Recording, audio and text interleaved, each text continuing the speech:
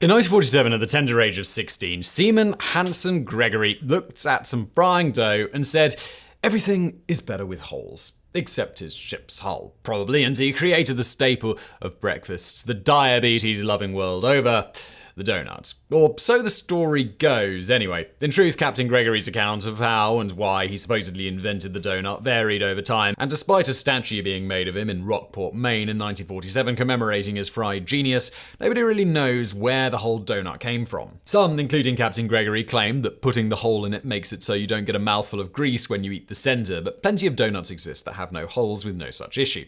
People have been frying up such cakes for millennia with no apparent inclination to take the center out, except for occasionally to replace it with things like fruit and other fillings. Nevertheless, it was in the late 19th and early 20th centuries that suddenly many decided a hole should be present in such fried dough. As to why, the timing of the change gives arguably the best hypothesis, or at least potentially why it became popular. Around the same time donuts with holes first popped up in New York City, bagels were also becoming very popular in the same place and were commonly put on display and sold stacked on wooden dowels. Thus, it is sometimes hypothesized that bakers in New York first got the bright idea to put holes in the dough before frying, when one or more of them thought to sell the donuts in the same way as bagels, on dowels, which saved display space and, perhaps more significantly, made it easier to sell en masse on street corners. With this hypothesis, making more evenly fried dough may or may not have come into play. Whatever the case, this wholly fried dough rapidly gains popularity in the early 20th century, particularly receiving a huge boost thanks to World War I and soldiers' love of them in the trenches. This all leads us to the topic of today. That time a junior high dropout might as well have put a hole in people's pockets with how fast they started throwing money at him when he created one of the most successful franchise businesses in history, the Open Kettle. Doesn't ring a bell? Well, that's because he later realized that was a horrible name for his company, and after a brainstorming session with his employees, he rebranded it. Here now is the story of Massachusetts native William Rosenberg and how he went from dropping out of school in the 8th grade to creating the multi-billion-dollar behemoth Duncan Donuts. Born on June 10, 1916 in Boston, Massachusetts, to Jewish immigrants Nathan and Phoebe Rosenberg, at the age of 13, William Rosenberg decided academic pursuits were far less appealing when there was no food on the table. You see, at the time, his father's grocery store was becoming one of the many casualties of the Great Depression. Needing to help support his family, the newly minted teen entered the workforce, taking a variety of jobs in the ensuing years, everything from shining shoes to snow shoveling. He even, on particularly hot days, would buy blocks of ice and sell ice chips at the racetracks. But things really began looking up for the young entrepreneur when, at the age of 14, he landed a full-time gig as a message runner for Western Union, with his starting wages reportedly being approximately $95 a month, about $1,500 today, plus tips. A few years later, at the age of 17, he switched to working for Jack and Jill Ice Cream, initially as a delivery boy, but within a decade rising all the way up to national sales manager at the company. When World War II hit, he switched from ice cream selling to something decidedly less easy on the digestive system, steel working for the Bethlehem Steel Company, reportedly learning the trade of an electrician during his time with them, as well as climbing up the union ladder as a union representative. It was here that his life was changed forever, when he observed how well the various mobile food service companies did selling their edible wares to the workers during breaks. He also saw many ways their distribution methods could be improved. Combining this with his previous experience with Jack and Jill selling their wares from trucks, after the war, he decided to start his own mobile restaurant company, using $1,500, about $23,000 today, in war bonds he held, and borrowing another few $1,000s from friends and family. In 1946, he founded Industrial Luncheon Services in Quincy, Massachusetts, initially purchasing and converting used phone company trucks and taxicabs to sell food from at various Boston area factories. As for these vehicles, he heavily modified them to be more suited to their new role as food trucks, with stainless steel shelving integrated into their sides and thin metal doors that would swing up as awnings to protect the food and customers from the elements while they made their purchases. The food truck concept was a major hit, and within 3 years had expanded his mobile empire to over 200 vehicles, countless vending machines, and even some in-plant cafeterias, all serving various factories and major work locations across multiple states. It was at this point that it became apparent to Rosenberg that his bread and butter product was in fact bread-based, the humble donut. He also observed people's choice beverage to have with the sweet treat was unsurprisingly almost always something decidedly bitter, coffee. In fact, despite offering a variety of snack and beverage options, these two items alone accounted for almost half of the revenues of his company. Teaming up with his brother-in-law and former mentor at Jack and Jill, Harry Wienerker, the 32-year-old Rosenberg then decided to open a decidedly wheelless location which would specialize in selling these two staple products. And so it was that the Open Kettle opened its doors in 1948 at 543 Southern Artery, Quincy, Massachusetts, with the location still in operation to this day, though under the updated name. As with his previous business ventures, this new location was a hit. In the first week alone, they sold over 24,000 donuts at 5 cents a piece, that's 57 cents today, and expansion was soon in the air using the basic model perfected in the single location, namely offering a massive number of donut options, originally 52 types, which was a number unheard of in almost any other donut outlet at the time. Further, Rosenberg insisted on extreme high quality in both the coffee sold at the location and the donuts, with the former achieved by using more expensive beans than most of their competitors, and the latter assured by enacting a rule that any donut that sat for more than 5 hours on the shelf must be thrown out. Ultimately happy with the product and perfected model in the store, Rosenberg was, however, not happy with the name of the business and felt they'd sell a lot more donuts and coffee under a better brand name. Thus, sitting down with various employees in 1950, they set about fixing the issue with a brainstorming session. Ultimately, the company's architect, Bernard Healy, was deemed to have come up with the best suggestion: Duncan Donuts. This highlighted both their major product was donuts and alluded to the coffee that one could dunk them in. On this note, Rosenberg would regularly state that the key to the success of the business was not in his own intelligence and ideas, but rather his talent for hiring people who were far smarter and more qualified than himself, and then simply listening to them. And as for his own contributions, he famously stated he was too dumb to make things complicated. Further elaborating on his whole philosophy of management, he stated, "A person does not build a business. A person builds an organization. An organization builds a business. And as for that organization," he notes, "in unity there is strength. Consider the fragile snowflake that flutters slowly to earth and disintegrates. However, if enough of them stick together, they can paralyze an entire city." Speaking of unity, in an age before McDonald's and other such franchise behemoths, inspired by another Quincy, Massachusetts company, Howard Johnson's, Rosenberg had the idea to expand his little business via the then very controversial and legally embattled concept of franchising. His business partner and brother-in-law, Harry Wienerker, did not agree and subsequently left Dunkin' Donuts, creating one of the world's other extremely successful donut businesses, Mr. Donuts, which would go on to become the second largest donut company in the United States when Wienerker realized the error of his ways and began franchising it out. If you're now wondering why you may not have heard of Mr. Donut unless you live in Japan, that is simply because a parent company ultimately purchased both companies and gave the Mr. Donut locations the option to switch to Dunkin' Donuts, which almost all did, combining the companies and bringing things full circle. Going back to Rosenberg, using the franchising model, he proceeded to expand Dunkin' Donuts from the 6 locations in 1955 to 100 locations by 1963 to 1,000 by 1979 and beyond. For reference, Dunkin' Donuts operates in 42 countries today with almost 13,000 locations. In any event, further seeing the need for an organization to protect the interests of franchises, particularly needed at a time when some regions considered franchising, if not literally illegal, as the least disreputable, in 1960, Rosenberg on the side founded the International Franchise Association, which today represents over 1,400 brands and some 30,000 franchises. Unfortunately for Rosenberg, 11 years later in 1971, a bout with lung cancer had him needing to step down as chairman of the board of Dunkin' Donuts, though this wasn't a major issue as he'd previously already given over most of the day-to-day operations to his son Robert, naming him president of the company in 1963. However, not content to just sit around doing nothing after his brush with cancerous death, he proceeded to spend his time focusing on horse breeding at his Wilrose Farms, ultimately becoming the largest standardbred breeder in all of New England. By 1979, his exploits with horses even landed him in the New England Hall of Fame of the standardbred industry, despite previously having no experience in any of this. As with his donut empire, he gave the credit for this not to his own knowledge or ideas, noting he knew little about horses in the beginning, but simply stating all the credit should go to the talented people he hired and subsequently learned from. Shortly after his induction into the Breeding Hall of Fame in 1980, after a bout with cancer of the blood, he donated Wilrose Farms to the University of New Hampshire. And after this, philanthropy became his focus, unsurprisingly focusing on cancer and diabetes. About a decade after this, Dunkin' Donuts was sold to Allied Lions. As for Rosenberg, well, having little to do with the company after this and no longer even regularly partaking in the donut side of the business, owing to issues with his weight and diabetes, Rosenberg still remained something of a brand ambassador for the company until his death at the age of 86 on September the 22nd, 2002, from bladder cancer. As for how he went so far in life despite such humble origins and an almost complete lack of formal education, beyond noting his habit of surrounding himself with people more talented and knowledgeable than he, Rosenberg summed up, "There are two ways to get to the top of an oak tree. You can sit on an acorn and wait for it to grow, or you can climb the tree."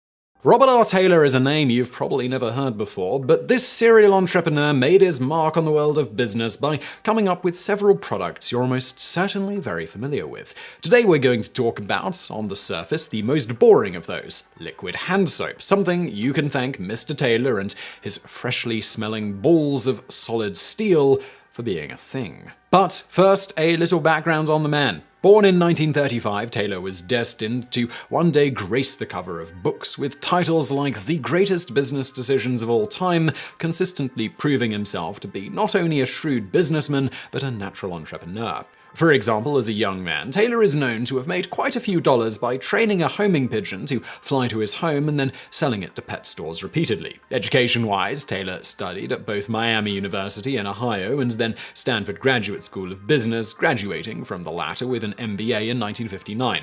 Following this, he briefly worked as a salesman for Johnson & Johnson. Seemingly every great entrepreneur starts by failing, and Taylor was no different. In 1963, he started a marketing company with a friend.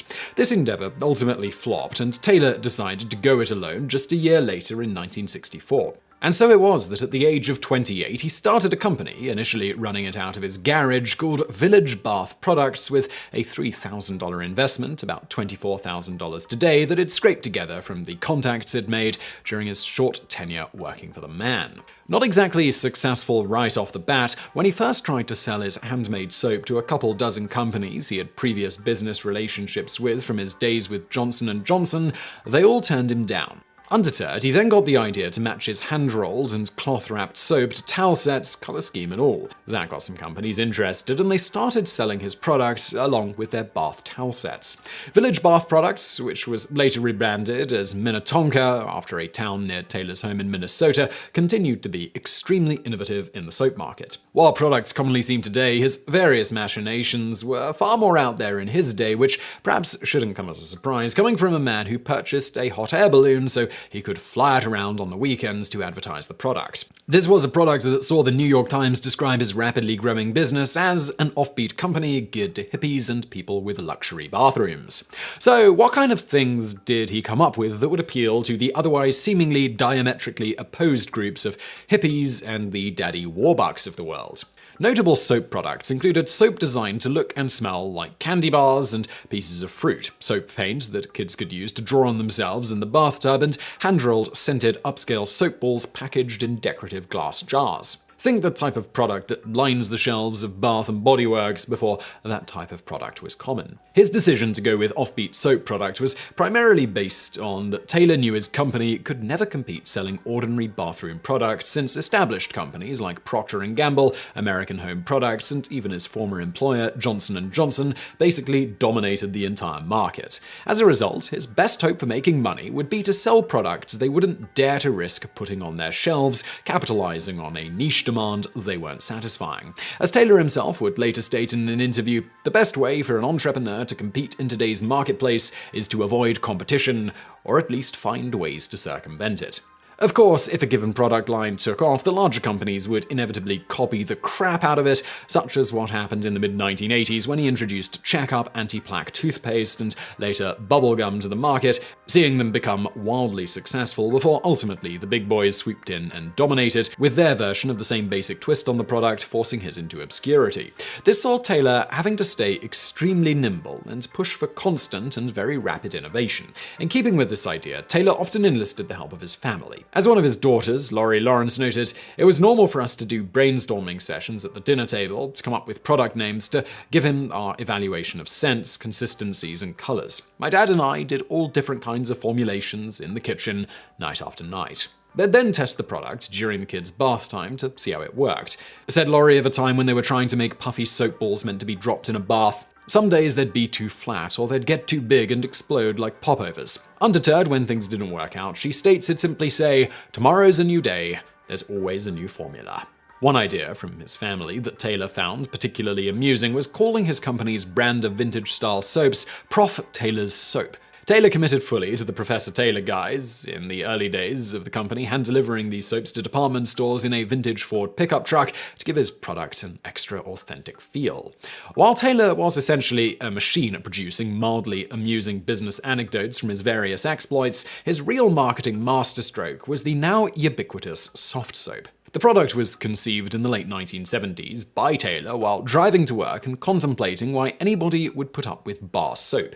Said Taylor, "I thought how ugly bar soap is and how it usually messes up the bathroom. There had to be a better way to wash your hands." While liquid soap products were a thing going all the way back to 1865, first patented by a guy called William Shepherd, though in the patent noting his was an improved liquid soap, implying a similar product was already a thing, this wasn't something you'd typically find in people's homes. For home use, people just stuck with classic bar soap for washing their hands. Why? Well, because despite the fact that forms of liquid soap dispensers had been around since at least 1919, when one G.H. Honsbein patented a wall-mounted version, no company had thought to put liquid hand soap in a container that would make it convenient for use domestically. Enter Taylor and his soft soap, which was essentially the first mass-produced liquid hand soap ever to be sold to the public, all packaged in a convenient bottle featuring a pump. Of course, a key problem with this idea is that while it was revolutionary in some ways, no part of the original was enough to patent. From his previous experience having bigger companies copy his ideas not long after he made them successful and then taking over the market,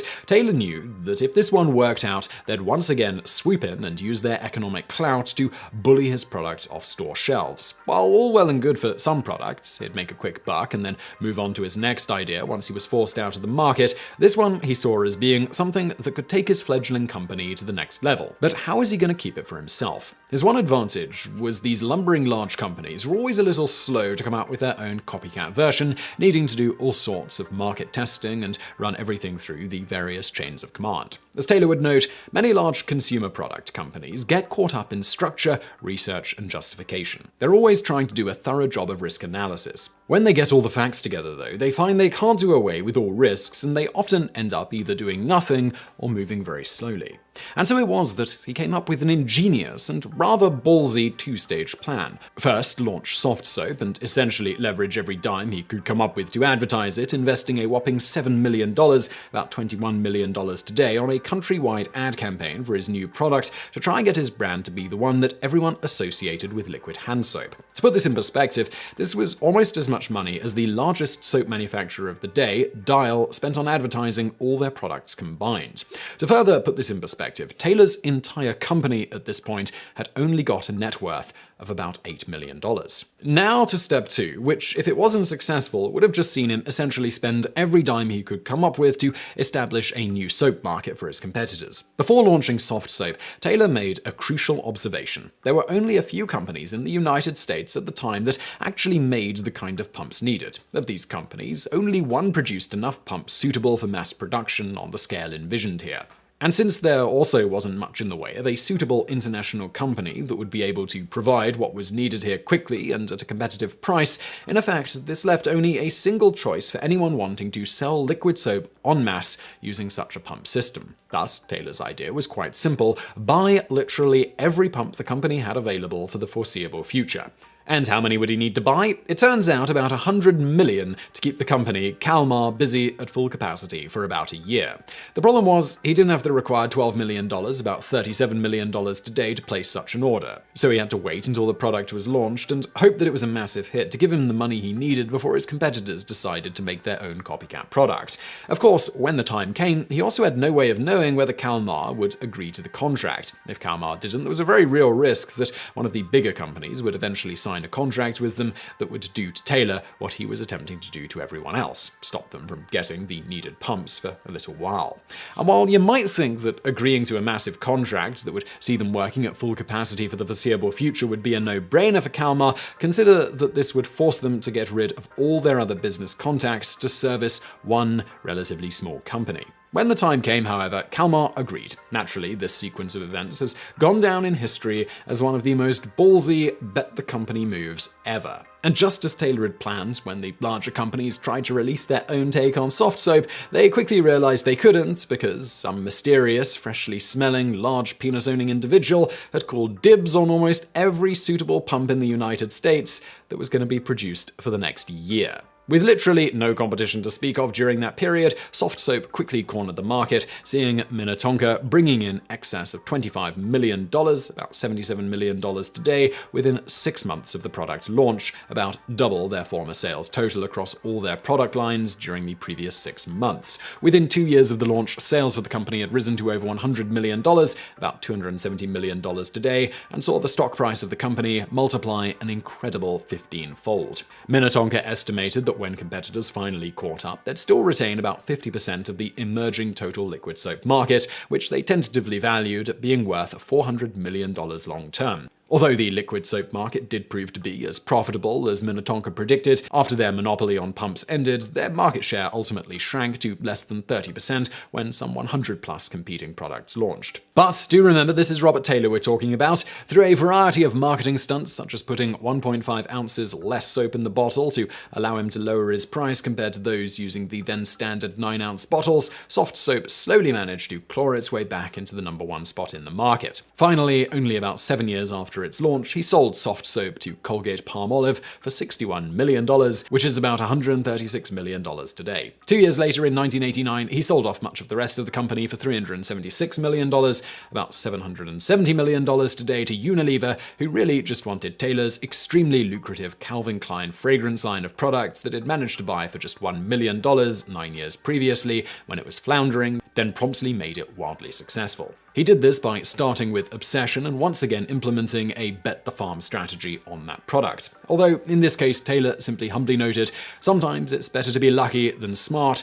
Even a blind squirrel finds a nut." As for Taylor, after selling off the company, had started with a mere $3,000 for a combined almost $1 billion when adjusted for inflation today, he retired for, to quote him, 2 minutes, starting other extremely successful companies after, including a high-end salon products company, Graham Webb International, and the Monterey Bay Clothing Co. Father Time catches up to all men, however, and his business adventures finally ended with his death from cancer at the age of 77 on August 29, 2013. On his climb from nothing to literally a member of the Entrepreneurship Hall of Fame, Taylor would sum up the adventure that is starting companies as such. Each one gets easier, but it's never easy. He also sagely noted, 10% of the success of a new consumer product is the idea, 90% is the execution. That means positioning the product, marketing strategy, and creativity. And as for making such a plan work, he notes, success is a matter of attitude. So next time you're pumping away at that hand soap by your bathroom sink, take a moment to thank Robert R. Taylor and his cartoonishly simple pump-based ploy for not having to mess with the bar soap. According to official company statements, Ronald McDonald is second only to Santa in terms of recognition. While this may or may not have been true at one point in time, you might have noticed that of late the formerly prominent fast food mascot has almost completely disappeared from the limelight. So how did Ronald McDonald come about in the first place, and where has he disappeared to in recent years? The original idea behind the character of Ronald McDonald was more or less to just capitalize on the popularity of the iconic Bozo the Clown, with initial efforts on this front simply advertising on that children's show in the Washington, D.C. area. When this succeeded in getting kids to drag their parents to McDonald's in 1963, McDonald's decided to create their own similar character, with the first to portray the Bozo knockoff being none other than Willard Scott, who would later go on to much more prominent fame for his decades of work on The Today Show. Wanting to expand the character, McDonald's hired the Ringling Brothers clown Michael Poliakovs, better known as Coco the Clown, to redo the look of Ronald McDonald. You see, at the time, Ronald's garb featured a cardboard tray for a hat and a paper cup over his nose. Not exactly primetime material, is it? What Polakovs came up with is the now iconic look of the character. With this, Ronald McDonald, well, he was ready for the big time, at which point Scott was promptly fired from the role in 1966 and Bev Bergeron was hired to take his place. While you'll often read Scott was fired for being too fat, which would be kind of ironic if true, this seems unlikely as Bev Bergeson had many more tires in his trunk than Scott did at the time. From this, it seems more likely that Bergeson was probably hired as he was vastly more qualified for the role, with an extremely impressive resume as an entertainer, magician, and of course a clown. In fact, later in life he would actually receive a Lifetime Achievement Fellowship Award from the Academy of Magic Arts and Sciences. So speaking of that switch, officially McDonald's publicly only recognizes 9 men as having played the character since the 1960s when he was created. Or to put it another way, if McDonald's is to be believed, more men have walked on the moon than played Ronald McDonald. The reality, though, is that hundreds, if not thousands of actors have portrayed Ronald over the years, with said actors usually being tasked with being the Ronald for a specific area or a set of specific McDonald's restaurants. Save for a few scant references to the handful of men known to have portrayed Ronald in an official capacity, McDonald's as a company otherwise insists that Ronald is real, and that there is indeed only one of him. Towards this end, the company has rules in place that prevent 2 or more Ronalds from ever appearing in costume at the same place at the same time. That is, save for a secret conference the company holds for Ronalds that it refuses to admit actually happens. In an attempt to catch McDonald's out, the Baltimore Sun once reached out to the company and asked how Ronald seemingly appeared in so many places at once if there was only one of him. In response, the company issued a statement they claimed was from Ronald himself, which read, "If I told you all my secrets, they wouldn't be secrets anymore. Let's just say that between you, me, and Santa, it's magic." This means it is the official position of McDonald's as a company that not only is Ronald McDonald real, but that he has magical powers. So as to not to break the carefully crafted illusion that Ronald is real, men playing him are forbidden from disclosing their real identity in costume and even from taking the costume home with them. As an idea of how seriously the actors playing Ronald take this, we're aware of at least one example of a Ronald being detained by police as a direct result of the no admitting you're just an actor while playing Ronald policy, which was handed down by McDonald's. Specifically, after an actor in his full Ronald McDonald costume got into a minor car crash in Michigan in 2000, they were temporarily detained after being asked to give their real name and hilariously refusing to respond with any other name than Ronald McDonald to the police. In addition to being expected never to disclose that they're just an actor playing a part while in costume, out-of-costume actors who play Ronald similarly aren't supposed to acknowledge that fact, instructed to refer to themselves as Ronald's helpers when asked what their job is. Understandably, given the character's position as the face of their brand, McDonald's takes the training of prospective Ronalds incredibly seriously, putting anyone wanting to don his iconic outfit through an extensive and grueling training program. While this training program has evolved somewhat over the years to reflect the changing climate surrounding the brand and its products, more on that in a moment, it is mostly the same as it was back in the 1970s and follows the rules and guidelines set out in a book which is titled Ronald and How. This was penned by a former Ronald named I.J. with the help of advertising executive Roy Bergold. At this point, Jay was serving as the company's boss clown, a role that mainly involved overseeing the hiring and training of other Ronalds. As you might have guessed from the title, the book teaches actors everything they need to know about being Ronald McDonald. For example, along with containing information about the character's history, Ronald and How gives practical advice on everything from applying makeup to walking around in those ridiculous shoes. The book also teaches Ronald how to interact with children in a non-creepy way, which, let's be fair, when playing a clown is kind of a difficult task. For example, given the rampant stigma against strange men interacting with random children, the book carries a stark warning never to initiate a hug, instead suggesting Ronald's response to a child trying to hug them by turning to the side and patting the child on the back. With this in mind, it's probably not all that surprising that prospective Ronalds are also subjected to extensive background checks. Ronalds are also constantly tested on their suitability for the role by official Ronald trainers who are given the power to fire a Ronald on the spot for any reason if they don't measure up to the exacting demands of the company. Amazingly, these trainers also have the power to put actors playing the character on Ronald probation to let them know that they literally need to get their act together. According to Jeffrey Giuliano, who played Ronald for about a year and a half in the late 1970s, one of the more unusual rules they have to follow is never eating McDonald's food in costume. This is reportedly because it might smudge their makeup. Giuliano has also claimed that he was forbidden by McDonald's brass from informing children how McDonald's hamburgers were made. Instead, if a child asked where these hamburgers came from, he was instructed to give a stock response about McDonald's burgers being grown in patches where they are picked whole. This was presumably done as to maintain consistency with a series of McDonald's ads from the early 1970s aimed at children, which claimed that hamburgers grew in a special patch in a place called McDonaldland instead of being made by slaughtering approximately 500,000 cows every single year. According to canon established by the ads, McDonaldland is a place where McDonald's food grows naturally in a world being populated with things like French fry bushes, which we personally think is a better name than potato plant. There are also trees that bear piping hot McDonald's apple pies and volcanoes filled with milkshakes instead of lava, which would have made the whole historic destruction of Pompeii a lot more fun.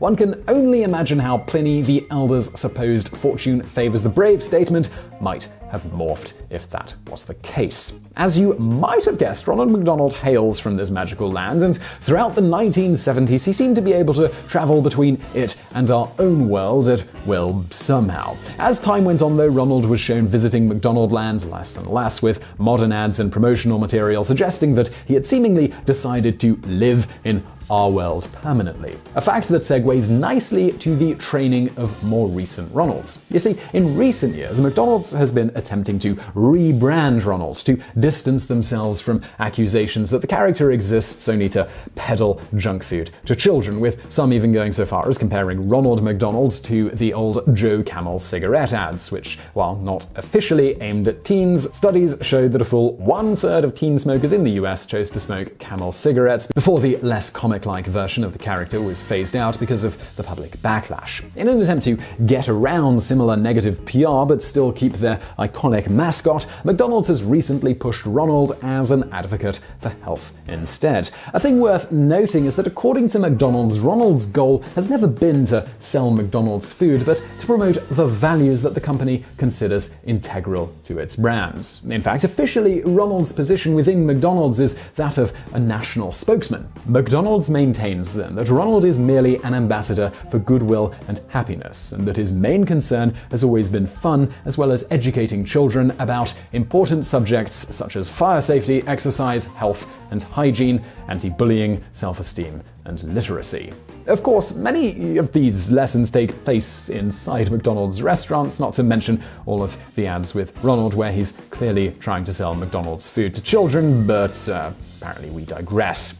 The first rumblings that McDonald's were considering ways to revamp Ronald came about in 2002, when rumors began circulating that they were going to reduce the visibility of the character in promotional material in the wake of sustained negative coverage of the brand and accusations that it was playing a role in childhood obesity.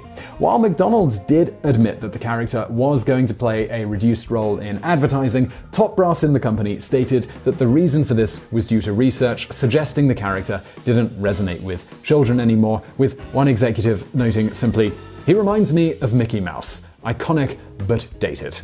The kids have moved on.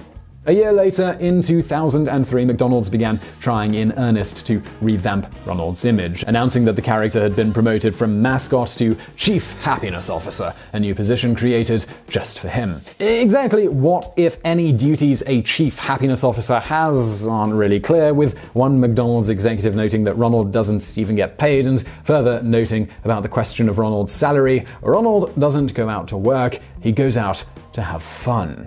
In truth, it would appear from accounts of former Ronald McDonald's that the gig pays anywhere from about $40,000 per year up to nearly $500,000 per year, depending on what district one is assigned to, how prominently McDonald's chooses to use you, etc. In fact, the top Ronalds reportedly even get their own fancy office with secretaries and bodyguards to boot. Apparently, the latter are necessary as older children sometimes like to throw things at Mr. McDonald, and some adults also behave badly towards him. In any event, in 2005, McDonald's pitched Ronald as a global ambassador of fun, fitness, and children's well-being, releasing a series of ads showing him tearing it up on a snowboard and juggling fruit.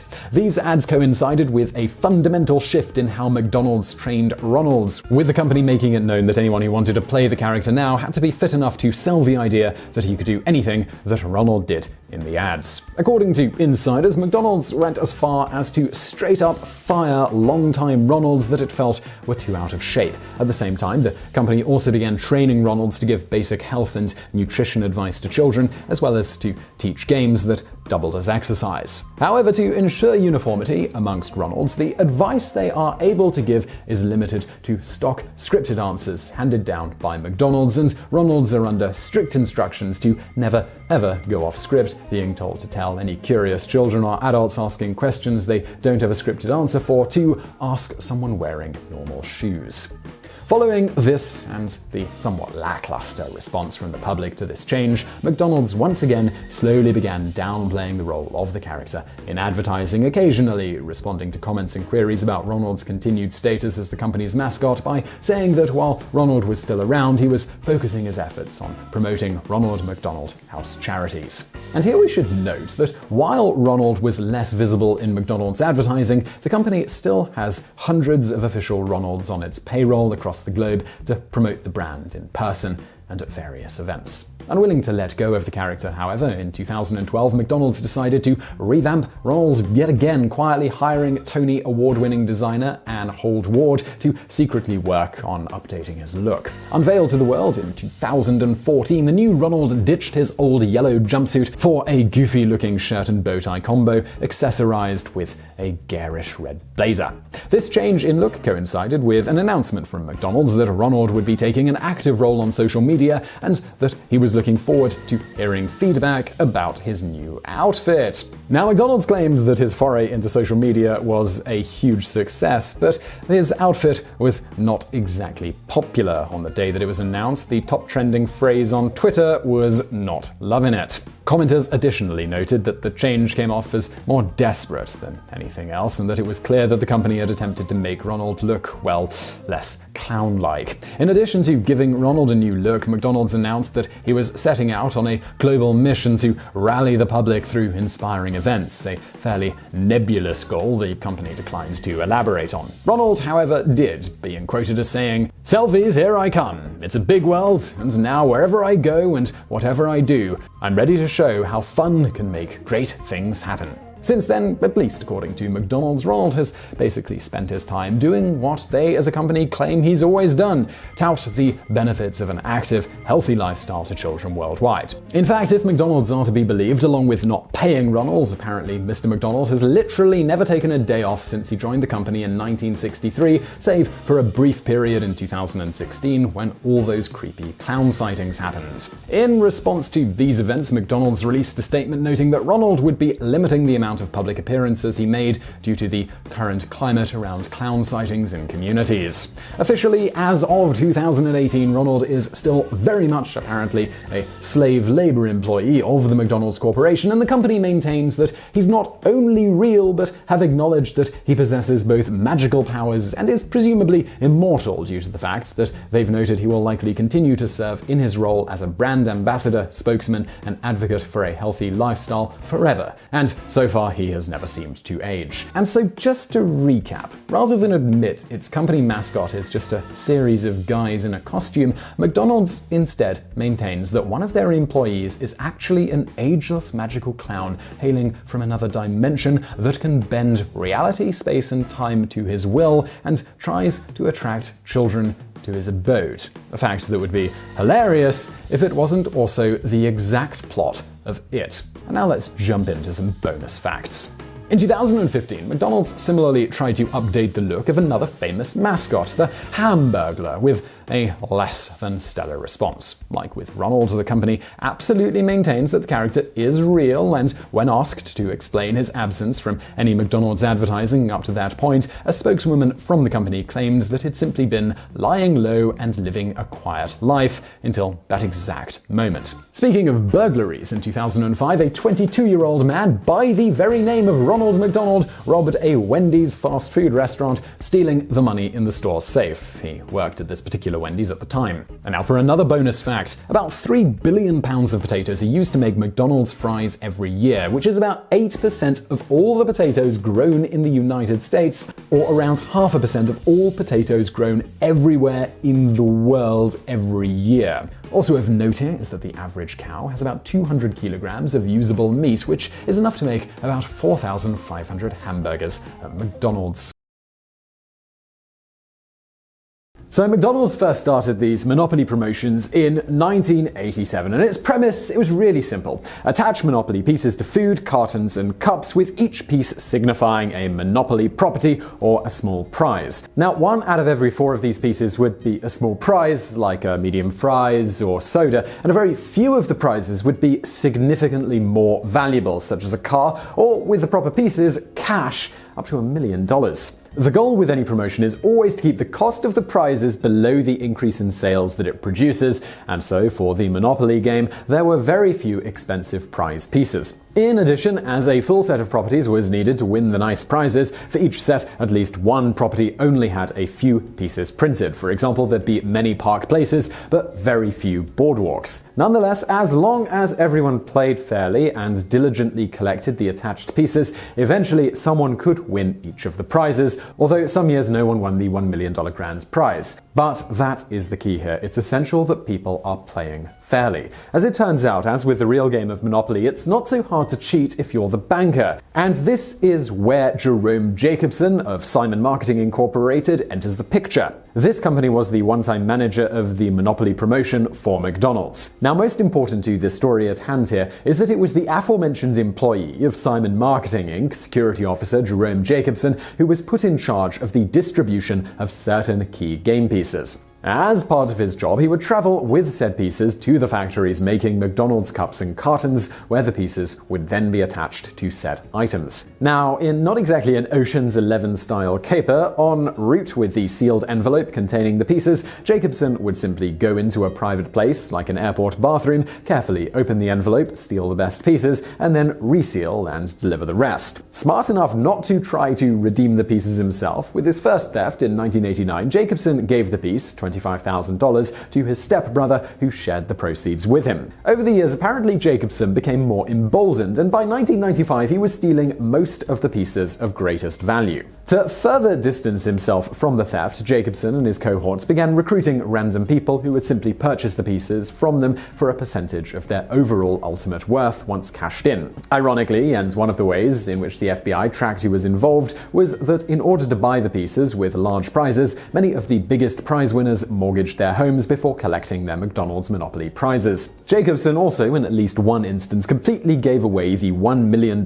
prize. He did this in 1995 when he anonymously sent the needed pieces for the prize to St. Jude's Children's Hospital. While technically under the rules of the promotion, the prizes were supposed to be non-transferable. McDonald's chose to make an exception in this case and did award the prize to St. Jude's. Of course, all good things must come to an end, and if the banker in a Monopoly game cheats too much, eventually the other players will catch on. And so it was that the scam was first revealed to law enforcement by an informant who had been recruited by the Jacobson Group to win a 1996 Dodge Viper. As the fraud happened across the country and the US mail was involved, the FBI had jurisdiction, and they named their investigation Operation Final Answer, in reference to another McDonald's promotion that Jacobson was rigging connected to Who Wants to Be a Millionaire.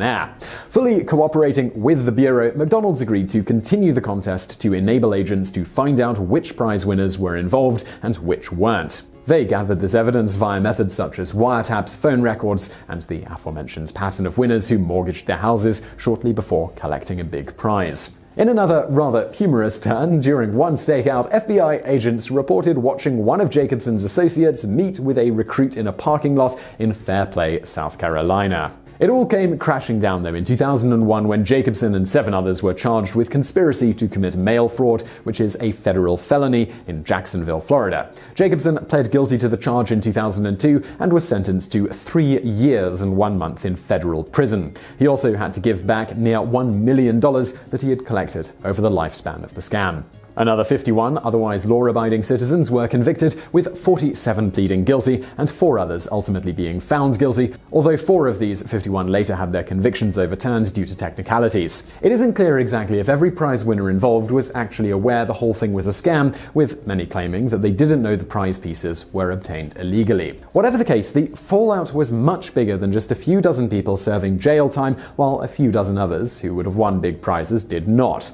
After the scandal was revealed, McDonald's promptly terminated their approximately $500 million contract with Simon Marketing Inc., causing a couple of hundred of Jacobson's former co-workers to lose their jobs. To make amends to the public, McDonald's promptly launched a flash Monopoly run with cash prizes awarded totaling $10 million.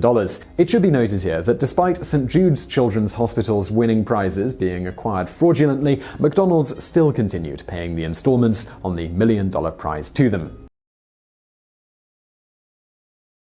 Born September 9th, 1890 in Henryville, Indiana, Harlan Sanders wasn't exactly born with a silver spoon in his mouth. His father passed away when he was 6 and his mother had to work several jobs to make ends meet. Because of this, he was tasked with looking after his 2 younger siblings and taking care of the home, which is where his passion and skill at cooking first began. From here, needing to help provide for the family, he entered the workforce at the age of 10 as a farmhand, making $2, around $60 per month. At 15, he was working on a streetcar, taking fares and making change. When he was 16, he went looking for adventure and forged documents saying he was of age to enter the army. He ultimately served 3 months in Cuba before being honorably discharged. After this, he made his way to Alabama and over the next 20+ years worked at a variety of jobs, including railroad worker, insurance salesman, country lawyer, Ohio River steamboat ferry operator, a tire salesman, fireman, and secretary to the Chamber of Commerce in Columbus, Indiana.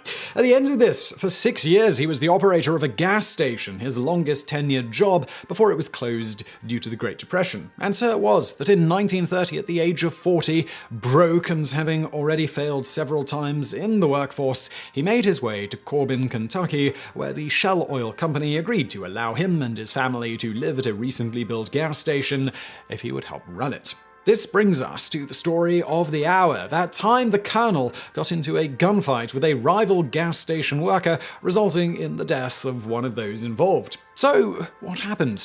It started with an advertising sign. You see, the manager at the neighboring Standard Oil gas station, Matt Stewart, decided one day to paint over a nearby Shell advertising sign. This resulted in Sanders repainting the sign, only to see Stewart paint over it again, this time in plain sight of Sanders and 2 Shell district managers who were meeting with the Colonel at that time. And with that, well, it was on. As anyone would do upon witnessing such a dastardly deed, the trio grabbed their guns and headed out to confront Stewart. A heated argument ensued, with guns on both sides being pulled and the whole thing devolving into a firefight in which Sanders successfully shot Stewart, but not before one of the Shell managers, Robert Gibson, was himself shot and killed.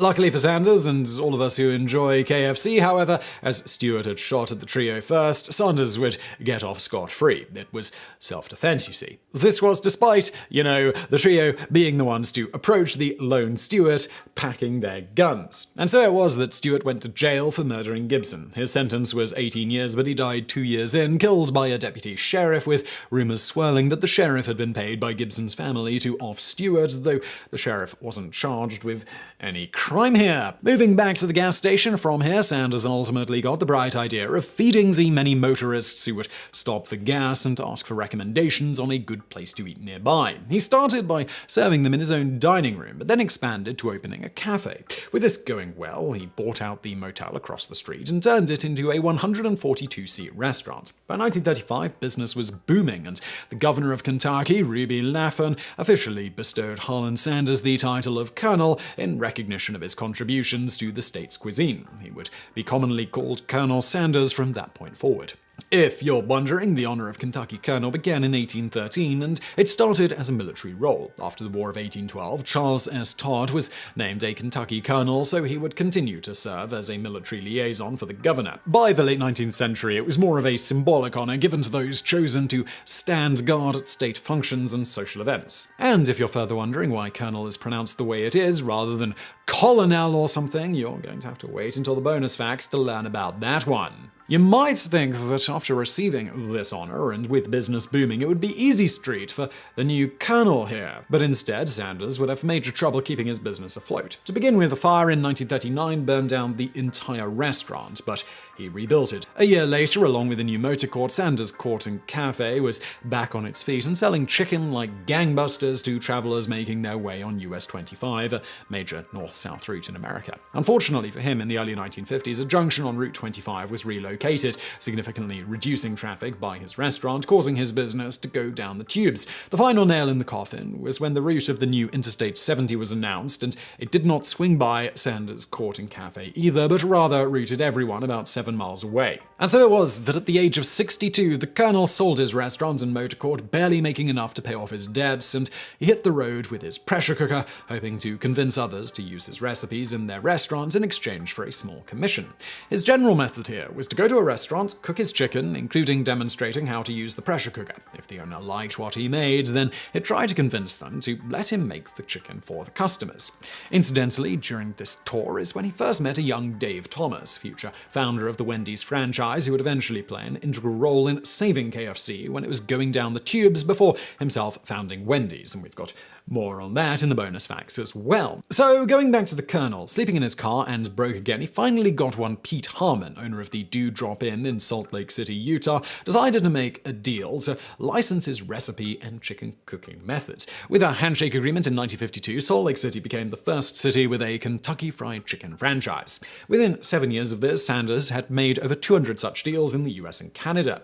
Colonel Sanders was finally a permanent success, and at the age of 74 in 1964, he decided to take it easy, selling the company for $2 million, about $16 million today, plus a salary of about $40,000 per year, about $300,000 today, for the rest of his life in exchange for his staying on as the spokesman and the face of Kentucky Fried Chicken. Unfortunately for him, as so often happens when a founder of a company sells or involves outside investors, he was quickly at odds with the board running KFC over their changing of recipes, often to save money. He particularly hated their so-called original recipe chicken, which he called fried doughball stuck on some chicken. He also didn't care for the changes to the gravy recipe, noting, "My God, that gravy is horrible. They buy tap water for 15 to 20 cents 1,000 gallons, and then they mix it with flour and starch and end up with pure wallpaper paste." Company executives responded publicly, stating, "Let's face it, the Colonel's gravy was fantastic, but you had to be a Rhodes Scholar to cook it." This eventually culminated in him trying to separate himself from KFC by starting a new chicken restaurant. When KFC interfered with his new business, he sued them for $122 million. The lawsuit was eventually settled out of court, with Sanders getting $1 million and being allowed to continue to operate his new restaurant, which is still around today, called Claudia Sanders Dinner House, located in Shelbyville, Kentucky. Despite his issues with management, he spent the rest of his life traveling, talking chicken, and giving surprise inspections to KFC franchise locations until the day he died at the age of 90 in 1980. Let's get into those bonus facts. Before we get into Dave Thomas's fascinating story, let's talk about why Colonel is pronounced Colonel, shall we? Colonel ultimately derives from the Latin columna, meaning pillar. This gave rise to the Old Italian compaga colonnella, meaning little column company. This in turn gave us the rank of colonnello, the leader of a column. Other nations adopted this ranking, giving us the Middle French coronel. This was pronounced pretty much like it looks at first, and then later slurred down to colonel by the English, but using the same spelling. However, starting with the French around the 1540s, the spelling was changed back closer to the Italian spelling, which gave us colonel, spelled C-O-L-O-N-E-L, in French. Within a few decades, the English also followed suit, and by the mid-17th century, colonel was the most common way to spell the word in English, like this. At that time, the common pronunciation was mixed between the older colonel with a K and the new colonel with a C, with the former winning out in the end, despite the way that it's spelled. Moving on from there, as alluded to, the founder of Wendy's, Dave Thomas, actually once saved KFC and used it as his launching point to create his own franchise, which today has almost 7,000 locations. So how did he do this? Much like the Colonel, Thomas entered the workforce quite young, first working at a Knoxville restaurant at the young age of 12 years old, from which he was eventually fired due to a misunderstanding with his boss about a vacation.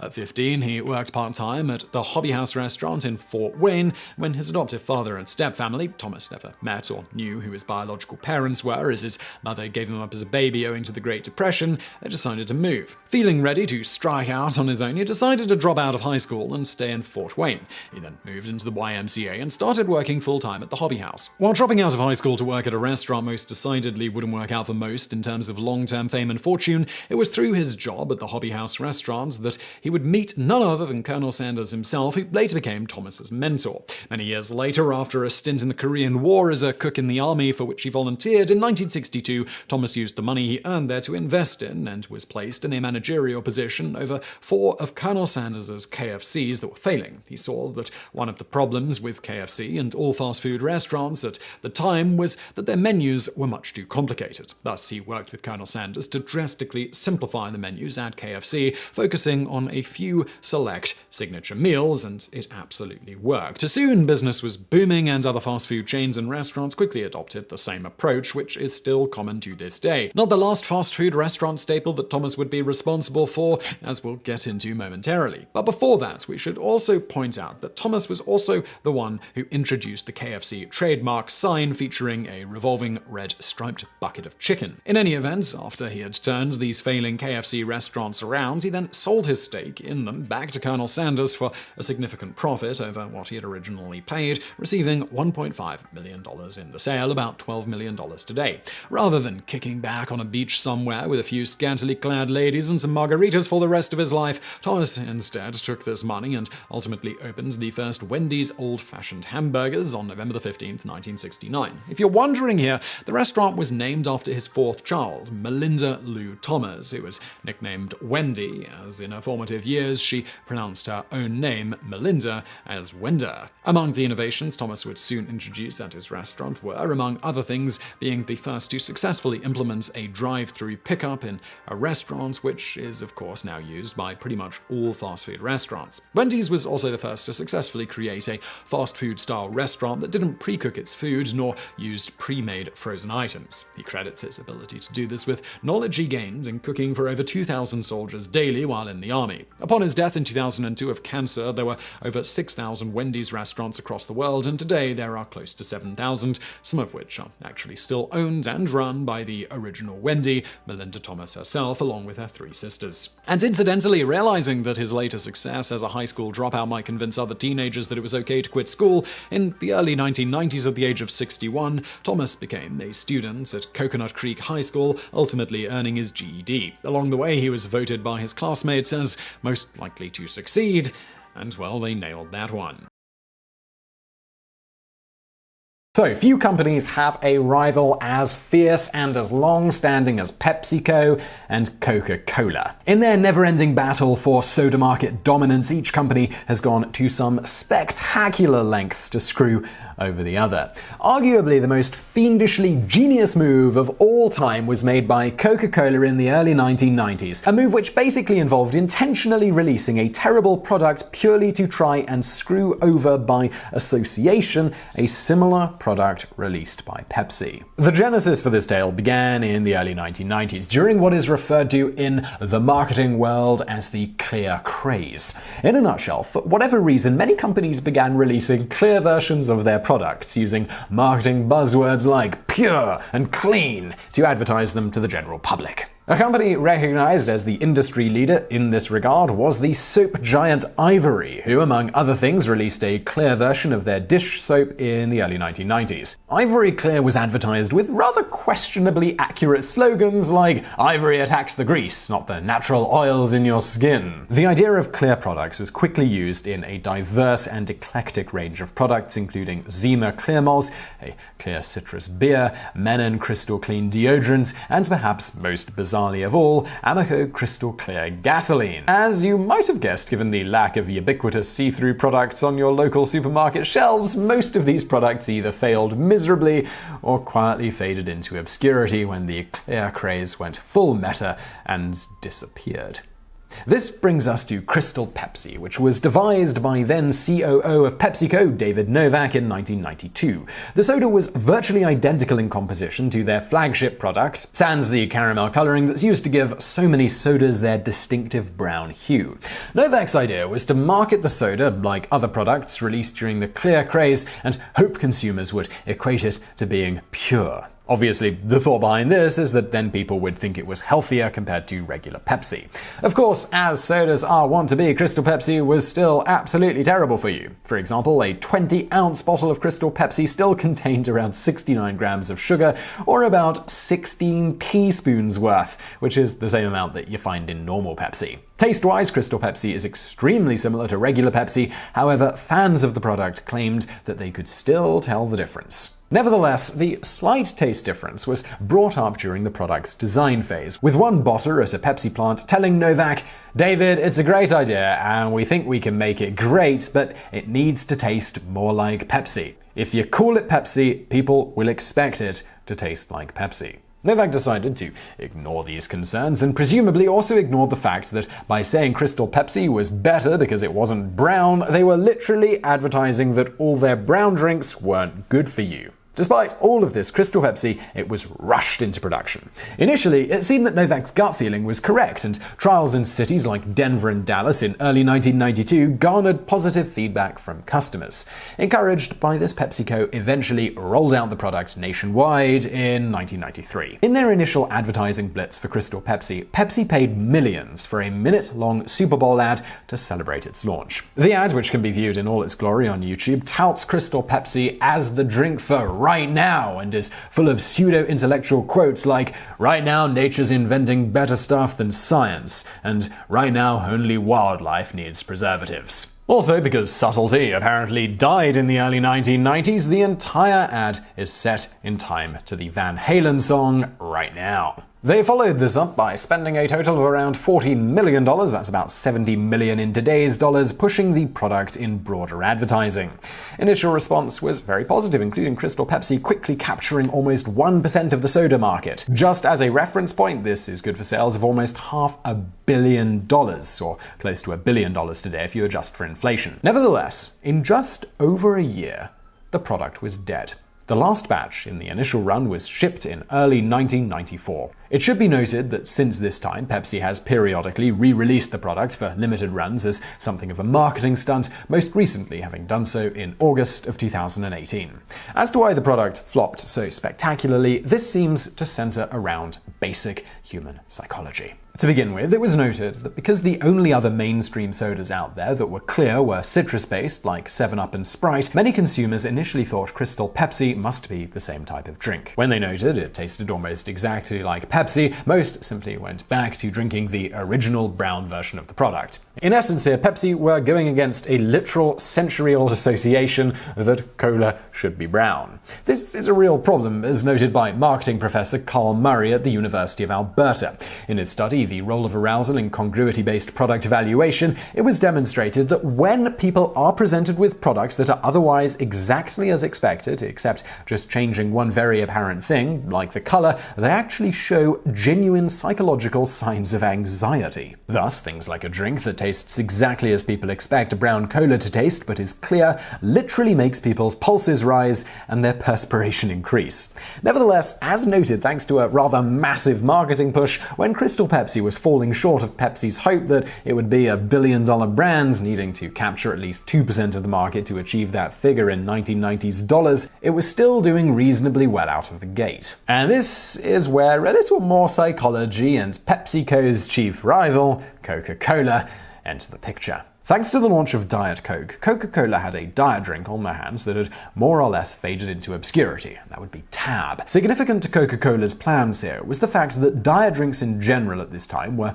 not terribly popular and were otherwise generally considered something that only women drank. In fact, this association was so strong that Tab cans themselves were made pink and advertisements eventually solely targeted women, with such statements as, "Be a shape he won't forget," Tab can help you stay on his mind. This negative association with diet drinks among half the population and brands that Coca-Cola didn't really care about got the wheels turning among executives at Coca-Cola, with the result being a rather ingenious idea that would hurt sales of the upstart Crystal Pepsi. Launched as a direct competitor to Crystal Pepsi in December of 1993, Tab Clear was later described by former Pepsi executive and at the time head of marketing for Coca-Cola, Sergio Zyman, as a product the company intentionally sent to die, almost purely to spite Pepsi. In a nutshell, this was just the exact same drink as Tab sans caramel coloring. The company also removed the caffeine from the product, another move that wasn't terribly popular with consumers.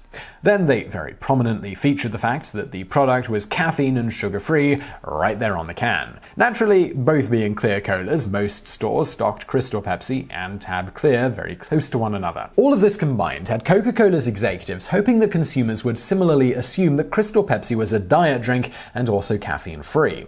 If accepted by the public, these two factors would virtually guarantee that Crystal Pepsi would never be a mainstream drink, no matter how hard Pepsi tried to make it a thing. In the end, Zyman called the launch of Tab Clear a suicidal mission from day one, and in an interview for the book Killing Giants, 10 Strategies to Topple the Goliath in Your Industry, he gleefully noted, within 3 or 5 months, Tab Clear was dead, and so was Crystal Pepsi. And now for a bonus fact. Zima, the clear alternative to beer, was made via filtering otherwise normally brewed beer through charcoal and then adding some citrus flavoring. Unfortunately for Coors, the makers of Zima, consumers very quickly began to see the drink as effeminate, with it achieving only a niche market, particularly popular among college-aged women. To get around this, Coors launched a series of ads featuring men doing manly things while drinking Zima, but it didn't work. Otherwise beer-guzzling men treated Zima like a product that was made purely out of estrogen. Later, they managed to salvage the product slightly by pushing it as essentially an alcohol version of Sprite or 7-Up, but it was still only ever a niche product.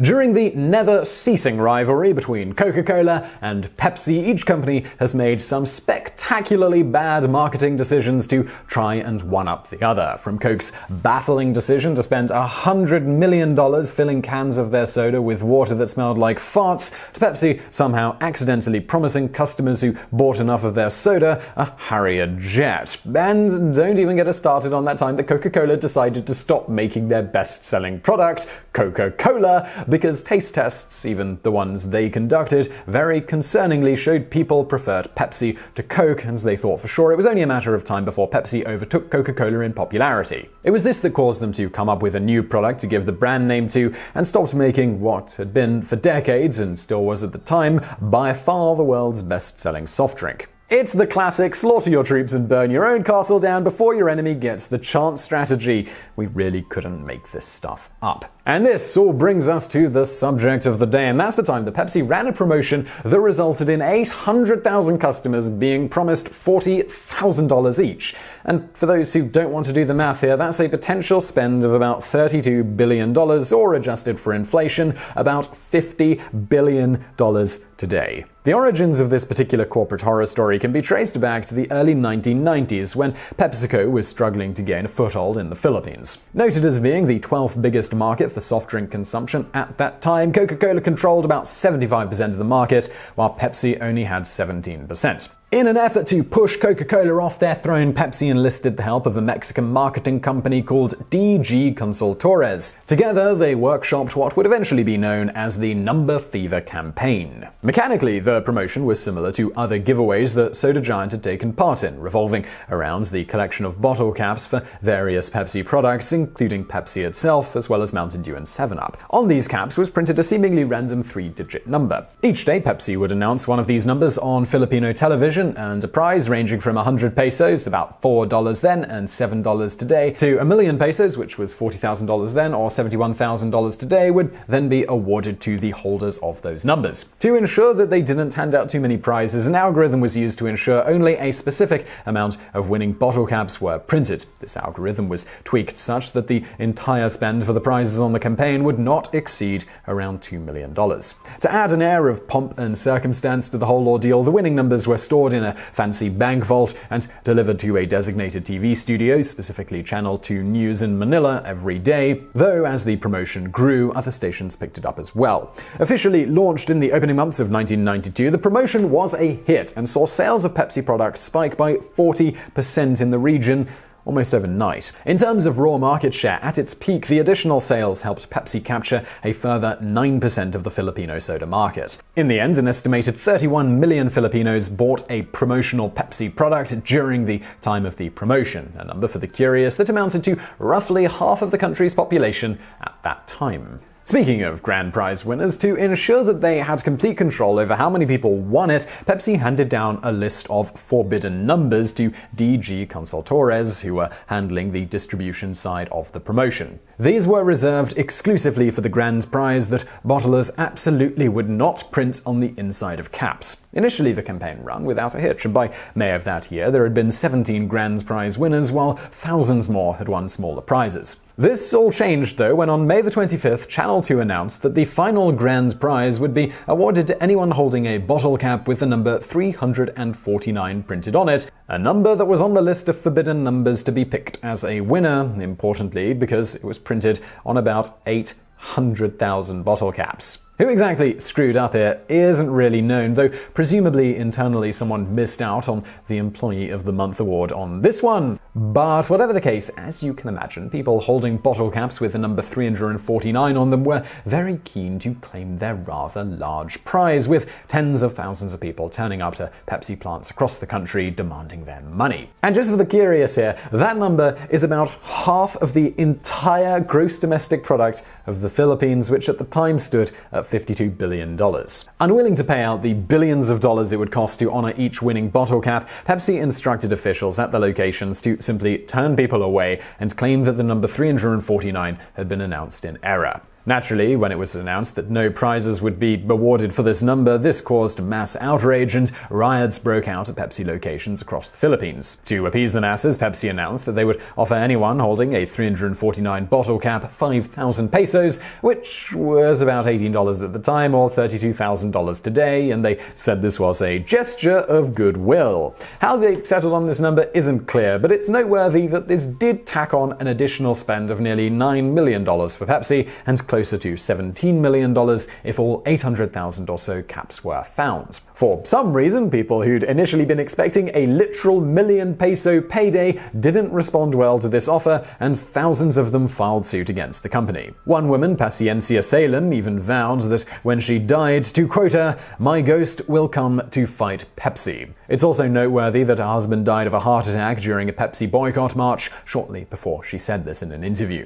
On that note, many chose to take out their frustrations on the company more directly, storming Pepsi offices and bottling plants, the latter of which were forced to employ armed guards and put up barbed wire fences to keep out angry customers. Naturally, Pepsi wasted no time removing non-essential employees from the country until things calmed down. Violence against tangible representations of the company followed, with Pepsi delivery trucks being a particularly easy target for the collective wrath of the Filipino people, with a few dozen of them being destroyed. Tragically, one truck was even attacked by a man with a grenade, which ended up bouncing off its target and killing a schoolteacher and 2 children while severely wounding 6 more people. Rather than blame the man who threw the grenade, many in the masses blamed Pepsi for causing the whole fiasco in the first place. Calls for a boycott followed, and sales of Pepsi products nosedived across the country as the sustained negative coverage of their brands and the violence the promotion had caused dominated Filipino airwaves. However, once again proving that no matter how big of a screw-up you make, when it comes to soft drinks particularly, it doesn't seem to matter. Pepsi weathered the controversy completely, and sales recovered to former levels once the mobs disbanded and the news moved on to other stories. Further from the legal side of things, Pepsi got off mostly scot-free here as well, while they did have to fight thousands of lawsuits over the issue up until 2006. That year, a Philippines Supreme Court ruling definitively cleared them, and they didn't end up having to pay anything to any of those who brought suit against the company. The first step in the creation of the billion-dollar Beanie Baby boom began in 1983 when 39-year-old former aspiring actor H. Ty Warner decided to start his own toy company manufacturing small stuffed animals. This was following having recently been fired from, or simply choosing to leave, the Duncan toy company. Accounts differ, and Ty himself is notorious for keeping out of the spotlight at every opportunity, including being reticent to be interviewed unless for something for a charity. Modeling the go big or go home creed, the middle-aged, now unemployed man invested pretty much every dime he had into it, including $50,000 in inheritance from his father, who'd just died, as well as mortgaging his own home. He called his first toys the Himalayan cats, which quickly sold out in local stores. What set Warner's stuffed animals apart was that plastic pellets were used instead of conventional stuffing materials, and the toys were intentionally understuffed, so the toy had a more lifelike and less stiff feel to it. His competitors thought he was nuts and compared his product to looking like roadkill. Ty had the last laugh, though, by selling 30,000 units of roadkill at an early offering of them at an Atlanta toy fair. Fast forwarding to 1992, and his company's catalog included dozens of animals and was poised for one of the most explosive growths in business history, primarily thanks to Ty's own incredible marketing savvy. His idea at this point was to create a collectible toy that kids could purchase with their own pocket money for a mere $5. At the time, according to Ty, there were no toys in the $5 range that weren't real garbage, so he got to work and made it happen. The original 9, as collectors called them, were rolled out in Chicago in 1994. They are, in no particular order, Spot the Dog, Squealer the Pig, Patty the Platypus, Cubby the Bear, Chocolate the Moose, Pinchers the Lobster, Splash the Killer Whale, Legs the Frog, and Splash the Dolphin. There were 50 official Beanie Babies for sale within a year, but none of them were available at large retail outlets. Ty instead chose to market his product solely at small gift shops and specialty stores. So how on earth did this niche product, not available in major stores and sold by a small company with no real advertising budget, lead to Ty becoming a billionaire just a few years later, including his company peaking at about $1.5 billion per year in sales, despite selling a product with a wholesale price of a mere $2.50 each. To begin with, starting with leveraging the small store availability as a feature rather than something holding the product back or creating a perception of exclusivity and rarity. This strategy afforded his product an image of class and attracted customers of all ages, which wouldn't be possible in a large toy store like Toys R Us or if they were sold at Walmart. This also allowed him more fine-grained control over distribution, which, as you'll see in a moment, was key to the whole boom. Ty also randomly retired many Beanie Babies without warning. This led to desperate searches for the ones remaining on store shelves, ensuring that every single one of them sold out without issue, while also jacking up their prices on the secondary market, sometimes into the many thousands of dollars, making all other Beanie Babies likewise perceived to be more valuable and even potentially useful as long-term investments. There were even Beanie Baby investment guidebooks which sold an astounding number of copies as collectors the world over snapped them up for guidance in their purchases. On top of all of that, of course, these investors likewise steadfastly tried to hunt down every available Beanie Baby because you never knew when it was going to suddenly become unavailable. As sales began to wane in the latter part of the Beanie bubble, Ty kept it going by making people think there would be an ultimate retirement date. That would happen on December the 31st, 1999, when all Beanie Babies would stop being manufactured. All hell broke loose among collectors, making Y2K look like a sedate garden party. After the massive surge in sales emptying shelves the world over, Ty slyly amended his statement to say he'd let collectors vote on the fate of Beanie Babies. They ultimately voted that he should keep selling them. On a similar note, people love the thrill of the hunt and the idea that they have something that many other people don't have. To kick up the exclusivity factor even further, besides making sure no one store ever had all the Beanie Baby designs, there were even Beanie Babies that were once only available in certain countries. Of course, there really wasn't a scarcity as long as a specific design was in production. At its peak, the factories were churning them out at incredible rates as quickly as people would buy them, on the order of over 500 million Beanie Babies per year at their peak sales. To further up the exclusivity perception, each beanie had its own name, birthday, and accompanying poem. Collectors could even go online to Tye's official website to discover their particular Beanie Baby's personality traits. This was yet another way to try and make a specific beanie seem unique and rare, as well as seen as more than just a stuffed animal. On top of that, random babies were given designs that would have typos and other such label errors, making those ones even more highly sought after.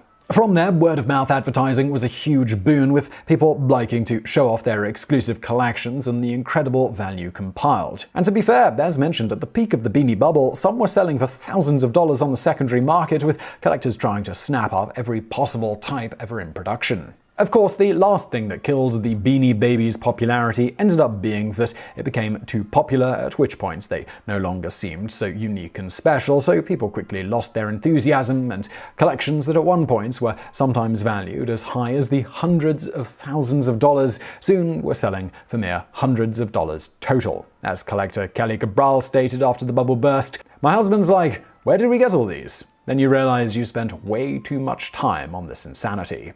In the end, Ty Warner took some pretty sizable risks when he launched Ty Inc., dropping every dime he had into a product that was extremely common in some ways, but thanks to savvy marketing, he made his company one of the most valuable in the world after its meteoric rise. Even after the bubble burst, Ty's net worth was still estimated to be in the realm of $2.4 billion, thanks to some savvy business moves during the bubble, where he diversified his investment, as well as eventually expanding the product lines of Ty, which is now the world's largest stuffed plush toy maker. So it's fair to say he came out of it all right. Of course, the whole tax evasion thing with offshore personal accounts probably helped a little too. On that one, he did have to pay a nice $53 million fine for money he put into those accounts, as well as do 500 hours of community service. This was a fair bit lesser of a punishment than some thought should have been leveled against him, particularly avoiding jail time, largely because of the courts going easy on him thanks to his extensive philanthropic endeavors, both in direct donations, including among a ton of other massive donations, donating a whopping $300 million worth of stuffed animals to the Red Cross, as well as helping to raise astounding amounts of money for various charities over the years. In one notable lesser instance, he even randomly gave $20,000 to a woman, Jennifer Vasilakos, who he stopped to ask directions from. Over the course of their conversation, he learned that both her kidneys had failed and she couldn't get a kidney transplant because she'd had cancer before, albeit just a small bit of skin cancer that needed to be removed without any further treatment needed. But there was a procedure using stem cells that had a chance of saving her life, or at least extending it, just wasn't available in the US, despite it using stem cells from her own body and not the embryotic type. The problem was she didn't have the money to travel to the country that offered the procedure, nor to pay for it. Ty gave her $50, which is what he had on him, then simply drove away. Shortly thereafter, however, Vasilakos got a letter in the mail from him containing a check for $20,000, the remaining money she needed. Said Vasilakos, "It was the type of letter you keep forever, and accompanying it was the check, a check that could change my life in an instant." Streaming tears of relief and amazement fell uncontrollably from my eyes. I was flooded with indescribable emotion. And now for a bonus fact. Ever wonder who invented the Slinky? Well, want to know more? In 1943, Richard James, a marine engineer in a Philadelphia shipyard, was working at his desk developing a special meter designed to monitor the horsepower output on naval battleships. This meter required the use of special springs in order to stabilize the instrument in rough seas. At a certain point, James accidentally knocked a length of one of the springs he was working with off his desk. To his amazement, the spring fell from its position on the desk, then walked from that point to a stack of books, and eventually onto the floor, where it coiled back up. Richard rushed home and told his wife about what had happened and said, "I think if I got the right property of steel and the right tension, I could make it walk."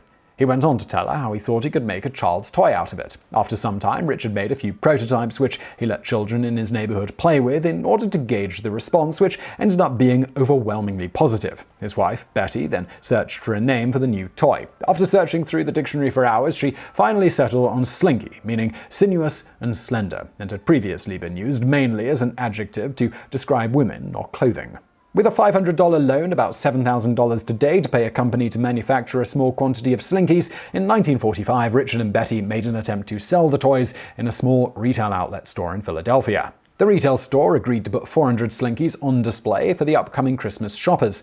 After a few days of no sales, Richard began to fear the worst. He decided to go down to the store and display what the toy could do. His wife Betty agreed to meet up with him later that night. When she arrived, she saw a line of customers purchasing every last Slinky. All 400 Slinkies sold in 90 minutes. Within 2 years, they'd sold over 100 million of them, thanks in part to Richard inventing a fully automated machine that could mass manufacture them. However, by 1960, the company was struggling and deeply in debt.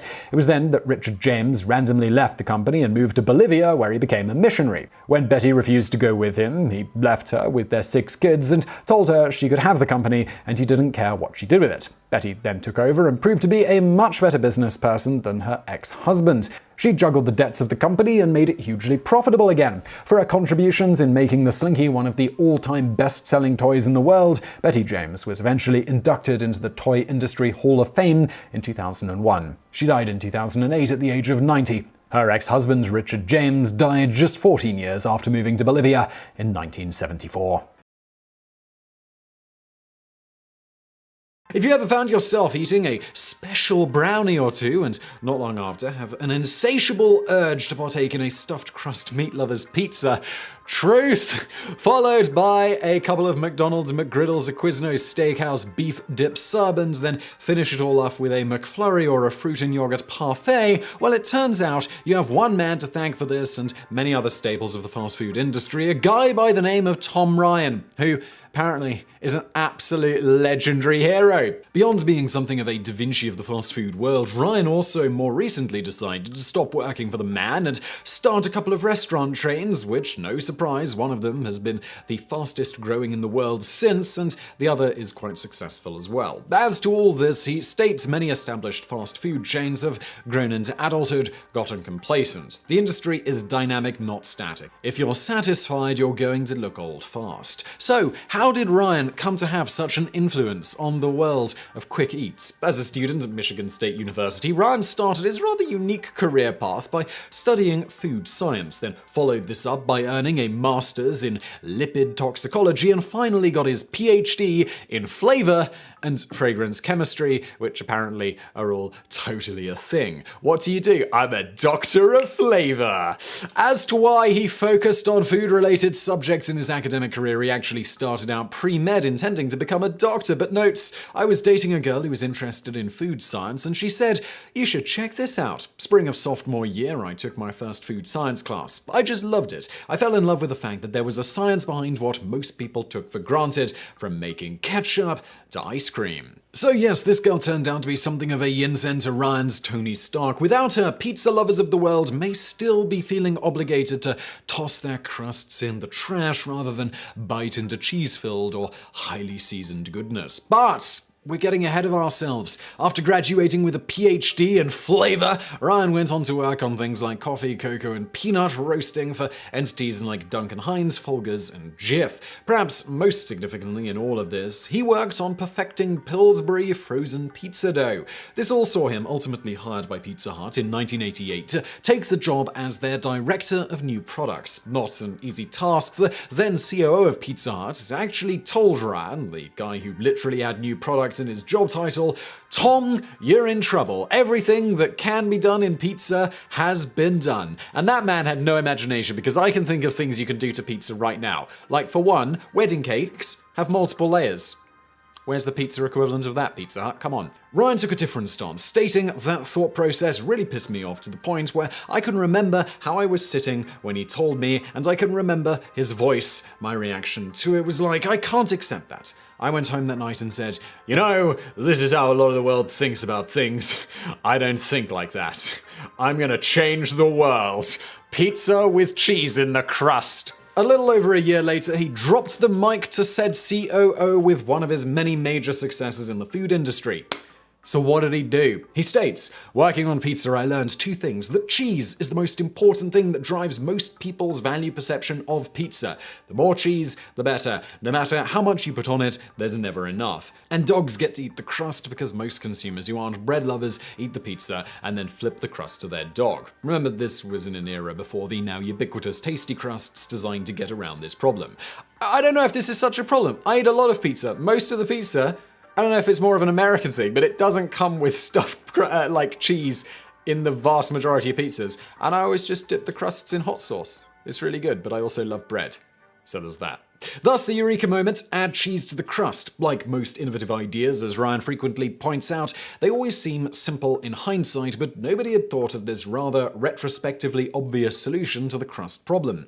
Of course, perhaps why it wasn't so obvious was the fact that the execution is surprisingly tricky. At first, you might think to add the cheese to the top of the crust itself like the rest of the pizza. The issue is that this doesn't really distinguish the product that much from competitors, which was half the point. Further, this partially gets rid of the handle people use to hold the pizza without getting their fingers messy and potentially at first burning themselves on the hot cheese. Not a deal breaker, but not ideal for any of these reasons. The obvious solution was to put the cheese inside the crust, which he did, but this too came with issues. In the first test run, he noted the cooked cheese ended up turning out like a bike tire, though it tasted good. The bigger issue was that this changed the dynamics of cooking the pizza as a whole. He elaborates, baking a pizza with cheese in the crust and baking a thin pizza is like baking a turkey and a chicken wing at the same time, and so there was a lot of technical work that went into how you design the dough and the pan it's cooked in so that you can have the two parts of the product coming through the same oven in the same amount of time. The vision is only as good as the execution, so we had to do a lot to make the execution work. It took us a year and a half. After the product debuted, however, it was a massive hit, with Pizza Hut selling, according to Ryan, over $1 billion worth of stuffed crust pizzas in the first year, and seeing overall sales rise about 10% as a result. He had successfully innovated a supposedly uninnovatable product. Other major hits Ryan achieved while with Pizza Hut included the introduction of the meat lovers, pepperoni lovers, etc. pizzas, which were soon ubiquitous among major pizza chains, playing copycat, as with the stuffed crust later. On this one, he stated, "The lovers line taught me that great ideas that fit into your everyday operations are easy wins if they are designed and positioned well with the customer. Meat lovers, pepperoni lovers, cheese lovers, all those products were kind of an early win. It was like hitting a bunch of singles, but we scored a lot with those singles." He and his team also introduced Pizza Hut breadsticks, chicken wings, and Sicilian pizza, among other things, during his time heading up new products there. Now, having made a name for himself in the restaurant world, Ryan got the call for a gig at the New York Yankees of fast food chains McDonald's to see if he couldn't work his magic there as the worldwide chief concept officer. And boy did he. Perhaps his most famous addition while with McDonald's was the McGriddle. As for the inspiration here, he states McDonald's execs tasked him with coming up with a way to increase their breakfast sales. After studying the offerings, he realized a glaring hole in the lineup. Essentially, everything was savory. There was nothing at all sweet on it. And if breakfast diner offerings are any indication, people love them some sweet with their morning savory and bitter coffee. Of course, the obvious thing to do was add something sweet like pancakes or French toast sticks like other fast food chains would try later, but that didn't really fit with what people came to McDonald's for. He states, "The big void on our menu was something sweet in your hand. This was the key to McDonald's. The product has to fit with why people are using you and why you're valuable to them. Thus, we basically took the Grand Slam Denny's breakfast and put it in your hand. And the only little piece of technology we needed was how to get the syrup inside the pancakes so you don't have to have syrup in one hand, sandwich in the other when driving. We worked hard to figure out how to make those little syrup crystals, and once we had that, McGriddles happened really quickly." Not stopping there, among many other tweaks to the McDonald's menu in his years there included the McFlurry, the dollar menu, and of course the fruit and yogurt parfait, an obvious product now, but not so much at the time. The fruit and yogurt parfait just must not be a thing in Europe, or at least, and I know McDonald's. I feel like I do at least. I eat there quite often. Never heard of the fruit and yogurt parfait. Guess it didn't make it across the pond, who knows. Although someone in the comments will be like, "Simon, you've never heard of the fruit and yogurt parfait, what's going on?" He states of this one, "These days, yogurt sales are going up and up and up, but remember, this is back in the mid-90s, like a decade before the Greek yogurt explosion, and there wasn't a huge American love affair with yogurt. People were eating it, but they weren't really enjoying it. So the idea I had for the yogurt parfait was to work the fat out of the yogurt, replace it with a little more sugar to make it more palatable for Americans, and then to present it more like a dessert than something healthy. The issue was people weren't crazy about yogurt. When I took the most popular yogurt off the shelves and put my first couple of prototypes in front of consumers, they didn't like it. So for the yogurt parfait, we actually created a vanilla yogurt that tasted more like vanilla pudding but was actually real yogurt, and that set things on the path to success. It got popular really fast as a meal and breakfast replacement, and for many, as a dessert item. From here, Ryan was prized away from McDonald's by Quiznos to serve as the chief branding officer, where he spent some time doing his thing there. Among many other tweaks and new products at that chain, he spearheaded the Steakhouse Beef Dip and the Prime Rib Sub, now two of the company's most popular products. Perhaps the biggest thing that happened to him at Quiznos, however, was getting to know one Rick Shaden, one of the owners of Quiznos and a man integral to its explosive growth in its early days. You see, at this point, as alluded to, Ryan noted the fast food chain industry as a whole was basically all going the way of the Titanic due to, at the time, being far too set in their ways and unwilling to innovate in significant ways to the modern market. Being something of an expert in innovation in this industry, he had major ideas on how one could do better in every aspect of the business. Thus, with Shaden, the pair decided to start a new fast food burger chain known as Smash Burgers. Now, while you might think starting a brand new fast food burger chain in 2007 would be tantamount to flushing a lot of money down the toilet, it turns out people actually loved Ryan's tweaks to the classic fast food chain model, and within 5 years business was booming, seeing expansion at that point up to 200 stores. The company has also twice been named by Forbes as America's most promising company, and today they have around 400 locations spanning 9 countries. Their recipe for success in this extremely saturated market, as with so many of Ryan's innovations, is design and execute and scale disruptive concepts that are familiar in name, but not very familiar at all in the way they play out. He goes on, "We were able to re-qualify burgers because fast food messed it up in the past. Burgers got commoditized. Restaurants trained people for convenience or quality, but not both. That gave us the space to operate. Simply tweak methods to be able to give people quality and convenience at a fast food chain-like price." On top of that, he states, restaurants could look nicer, could give a nicer vibe than operators that are currently in the segment. This is a point Piedra Italian street food founder and CEO Chris Doody made to me as well. The look and service experience is part of the entire price-value equation. Look better and do better, and customers feel like they're getting more. Further, to make sure they always stay innovative, as with any business, he strongly advocates creating the right culture. He elaborates, "One of the things I credit Smashburger in general as a culture is that we were a mix of wise, tenured individuals, and we combine ourselves with what I call the immortals, young people in their 20s and 30s who are just dying to get involved in something that they can become passionate about. And I think it's that combination inside our company that is one of the special and magic reasons Smashburger has been able to do what it's been able to do." He also states from quarter to quarter, he now gives all department heads the same mandate. "I want 3 objectives, 2 that you can get done in the quarter, and 1 that sees impact in the next quarter. If you can't draw a straight line between these objectives and making a difference around customer satisfaction, executional prowess, or enhanced profitability,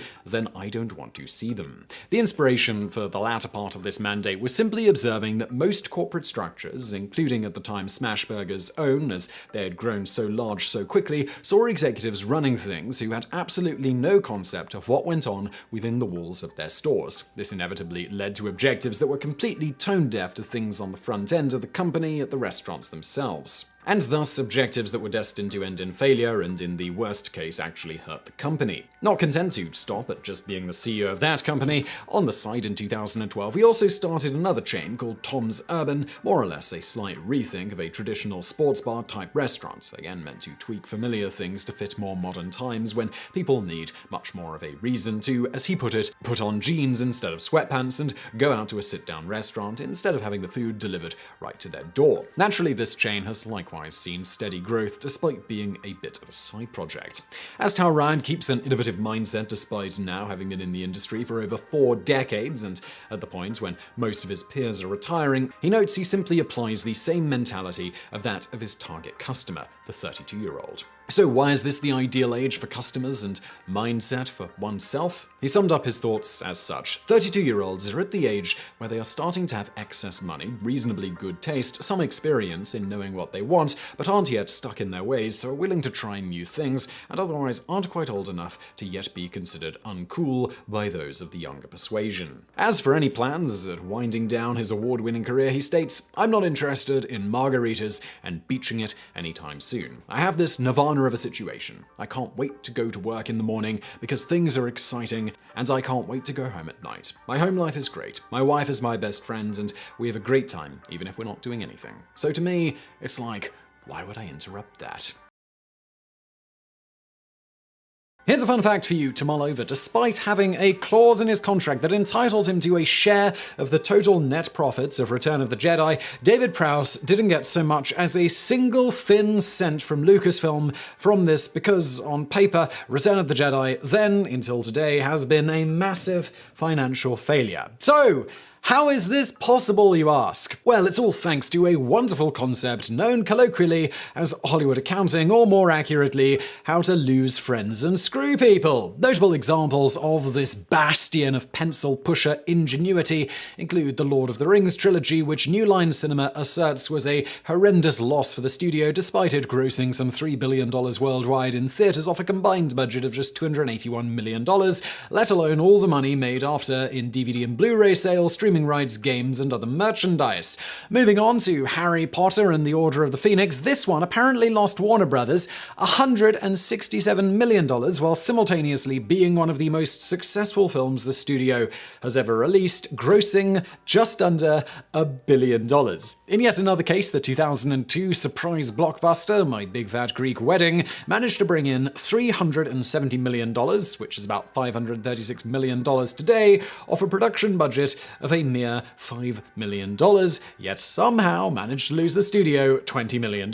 So yes, they apparently lost 4 times the production budget itself. This means that if the studio is to be believed, they'd have been better off throwing the film in the trash after spending the $5 million for filming and producing the film, rather than earn their cut of that $370 million in ticket sales and all the revenue streams that came after. Perhaps best showing how it's impossible to make money in Hollywood is the case of Forrest Gump, one of the most critically acclaimed and successful movies ever made, which cost $55 million to make. Despite this relatively low figure, unfortunately for executives at Paramount Studios, it never turned a profit after grossing nearly $700 million at the box office. Our condolences to the executives and their families after no doubt all of the executives were fired for backing such a financially disastrous project for the studio. These are by no means cherry-picked examples, with some estimates suggesting that upwards of 80% of all major studio releases lose money, according to the studios, which somehow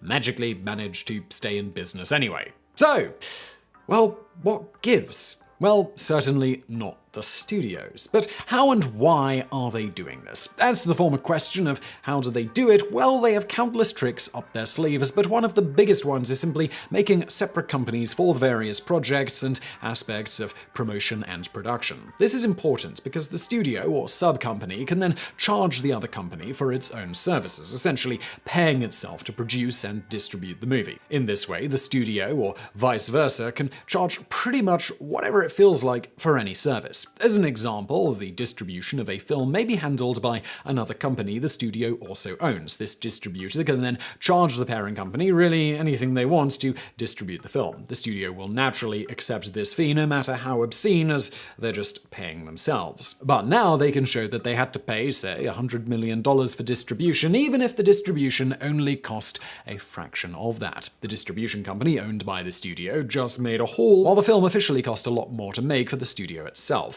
A similar thing is often used in marketing, again using a separate arm to handle that, who can then charge the studio who owns them anything they please, which may or may not reflect the actual cost of marketing a given film. Another trick, if a movie was particularly profitable, is to charge fees to cover the pay and bonuses of various studio employees, whether they actually directly had anything to do with the project or not. Similarly, many of the other internal operational costs of a studio can be shifted around to different projects easily on paper. Using this fact, part of the losses from an actual potential box office bomb can be moved to a film that they made a ton of money on, thus making the box office bomb help reduce profits from the successful film, again, all in order to ensure every project possible loses money on paper. Additionally, while the movie is being made, accountants will scour receipts to write off everything and anything they can, and at the highest price possible as an expense to further inflate the cost of production. As one industry insider noted in an interview with the New York Times, everything, just everything is deducted. That's the system. You deduct lunches and dinners, Xeroxing, parking, everything. The studio sent me gifts. They were deducted too. So, well, why do they do this? One of the biggest benefits of all these shenanigans is the studios not having to pay royalties to the various entities that otherwise be entitled to pay, as well as in some cases saving a lot of money on taxes, at least in the immediate. On this latter one, this might be done by shifting the ultimate profits into funding things that increases the overall value of the parent company itself. This ensures in a given year they aren't making a cash profit, or at least making less of one. For example, they might snap up the rights to some other project or purchase another business entity to expand, etc., etc. In some cases, if they can combine this into making it seem like an expense for a given film, all the better. Two birds with one stone and all that. These amazing number tricks are, of course, what is going on with the aforementioned David Prowse, who once recalled in an interview that he periodically received letters from Lucasfilm informing him that one of the most successful movies of all time, which had a production budget of only about $32 million, had still, after almost 4 decades and literal billions of dollars later, had yet to turn a profit. Thus, they don't owe him anything. Naturally, the frankly astounding capability of studio accountants to turn even the biggest box office smash into a failure on paper has led to a running joke in the industry that the most creative people in Hollywood are the guys who do the books. A thing to note before we continue is that while Hollywood is by no means unique in its use of such accounting shenanigans to save money in various ways, what is somewhat unique is that certain entertainment industries, like Hollywood studios and major sports team owners, as we'll get into in one example in the bonus facts in a bit, they use these methods to quite publicly emphasize how much money they lose, something not really observed in most any other industry, where widely broadcasting your losses would normally see stocks plunging. Naturally, because most studios can be fairly confident that their accountants will figure out a way to make sure most films they release will lose money on paper, they can use the sweet allure of a share of a film's net profits to hoodwink unsuspecting creative types, tricking actors, directors, writers, and producers into signing onto a project for less money than they ordinarily would by giving them a percentage of the net profit, knowing full well that they'll never have to pay anything out. For example, consider the case of Winston Groom, who was promised 3% of the net profits of a film based on a little book that he wrote called Forrest Gump. As noted, Paramount would later argue that the film, which cleared almost 13 times its production budget, a total of $700 million at the box office, or about $1.2 billion today, had actually lost $62 million, all in an attempt to weasel out of paying Groom, among others. After the story blew up, Paramount settled the matter out of court and offered Groom a 7-figure contract for rights to the sequel to Forrest Gump. Soon after this, Groom mysteriously stopped accusing Paramount of trying to rip him off and explained that the whole thing had been blown out of proportion. On a similar note, when looking at the aforementioned Lord of the Rings trilogy, New Line Cinema seems to have managed to piss off countless individuals and entities, including most notably Peter Jackson and the Tolkien estate itself, by claiming one of the most successful trilogies in history was a massive financial failure, and thus allegedly not paying what Jackson and the Tolkien estate were due in the process. Similarly, later, 15 of the actors on the film would go on to sue New Line, noting that they had been supposed to get 5% of the merchandise sales, which mysteriously, allegedly, lost money despite bringing in excess of $100 million at the time for the studio. A similar example is that of the late Stan Lee, who was promised 10% of the profits made on the 2002 live-action Spider-Man film and walked away with nothing after the movie, which grossed $800 million at the box office, didn't turn a profit on paper, despite having a production cost of only $139 million. When Lee raised the issue in court, the matter was quietly and quickly settled out of court. Although the terms of the deal reached with Lee were never disclosed and various figures have been thrown out, it would appear, at the least, that Marvel Studios decided to start paying the comic legend a yearly salary of $1 million for doing basically nothing, as well as gave him an honorary honorary executive producer credit on every movie they produced while he was alive. It's presumed that Lee waived his claim to 10% of the net profits generated by films based on his creations at some point as part of this deal, not that they'd have been worth anything anyway because of how the books are cooked. In this case, it would appear the companies involved were simply keen on avoiding the bad publicity that would come from shafting one of the most popular people in the industry. All that said, one instance where a studio was actually given a bit of a slap on the wrist in recent years for these rather shady bookkeeping practices, and a case that some within the industry hope see studios playing a little more fairly in the future, is when an arbitrator in 2019 ordered 21st Century Fox to pay $179 million to various individuals involved in the show Bones. Among other things, the arbitrator, Peter Lichtman, criticized the deal Fox made when signing over the streaming rights to the show to Hulu, an entity which Fox owned a large stake in, now, interestingly enough, mostly owned by Disney, so if you're paying for Hulu and Disney Plus, you're kind of paying Disney twice for streaming. So what was wrong with this deal? Fox not only gave the streaming rights for the show away practically for free by industry standards, but, says Lichtman, perhaps the most shocking piece of evidence related to the Hulu issues, Fox actually signed both sides of this agreement. Mr. Dan Fawcett signed the Fox content license agreement on behalf of FAG, Fox Entertainment Group, and Hulu. Naturally, in this way, Hulu would make a massive profit on the show, while Fox itself would only show mild income from the streaming rights. In response to all of this, the Fox lawyers were bold enough to note that Bones, despite being one of the most successful shows in the network's history, was only a, to quote them, middling show with middling ratings. Thus, Fox execs didn't think it was worth much to Hulu. The arbitrator didn't agree, noting similarly rated shows had streaming rights sometimes selling for the hundreds of millions of dollars, and thus, after all his tallying and tacking on a bit extra just for Fox being allegedly so unscrupulous, he ultimately doled out a $179 million ruling against Fox. So, moving on to how this whole Hollywood accounting thing got started, it's largely thought this was in response to studios getting wise to actors taking advantage of gross revenue sharing schemes which started en masse around the 1940s. Specifically, industry experts often point to Rita Hayworth as a trailblazer in this regard, as the starlet's agents are known to have secured lucrative deals for the actress that saw her taking home 25% of the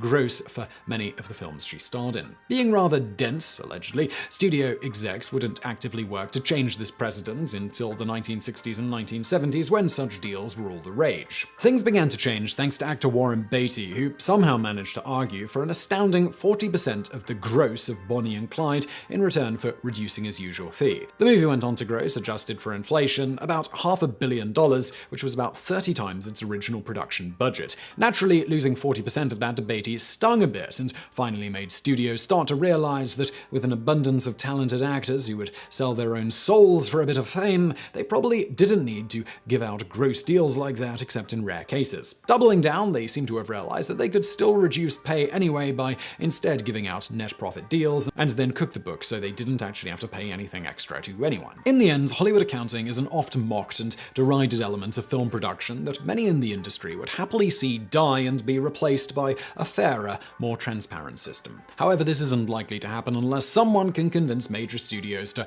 loosen up the kung fu death grip they have on the throat of the industry. We can only hope that one day someone makes a movie about the whole thing that somehow fails to turn a profit despite grossing $1 billion. But while we wait on that, as Sylvester Stallone sums up when lamenting the rather paltry amount he was given compared to how much the Rocky franchise and merchandise has made, the studio is the power, the agency relies upon them, and the attorneys are the go-betweens. When I finally confronted them just before Rocky IV in 1985, I said, "Does it bother you guys that I've written every word, I've choreographed it, I've been loyal to you, I've promoted it, directed it, and I don't have 1% that I could leave for my children?" And the quote was, "You got paid." And that was the end of the conversation. I love the system, don't get me wrong. My kids and their kids, they're taken care of because of the system. But there are dark little segues and people that have put it to you. They say the definition of Hollywood is someone who stabs you in the chest. They don't even hide it. And now for a bonus fact. As alluded to, Hollywood accounting to try to show losses when you actually made a huge profit isn't just limited to Hollywood, as has recently been seen with the ongoing, rather messy battle between the Major League Baseball Players Association and MLB franchise owners. In this case, multiple Major League Baseball owners have been very publicly crying poor by noting they don't profit much or at all each year, despite, by just about any reasonable ballpark figure you want to look at, showing the league should be profiting billions annually. They are, of course, seeming to employ many of the same tricks as Hollywood to ensure that on paper they don't technically make a profit, but the value of their franchises and the league, of course, continually increases by doing things like taking profits each year and investing in land around stadiums, purchasing larger stakes in the very sports networks that show their games, again using the trick of then essentially having a second company that pays themselves, etc., thereby turning many billions each year of profit into losses for the clubs on paper. Naturally, the Players Association, beyond rejecting overtures of revenue sharing this season, which of course would very likely just see ownership cooking the books in their favor a la Hollywood, isn't exactly buying the we lose money argument in the recent negotiations, especially as the ownership is on the whole refusing to open their books to show that's happening at all. That said, while the Players Association isn't buying it, many among the general public are, which is of course why the owners are being so vocal about how unprofitable baseball is, despite the franchises themselves mysteriously selling for billions anyway. Clearly, the billionaires buying and running these teams have no idea how to manage money, paying billions for franchises that just hemorrhage losses every year.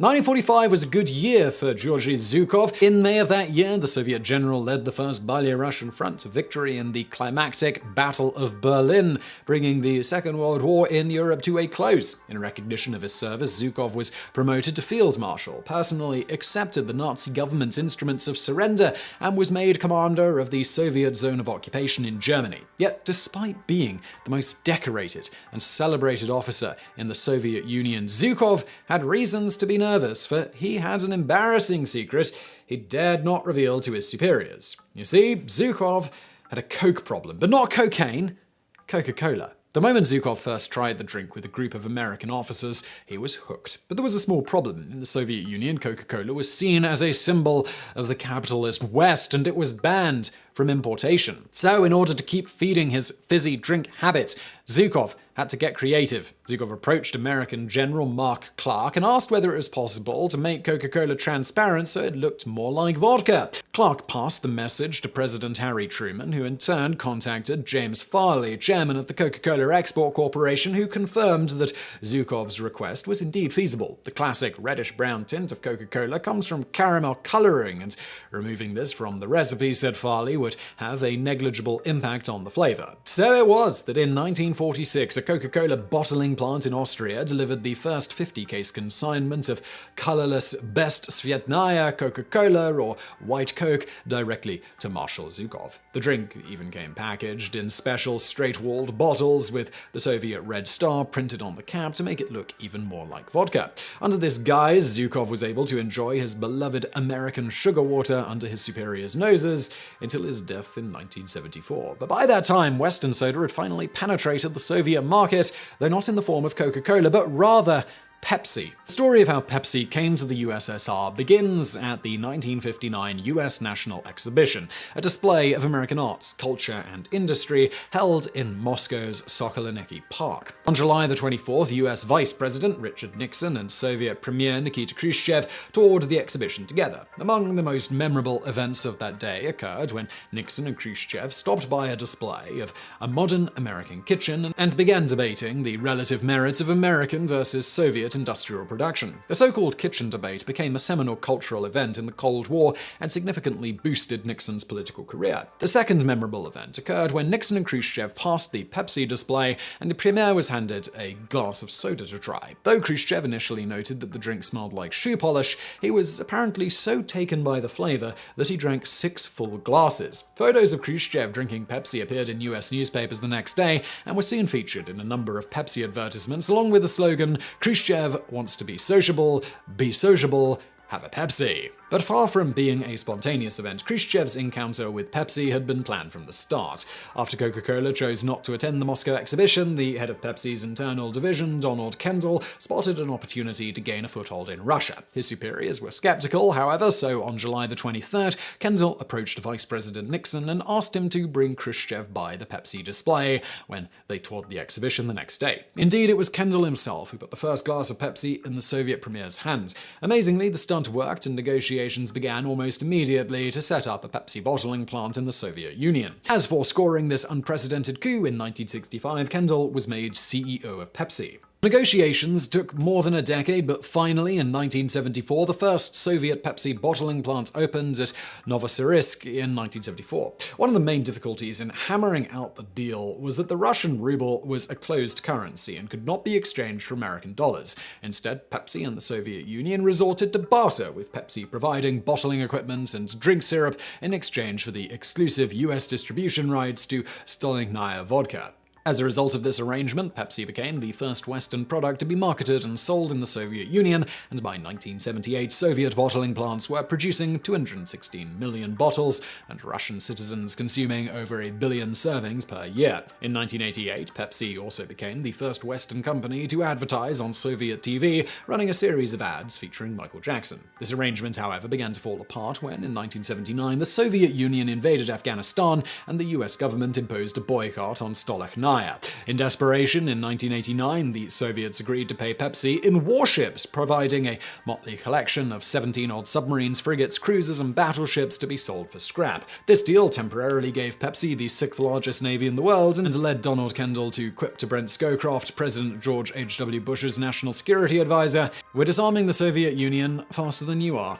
Pepsi's unexpected breakthrough into the Soviet Union took their longtime rival Coca-Cola by surprise, and it wasn't long before Coke began vying for a share of that market. In 1979, Coca-Cola CEO J. Paul Austin leveraged his friendship with then US President Jimmy Carter to gain an audience with Soviet leaders and negotiate the importation of Coke into the Soviet Union. Negotiations hit a snag when the US government officially boycotted the 1980 Moscow Olympic Games, an event Coca-Cola had sponsored for decades. However, Austin argued that as a multinational corporation, Coca-Cola was above politics and continued to sponsor the games regardless, in the process introducing the Soviet people to his own brand of fizzy freedom water.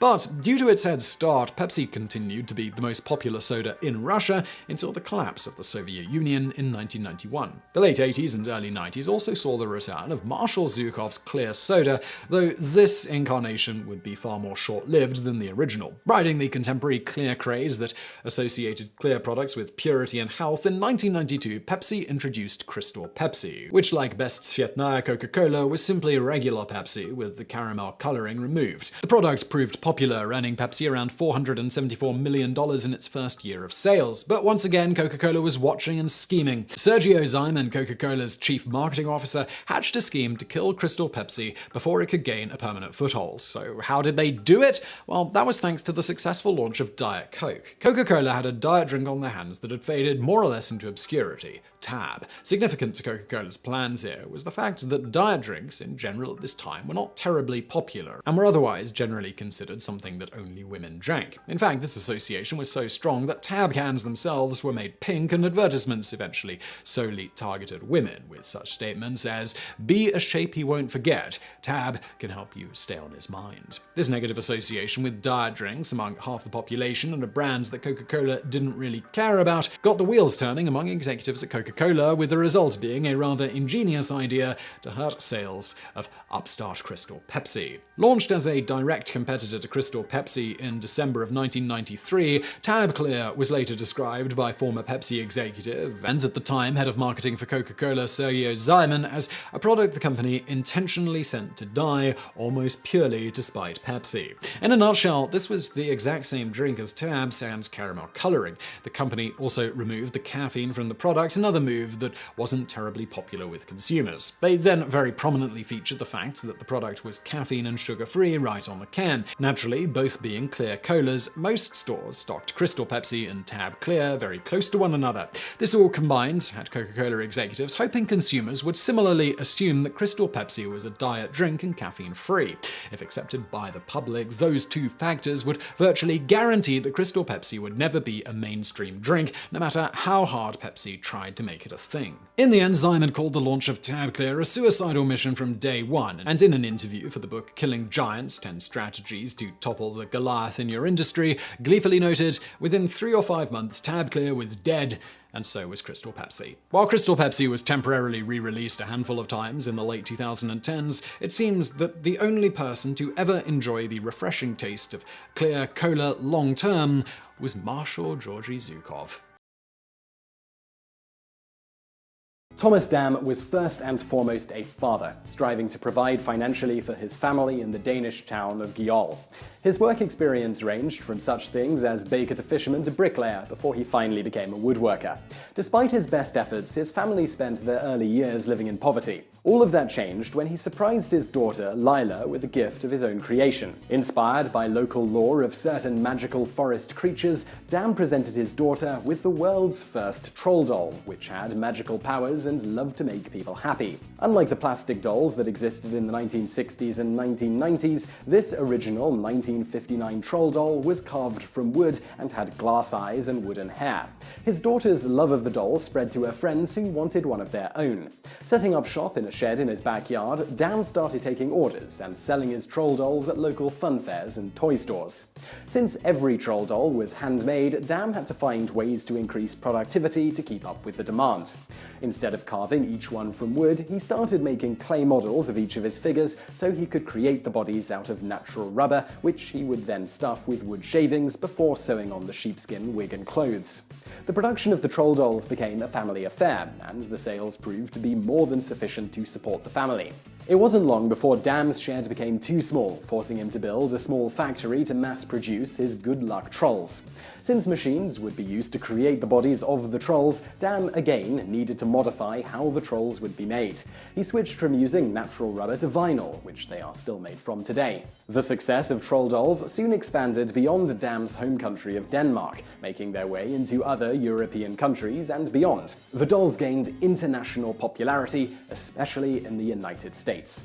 America's first troll doll craze occurred in the 1960s, and in 1963, the Dam trolls were named the Toy of the Year by the United States Toy Association, second only to Barbie among doll sales that decade in the country. Despite the success, an issue with the copyright resulted in Dam's creation being put in the public domain in the United States in 1965. In the court case, Scandia House Enterprises Incorporated and Dam Things Establishment, it was ruled, among other things, that sale of dolls by defendant without notice places the dolls in the public domain from which they cannot be withdrawn by a contention that the omission of the notice was accident or mistake, particularly where the notice was omitted from almost all the dolls ever manufactured.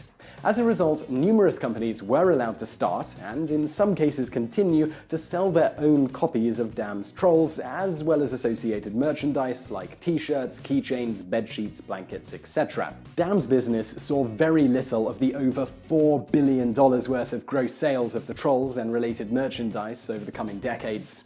After the 1965 court ruling, Dam scaled back production. Current CEO of Dam Things, Kalle Ostergaard, stated of this, "Losing the copyright had a crippling impact on the business. Thomas became very disillusioned and lost a lot of faith in his ability to manage a global brand, so he went back to Denmark to protect what was there. He was an artist, not a businessman." As suddenly as the troll craze hit, by the end of the 1960s, sales of the little creatures practically vanished. Troll dolls spent the next 20 years in a state of hibernation until the 1990s, when they soared in popularity once again. They were, for a second time, named the Toy of the Year by the US Toy Association, this time in 1991.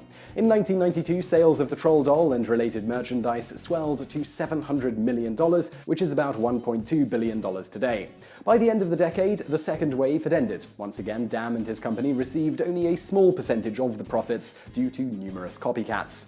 However, after decades of legal battles, in 2003, Dam's family finally reclaimed their original United States copyright. This was thanks in part to the Berne Convention of 1989 and the subsequent Uruguay Round World Trade Organization Agreement of 1994. Among other things, the latter tweaked some copyright rules to bring the US more in line with certain stipulations in the Berne Convention.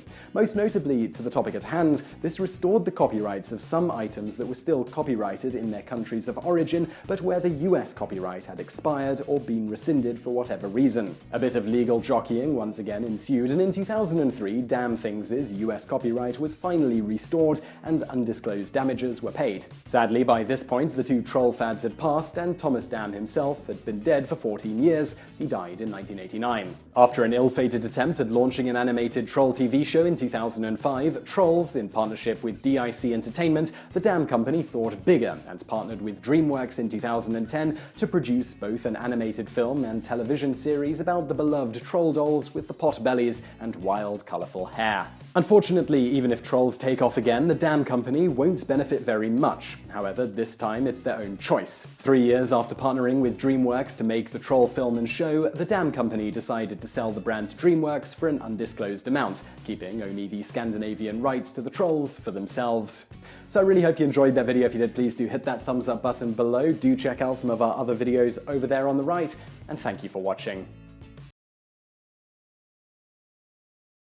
The McRib is a food with both a devout following and many detractors. But what is the genesis of the world's most popular fast food chain's most mysterious menu item? And why, oh why, is it not available all the time like the majority of the rest of the McDonald's menu? Cooking ribs in the Americas predates the colonial period, but the earliest records of Europeans cooking foods near what we would call barbecue were in colonial Virginia. Settlers observed a native way to cook meat, and they adapted it to their tastes. Later, as slaves were brought in from Caribbean plantations, the food genre we know as barbecue developed. In fact, the word barbecue is a loanword from the Taino language of the Caribbean. It was originally called barbacoa. It is unclear whether the name comes from the native islanders' method of cutting the meat or the wooden frame on which the food was smoked. In any case, after it arrived in the North American colonies, it spread wherever pork was plentiful. Important here to the story of the McRib is that barbecue, in the proper sense, is any meat that is slow cooked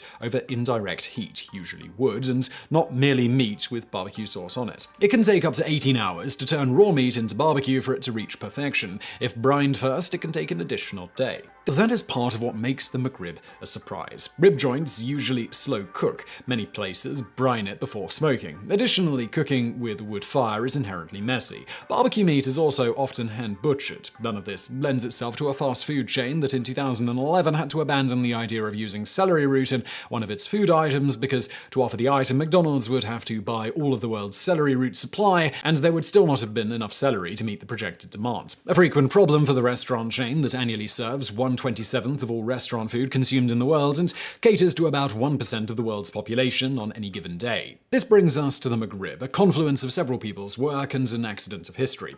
To wit, it exists because McDonald's underestimated the demand for chicken McNuggets and needed an additional item to offer to balance things out a bit. The goal of a restaurant like McDonald's when adding a menu item is either to bring in new customers that would not have eaten at a McDonald's or to get existing customers to choose a higher margin item than they would have otherwise ordered. To do this, McDonald's will test and then roll out new foods. When a menu item is successful, like a Big Mac or chicken McNuggets, McDonald's needs a steady stream of ingredients to support the demand. It must also be at a price that leaves them a large enough margin to justify the work involved. Enter the chicken McNugget, which was a hit, but they couldn't source enough chicken to meet demand. This was to the extent that new patrons were lost because they were turned away when they didn't want a burger. McDonald's was facing an opportunity cost here. It needed to find an alternative dish that this new group liked or loved as well. To solve this, they turned to their new chief executive, René Arend. René Arend was from Luxembourg, but he trained as a chef in France. Graduating first in his class from Collège Technique Hôtelier de Strasbourg, he was already a noted chef before joining McDonald's. He had cooked in the world's luxury hotels in Europe and the United States, serving movie stars such as Cary Grant or heads of state such as Queen Elizabeth. In addition to the McRib, he also helped introduce the chicken McNugget, breakfast biscuit, salads, and the chicken sandwich. He joined McDonald's McDonald's because Ray Kroc was a patron at the restaurant he worked at, and Kroc pursued him until he left haute cuisine to join the business and improve the offerings. In attempting to replace Southern barbecue, he had to make it difficult to prepare food and generate something that would be similar enough to attract that crowd, but without all of the time-consuming issues. Although nobody at McDonald's will talk about how he solved the problems, some things can be observed to unravel the mystery. First, traditional Southern barbecue is messy. It wouldn't take too many children or teens eating traditional barbecue to make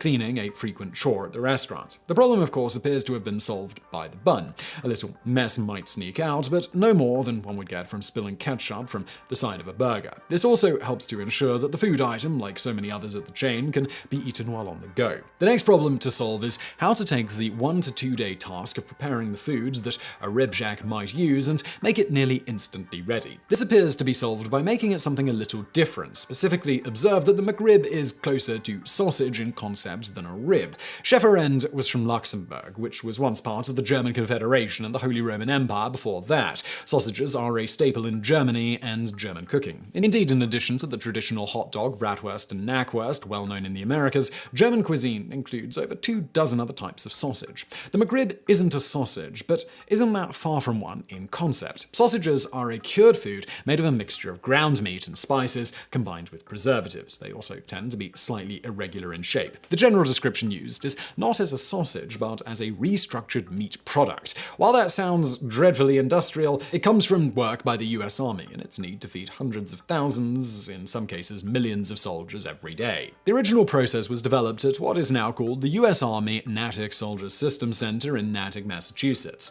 Natick's Army labs are responsible for creating the military's food, clothing, shelters, airdrop systems, and soldier support systems. The Army had already solved the problem of mass producing a uniformly shaped, shelf-stable meat product. That process was adapted by Dr. Roger Mandigo, a meat scientist working for the Army, for McDonald's. The result is a mixture of pork shoulder and parts that might otherwise be discarded, such as pig hearts. Salt is used to extract the proteins, and that process allows the meat to be reshaped into anything. No meat from the ribs is used, although the McRib has 70 listed ingredients. The process of taking fresh pork and turning it into a McRib patty takes about 45 minutes. Processing plants butcher the hogs, the meat is chopped up, seasoned, and then transformed into the shape of ribs. It is then flash frozen to keep it safe. A 1 to 2 day process is turned into a less than 1 hour process when cooking at the restaurant is included. Add in Chef Rene's secret barbecue sauce and you have a pork sandwich unlike any other. Nonetheless, many dishes could be on the McDonald's menu that are not, such as this cargo. It doesn't just have to taste good, it has to accomplish McDonald's corporate goals. In its most recent annual report to its shareholders, McDonald's states that its goals are to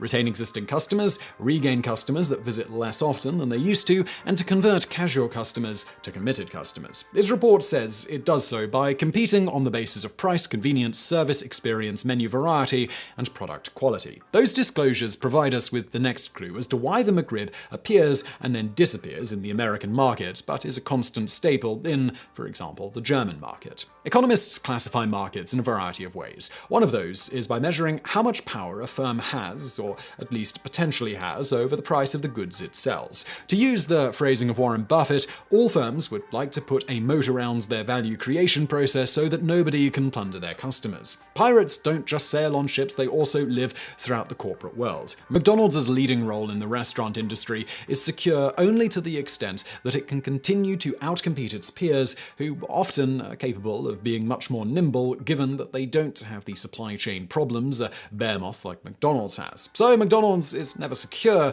unless it makes itself so. When McDonald's entered the chicken fast food market in 1979 with the Chicken McNugget, there was little competition. Although the food had been developed during the 1950s and was similar to a schnitzel, it changed that market when McDonald's added it. Now chicken tenders and various forms of chicken nuggets are not only sold in a huge percentage of restaurants, but they can be purchased at the grocery store. To retain value, McDonald's usually engages in the form of competition that economists call monopolistic competition. The term was coined in 1933 by the economist Edward Chamberlain. His book was published at about the same time a book describing the same phenomenon was published by Joan Robinson. Both books study the idea of firms working in markets with imperfect competition. At the two extremes in economics are firms that are in perfect competition competition, and at the opposite end when only one firm produces a good. Firms like McDonald's sit in that precarious middle ground. Firms that find themselves in markets with perfect competition compete only on price. They cannot do things to keep new firms out of their markets. Customers are willing to walk away at any time.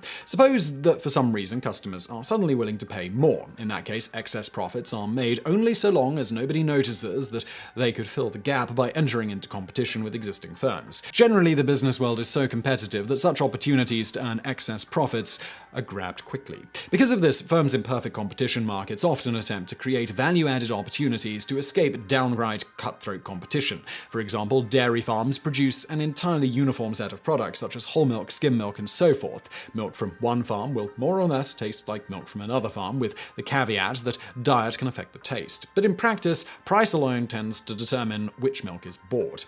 Some dairy farmers escape this trap by turning their milk into ice cream for the local market. Farm fresh, homemade, preservative-free ice cream. As long as other local farmers do not enter that market, that farmer will have a monopoly on farm-fresh, homemade ice cream, but not on ice cream itself. That creates a situation where a farmer is able to charge a premium for ice cream that, by nature of being local, typically will also contain fewer costly chemicals than competitors and cutting out just as costly long-distance shipping. While McDonald's would love to become a monopolist, it is probably impossible to count the number of restaurants in the world that sell hamburgers. McDonald's could compete on price, but it would have to sacrifice any excess profits that it could earn if it did. Thus, like the local dairy farmer making ice cream and selling it in a local ice cream stand, McDonald's wants to add value to the customer's experience of their McDonald's burger. McDonald's would be a fool to compete on price alone, and if anything has been shown, McDonald's management is not made up of fools. Instead, McDonald's creates innovations to give its patrons things that other firms can't, or in some cases simply don't. For example, McDonald's is the largest toy distributor in the world, outstripping Hasbro and Mattel. It distributes over 1.5 billion toys per year, with a Happy Meal starting the world's population young on getting accustomed to eating at McDonald's. For example, in 1997, McDonald's sold 100 million Happy Meals in 1 week when they introduced the Teeny Beanie Baby. McDonald's wants you to want to pay it more money than you would for a generic offering, and they use every trick in the book to accomplish this. Indeed, that the McRib has a cult-like following is a clue why it appears and disappears. There used to be a web tracker of McDonald's restaurants offering the McRib so that McRib aficionados could travel to find the sandwich when not locally available. This allowed families a way to plan a family trip to find and eat McRibs, even if quite a distance away. All producers want that type of fierce loyalty to their products. But here's the thing. The McRib was first introduced in 1981 and 1982. It had been test marketed in the Midwest and was a hit. However, as it rolled out nationally, sales were unspectacular and disappointing in general. Most people would expect that a product with disappointing sales would never be seen again, but that ignores a monopolist's goal: to sell something that nobody else has. Instead of looking at the sandwich as a failure, it may have been that the marketing was a failure. After all, the McRib wasn't really built to explode onto the market, but to fill the void created by inadequate chicken supplies and cater to the same customer, so they had an alternative. In 1985, it was taken off the menu, but it reappeared again in 1989, this time with a new marketing campaign. It would appear and disappear roughly annually, each time with a new way to market it. Every time it reintroduced the McRib, McDonald's management learned new things about the patrons that liked and eventually loved their sandwich. And so it was that McDonald's next move was to expand its market by creative product placement. In the summer of 1994, the Flintstones movie came out. Based on the beloved television cartoon, the movie gave McDonald's a way to get the McRib in front of a new generation of possible future customers. By the time the movie came out, 2 generations had watched the Flintstones, either when it first aired or in syndication. When the Flintstones first came out, there were only 3 television networks. The internet did not exist yet. There was nothing similar to a streaming service. It meant that things that happened on television were a nationally shared experience. The Flintstones, the brainchild of William Hanna and Joseph Barbera, was not a kids' show. It was a show made for adults and a parody of the television of the day. No animated show was watched more until The Simpsons came out. In the credits for the original series, the Flintstones family goes to a drive-in theater during the opening credits after Fred gets off work. Drive-ins, now almost extinct, were all over the US in the early 1960s. The family goes to a small drive-in restaurant that sells Brontosaurus burgers and ribs in the ending credits. Ordering the ribs, the family waits with the small tray attached to their car. They are brought an order of Bronto ribs that is larger than the vehicle. The waitress, setting the ribs on the tiny tray, ultimately causes the car to tip over, and the show closes until next week. McDonald's teamed up with the movie and turned McDonald's into Rock McDonald's. It brought back the McRib and temporarily offered the Grand Pooh Bar meal. It sold Flintstones toys and glass mugs. Once the promotion ended, McDonald's went back to offering it intermediately and regionally until 2005. Still, it had introduced the meal to kids. In November 2005, McDonald's announced that it would no longer be carrying the McRib and started the McRib Farewell Tour. McDonald's created a petition to save the McRib under an assumed name as Boneless Pig Farmers Association of America. The Farewell Tour was so successful that McDonald's decided to cancel the sandwich again in 2006 and have a second farewell tour. Its success led to a third and finally a fourth farewell tour, after which it was returned to regional menus for intermittent release. The McRib was reintroduced nationally in 2010, but only for 6 weeks, beginning with the Legends of the McRib campaign. Since then, the McRib has continued with limited reintroductions, what appears to be scheduled amounts of time in specific markets. It arrives with fanfare and is suddenly gone again. Everyone that wants a McRib knows that the clock is ticking on when they can get one. So what is McDonald's doing? Well, it's controlling its profit equation. Psychologists have studied reward schedules, and random rewards produce higher response rates. Steady, stable rewards deliver lower rates. For example, hourly pay results in less work than commissioned income, especially if commissions arrive at uneven points in time. By artificially restricting the supply and making location and timing uncertain, McDonald's is priming the pump to get more people in its doors. On the other side of the equation, McDonald's has been noted as releasing the McRib when pork prices are near their bottom. It is important to remember that when McDonald's decides to sell a pork item nationally, it may be buying up pretty much all the pork available, and it doesn't want to drive up the cost of its breakfast items like the sausage McMuffin. The McRib is no longer needed as an emergency substitute for chicken. McDonald's chicken supplies are now ample and stable, but the McRib still plays a role in bringing in their patrons and their families that will come for the sandwich and nothing else. The amount of time it remains on the market is likely dependent on how much pork can be purchased at a profitable price. Unlike some regional foods such as the McLobster roll or its peaches and mango pie, the McRib has an international following and the world's pork supply is not diminishing. It is always available in Germany and Luxembourg for the obvious reason it is profitable, and McDonald's is paid a premium to continuously offer it. To be continuously offered in the United States, either people's tastes would have to change or the price of pork relative to other foods would have to change. In the meantime, McDonald's has found a way to use an otherwise unpopular but relatively unique products in the fast food world to bring more consumers in and maximize profits overall, both on that product itself and others at their restaurants. David versus Goliath, Burr versus Hamilton, Ali versus Fraser. These fights have captured the public's imagination like few others.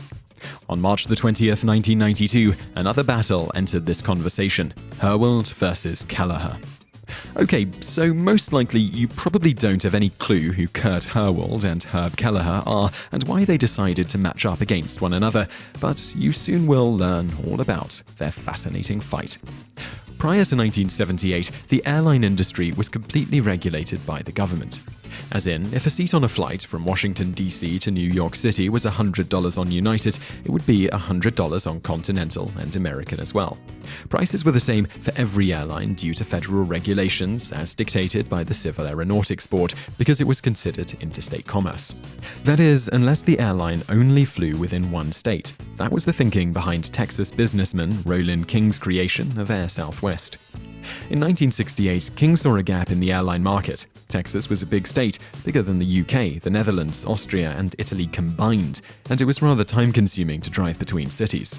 So why not create an airline that would fly passengers between cities?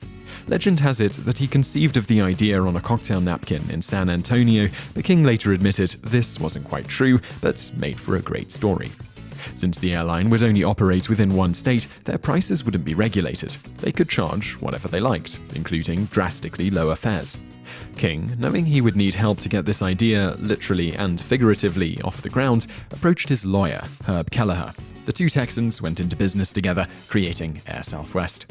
As one would imagine, the rest of the industry did not take too kindly to a rogue airline trying to circumvent the rules, so did what most companies do in this situation: sicked their lawyers on the upstart. Texas International, Barneff and Continental were among the airlines that fought Southwest. After 3 years of litigation, the Texas Supreme Court finally upheld Southwest's right to fly in Texas. When the US Supreme Court decided to withhold comment, it was a done deal. They changed their name to Southwest Airlines, and on June the 18th, 1971, Southwest began service to Dallas, San Antonio, and Houston. From the beginning, Southwest Airlines, led by King and Kelleher, fostered its reputation as a fun and zany airline. Their lower prices helped with this, so did the all-female flight attendants wearing bright orange shorts and go-go boots. With the Airline Deregulation Act of 1978, the airline industry deregulated, and Southwest began flying to places outside of Texas, with New Orleans being the first in December of 1978. Southwest Airlines had always used catchy, whimsical advertising and slogans to promote their brand. "Love is still our field" was their first slogan, premiering in 1972. Love Field in Dallas was and still is the location of the Southwest corporate headquarters. Then came Somebody Up There Loves You and the low-fare airline. On October the 22nd, 1990, Southwest introduced a new slogan in Phoenix, "Just Plain Smart." They used that slogan for about 15 months until they got a call from Stevens Aviation in Greenville, South Carolina. Apparently, they had been using the slogan "Plain Smart" prior to Southwest. Instead of spending hundreds of thousands of dollars on legal fees and letting the courts decide the matter, Stevens Aviation chairman Kurt Herwold came up, along with executive vice president Stephen Towns, with an idea. They challenged the CEO of Southwest, Herb Kelleher, to an arm wrestling match for the rights to the slogan "Plain Smart." Herwold knew Southwest's propensity for doing things outside of the box, plus he thought publicity for the two companies would be far better in the long run than fighting via the courts for a slogan. Kelleher excitedly accepted. Malice in Dallas was to be held on March the 20th, 1992 at a famed wrestling forum, the Dallas Sportarium in downtown Dallas. This, quite obviously, was a home game for Kelleher and Southwest, with their headquarters mere miles away, but Herwold was fine with it. Anything for publicity. Besides losing rights to the slogan, the loser of each round, it was going to be a best-of-3 competition, would have to donate $5,000 to the Muscular Dystrophy Association or Ronald McDonald House of Cleveland. In the days leading up to the matchup, both companies heavily promoted it. Customers and well-wishers sent items to Kelleher that they thought would help him win, including a box of Wheaties, a can of spinach, a bottle of wild turkey, and anabolic steroids from Mexico. Both men showed up to the ring at 9 a.m. on Friday the 20th of March, prepared to fight. They also made a spectacle out of it. Herb Kelleher arrived in a bus with cheerleaders wearing a white satin robe. Kurt Herwold, when introduced, ran from the tunnel in a red robe with booze raining down from the pro-Southwest crowd. After Kelleher arrived in the ring to the Rocky theme song and pre-match tussling between the two corners died down, the competition began. Immediately, Kelleher called in a replacement due to a supposedly injured arm that he suffered while saving a child on the way to the arena.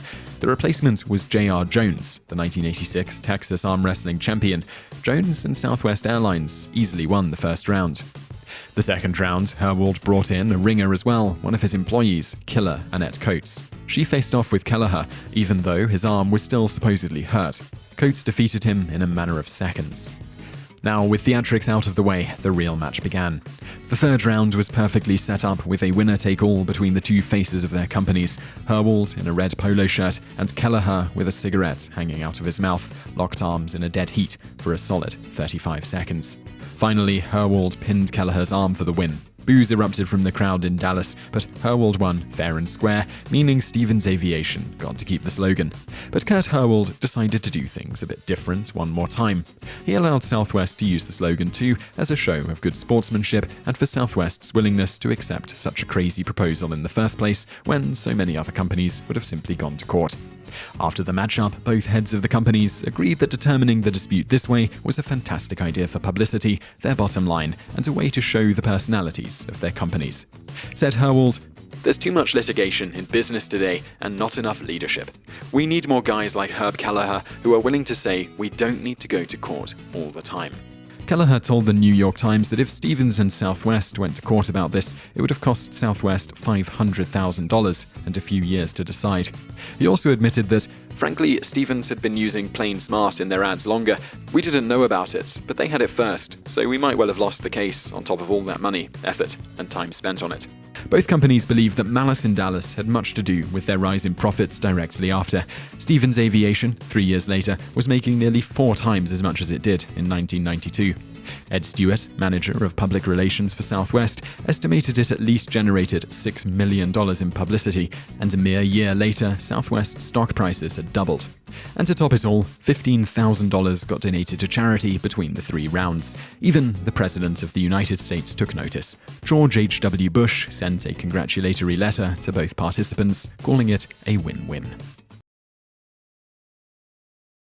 Conceived in early 1990, the Magican campaign was supposed to be the spearhead of a massive summer promotion that the cola giant dubbed the Magic Summer of 1990. In a nutshell, the promotion involved hiding cash prizes ranging from $5 to $500, as well as some other goodies such as coupons for free Coke inside of 750,000 of the several hundred million cans of Coke that would be distributed during the summer. As part of the campaign, Coke created and patented a unique mechanism that, as soon as the can was opened, would eject the prize inside via a spring-loaded mechanism. Coke dubbed the cans Magic Cans. In order to ensure people didn't end up with waterlogged prizes, the part of the can containing the aforementioned mechanism was sealed off, and the reservoir that was left was filled with chlorinated water to make the weight of the can approximate the same as a normal full can of Coca-Cola. As a final precaution in case of leaks, Coke added ammonium sulfate, think a rotten egg smell a la a stink bomb, to the water in the reservoir so that if it did leak, customers would smell the noxious odor and wouldn't drink it. Like that time the company tried to sell bottled tap water to the British public that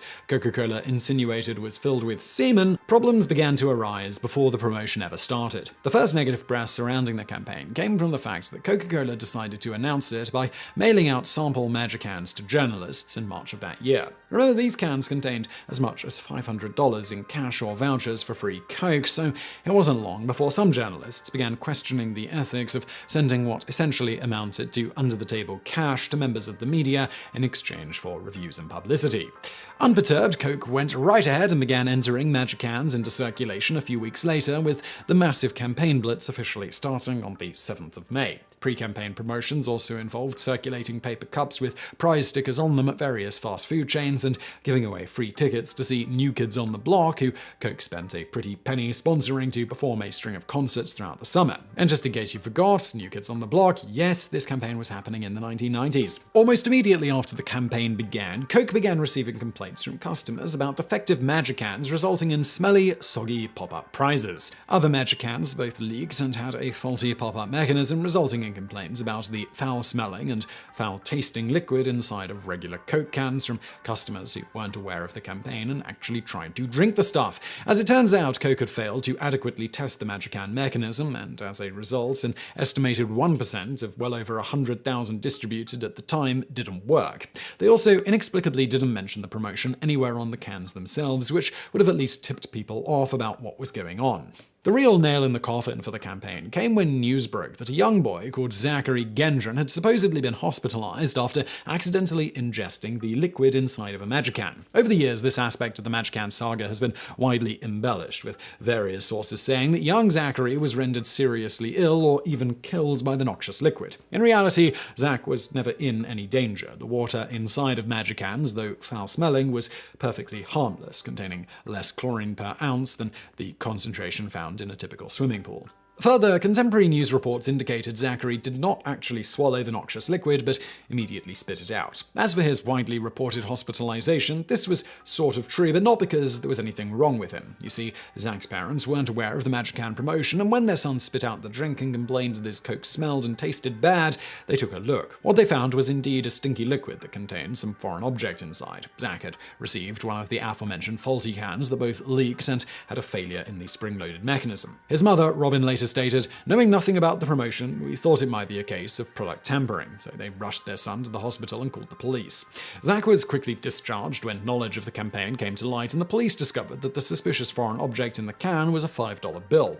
According to news reports, Zach was more worried about losing his $5, his mother wanted to frame it, but ultimately gave it to him when he objected, than he was about the liquid in the can. However, the damage was done, as things like child hospitalized after drinking from a can of Coke more at 11 makes for a better news bite than worried parents take child to hospital, child completely fine. Rumors quickly spread that some cans of Coke contained a deadly substance that had killed at least one child. Coke entered damage control mode and paid for full-size advertisements in 50 major newspapers, as well as airtime on most major networks, alerting the public that a negligible number of cans were defective and contained water that smelled noxious, but were otherwise completely harmless. Removing the 120,000 or so Magicans that were already on the shelves was impossible because the Magicans were indistinguishable from normal cans of Coke, not marked with any special serial number or the like. A week later, faced with ever-growing negative publicity and the rumor mill churning out outlandish stories akin to those often spread about on Halloween. You can see our video, Has Anyone Ever Actually Poisoned or Put Razor Blades or Needles in Halloween Candy, for more on that. Coke quietly ended the Summer of Magic promotion just 3 weeks after the campaign they'd invested $100 million in had started. To rub salt in the open wound, Coke's eternal rival Pepsi launched a nearly identical campaign soon after, only instead of stuffing cans full of a water that smelled like it came from the sewer and a complicated mechanism that held physical money, Pepsi released cool cans that had a number printed on the bottom inside that customers could quote to a toll-free number to see if they'd won a prize. Besides being much simpler and cheaper to implement, such campaigns often see most prizes unclaimed, allowing the company to promise much bigger prizes than they have to deliver. So Pepsi won, Coke nil, at least on the surface. You see, as with the fiasco of Coke trying to get rid of its original flavor in favor of new Coke, which we'll get to in the bonus facts in just a bit, this all ended up working out for the company, despite the negative press. Coke sales during the 3 weeks of the controversial campaign spiked to record levels at the time. Apparently, the saying, "there's no such thing as bad publicity," really is true. Ever wonder why Coca-Cola, arguably the most popular drink brand in the world, in the late 20th century decided to stop selling its #1 product, Coca-Cola, and instead give people a completely different product in its place? Well, want to know more? Now, before we get into the real reason for torpedoing their best-selling product, let us debunk the conspiracy theory that Coca-Cola was trying to swindle people into accepting high-fructose corn syrup over sugar in their drink by pulling the new Coke stunt. The truth of the matter is that already allowed bottlers to use high-fructose corn syrup in Coke for about 5 years before they introduced new Coke, before they even thought up the idea to make new Coke. Most made the switch pretty quickly because of the drastic cost savings. Initially, Coca-Cola allowed a 50% corn syrup substitution, and by about 6 months before the introduction of new Coke, nearly every major bottler of Coca-Cola was using 100% high-fructose corn syrup rather than sugar or a mixture of the two. So those who claimed they could taste the difference because of the high-fructose corn syrup after the return of the old Coca-Cola actually had already been drinking it with high-fructose corn syrup in most cases long before new Coke came around. Now, funnily enough, Coca-Cola did consider not announcing that they were switching to new Coke, with a plan to just very gradually change the flavor. But they ended up deciding that this was too risky, because if someone noticed, it might become a huge news story and hurt sales from the bad publicity of trying to trick their customers. So what really was the motivation for switching to new Coke and killing their world-famous previous product? Coke had steadily been losing ground to Pepsi, and by the early 1980s, taste tests done by Coca-Cola and Pepsi showed that most people preferred Pepsi over Coke. Further, if not for Coke's exclusive contracts with many restaurants and vending machine vendors, Pepsi would have been drastically outselling Coke, as it was in supermarkets and other locations where people had a choice. Coca-Cola thus set about changing their formula to come up with something that people would prefer over the original Coke and Pepsi. Specifically, they created New Coke based on their Diet Coke formula. Diet Coke was extremely popular right from its debut, rocketing up to the third most popular cola after Pepsi and Coke within just a few years of its debut, even though it was a new flavor and not a drink flavor based on regular Coke, as the name seems to imply. Thus, as taste tests showed that more people preferred the taste of Diet Coke to regular Coke, they decided to primarily just take out the artificial sweeteners in Diet Coke and substitute it in high-fructose corn syrup. With a few more minor modifications, they succeeded in creating a new, apparently tasty drink. This wasn't a case of them not doing their due diligence on whether it was better than the original Coca-Cola. They knew full well how big of a thing it would be to abandon their old formulation. As such, they ran numerous tests which showed the vast majority of people preferred the new formulation over the old, and it also beat out Pepsi by a decent margin. What went wrong is still partially up for debate, but the heart of the issue is basically the nostalgia factor, and that they'd spent nearly a century marketing their product as something you can't live without, and then they took it away. People had apparently taken this message to heart. While the taste tests made new Coke look great, they never explicitly asked the question in any of their tests, would you care if we switched in this new formulation of Coke and got rid of the old? They didn't do this because they didn't want people to know they were developing a new formulation at all. They did ask a very similar question that subtly implies the previous question, and the results should have clued them into the dissent. They asked tasters who had liked it, would you buy this new flavor if it were Coca-Cola? While the majority said yes, about 10% said no and got angry about the subtle implication of getting rid of Coke. While this is a small percentage, the problem ahead was illustrated in that these 10% were very vocal about their dissent and had a tendency to try to convince other testers that they should switch their answer to no too, often successfully. This is exactly how it played out when New Coke was introduced as well. At first, sales were up a significant amount over the previous year, even more than Coca-Cola expected, and according to surveys run by Coca-Cola, most people preferred the new flavor over the old. Just as importantly, the majority of existing Coke drinkers continued to buy Coke at the same levels as they did before. Further, most of those few customers they lost weren't switching to Pepsi, they were simply just not drinking Coke anymore. Coca-Cola stock went up and things were looking really good. But then the vocal minority started kicking up their heels. Complaints trickled in, and the angered Coke fans started enlisting the aid of the media. Soon, this trickle developed into a flood. One man, Gay Mullins, even started the Old Cola Drinkers of America organization to lobby for the return of Old Coke, or at least to try and get Coca-Cola to license out the formula to someone else. The fact that in blind tests, Mullins himself picked New Coke over Old Coke didn't stop him from attempting to sue Coca-Cola over the switch either and continue his campaign. The dissenters started convincing others. Many who had never even tried New Coke decided they hated it before even tasting it, primarily because they were upset at the fact that the original Coke was no longer available. Finally, just 3 months after New Coke was introduced, the public outcry forced Coca-Cola to release the old formula under the name Coca-Cola Classic. So why did they get rid of Coca-Cola Classic in the first place, rather than just introducing New Coke as a separate drink right off the bat? There were a few reasons, but the big one was because the market for cola drinkers at the time was shrinking fast, and by introducing another Coke substitute, having introduced Diet Coke in 1982, they feared, rightly so, it would split the market for their product, with many people who would have drunk Coca-Cola Classic now drinking New Coke. This would allow Pepsi to take the top spot by a good margin, allowing Pepsi to not only claim taste tests showed people preferred Pepsi, but also to boast about how Pepsi was the most popular soft drink in the world. Coca-Cola was unwilling to give this marketing advantage to Pepsi, so decided to get rid of the original Coke in favor of New Coke. After all, every test they ran showed people preferred the new formulation anyway, so what could go wrong? Despite the switch not working out the way they had hoped, it did end amazingly well.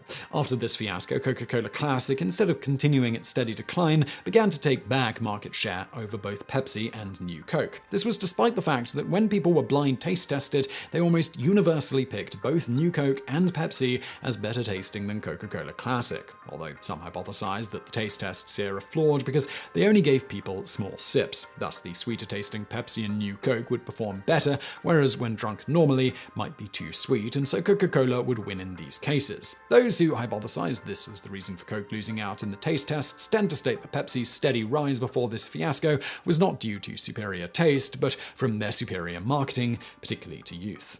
Whatever the case, while the whole thing was a fiasco that nearly sunk the company initially, within 6 months of the return of Classic Coke, Coca-Cola sales had risen at double the rate of Pepsi, and it continued to climb. Thus, the blunder ultimately was a huge part of why Coca-Cola was able to re-establish itself as the most popular cola in the world. Sometimes doing something stupid can really pay off, as Coca-Cola's marketing team has proven over and over again. In March of 2004, fast food giant McDonald's announced the end of an era. By the end of the year, customers at the chain's more than 13,000 US restaurants would no longer be hearing those iconic words, "Would you like to supersize that?" Since its introduction in the summer of 1987, supersizing has become an iconic part of the McDonald's brand, and to critics, the perfect encapsulation of all that is excessive and wrong with the fast food industry. But where exactly did the practice of supersizing come from, and why, given its enormous impact on global pop culture, did McDonald's finally decide to abandon it? The idea of supersizing meals can be traced back to the 1960s, and one David Wallerstein, the Chicago-born manager of the Balaban and Katz movie theater chain. A prolific innovator in the field of theater concessions, Wallerstein originated many now ubiquitous practices like offering butter on popcorn and ice with fountain drinks. When in the mid mid-60s, Balaban and Katz theaters suffered a slump in concession sales. Wallerstein set out to discover why. He observed that while most moviegoers were willing to consume far more than the standard popcorn and drink sizes of the day allowed, few opted to buy more than one serving. After careful observation and talking to customers, Wallerstein discovered why. Buying more than one serving made customers feel greedy and gluttonous, while the extra cups and bags were heavy and awkward to carry back to their seats. In response, Wallerstein introduced another simple but brilliant innovation: larger 2-quart popcorn buckets and 64-ounce drink cups. Concession sales recovered almost overnight, and modern movie concessions were thus born. A decade later, Wallerstein was serving on the board of directors of McDonald's when the company faced a similar slump in sales. As a solution, Wallerstein suggested offering supersized meals. However, Ray Kroc, then CEO of McDonald's, was unconvinced. After all, he argued, if people wanted more food, they would just buy an extra burger or order of fries. But Wallerstein disagreed. Based on his experience with theater concessions, he knew that most people were reluctant to buy extra portions for fear of appearing gluttonous. If instead they could purchase a larger single burger or basket of fries, he argued, then they would be more willing to increase their portion size and pay more. When Kroc still refused to budge, Wallerstein set off in search of evidence to support his case. While carefully watching patrons eat at a Chicago McDonald's, Wallerstein observed that many customers consumed their meals down to the very last crumb, even going so far as to lick the last drops of ketchup and mustard off of the burger wrappers in some cases. Clearly, these patrons were unsatisfied with existing portion sizes, but too self-conscious to order seconds. When presented with this evidence, Kroc finally relented. In more recent years, controlled scientific studies have confirmed what Wallerstein knew, that the human appetite is elastic and that people will eat up to 30% more than they originally would have when presented with larger portion sizes. More insidiously, supersizing also taps into our unconscious association between large portion sizes and social status. In a 2012 study conducted by researchers David Dubois, Derek Racher, and Adam Galinsky at Northwestern University's Kellogg School of Management, participants were made to read fake scientific articles stating either that 63% of the most influential Americans are fit or that 63% of the most influential Americans are overweight. They were then allowed to select one of 5 different sizes of chocolate bars. Of those primed to associate fitness with status, a significant majority chose a smaller chocolate bar, while those primed to associate weight with status overwhelmingly chose the supersized snack. This effect was further amplified when participants were also primed to think of themselves as more or less powerful, with those primed to think of themselves as less powerful being more likely to choose the supersized option. Further experiments revealed that this effect remains constant regardless of price, and is further amplified when subjects are aware that other people are watching them consume. Yet, despite the powerful psychological effects of supersizing, it wouldn't be until the summer of 1987 that McDonald's finally introduced the now iconic practice. However, this first round of supersizing was only intended as a one-time promotion. The ad copy reading, "When it's summertime, it's time for big fun and big tastes, like the taste of McDonald's cool, refreshing soft drinks, or our world-famous fries, or a delicious, thick and smooth shake. Just for summer, we've made them better by making them bigger, so the taste you love will last even longer. So ride, roll, skate, or stroll into McDonald's for the big taste of our super summer sizes. But hurry, summer doesn't last forever, and neither does this offer. It's available for a limited time only at participating McDonald's." Over the following years, however, McDonald's would change its mind thanks to a pair of groundbreaking movies. In 1988, McDonald's partnered with Disney to promote the live-action and animation hybrid Who Framed Roger Rabbit. Given the more mature tone of the film compared to previous Disney animated features, McDonald's decided to forego the typical Happy Meal promotion aimed at children and instead decided to bring back supersized meals in order to appeal to the teenagers and adults who were the film's main audience. 5 years later, McDonald's used the same strategy to promote Universal's 1993 blockbuster Jurassic Park, offering dino-sized fries and drinks and special collectible drink cups featuring dinosaurs from the film. Both promotions proved so successful that McDonald's decided to retain supersized items as a permanent part of its menu, and the rest, as they say, is history. But, alas, it was not to last. Many factors played into McDonald's decision to abandon supersizing in 2004. According to McDonald's spokesman Walt Riker, the main driving force behind abandoning the practice was simplification. In the 1990s, McDonald's introduced a large number of new menu items in an attempt to correct flagging domestic sales. This resulted in a menu that many customers complained was too cluttered and complicated. When sales began to recover in the early 2000s, the company saw the opportunity for some long overdue housekeeping. As a former McDonald's franchising executive Richard Adams explained, explains, "Now that sales have improved, it's easier to pull things off the menu. When sales are declining, the corporation and the franchisees are terrified at the prospect of selling a few less 42-ounce drinks. When sales are on the upswing, it's easier to admit that you can't be everything to everybody." At the time of McDonald's announcement, Walter Riker also listed another more surprising reason for abandoning supersizing. That was a lack of sales. Strange as it might seem, according to the BBC, by 2004, supersized options only accounted for 0.1% of McDonald's total sales. The official reason given by McDonald's for this decline is that the supersized options were simply too big, and many customers were unable to finish their meals before the fries grew cold and stale and the soda was warm and flat. But the trends may in fact have had more to do with the second major reasoning for abandoning supersizing: growing concerns over the healthiness of McDonald's food. Despite being among the first modern fast food chains, McDonald's was the last one to introduce healthier food options, only adding salads to its menu in 1986, long after most other chains had already done so.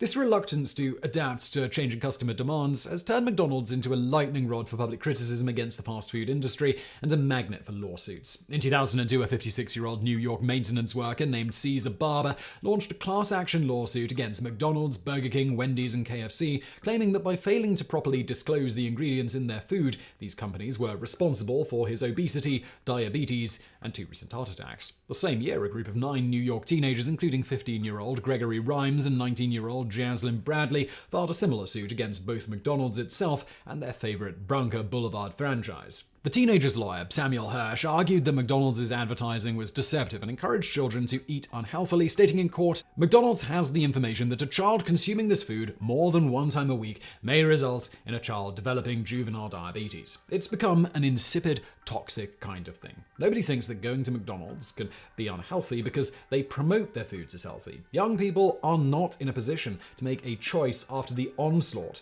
of advertising and promotions." John Doyle, co-founder of restaurant industry group Center for Consumer Freedom, countered Hirsch by saying he must be aware that fully 2/3 of all foods consumed in America are consumed in people's homes. Is he proposing that we sue America's mums? To win his suit, he has to convince a jury or a judge that people are too stupid to feed themselves or their children. If people are so stupid, should they be allowed to vote or go to work in the morning?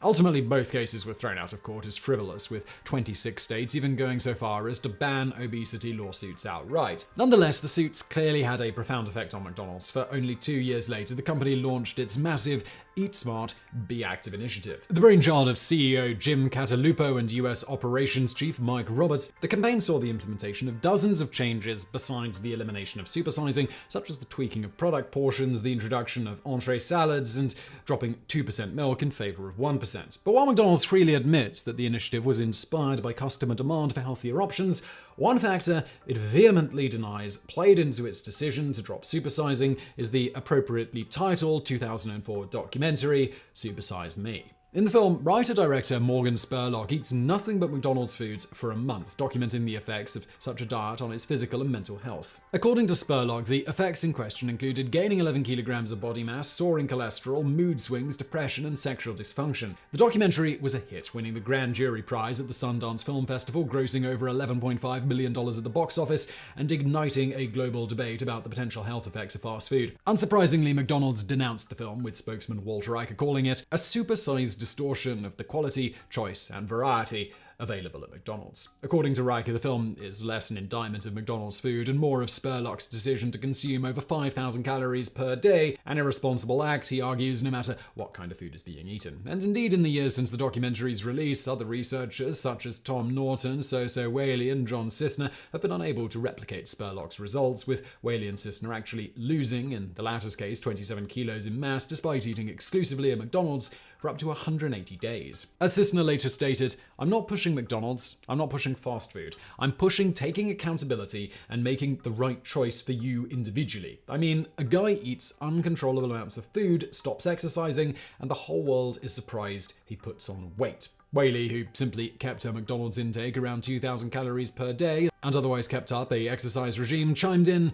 "The first time I did the diet in April 2004, I lost 10 pounds and lowered my cholesterol 40 points. This, along with Spurlock's refusal to release his food logs, has led to widespread accusations that his results were fabricated or heavily distorted. Nevertheless, the documentary had a pun intended, supersized impact on the public's perception of McDonald's and other fast food chains and forced these companies to come to terms with rapidly changing consumer demands. But the more things change, the more they stay the same. For despite the gargantuan portions evoked by the word supersize, the difference between the current largest portion sizes and their original supersized equivalents is surprisingly small. For example, the current 6-ounce large fries have only 74 fewer calories and 3 fewer grams of fat than the old 7-ounce supersized fries, while the difference between a large and a supersized Coke is only 97 calories. And despite McDonald's claims that the elimination of supersizing was part of a larger initiative to streamline and simplify their menu, since 2004 the menu has actually ballooned from 60 items to 145 items, including a Grand Mac burger, larger than anything the chain has previously offered. But at least when McDonald's launched its Eat Smart Be Active campaign, it actually did reduce the size of its portions. When in 2006 rival chain Wendy's eliminated its Biggie size option, it did so in name only. The size is still available. Now it's just known as medium. Similarly, Burger King's king size now goes by the more modest name of large. So while the words, "would you like to supersize that," have disappeared from American fast food restaurants, the spirit of those words is still very, very much alive and well.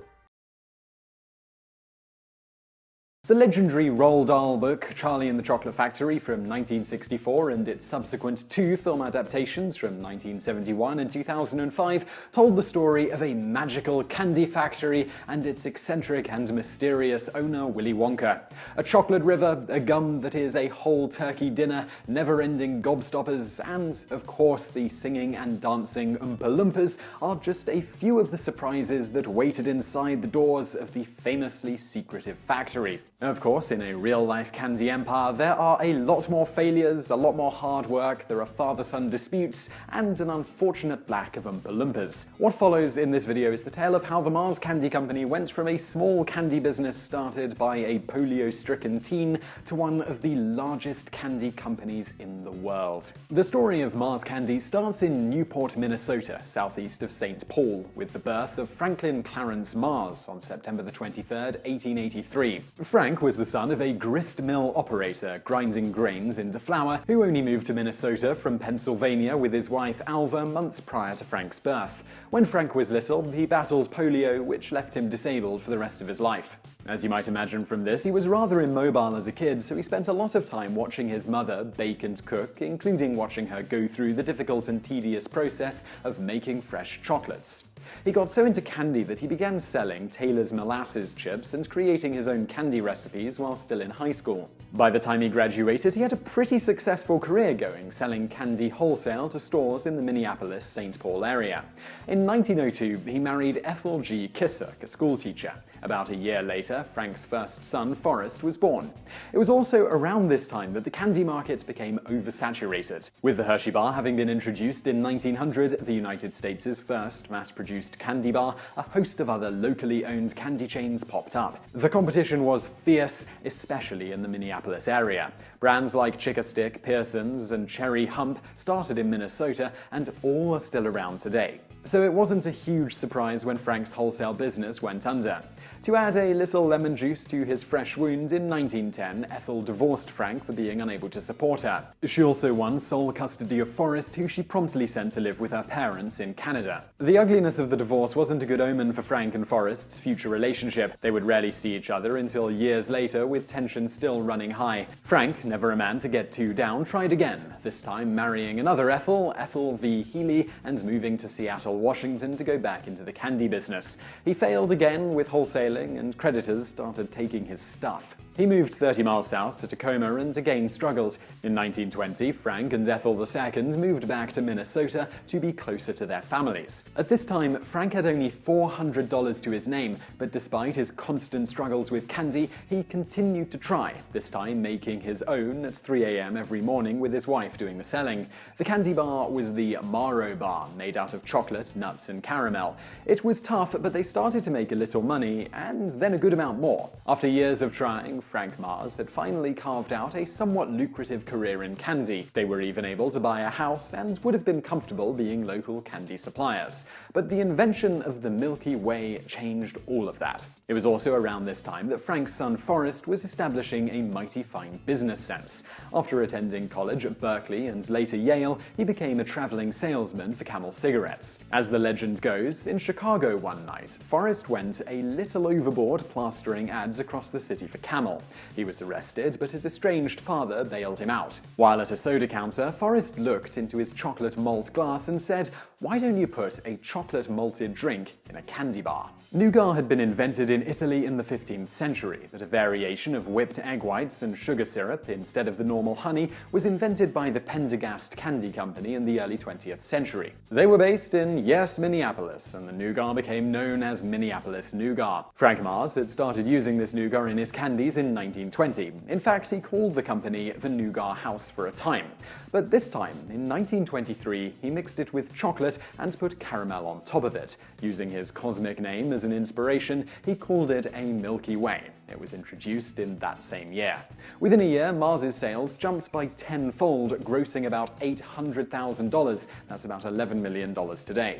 Said Forrest later, "That damn thing sold with no advertising." Mars Company quickly launched into orbit. They moved their headquarters to near Chicago, and by 1928, just 5 years after introducing the Milky Way, they were making $20 million in gross revenue. That's about $273 million today. In 1930, they introduced the Snickers bar, named after Frank's favorite horse, and soon after, the Three Musketeers. Frank started living in grand fashion, buying fast cars, big houses, and a horse farm for his wife. Meanwhile, Forrest didn't like what he saw. Knowing that there was more profit and security to be had by cutting costs and expanding the business into other areas, he tried to convince his father to give him a third of the company and let him expand to Canada, Forrest's home country. Frank refused, and Forrest, later recounting a conversation with his father, "I told my dad to stick his business up his arse. If he didn't want to give me a third right then, I said I'm leaving."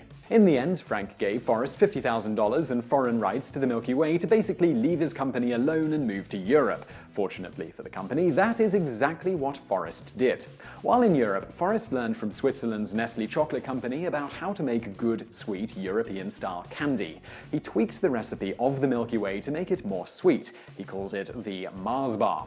It sold even better than the Milky Way in Europe, amassing Forrest his own considerable fortune. Frank passed away in 1934 at the young age of 50. His wife Ethel took over the company, then Frank's half-brother William L. Slip Krupenbacher when Ethel was too ill to run it. In 1945, Ethel passed away. The company moved to the next of kin, the business-savvy Forrest.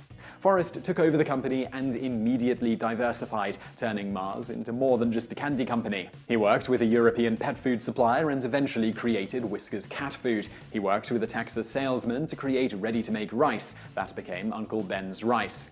Besides being a brilliant money-making businessman, he was also known to have a violent temper and a demand for perfection.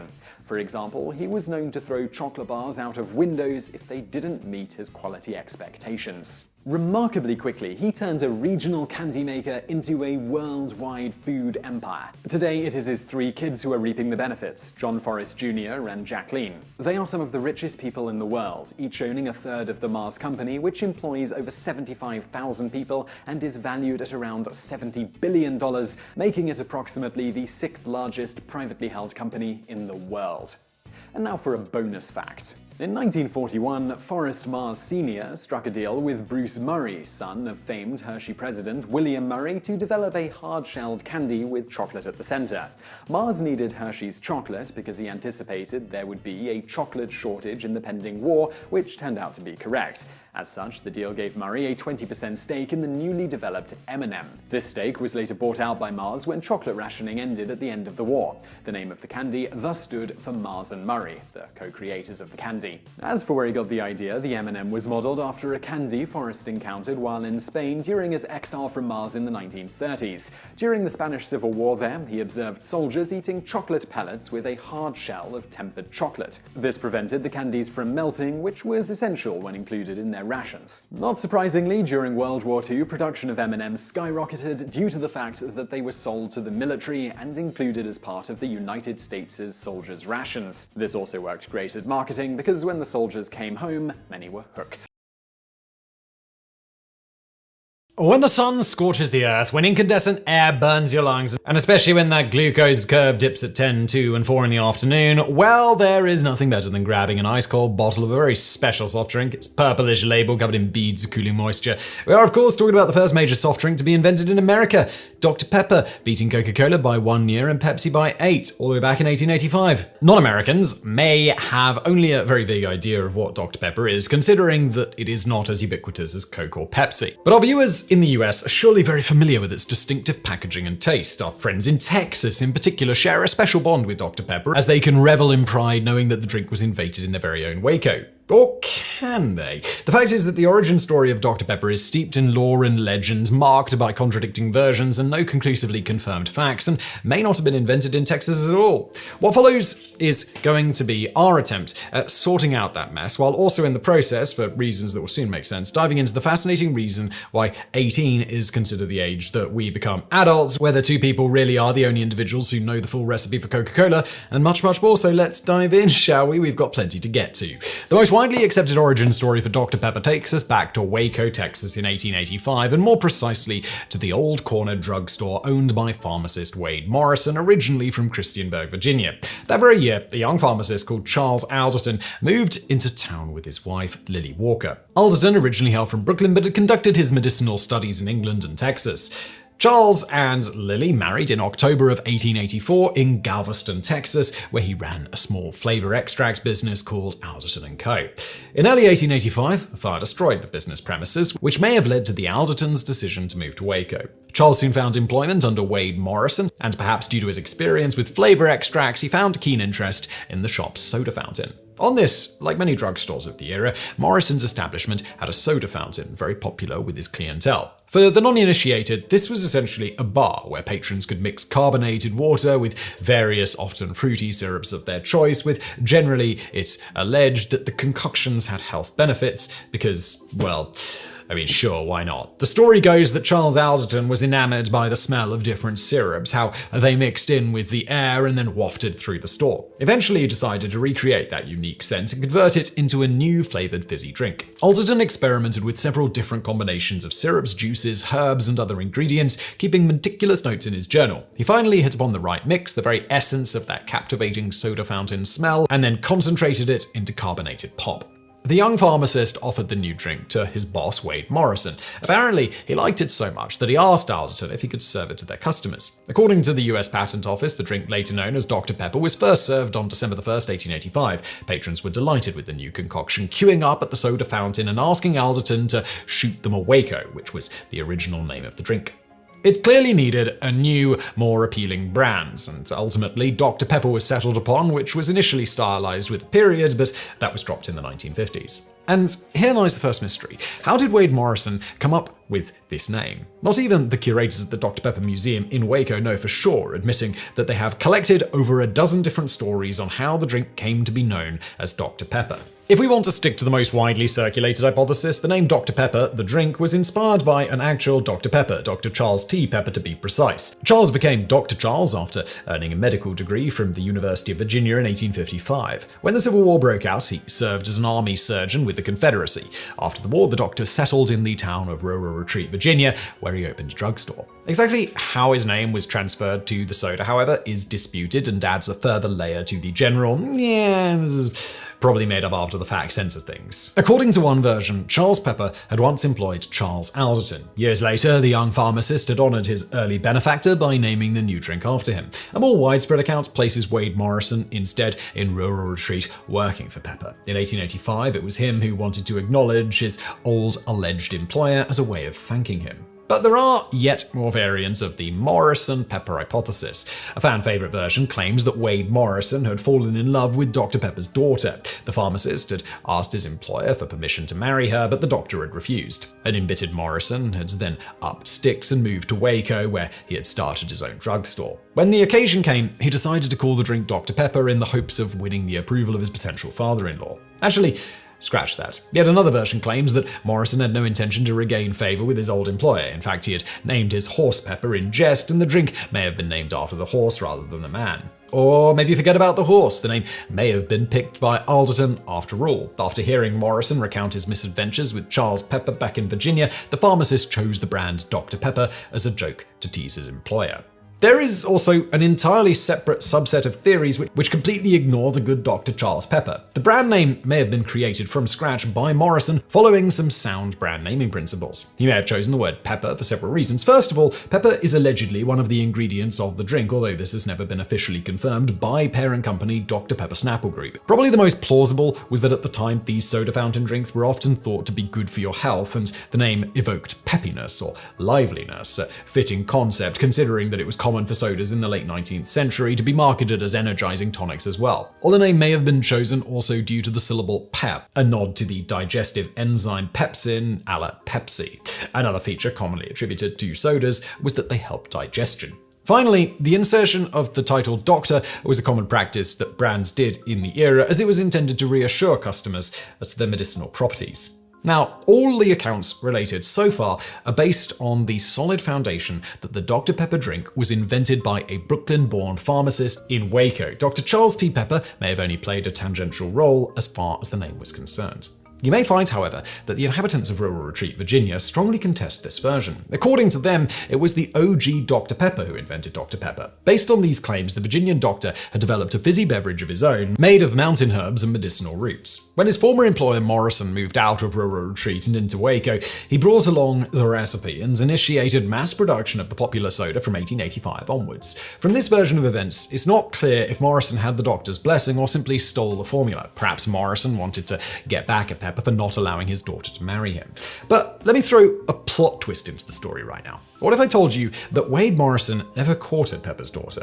Back in 1992, Associated Press debunked the myth of Morrison pining for Miss Pepper, yet this strangely still survives, mainly thanks to corporate communications from Dr. Pepper Snapple Group. Associated Press reported that according to a census carried out in 1880, Dr. Pepper's daughter was born in 1874. Therefore, by the time Morrison and Alderton were experimenting with sodas in Waco, she would have been only 11 years old. Unless you're currently about to comment, well, different times, where an 11-year-old could be courted by an adult, or even older teen male in a socially acceptable way, we're going to go ahead and thoroughly debunk that in the bonus facts later in the video, so stay tuned. For those who don't care to watch that far, well, we'll just say for now that it has never in recorded history been terribly socially acceptable for an adult male to court a young teen girl, nor has it ever been common for a young teen girl, or even to an extent an older teen girl, to get married. And it was actually the baby boomer generation who saw one of the lowest marriage age averages in recorded history, oddly enough. And if you don't believe us, just watch to the end, and we're definitely not doing that for YouTube algorithmic reasons. But for now,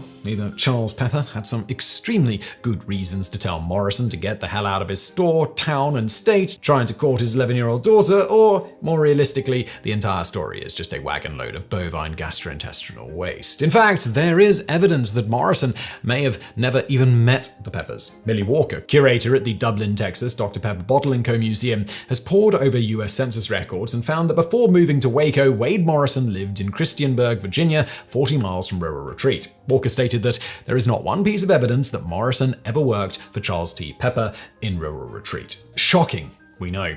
In fact, probably shouldn't be if you've ever read some of these origin tales surrounding Dr. Pepper, which just scream once again, made up after the fact and nobody seemingly able to point to any real hard evidence to support much of it. On this note, the whole narrative behind the genesis of Dr. Pepper was hit by another curveball in 2008, following a chance discovery at an antiques shop in Shamrock, Texas. Bill Waters, a manuscript collector from Oklahoma, bought a wooden crate once used to store medicine bottles. While rifling through its contents, Waters found an old sales ledger bearing the letterhead WB Morrison & Co.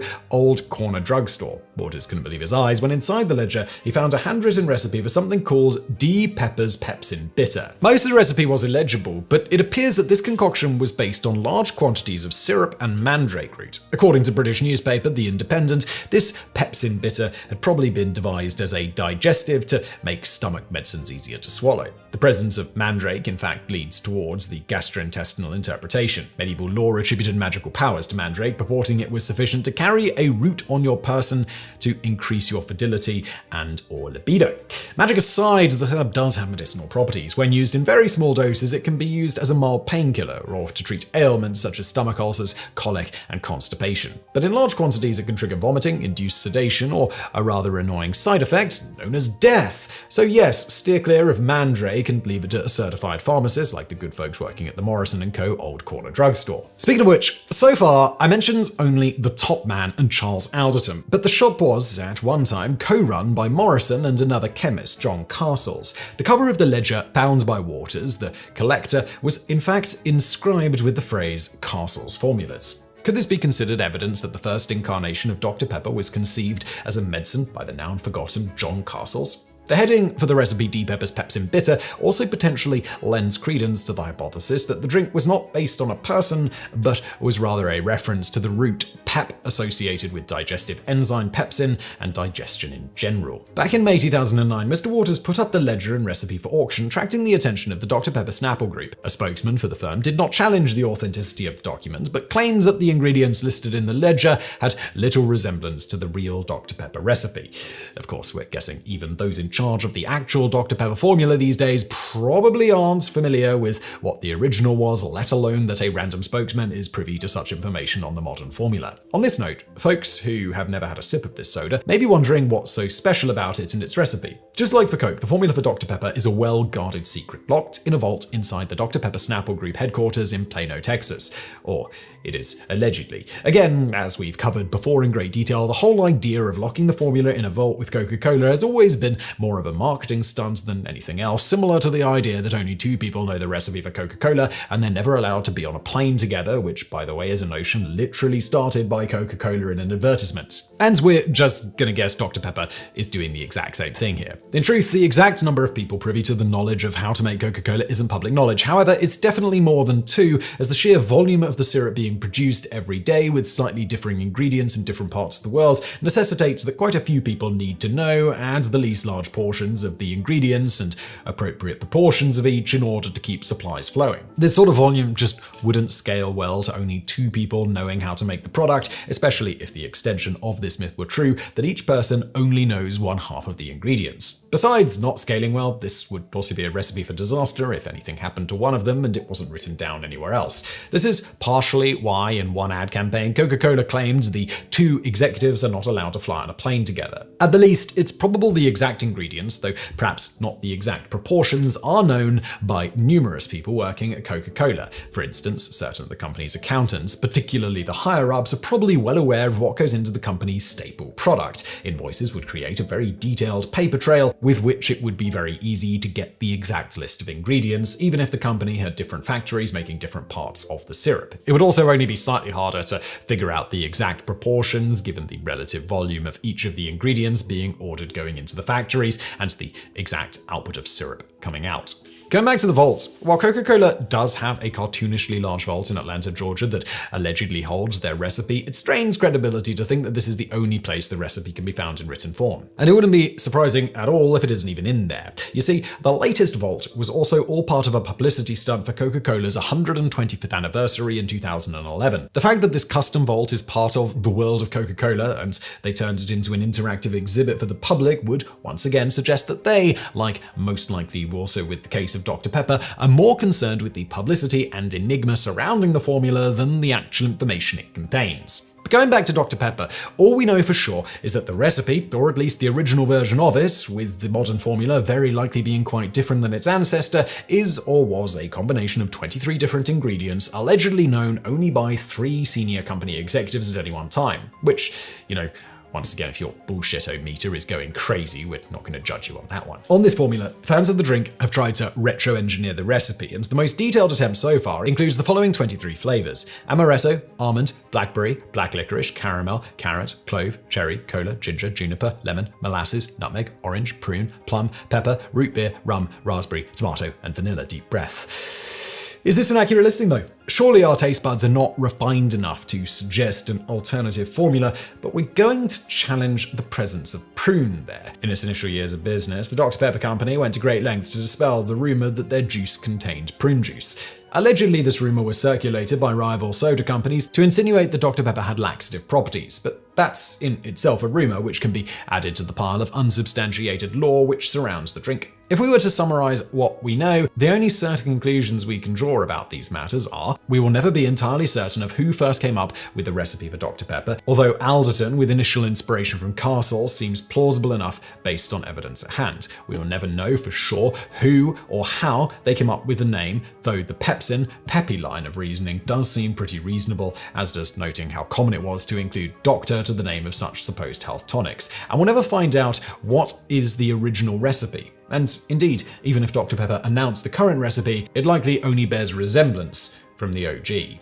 So, now at this point, you might be wondering how Dr. Pepper grew from that little shop in Waco to be beloved by nerds the world over today. On this, we could be a lot more definitive. After its invention in 1885, the citizens of Waco went crazy for the stuff, so much so that Morrison and Alderton sensed a business opportunity and started selling their flavored mixture to other soda fountain operators in town. But demand kept growing, dwarfing supply. Morrison realized he needed a business partner to scale up production. He found one in Robert S. Lazenby, a young beverage chemist and owner of the Circle A Ginger Ale Company in Waco. Lazenby loved Dr. Pepper and was happy to give it a shot. Charles Alderton, on the other hand, had lost interest in the sector of fizzy drinks and was happy to sell the rights to use his recipe to his business associates. Alderton lived in Waco most of his life, focusing on pharmaceutical work and his commitments with the local Masonic Lodge, of which he later became master in June of 1911. After remarrying in 1919, Alderton joined the Waco Drug Company, overseeing the company's research lab. He would later be recognized as one of the leading chemists in the south of the US.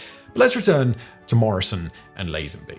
The two co-founded the Artisan Manufacturing and Bottling Company in 1891, with the intention of scaling up the production of the successful drink. In September 1898, the Southwestern Soda Fountain Company, based in Dallas, bought the rights to manufacture and sell Dr. Pepper syrups. In other words, the folks at Southwestern would own the production of the concentrated syrup, while Morrison and Lazenby's Artisan would take care of mixing the syrup with carbonated water, bottling the end product and distributing it. In September 1902, the Southwestern changed its name to Dr. Pepper Company. A logical move, but the Artisan Bottling Company still called the shots when it came to distribution. It was Lazenby's idea, in fact, to introduce Dr. Pepper to its largest audience yet. This happens at the Louisiana Purchase Exposition, also known as the St. Louis World Fair, from April to December 1904. At the exposition, ecstatic crowds are apparently first exposed en masse to hamburger buns, hot dogs, and ice cream cones, although as we've covered before, there is much more to those stories than the popular narrative today claims. But those are stories for another day. But for this one, the audiences did enjoy Dr. Pepper there, and it was an instant hit. In 1920, the Artisan Manufacturing and Bottling Works was absorbed into the Circle A, Lazenby's original corporation. The new entity became the only authorized bottler of Dr. Pepper concentrate, but they had little cause to celebrate. Rises in prices of commodities and in bottling taxes caused the company to file for bankruptcy in June of 1923. 1 month later, what remained of Circle A was incorporated into the Dr. Pepper Company, finally placing production of concentrate and bottling under one roof. Under the guidance of Lazenby's son-in-law, John O'Hara, Dr. Pepper continued to grow in popularity thanks to well-conceived marketing strategies. O'Hara's company employed the Tracy Locke Dawson Advertising Agency, or TLD. In 1926, TLD execs learned about an interesting study published by Dr. Walter H. Eddy at Columbia University. The study found that the blood sugar levels of the average individual were at their lowest around 10:30 a.m., 2:30 p.m., and around 4:30 p.m. Copywriter Earl Racy came up with the slogan, "Drink a bite to eat at 10, 2, and 4. This was an incredibly successful strapline, which earned Earl Racy a $25 bonus. That's $432 adjusted for inflation, which is kind of a stingy reward if you ask me, as the 10-2-4 concept was also incorporated into the logo and remained in use until the 1970s. Moreover, it laid the foundation of Dr. Pepper's image as a liquid pick-me-up for busy people conducting useful work. This became very useful during World War II, when the US rationed sugar, a much-needed ingredient for the explosive industry. The Dr. Pepper company responded by issuing a booklet called The Liquid Bite, explaining how their soda could act as an energy booster for soldiers and workers. Although, while sugar can indeed provide energy for physical activity similar to any other carb, we would just like to point out here that it is a myth that sugar makes anyone, including kids, hyper or anything of the sort. That is absolutely not a thing. In any event, in the post-war era, the drink maintained its identity as an energizing tonic and was advertised with the slogan, "The Friendly Pepper-Upper." In the 1960s and 1970s, it became clear to the Dr. Pepper company, later Dr. Pepper Snapple Group, that they could not compete against the giants of the soft drink business, such as Coca-Cola and Pepsi. In another stroke of advertising savviness, the new brand identity switched from sugary energy to originality and uniqueness. First, Dr. Pepper embraced the slogan, "The most misunderstood soft drink," followed by "The most original soft drink even in the whole wide world." And finally, "Be a Pepper, be you." We could not agree more. Even if you've never tried Dr. Pepper, or even if you find that its combination of allegedly 23 ingredients is not to your taste, it is undeniable that this drink stands aside from others in the market. Just don't try and drink it when it's gone flat and warm. Goes from the nectar of the gods to chemical pig swill. Only the Friendly Pepper-Upper can boast such a complex, fascinating, and contradictory foundational myth, in itself a clear sign of the special place that this sort of drink holds in the heart of American pop culture and nerds the world over. Paired with pizza or Caesar salad, really not sure it gets much better than that. Bonus fact. Going back to the whole teen girl marriage thing as alluded to previously, this has never, in recorded history, been the norm outside of with the royals occasionally, which is likely where this myth comes from. As for the rest of the human populace, while certainly there was a little more wriggle room than in modern times, in many places, setting the line at 18 plus, as in very modern times, was more or less the norm. For example, a study performed by the National Bureau of Economic Research, NBER, on marriage in North America and Western Europe found that young women from the 17th through 19th centuries were not all that young when they got married. Case in point, in Massachusetts, records dating from 1652 to 1800 demonstrate that the mean age of first marriage for ladies was between 19.5 and 22.5 years, and records for other colonies reflect similar ages. In fact, the average age of first marriage for all of the colonies studied was 19.8 before 1700, 21.2 during the 18th century, and a whopping 22.7 during the late 18th century. This is consistent with data gathered in England, France, and Germany that puts the average mean age of first marriage for women at 25.1 from 1750 to 1799 and 25.7 from 1800 to 1849. Maintaining the trend, by the end of the 19th century, the median age when women were first getting married was between 22 and 24 years old, and this tendency continued into the 1940s. In fact, the lowest median age of first marriage since the 1700s was had by the baby boomer generation, where the age dropped to 20.5 years in 1950. Unsurprisingly, perhaps this generation also saw the highest divorce rates in recorded history, with that number, contrary to popular belief, declining rapidly in recent years as the age of marriage has been increasing. Finally, if you're now wondering how society came to the age of 18 for adulthood, well, pretty arbitrarily, and in part just because of war. On this, in modern times, we've collectively decided, in the ballpark of 18, depending on nation, is when people are old enough to make good choices, including when it comes to reproductive and marital activities. But of course, for most of history, nobody thought like this. For example, at just 16 years old, Alexander the Great was busy conquering Mede when they dared to revolt against Macedonia. Also at 16, a peasant girl by the name of Joan of Arc was taking her first steps into historical prominence by having the gall to approach a garrison commander to tell him how to do his job.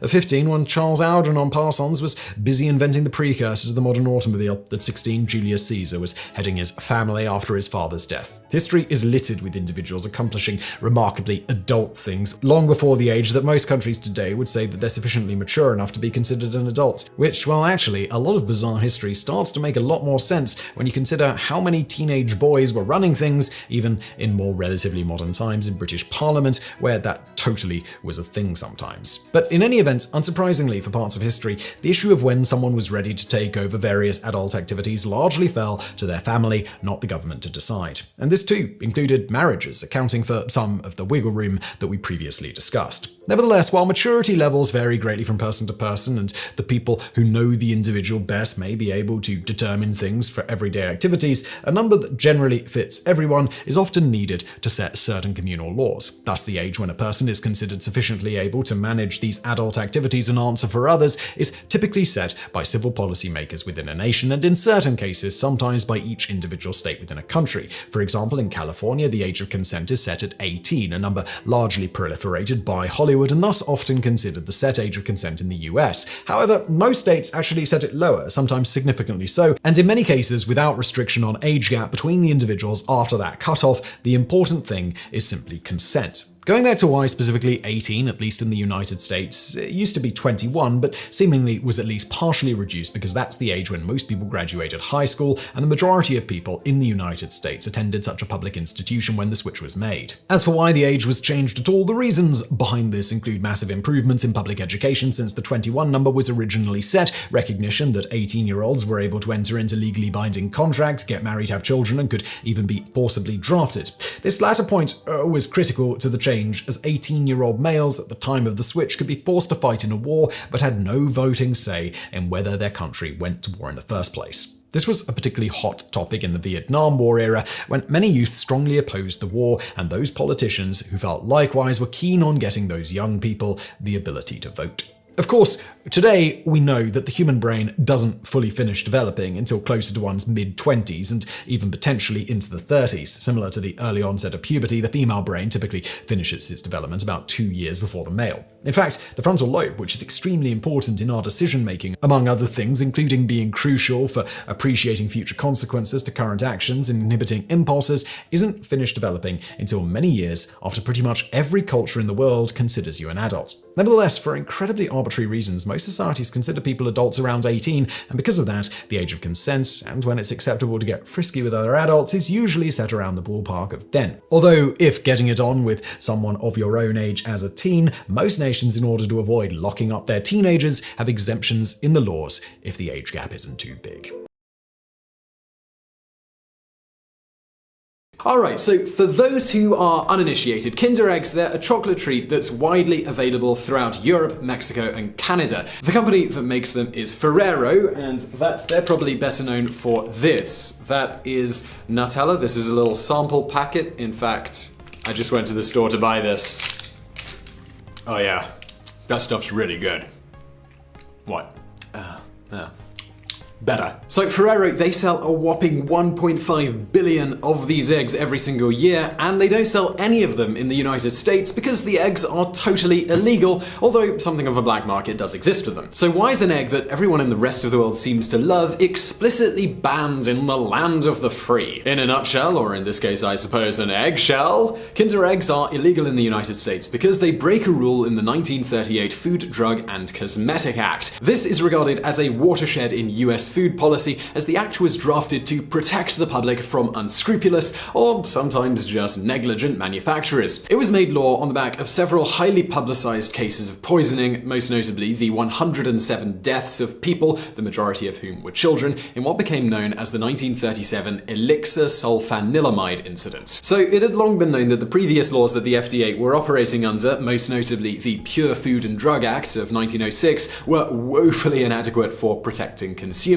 but the elixir sulfanilamide incident sparked major public awareness of the issue. So what exactly happened here? So despite the fact that sulfanilamide sounds like a terrifying chemical to ingest, it's actually a perfectly safe antibiotic when it's administered properly, and it was used among other things at the time to good effect for treating streptococcal infections. It was also later massively effective in reducing infection and mortality rates in World War II. However, in an attempt to create a liquid version of this drug, it normally came in either powder or tablet form, the lead chemist at S.E. Massengill Company, called Harold Cole Watkins, mixed it with diethylene glycol, commonly used today in antifreeze and as a solvent. So at the time it was known that this substance, diethylene glycol, was highly poisonous to humans, most notably causing kidney failure, but this had only recently come to light, and Watkins did not know this when he decided to use it in the company's elixir. He simply chose it owing to how well sulfanilamide dissolved in the substance, and because diethylene glycol tastes slightly sweet. In this case, even animal testing would not have been required to discover the substance was toxic. Watkins would have merely needed to do a surface-level look into the compound, with several previously published studies noting that the substance, even in relatively small doses,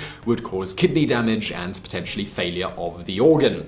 But, well, no such due diligence, research, nor testing to determine the safety of such an elixir before putting it on the market was required at the time. Blissfully unaware that they were about to start selling a tasty tonic of death to their customers, S.E. Massengill sent out 633 shipments of the elixir in the autumn of 1937 to pharmacists across the nation.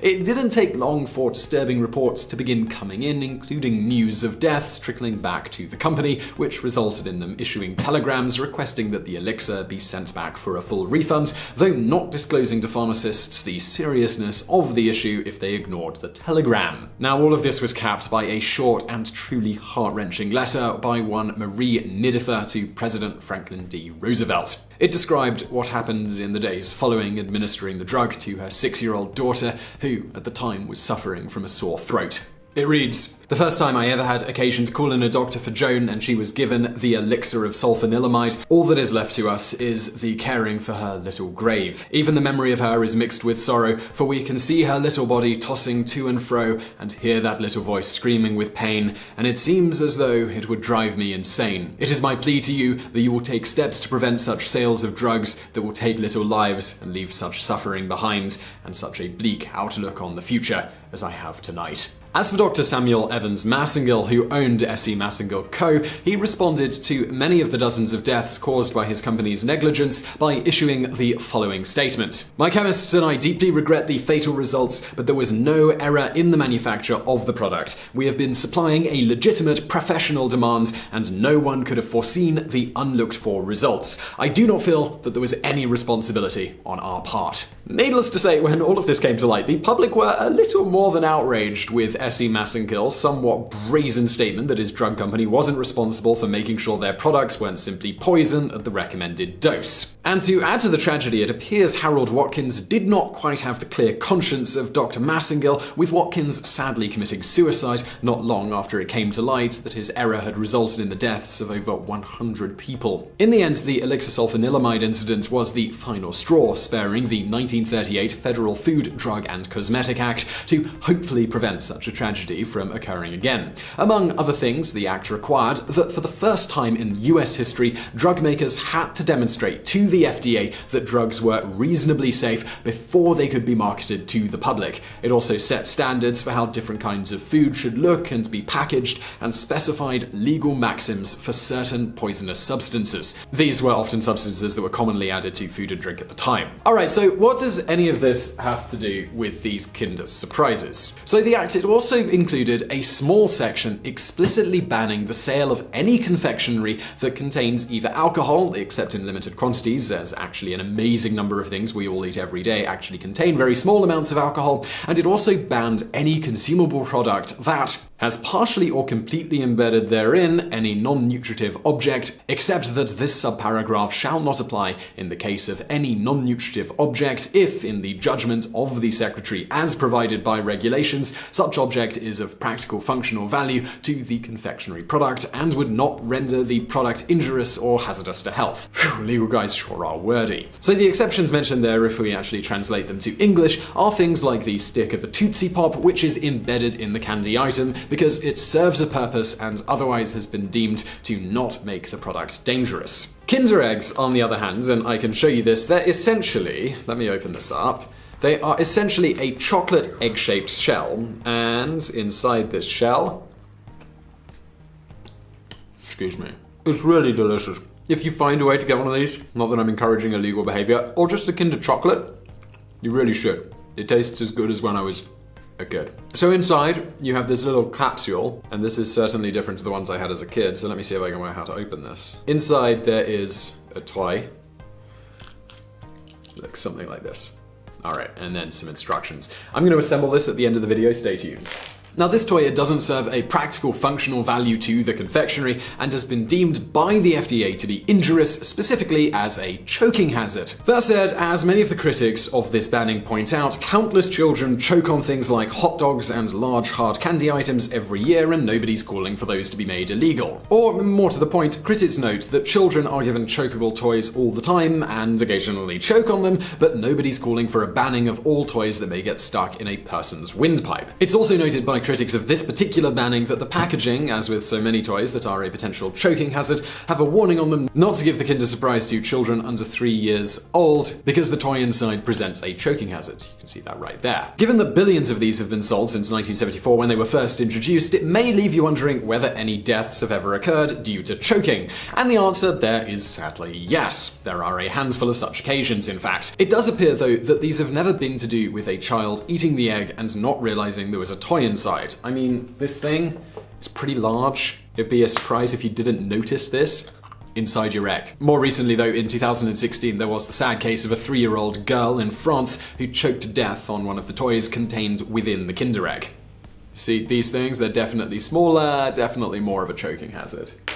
Paramedics were able to resuscitate the girl, but she later died of brain damage caused by asphyxiation. Another recent case we found, somewhat illustrating the rareness of this thing, is one we found from 1985 in the UK, where a 3-year-old boy, Roddy John Breston, choked to death on the wheels and axle of the toy inside the egg. As I mentioned, the toys are meant to be constructed, the smaller parts are pretty tiny. However, after investigation into whether this particular confectionery should be banned, the UK Department of Trade and Industry issued a report which, among other things, noted the death did not occur as a result of the child biting into the egg, and it appears that eating the egg and swallowing the set of wheels were separate events. It is an unfortunate fact that the world is full of small objects which can cause the death of a child by choking. The tragic death emphasizes, again, the need for parental vigilance. Needless to say, in this case, they didn't choose to ban Kinder Surprise. That said, the supporters of the FDA's position on this one note that while it is true that kids are apt to choke on little toys, whether they're encased in a chocolate egg or not,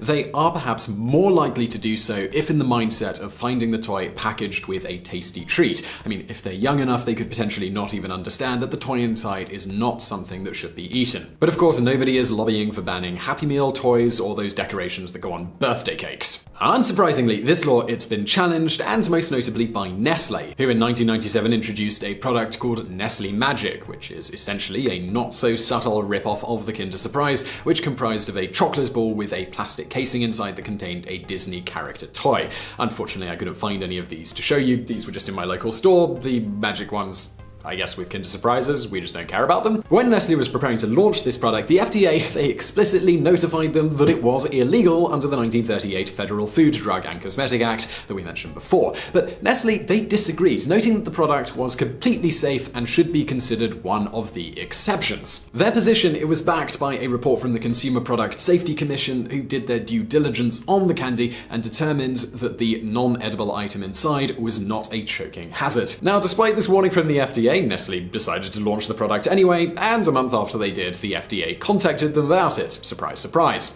Now, a spokesman from Nestle, who was then Vice President for Corporate and Brand Affairs, Laurie McDonald, stated that they decided to move forward with the product because we believe it's legal, we believe we have an honest disagreement on a technical issue. Nestle also attempted a political lobbying blitz to change the law, including trying to get Congress to embed wording in the Agricultural Appropriations Bill that would have made their product legal, with Representative George Nethicott of Washington State, whose district, by the way, just so happened to include a large Nestle plant employing hundreds of voters. He was championing the tweak in wording. So then a heated legal battle took place, with Mars, Nestle's chief rival in the States, leading the charge against Nestle. Although Mars said they were doing it to protect the public, they initially denied having anything to do with the campaign to confirm that the candy was illegal. It was only later that it was discovered that Mars was funding the case through public interest groups. Mars also initiated their own lobbyist blitz in order to convince the appropriate politicians that Nestle Magic was dangerous. Ultimately, Nestle, they were forced to take the product off the shelves, with precedents such as this making it practically guaranteed the Kinder Eggs are going to be, at least for the foreseeable future, not available legally in the United States. This has actually resulted in a small but thriving black market for the candy due to the toys inside being highly collectible, as well as the fact that it makes for a great candy to put in an Easter basket. In fact, United States customs agents note note that they see a massive upswing in attempts to bring the candy into the country around about Easter. They also warn that attempting to do so, even if it's just for your own personal use, and you're not trying to use the eggs for commercial purposes, can see you slapped with a massive fine. And at this point, I'd just like to reiterate that I am not in the United States. I definitely bought these in Europe, where I live. So now let me give you an example of what happens if you do bring one of these into the country. There was one couple who was returning to the United States from Canada, and they were fined $12,000 for trying to bring 10 of them into the country. That's $1,200 each. That seems pretty crazy, and they were just going to be given to their own kids. Now, this said, such heavy-handed punishments, they are pretty rare, and in most cases, customs agents are just going to confiscate the eggs. However, according to a self-described Kinder Egg smuggler called Joe Wass, he has on one occasion been allowed to enter the US with the toys contained inside the Kinder Eggs. In this case, the customs agents in question actually made him eat all of the eggs rather than just allowing him to discard the chocolate in the trash and take the toys. Was noted of this, they wanted to see me suffer, so I had to eat 20 chocolate eggs. So let's get cracking with those bonus facts, and I'll try and assemble a Kinder Egg. So all is not lost for Ferrero. In fact, they've made steps to get a foothold in America. Starting in 2018, they're going to be offering a variation of the Kinder Surprise in the United States. Now, contrary to many a news report, this is not actually just a Kinder Surprise, and then the toy would be packaged separately. Actually, the egg-shaped packaging does actually have two separate halves. Now, I really didn't expect to find one of these when I went to the store, but I believe this is the product that they're talking about launching in 2018. It was just sitting there next to the regular Kinder Eggs. So apparently in here, we have two separated halves. Yes, we do. And in one side, there's going to be a toy. Nope, that's not the toy side. That's there's chocolate cream, a spoon, and two little wafer balls floating. This is definitely the thing that's launching next year. That smells pretty good.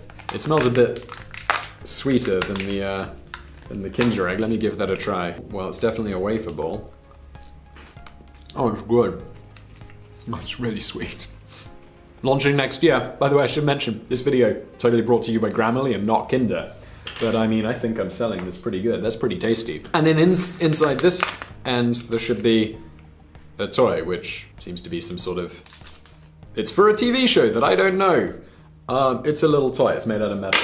There you go. So obviously that's a pretty different product, but you can see why they're launching something so similar in the United States, because they can't do the original Kinder Eggs, which, you know, they can't do these things. So also, I did some reading, and apparently this thing, the Kinder Joy, was actually originally not created to break into the US market, but because there were places where the egg was melting before it could find its way into people's mouths, so they made this Kinder Joy instead. Stay tuned, Americans, 2018 apparently.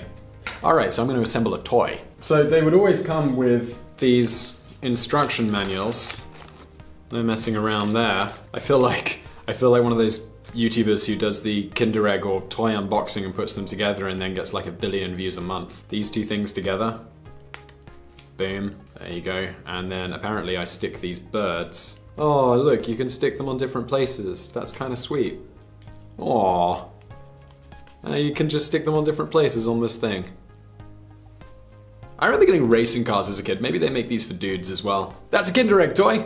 Thanks for watching, guys. And don't forget to check out Grammarly. Let me know if you like the videos like this. And that's all for today. The Filet-o-Fish is one of the more curious items on the McDonald's menu in that it receives virtually no advertising whatsoever, yet still continues to be sold by the chain despite the fact that nobody ever seems to order one, and it's been a problem item for years in the company due to difficulty finding a sustainable, tasty source of fish meat at the volume the behemoth needs, as well as the fact that you have to cook it in a separate fryer from other items. As it turns out, they keep it around because the Filet-o-Fish is actually intended to be eaten by a very specific type of customer, people who abstain from eating non-seafood meat for various reasons. According to McDonald's executives, approximately 23% of the Filet-o-Fish sandwiches sold by the chain each year are sold during Lent. While the exact rules vary somewhat from region to region, in general, Catholics traditionally abstain from eating most meats on Fridays and Saturdays during this period. In some regions, the requirement is even that members of the church avoid non-seafood meat on every single Friday of the year. Moving on, or rather back, the genesis of the Filet-o-Fish came way back in the early days of the future fast food king. You can see our video on Who is McDonald in McDonald's for more about that. In 1960, at a small McDonald's restaurant in Ohio, the owner of the franchise, a man called Lou Groen, was struggling to keep his restaurant open.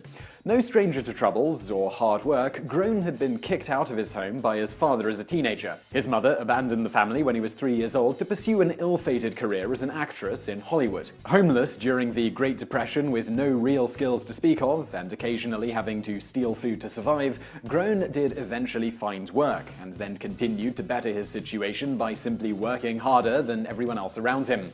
Fast forward a couple of decades and he found himself the president of the Cincinnati Restaurant Association.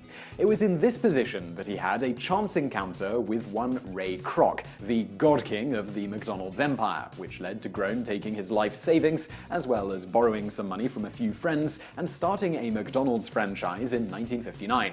Unfortunately for Groen, this was a time when pretty much no one had heard of McDonald's, and he was competing with a lot of other restaurants that sold more or less the exact same thing as he did: burgers. As a result of all this hardworking father of two was barely able to keep the then fledgling franchise location open. As Groen would later recall, "I was struggling. The crew was my wife, myself, and a man named George. I did repairs, swept floors, you name it." Needless to say, despite working from sunup to sundown and relying on the free labor of his family, times were tough, especially on Fridays, a day which would normally be the most lucrative day of the week for most restaurants. You see, Groen's restaurant was located in an area that was 87% Catholic. At that time in the United States, most Catholics abstained from eating land or air-based meat products every Friday of the year, not just during certain days of the week during Lent, as is more common today. The result? According to Groen, his restaurant barely grossed $75 a Friday. After factoring in franchise cuts, product cuts, building bills, etc., he might as well have just started closing on Fridays. What confused Groen was that other restaurants in the area, like Big Boy's locations, which offered more or less the same thing he did, seemed to be doing fine, both in general and on Fridays. So he decided to do a little recon to see what they were doing differently. What Groen found was that in addition to standard items like hamburgers and the like, they also sold fish, which, as noted, can be eaten in lieu of other meats by Catholics on Fridays. As an aside, interestingly, according to the Archbishop of Westminster, Vincent Nichols, vegetarian or vegan Catholics who already observe this tradition by default are advised to abstain from another food on Fridays during Lent as a form of penance. With this information in hand, Groen went back to his restaurant and began workshopping a new idea for a fish-based sandwich. After a lot of experimenting, he came up with a recipe for a battered halibut patty that would form the basis of the Filet-o-Fish. But he was still operating under the McDonald's banner, so he couldn't just go and put it on the menu. So in 1961, Groen tried to pitch the idea to Ray Kroc, who immediately shot him down. Not pulling any punches, Groen later stated Kroc told him, "You're always coming up here with a bunch of crap. I don't want my stores stunk up with the smell of fish." With his restaurant about to go under and his ability to provide for his children at stake, Groen persisted, eventually convincing Kroc to let him trial the fish burger for a single day. But Kroc did have a few stipulations. First, Groen had to figure out how to make the sandwich cheaper since corporate wanted to sell it for 25 cents, about $1.98 today. This was a problem considering Groen's halibut patties cost approximately 30 cents to make. Groen addressed this by substituting the halibut for cheaper Atlantic cod and adding a single slice of cheese for extra flavor. Secondly, the sandwich would be in direct competition with another sandwich created by Kroc personally, the Hula Burger. The Hula Burger, which was also envisioned by Kroc as a way of luring those who otherwise didn't want to eat certain meats to the restaurant, literally consisted of a piece of grilled pineapple on a cold bun with a single slice of cheese as garnish. Despite sounding questionably appetizing, Kroc was convinced that it would be a huge seller and confidently proposed a challenge. Both items would be added to the menu of a McDonald's restaurant on Good Friday of 1962, and whichever sandwich sold more would be permanently added to the broader McDonald's menu. This would make it the first new item to be added to said menu since McDonald's became a nationwide franchise. When Good Friday of that year rolled around, as Groen predicted, his Filet-o-Fish sandwich was a huge hit, selling 350 sandwiches in his franchise location that day. As for Kroc's pineapple burger, Groen stated, "I called in McDonald's and said, how many sandwiches did Kroc sell? They said, I can't tell you. They asked, how many did you sell? I said, 350. Then they said, It's on the menu. While Grown never found out how many of the hula burgers were sold, the rumor mill has it that the number was around a half dozen sandwiches. Kroc also later noted, of those few who did buy it, their almost universal response to seeing it was something to the effect of, "I like the pineapple, but where's the burger?" Where indeed? With ample evidence that there was considerable demand for fish-based sandwiches, Kroc gave Grown the permission to begin selling the Filet-o-Fish permanently. However, initially Grown sold the sandwich using his original, more expensive halibut recipe right up until the Filet-o-Fish was introduced to other McDonald's franchises in 1963, at which point he was forced to switch to the cheaper Atlantic cod. Eventually, McDonald's substituted even cheaper fish as stocks of Atlantic cod dwindled, resulting in pressure being placed on the company to search for a more sustainable option. Finding a sustainable source of fish has been an ongoing problem for McDonald's, given the huge volume needed for even their lowest selling menu items. They currently use Alaskan pollock, having recently been forced away from hockey, which was completely phased out in 2013. Despite being responsible for the first new item added to the McDonald's menu in its young nationwide history, predating the better-known Big Mac by about half a decade, Grown received no money for creating the sandwich. That said, he credited the Filet-o-Fish sandwich with saving his franchise, selling a whopping 2,324 of the Filet-o-Fish in the first month alone. As business began to boom, he ultimately was able to purchase more McDonald's locations, eventually owning some 43 franchises by the time he retired in the 1980s, combined grossing $60 million per year in sales, which is about $130 million today, and he also employed over 3,000 people. Needless to say, he retired a very wealthy man, though given his hard-working nature, he chose not to settle down until his body made him, continually dabbling in various business ventures until a few years before his death on May 30th, 2011, at the age of 93. As he said in an interview in 2005 when recovering from back surgery, and he shortly thereafter broke his hip while on vacation, "I'm at life at 88 years of age, and I'm bored. I see opportunities all around me. I drool. But Father Time is telling me, buddy, you've had your fling. Forget about it." The idea that the secret formula for Coca-Cola is only known by two people who are never allowed to be near one another in case of some disaster resulting in the recipe being lost forever is one of those pop culture staples that people can't help but perpetuate. Given this, it's perhaps not surprising that the spread of this idea has also been helped by various advertising campaigns done by Coca-Cola claiming just this. In fact, this idea actually started as a result of a Coca-Cola advertisement, but we'll get to that in just a little bit. First things first, the exact number of people privy to the knowledge of how to make Coca-Cola is not public knowledge. However, it's definitely more than two, as the sheer volume of the syrup being produced every day with slightly differing ingredients in different parts of the world necessitates that quite a few people need to know, at the least, large portions of the ingredients and appropriate proportions of each in order to keep supplies flowing. This sort of volume just wouldn't scale well to only two people knowing how to make the product, especially if the extension of this myth were true that each person only knows one half of the ingredients.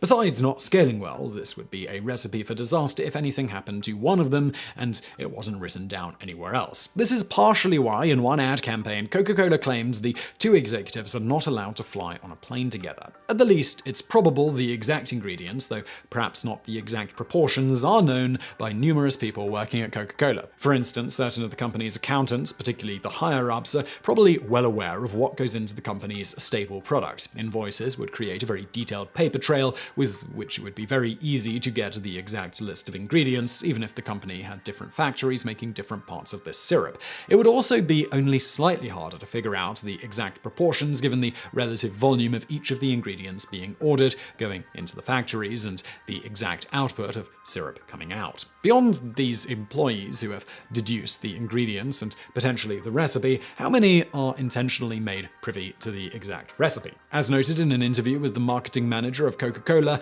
not a lot of people know.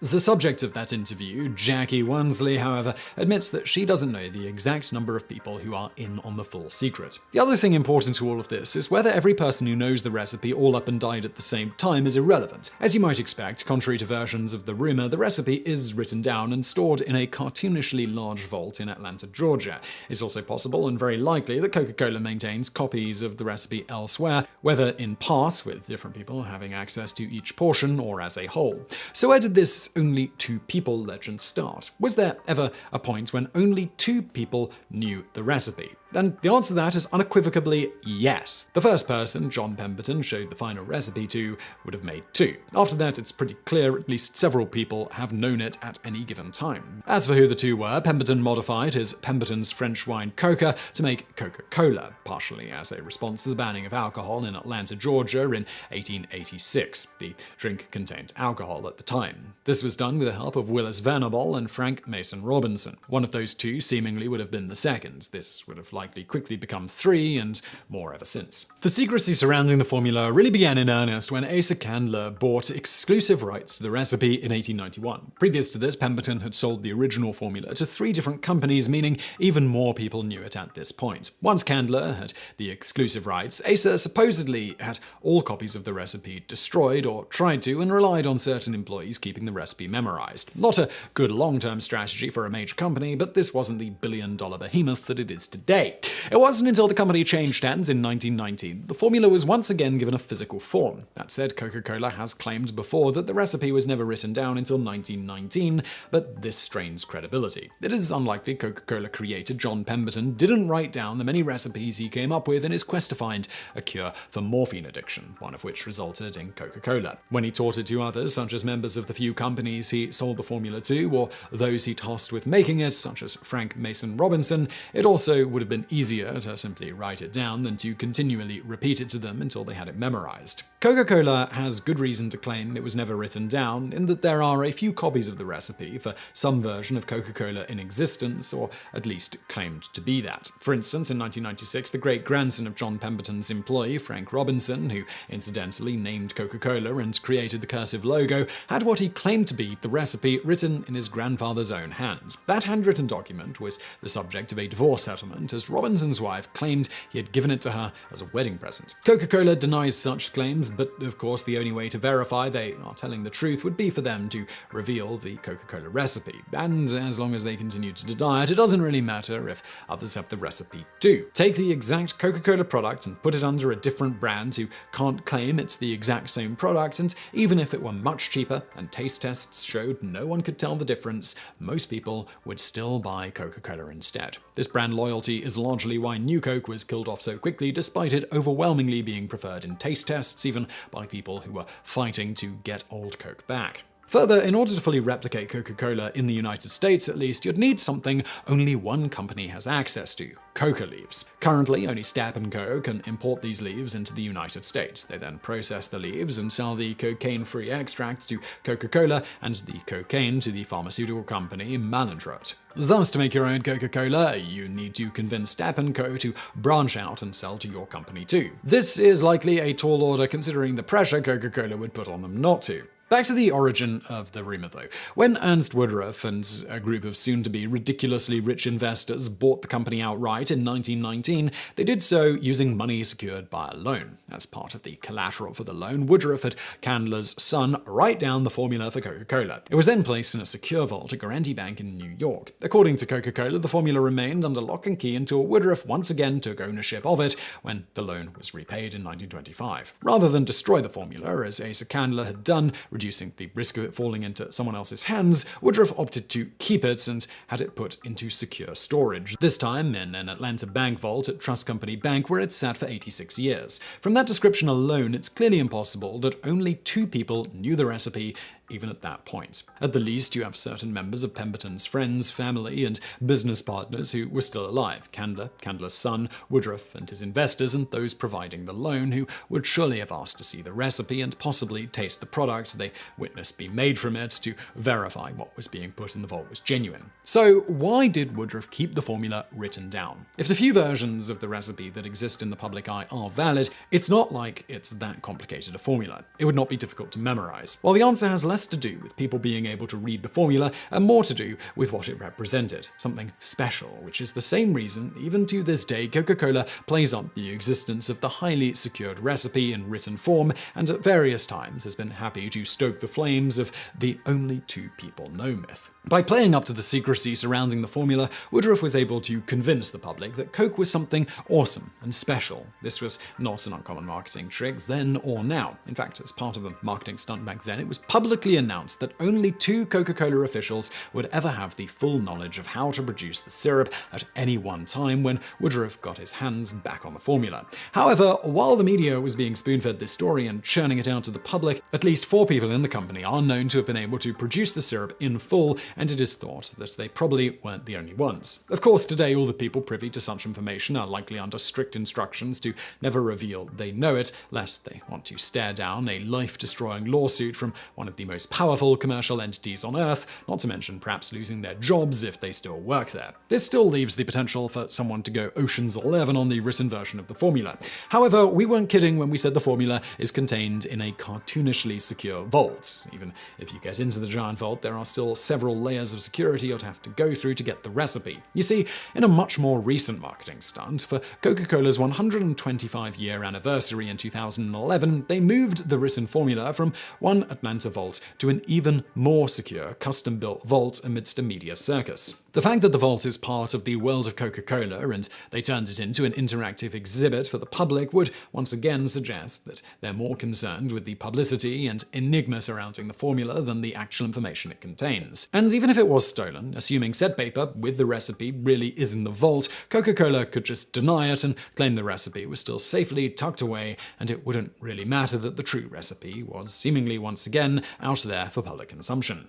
And now for a bonus fact. While there were initially different versions of Coca-Cola being sold by the different manufacturers that Pemberton sold the recipe to, all the versions contained cocaine, with some estimates of up to 9 milligrams of cocaine per serving. However, Asa Candler claimed that his formulation included only around 1/10 of the original formula's amount of cocaine, and by 1903 he removed cocaine from Coca-Cola by using spent coca leaves left over from the cocaine extraction process. This still resulted in Coca-Cola having trace amounts of cocaine, though.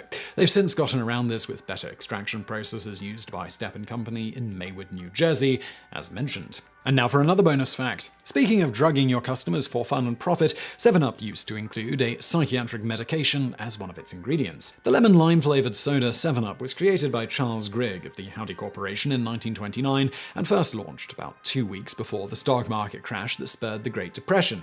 Great timing.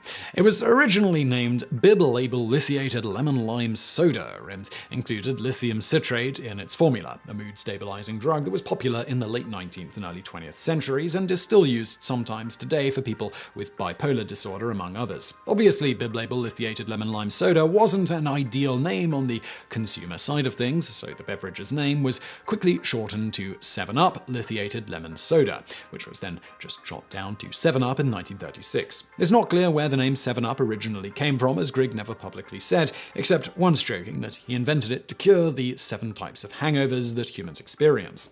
In 1942, a slightly less tongue-in-cheek origin of the name was given by a former president of the company in a speech, where he stated Grigg was reading a newspaper and saw an article about the history of cow brands, with one of the brands discussed being a 7 with a U slightly to the right and above the 7. He liked the look of it, so finagled an appropriate name out of a 7 and a U. Whatever the case, as for the lithium citrate, surprisingly, it stuck around in the drink all the way until 1950, when new research showed it had potentially dangerous side effects. Despite pink slime, chemical preservatives, and sometimes questionable nutritional value, it's hard to argue the basic point that deep-fried, previously frozen, nugget-shaped chicken pieces are at least somewhat appealing to the human taste bud. The common assumption is that McDonald's was the first one to give us these small morsels of food, but, well, that's untrue. No, the story of the chicken nugget begins with Robert C. Baker, a Cornell professor and the so-called George Washington Carver of poultry.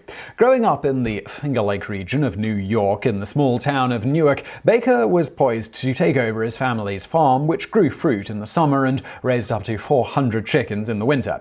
His mother made chicken and biscuits every Sunday, only after she chopped off the head and let it die in a pail first. Said Baker, "Chicken probably did taste different than today, but do you want to put up with that to get the taste?" He was just a young boy when, in 1929, the Great Depression swallowed all of America and hit farmers especially hard. Robert and his family were forced to learn how to save, scrap, and make a cheap meal. This became ingrained into Baker's thinking years later when he was attempting to figure out ways to create meals that provided the most amount of food and nutritional value for the least amount of money.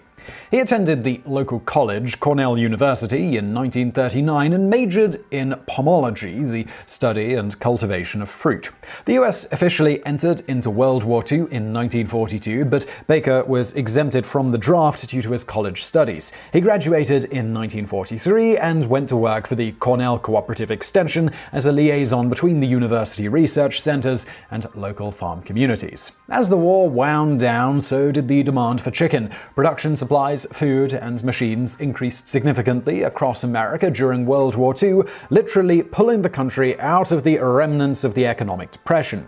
During this time, poultry farmers had developed ways to grow their output, including advancements in feed and genetics. When the war ended, farmers didn't want to decrease production and sacrifice money in their pockets, so they had to find ways to increase the market for chicken. For years, chickens were only sold whole, making it inconvenient and inefficient for the common household. It was too big for one person to eat, but not generally big enough for a whole family. Additionally, beef and pork were sold in cuts, making them a much more convenient product. Chicken sat third in the American meat hierarchy, behind cow and pig, perhaps not surprising given that chickens appear to have been originally domesticated not for food, but for cockfighting. In any event, Baker had begun to develop more of an interest in the other aspect of his family's business, chicken raising. He worked with the National Poultry Improvement Plan, an organization created in the 1930s whose first task was to combat pylorem disease that caused nearly an 80% mortality rate among baby chickens. He went on to earn a master's in marketing from Pennsylvania State University and was hired soon after by Cornell as an assistant professor in poultry science.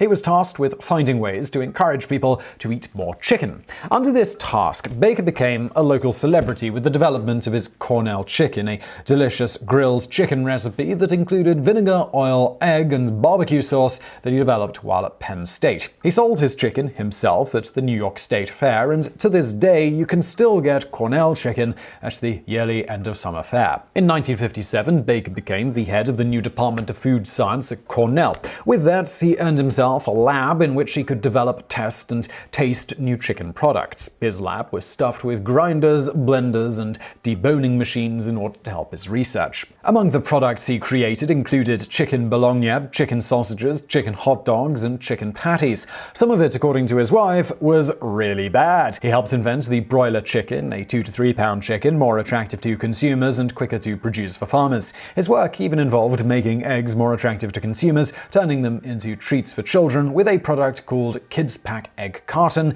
and developing a recipe for French toast with extra egg. Baker's backgrounds in marketing also allowed him to develop advertising campaigns, create splashy packaging, and track sales. For his efforts, the New York Times would later call him something of a chicken Edison. More importantly than the products themselves was what Baker developed to create these products, a method that processed chicken, which allowed the meat to be shaped in any way possible. This came in handy for Baker's greatest chicken invention, the chicken stick. In 1963, working with a student of his, Joseph Marshall, they figured out how to keep ground chicken meat together without a skin while keeping a delicious batter attached to the meat. First, they put raw chicken in a grinder with salt and vinegar to take out the moisture. Next, they added powdered milk and mashed up grains. This kept it all together. Then they molded the processed chicken into a shape, in this case a stick, froze them, dipped them in egg batter and cornflake crumbs, and then froze them again, this time to -10 degrees. This whole process kept everything together, and of course it tasted pretty good.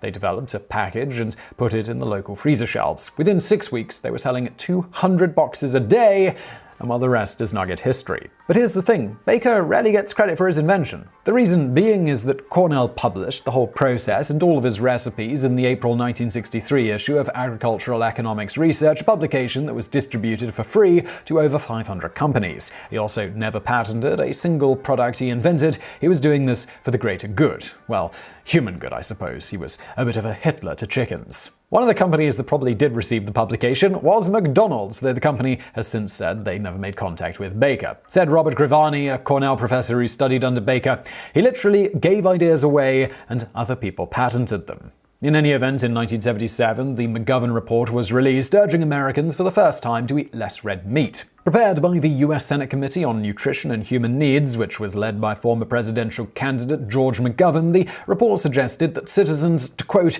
decrease their consumption of red meat and increase consumption of poultry and fish. McDonald's, considering their main product was red meat, suffered because of this. Burger sales dropped and the company immediately went to work on developing a new product that kept patrons coming through those golden arches. While there was no proof that McDonald's stole any ideas from Baker, and even if they did, he never patented it, so legal action wasn't an option, it's generally thought they had knowledge of his research or had seen a version of the product elsewhere. In March 1980, 50 Knoxville, Tennessee McDonald's debuted a new product, the Chicken McNugget. It set sales records, and soon the Chicken Nugget was at every McDonald's worldwide. Robert Baker invented the chicken stick, later reshaped into a nugget, not because he wanted to fatten up America, but because he was trying to find cheaper and more efficient ways to make a meal out of chicken. While he didn't get rich off his profitable invention, he was elected to the American Poultry Hall of Fame in 2004, so I suppose that's something. So Bill Gates has frequently stated, "I never took a day off in my 20s, not one." He goes on, "When I was in my 20s and early 30s, my whole life was focused on work. I didn't take vacations or weekends off. I was always the first in the office and the last to leave." As for why he states of starting a company, it is nice if during those first several years, if you have a team that's chosen to be pretty maniacal about the company. I have a fairly hardcore view that there should be a very large sacrifice made during those early years. In the software world, particularly for platforms, these are winner-take-all markets. Alright, so is it really true that he literally never took off a single day? And in more recent times, what does the occasionally richest human on the planet do when he does have time off? As to the former question, as far as our research shows, beyond Gates himself stating this on more than one occasion, there's never been a single person who worked with Gates during Microsoft's formative years that has contested this claim. On the contrary, in Paul Allen's excellent book, by the way, Idea Man, he frequently comments on the fact that even in their teen years, he, Gates, and some of their cohorts would have to almost be literally pried away from the computer terminal to go home and sleep, with Gates being one of the most hardcore of all of them in that respect. This is something that only intensified when they started Microsoft and no longer had parents watching over them to make sure that they got a proper amount of rest. In fact, Allen states that he and Gates used to frequently stay up working for a couple of days at a time, followed by sleeping for sometimes as many as 20 hours straight. To keep going during these long hours, Allen also claims that Gates had a habit of licking Tang powder off of his hands for energy. With regards to his 20s, it's also noteworthy here that it was when Gates was 19 that Allen and he saw the cover of a January 1975 edition of Popular Electronics magazine that read, "World's first mini-computer kit to rival commercial models, Altair 8800. So why is this important? When they read the details, it turns out that MicRib Instrumentation and Telemetry Systems, MITS, had used the new Intel 8080 chip in their Altair 8800 computer kit. This is what Allen and Gates had been waiting for. The pair had previously been intrigued by the potential of using the Intel 8008 chip to make a general-purpose home computer, but given memory limitations, they realized that getting a basic interpreter to run on it would have taken up nearly all of the memory, leaving almost nothing to run any useful program. Thus, they shelved the idea, though the teens did use the chip to develop their traffic data system, which automated tracking certain traffic data, with that company flopping when certain states started offering for free the same service that traffic data provided. When the Intel 8080 chip debuted in April of 1974, they realized it could do what they had in mind, but they still tabled the idea as there was no one who made an off-the-shelf system that could use the chip in the way they had in mind. You see, the chip itself, it wasn't targeted at a general computer-type market, but rather to be used in various designated systems like traffic lights, industrial robots, etc. Allen initially tried to convince Gates that they should develop such a hardware system using it, but Gates dismissed the idea, noting that they were software people and that they knew little about the hardware side of things, and anyway, they didn't have the money for these sorts of projects. They needed to find an opportunity that played to their strengths. Then the Altair 8800 came out, a $439 computer kit initially meant to be a niche product to make it easier and much cheaper for hobbyists to build their own personal computer. Instead, though, it ended up kicking off the microcomputer revolution. To give you an idea of what a steal of a deal this kit was, a similarly capable machine at the time sold by Intel ran for about $10,000, which is about $47,000 today. Further, the 2 MHz Intel 8080 chip itself, it usually costs $360, which is about $1,700 today, only $79 than the entire Altair kit. MITS was able to sell the kit so cheap as, among similar deals for the other components, they had made a deal with Intel to allow them to purchase the 8080s for only $75 each. Seeing the potential, Gates and Allen immediately wrote a letter to MITS's president, Ed Roberts, using their former company, Traffordata, on the letterhead to make it seem a bit more legit. They claimed that they were nearly done with an implementation of a basic interpreter that would run on the Altair 8800 and were wondering if Altair would like to license it once they finished it. Roberts would later state that he called the number on the letter, and instead of getting a business, he got someone's home phone number, with the person who answered it having no clue what he was talking about. Thinking they'd gotten no response, the pair they went ahead and they called Roberts themselves. Gates did the talking, as he was the better negotiator and he knew more about the system that they were already supposed to be nearly done with, but the pair agreed that he would say his name was Paul Allen, as Allen had a beard and looked a lot older than Gates. Thus, Gates would do the talking over the phone as Allen, and Allen would take the lead in person. Unfortunately for them, Roberts was less than enthusiastic, saying he'd received several similar calls, but despite people's claims, nobody was actually able to show that they really had implemented such an interpreter for the computer. He then told them that the first person to walk through his door with a working basic interpreter would get a contract. With so many others apparently thinking the same thing about the potential of this machine, Gates and Allen knew that they had to be quick, subsequently working day and night over the following weeks to create that software, with Gates skipping classes and Allen showing up at his job at Honeywell late and leaving early, getting only a few hours of sleep a night as they plugged away. So at this point, you might be wondering how they created such software, given they didn't actually have an Altair 8800. In fact, at this point, nobody did.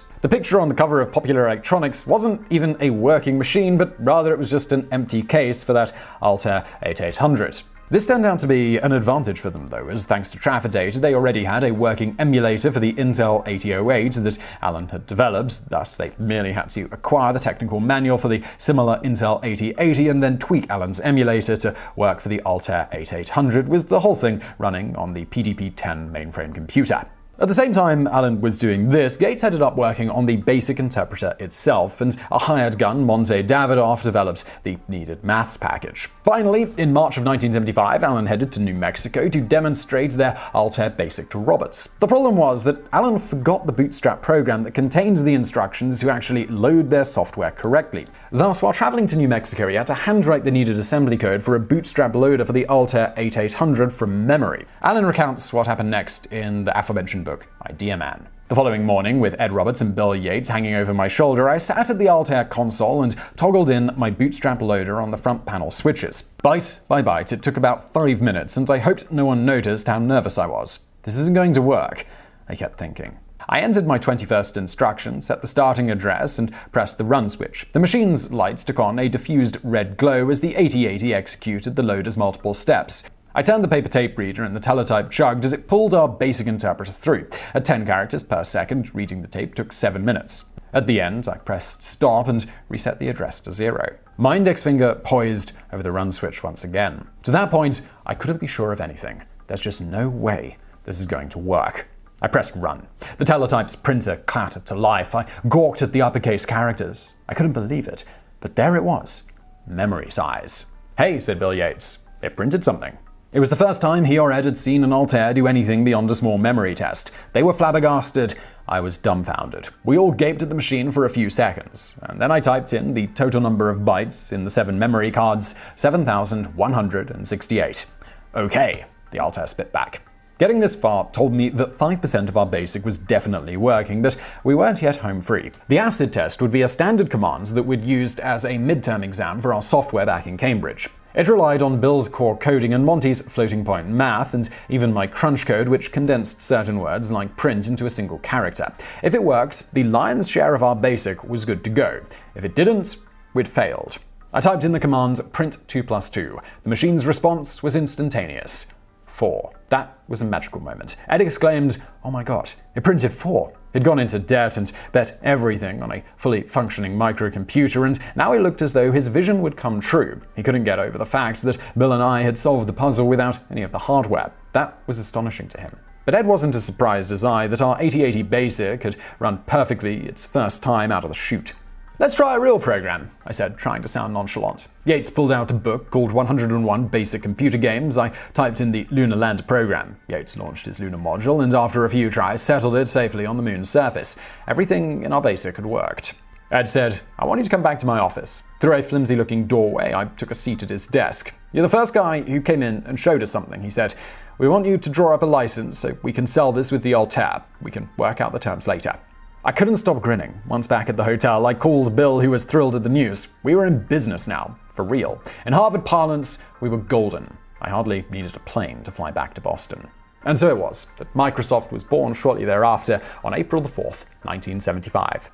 Now, as you might imagine, at this point, given all Gates and Allen had going on, it's not outside of the question to think that Bill Gates probably always did have something to work on every day from then on throughout his 20s. While that's not exactly concrete proof that he literally never took a single day off, as noted, Gates was well known for his punishing, self-imposed work schedule, supposedly working anywhere between 80 and 120 hours per week, every week, until his 31st birthday. Gates' secretary in the 1980s would also reportedly frequently find him sleeping on the floor of his office on a Monday after he'd stayed at the office the entire weekend working. In one instance, he was literally just sprawled out on the floor, no blankets, no pillows, no nothing. She claims she actually thought he might have passed out, but upon investigation, he had apparently just laid down on the floor and unceremoniously gone to sleep. Allen also recounts in Idea Man during particularly long working sessions that Gates could commonly be seen putting his forehead on the desk mid-line of code for a nap for a few minutes and then snap awake and get right back to work a few moments later without any pause. Of course, incredible work ethic and having things to keep you busy is one thing, but not having a single day off out of 3,650,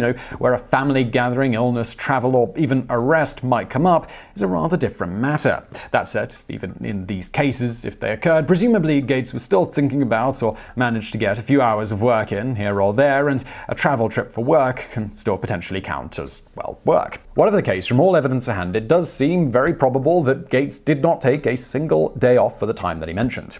So that was Gates then, but what about Gates now? Well, having a girlfriend and then a wife changes things, and it's no coincidence that around the time Gates started dating the 23-year-old Melinda French in 1987, when he was around 31 years old, that he appears to have let up considerably on his breakneck work schedule. He says of this, "Once I got into my 30s, by then some kind of natural behavior kicked in, and I loved weekends and my girlfriend liked vacations, and that turned out to be kind of a neat thing. Now I take lots of vacations. My 20-year-old self is so disgusted with my current self." That said, Gates, being incredibly passionate about saving as many lives as possible, still maintains a busy schedule, adhering to his mother, Mary Gates' challenge in a letter to Melinda shortly before Bill and she were married, and not long before Mary would die of cancer. The message to Melinda was this: "From those to whom much is given, much is expected." This letter is still something that Bill and Melinda have to this very day. Thus, even today, Gates' daily work schedule is still incredibly regimented, planned out by his assistants in 5-minute increments, with it being noted by those who work with him that one of Gates' biggest pet peeves is people wasting his time. So all of this brings us around to what Gates does with the time off that he now has. To begin with, Gates schedules a significant amount of time to be a very hands-on father, including lots of family vacations. In fact, he even states his evening routine usually includes doing the dishes as, to quote, "Other people volunteer, but I like the way I do it." And if you're now thinking doing the dishes seems rather ordinary for a billionaire who could literally hire a team of Shaolin monks to perform a Buddhist water ritual before bathing the dishes in the blessed water, followed by having an army of custom-made robots scrub them clean and put them away, well, it turns out much of Bill Gates' free time is peppered with the rather ordinary, though occasionally with an extraordinary twist. Despite being a man who could afford to do, well, anything within the realm of possible for a human to do, Gates has noted that his favorite hobby is reading, with books also being the most common gift he receives from friends and family. So if you're wondering what to buy a billionaire for their birthday, well, books seem to be a good option. As to what his favorite book is, he states, "My favorite of the last decade is Pinker's Better Angels of Our Nature. It is a long but profound look at the reduction in violence and discrimination over time." And just FYI, you can also find many more book recommendations from his website, gatesnotes.com. A voracious reader, while he laments in his 20s there really wasn't any time for reading, since then Gates skims various periodicals each day and generally reads at least one book a week, even when traveling, usually on topics ranging from microbiology to tennis, and he has a personal rule to never start reading more than 2 books at once. Gates has reported that he frequently annoys his wife by staying out too late reading a book that he can't put down. I'm a night person. If I have a good book or I'm doing something on the computer, I have a tendency to stay up. I never tell Melinda I'm tired the next day, or she'll say it's all my fault, but she can often tell. I'll try to be energetic, and she'll say, "You stayed up too late again." Beyond reading, Gates says another passion of his during his free time is to take online learning courses in a variety of areas. As for what he does when he gets out of the house, Gates noted that he enjoys taking tours of things like power plants and garbage dumps with his children. Before you feel too sorry for his kids, Gates expands that places he's taken them on private tours of include the Large Hadron Collider, Arizona missile silos, and simply Antarctica. All things we guess are a lot easier to arrange when you happen to be a multi-billionaire. Gates also says that he enjoys playing bridge, coding on his computer, and playing tennis. All things outside of coding that your grandparents probably also find fun and can afford to do. As for bridge, he says, "My parents first taught me bridge, but I really started to enjoy it after playing with Warren Buffett. It takes a mix of strategy and teamwork to do well. We always find time to play a few games when we're together." Buffett himself says of the game, "It's the best exercise there is for the brain. You have to look at all the facts. You have to draw inferences from what you've seen, what you've heard. You have to discard improper theories about what the hand had as more evidence comes in sometimes." Before bridge, Gates' favorite card game was apparently poker, which he avidly played while at school at Harvard, with Allen claiming it wasn't uncommon for Gates to win or lose hundreds of dollars a night while playing. At home, he and his family enjoy playing the board game The Settlers of Catan, which Gates says is a favorite in my family. Melinda, our kids, and I have spent many hours sitting around the table, trading resources, building roads, and strategizing to be the first to reach 10 victory points. In his youth, his favorite board game was reportedly Risk. Speaking of that, as a younger man, Gates' interests were a little more extreme, at least relatively speaking, and the billionaire was known for regular skiing trips, both on water and on snow, which directly led to one of the most famous videos of him on the internet. The video is of him jumping clean over a chair from a standing position in a 1994 interview with CBS. If you haven't seen it, it's well worth a watch. Gates has since explained that he began jumping over chairs as an exercise to hone his ski jumping abilities. Due to his unassuming, bookish looks, Gates' amazing hops often surprised people, and he is said to have greatly relished leaping over chairs as a party trick. When asked in 2013 during a Reddit AMA if he still occasionally jumps over chairs, Gates' answer was simply, "Less than I used to." He goes on, "Be careful, it can hurt if you don't succeed." Which, if we're being honest, is just a good bit of general advice at doing anything in life. And speaking of skiing, Allen recounts that in their late teens, Gates actually snapped his leg water skiing and was supposed to remain in a cast for 6 weeks. However, getting the itch to go skiing again, after just 3 weeks, he took off the cast, revealing a black and blue leg that nonetheless managed to hold up to the water skiing that he once again immediately subjected it to. It is similarly noted that as a younger man, Gates would do donuts in his car, nearly totaled a friend's Porsche 928 while speeding, and used to like to run and then jump onto a banister to slide headfirst down it as yet another party trick. In his elder years, Gates apparently still skis, though he notes he's not as hardcore as he used to be and drives a modest, for a billionaire, Mercedes, Porsche, or if he's with his family, a minivan. Because yes, as mentioned, Gates takes being a hands-on father extremely seriously, and particularly when his kids were younger, he could frequently be found driving them and their friends around to various places in said minivan. Although, while this might all sound pretty ordinary, he did say in one such instance of a U2 concert, "We went to the concert with my daughters and 3 of her friends, so there were 6 of us, and we took the minivan. I drove." So, what's exciting about this then? Well, when asked if he got invited to go backstage, he simply replied, "No, but Bono was staying at his house at the time." And speaking of turning doing ordinary things up to 11, while Gates usually plays tennis in the more mundane way, every now and then he does it instead by playing people like Roger Federer.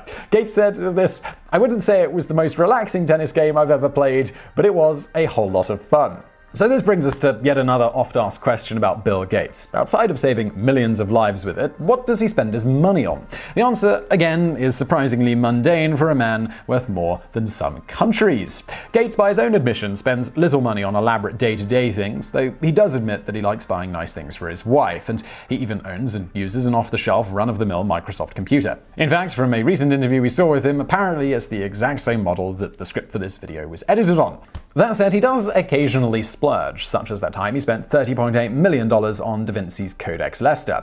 Oh, and there's also the whole 66,000 square foot mansion that he has on Lake Washington, currently valued at about $148 million, though he only paid $2 million for the land initially in 1988 and $63 million to have the mansion built that year. That said, when you crunch the numbers on inflation on that one, the presently valued $148 million estate originally cost $139 million in today's dollars, so only slightly beating inflation in terms of value in the interim. Factoring in property taxes and upkeep over the years, it shows that house buying isn't necessarily the great investment that many people often think it is. The house, however, often functions for business uses as well, so it's kind of a work splurge in a way. Similarly, his other big guilty pleasure is his private jet, which he first bought in 1997. Going back to the more mundane, Gates' tastes when it comes to food are simple, with his favorite food being just an ordinary cheeseburger. And no, we're not talking about a cheeseburger made from cows blessed by the monks that do the dishes and then butchered on site and prepared by the world's finest robot chefs. Oh no, Gates' go-to burgers are from Burger King, McDonald's, and In-N-Out, with the latter apparently making his all-time favorite cheeseburger. His love of burgers is so well known that a colleague of his at the Gates Foundation, Joe Serrell, was once quoted as saying,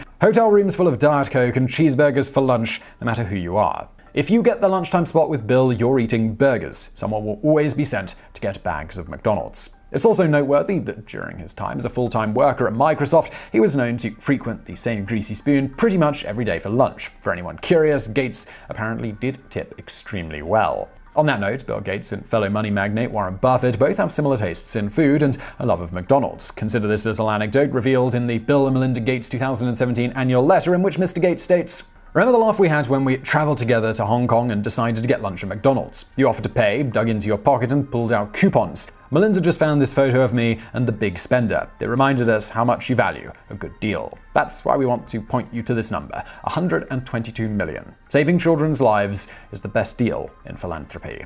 Speaking of which, according to the man himself, one of the most frequently asked questions he receives is, "How much money do you have on you right now?" While the answer often varies, as it would with anyone, according to Gates, his wallet usually has a single $100 bill in it, if he carries a wallet at all, which he notes he does infrequently, a common trend among the ultra-wealthy, as we talked about in our video, What Does Bill Gates Carry Around in His Wallet? But to sum up, in short, despite being one of the richest men on the planet, Bill Gates is a surprisingly down-to-earth guy who enjoys the simple and cheap pleasures of life. Though, of course, as illustrated in the YouTube Bono anecdote, he sometimes enjoys all of those simple things in quite extraordinary ways. For example, maybe you'll find him enjoying his McDonald's in a truly massive mansion and then flying off on a private jet when he feels like traveling. But getting to the airport, well, apparently that sometimes occurs in a minivan driven by the man himself.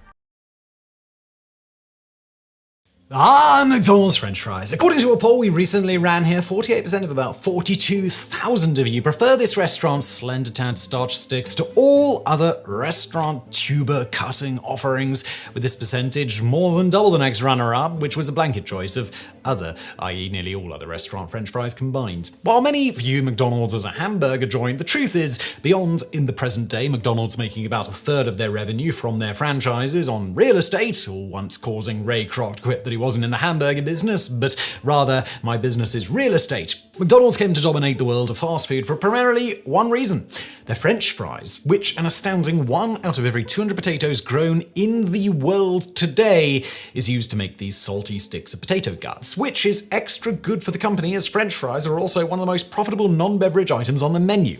So just how did these French fries come to be? What exactly is in them, and how are they made? Why were they the center of a surprisingly bitter and occasionally riotous and deadly fight? And just who invented French fries at all in the first place?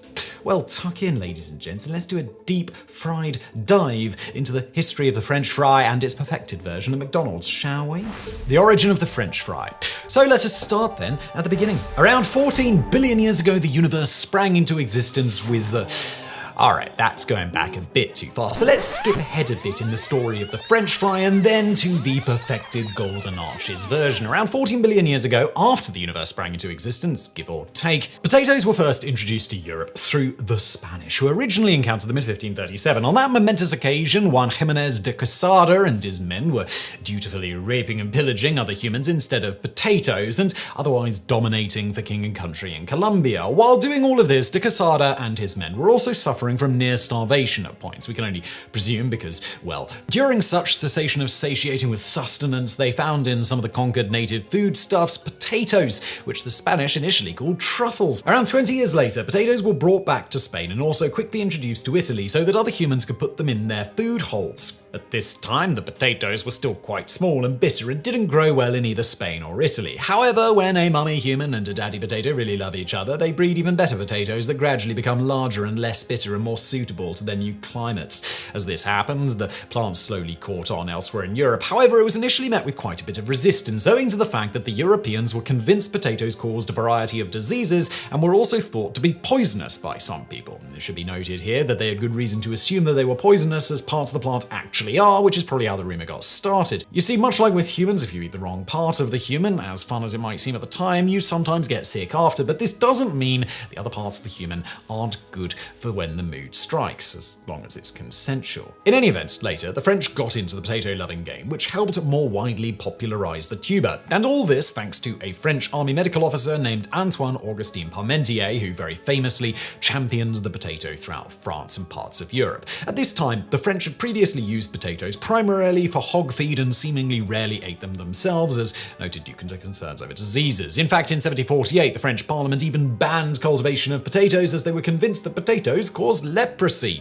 They didn't. However, while a prisoner in Prussia during the 7 Years' War, Parmentier was forced to cultivate and eat potatoes and found the French notions about the potato just weren't true. Thus, when he came back to France, he began championing the potato as a potential major food source, and in 1772 helped to get the Paris Faculty of Medicine to proclaim that potatoes were edible for humans, though Parmentier still encountered significant resistance and wasn't even allowed to grow potatoes in his garden at the Invalids Hospital, where he worked as a pharmacist. Parmentier then began a more aggressive campaign to promote the potato in France, hosting dinners featuring potatoes with such notable dignitaries as Benjamin Franklin, Antoine Lavoisier, King Louis XVI, and Queen Marie Antoinette, who incidentally has gotten a bad rap from history mostly just because the victors write the popular history. You can see our video on the subject and her tragic life and death for more on that. In any event, Parmentier would also hire armed guards to surround his potato patch to try and convince people that what was in the patch was very valuable. He would then tell the guards to accept any bribes they were offered by people and let them steal the potatoes. In the end, though,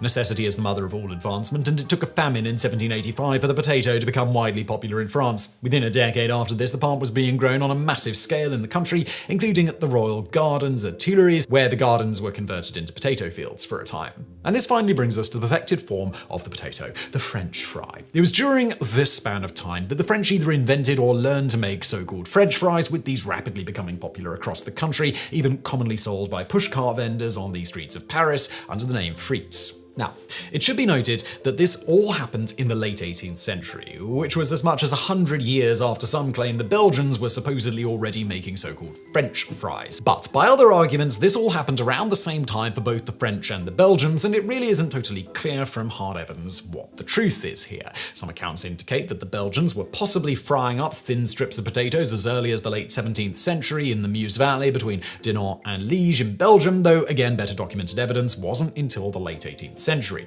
How it is speculated they came up with this idea was that in this area it was very common for people to fry up small fish as a staple for their meals. However, when the rivers froze up thick enough, it tended to make it somewhat difficult to get at the fish. So instead of frying up fish in these times, they would cut up potatoes in long thin slices and fry them as they did the fish. Giving some credence to this story is that the Spanish controlled much of what is now modern-day Belgium at the time the Spanish introduced the potato to Europe. So at least the Belgians probably were among the first to have a crack at the potato in terms of thinking up ways to prepare food from potatoes. Going back to French fries and who actually invented them, it should also be noted that shortly before the potato became popular in France, the Franco-Austrian War was going on, much of which took place around modern-day Belgium. So, it's possible that the French soldiers were introduced to fries by the Belgians at this time, and a couple of decades later, when the potato became popular in France, these former soldiers then introduced the preparation method to the rest of France. Or it's possible the French came up with the idea on their own and spread them to Belgium around the same time, or that both came up with the idea independently. It, after all, is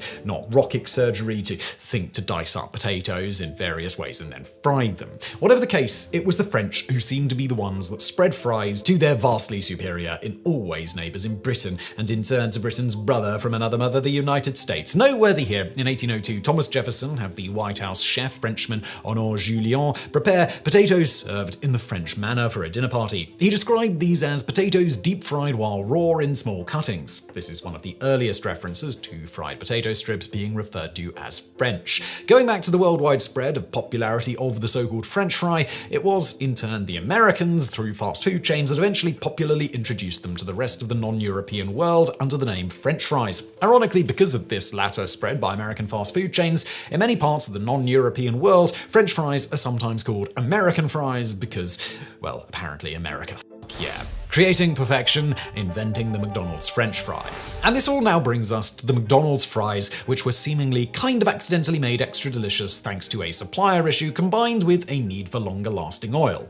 On this one, the McDonald's brothers got their first taste of the restaurant industry via their dad, who sadly was not named Ronald, but instead was named Patrick. Senior McDonald started a hamburger and hot dog stand called the Airdrome in 1937 in Monrovia, California, and in doing so indirectly changed the fast food world forever. After gaining some experience and money with this, his sons Richard and Maurice McDonald then branched out on their own, making a classic drive-in style barbecue restaurants in San Bernardino that did quite well. Eventually, they got to thinking how they could improve the restaurants, with the pair noting that they were inspired particularly by Henry Ford's assembly line process. Thus, they began brainstorming how to streamline several aspects of their restaurant system to be vastly more efficient in pretty much every possible way that a restaurant can be, including creating an assembly line process of food preparation and getting rid of waiters. In all of this, helping to significantly decrease prices and time from order to getting your food, and helping to give birth to the more modern incarnation of the fast food restaurant experience that we all know today. And so it was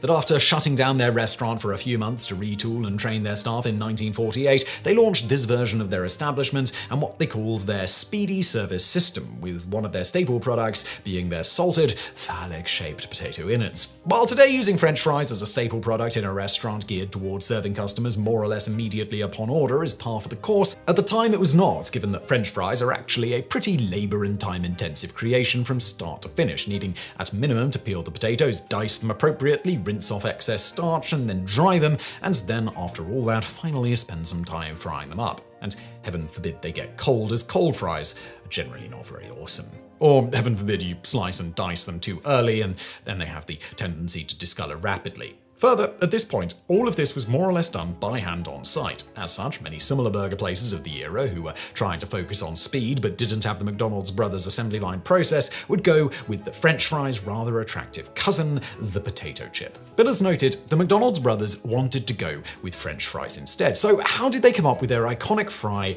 and who all was involved? Well, prepare to get a little extra hungry, dear viewers. To start, as to one of the secrets of their extra delicious taste in making their fries, beyond at the time taking advantage of the San Bernardino desert air to dry the product outside for later extra crispiness, critically, they purchased their frying oil from a small company called Interstate Foods. At the time, for various reasons, including extended shelf life, partially hydrogenated vegetable oil was typically used for making French fries. However, Interstate Foods did not have the needed equipment to hydrogenate the oil. So, instead, they used a blend of 7% vegetable oil and 93% beef tallow in order to get more or less the same shelf life without hydrogenating the oil, with the specific blend used by McDonald's eventually being dubbed Formula 47 in homage to the fact that it cost 47 cents, about $6 today, for a burger, fries, and shake at McDonald's at the time. Whether the McDonald's brothers chose this company's oil intentionally because of this and the flavor it imparted in their fries, or just because it was cheap and reliable, isn't clear.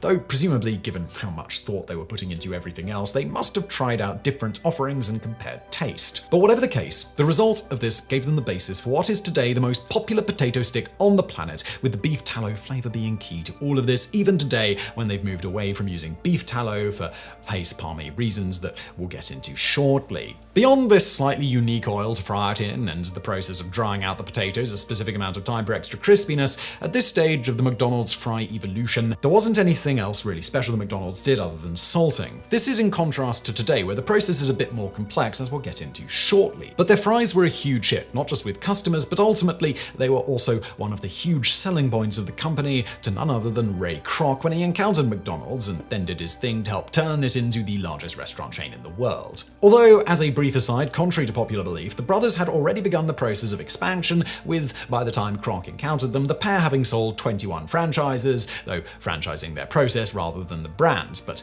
they were also operating 9 outlets at the time. But going back to Kroc, he would later state of the McDonald's brothers' French fry, quote, "They lavished attention on it. I didn't know it then, but one day I would too. The French fry would become almost sacrosanct for me, its preparation a ritual to be followed religiously." He also stated, "One of my suppliers told me, Ray, you know you aren't in the hamburger business at all, you're in the French fry business. I don't know how the living hell you do it, but you've got the best French fries in town, and that's what's selling folks on your place." And speaking of Ray Kroc and the more modern incarnation of the McDonald's French fry, an issue quickly arose as the company began to rapidly expand. As McDonald's spokeswoman Lisa McComb recounts in the early 1960s, quote, "We had 175 different local produce suppliers around the country providing potatoes for French fries. So Ray Kroc was looking to solve this inconsistency problem. He wanted the fries to have a certain taste, color, and texture. Kroc even began making suppliers use hydrometers to make sure the moisture content of the potatoes he was purchasing was consistent across suppliers, something that can vary in potatoes depending on where and when they're grown and how they're stored. There was also the issue that for a few months in the summer, their preferred russet potato wasn't readily available in the quantities that they needed. And this is where McDonald's franchise owner Edwin Treisman enters the picture. He'd previously worked as a food researcher on products such as Cheese Whiz, individually packaged cheese slices, as well as being involved in the development of instant pudding, among other food products. Treisman had left the world of food development after walking into a McDonald's one day and asking a worker sweeping the floor how he could go about opening a franchise location. Funnily enough, the worker he asked was apparently none other than Ray Kroc himself, according to Treisman's wife. Speaking of Treisman's wife, Dorothy, as a quick aside here, when he opened his franchise, Treisman also pioneered hiring women in McDonald's franchises, something that sounds silly today, but at the time was against the rules, and according to Dorothy, quote, almost caused him to lose the franchise. It was quite innovative. The past. Everybody. Fast forwarding to their fry supply problem, knowing Treisman's background, Kroc tasked him, along with food scientist Ken Strong, to figure out a way to freeze fresh cut potatoes so that when later cooked they'd be indistinguishable from non-frozen fries. The aforementioned McDonald's spokeswoman, Lisa McComb, states of this, Ed determined that the amount of moisture in the potato before it was frozen was key to its flavor and firmness, and he created a process of reducing moisture in the potato prior to freezing. Strong and he then improved on this via developing the quick fry and blanching system before freezing, and the general process for making McDonald's fries as they are today was patented and put in place. Of course, this only solved part of the puzzle, but expansion still required an insane amount of potatoes and consistency in the base potato product. On this one, enter J.R. Simplot. At the age of 14 in 1923, Simplot got in an argument with his dear old pappy and then dropped out of school and moved out. From here, his life pretty much resembled the parable of the mouse who fell into a bucket of cream and just never stopped struggling to climb out, eventually managing to churn the cream into butter, at which point he walked out. Simplot's own journey towards becoming a billionaire started with just $20, about $350 today, money his mother had given him when he left home. Now, him being just 14 years old, and this being shortly before the Great Depression, you might think the young Simplot was about to have a very bad time. But you'd be wrong. First, beyond renting a room for $1 a night, he used most of the rest of the money to purchase interest-bearing scripts from local teachers who were paid this way and wanted to convert their scripts to cash quickly. Shortly thereafter, he managed to sell the scripts for a profit and then rinsed and repeated this until he earned enough money to buy a rifle and some piglets, the latter being especially cheap because of a downturn in the market at the time. He then used the rifle to shoot wild horses, which he sold the hides of, then mixed their remains and potatoes together to feed the pigs, cooking the slop for them on fires made of sagebrush that he had collected. By the time the pigs were grown, the market had recovered somewhat and he sold them for a pretty massive profit. He then used the money from that venture to buy a small potato farm, and then he kept rinsing and repeating and expanding, and a mere 10 years after buying that first potato farm, he was the largest supplier of potatoes in the entire western half of the United States, and soon to be one of the major suppliers of the US Army during World War II. Along the way, he also expanded out to other related businesses that benefited the farming, making much of what his company needed, from fertilizer to animal feed to lumber to oil, as well as starting some random companies like running several ski resorts. Later, he even invested $1 million into a small company a couple of engineers in Idaho had dreamed up, the result of that investment being Micron Technology, currently worth about $100 billion. Now, we'll save Simplot's full fascinating story to rise to be one of the richest people in the world for another day, but going back to his potato ventures and McDonald's French fry issues as they expanded, Simplot was there to save the day, not only in the volume of potatoes he could supply, but in his ability ability to do it year-round, partially thanks to a freezing process his own company had come up with about a decade before at the behest of one of his employees, Ray Dunlap. Simplot had initially resisted the idea of freezing potatoes, noting, quote, "You freeze spuds and they will go to mush." But others such as Olof Persson had very recently cracked the problem and invented the frozen French fry. So Simplot went ahead and provided Dunlap with a specialized large freezer unit anyway, and a bit of work and experimentation later, Simplot was sampling French fries made from Dunlap's frozen product and noted after tasting them, "My God, good product." He initially tried to market the frozen French fry for home consumers in 1953, but it didn't really catch on at this point. Needless to say, with about a decade of experience in freezing French fries and being one of the largest growers of potatoes in the world, McDonald's and Simplot couldn't help but get into bed with one another. And that's exactly what they did, metaphorically speaking, after a handshake agreement in the mid-1960s between Simplot and Kroc, with Simplot even promising to build an entire factory to start mass-producing the frozen fries for McDonald's using Tradesman and Strong's patented process. This, all combined, allowed for an extremely consistent product year-round and to all locations, while also cutting down on the work and time needed at the actual restaurants to make the fries, no longer needing them to be hand-cut on location. While McDonald's has many other French fry suppliers, including Bill Gates, as we'll get into in the bonus facts, to this day, Simplot is still one of their largest. But the story of inventing the modern McDonald's French fry doesn't end here. The next stage of the evolution of these golden sticks of goodness came about not from scaling and consistency issues, but rather because of an unrelated heart attack, which resulted in McDonald's having to fundamentally alter their fry making in a way that, ironically, likely increased the risk of heart attacks. In this one, enter self-made millionaire Phil Sokolov, who was quite displeased about the heart attack he had at 43 in 1966 and ultimately formed the National Heart Savers Association, who eventually squarely targeted McDonald's and their burgers and beef tallow fries as a major culprit for heart disease, including Sokolov spending over $15 million, about $60 million today, campaigning against McDonald's and other restaurants about this to get them to lower the cholesterol in their foods. On the targeting McDonald's side, this included one such full-page ad he took out in the New York Times in 1990 proclaiming, "McDonald's, your hamburgers have too much fat." And for shame, Mr. Sokolov, it's not the burgers' fault they are fat. In any event, moving on to fries, in the summer of 1990, Sokolov squared off with McDonald's Vice President Dick Starman on Good Morning America, stating they just took chicken skin out of their Chicken McNugget 3 weeks ago. Tell them about Egg McMuffins. Tell them about your beef tallow in your French fries. A couple of months later, McDonald's decided to remove their beef tallow and replace it with partially hydrogenated vegetable oil instead, which, as everybody knows, totally reduces heart disease. Nothing like trans fats to, I guess, lube up those arteries. Of course, beyond the health issues with trans fats that people weren't super aware of at the time, the other issue with the switch in oils was that the fries then wouldn't taste like McDonald's fries anymore. This is something oft lamented by many people who claim the original beef tallow version was markedly different and superior. Although it is difficult to say if people are just being nostalgic here. That said, for what it's worth, shortly after the switch, in an interview in 1995, none other than Julia Child noted of the change, the French fries were very good, and then the nutritionists got to them, and it turned out to be erroneous that the beef tallow fat was bad, and lard was bad, and so forth, and so they changed it to some type of nutritionist oil, and they've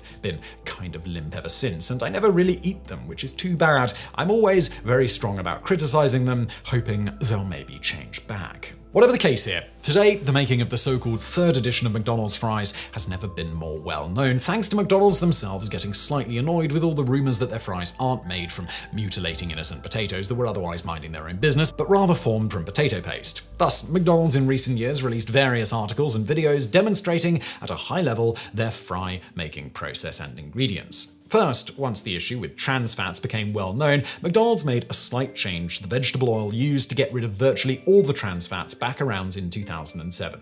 But beyond this, otherwise nothing much has seemingly changed from version 2 of the fry, although noteworthy is that there was a slight variance from country to country on exact ingredients. But in general, the complete list of ingredients in the final products includes potatoes, canola and soybean oil made from the bodily fluids of other murdered living beings, hydrogenated versions of that soybean blood, corn oil because big corn had to get their hands into everything, hydrolyzed wheat because wheat and its desire to live, that's why. Citric acid, dimethylpolysiloxane, dextrose, sodium acid pyrophosphate, hydrogenized milk, because we can't let vegans have nice things, delicious life-giving salt, tert butahyloquinone, which is totally a word I didn't make up, and the most important and mysterious ingredient of all, natural flavor.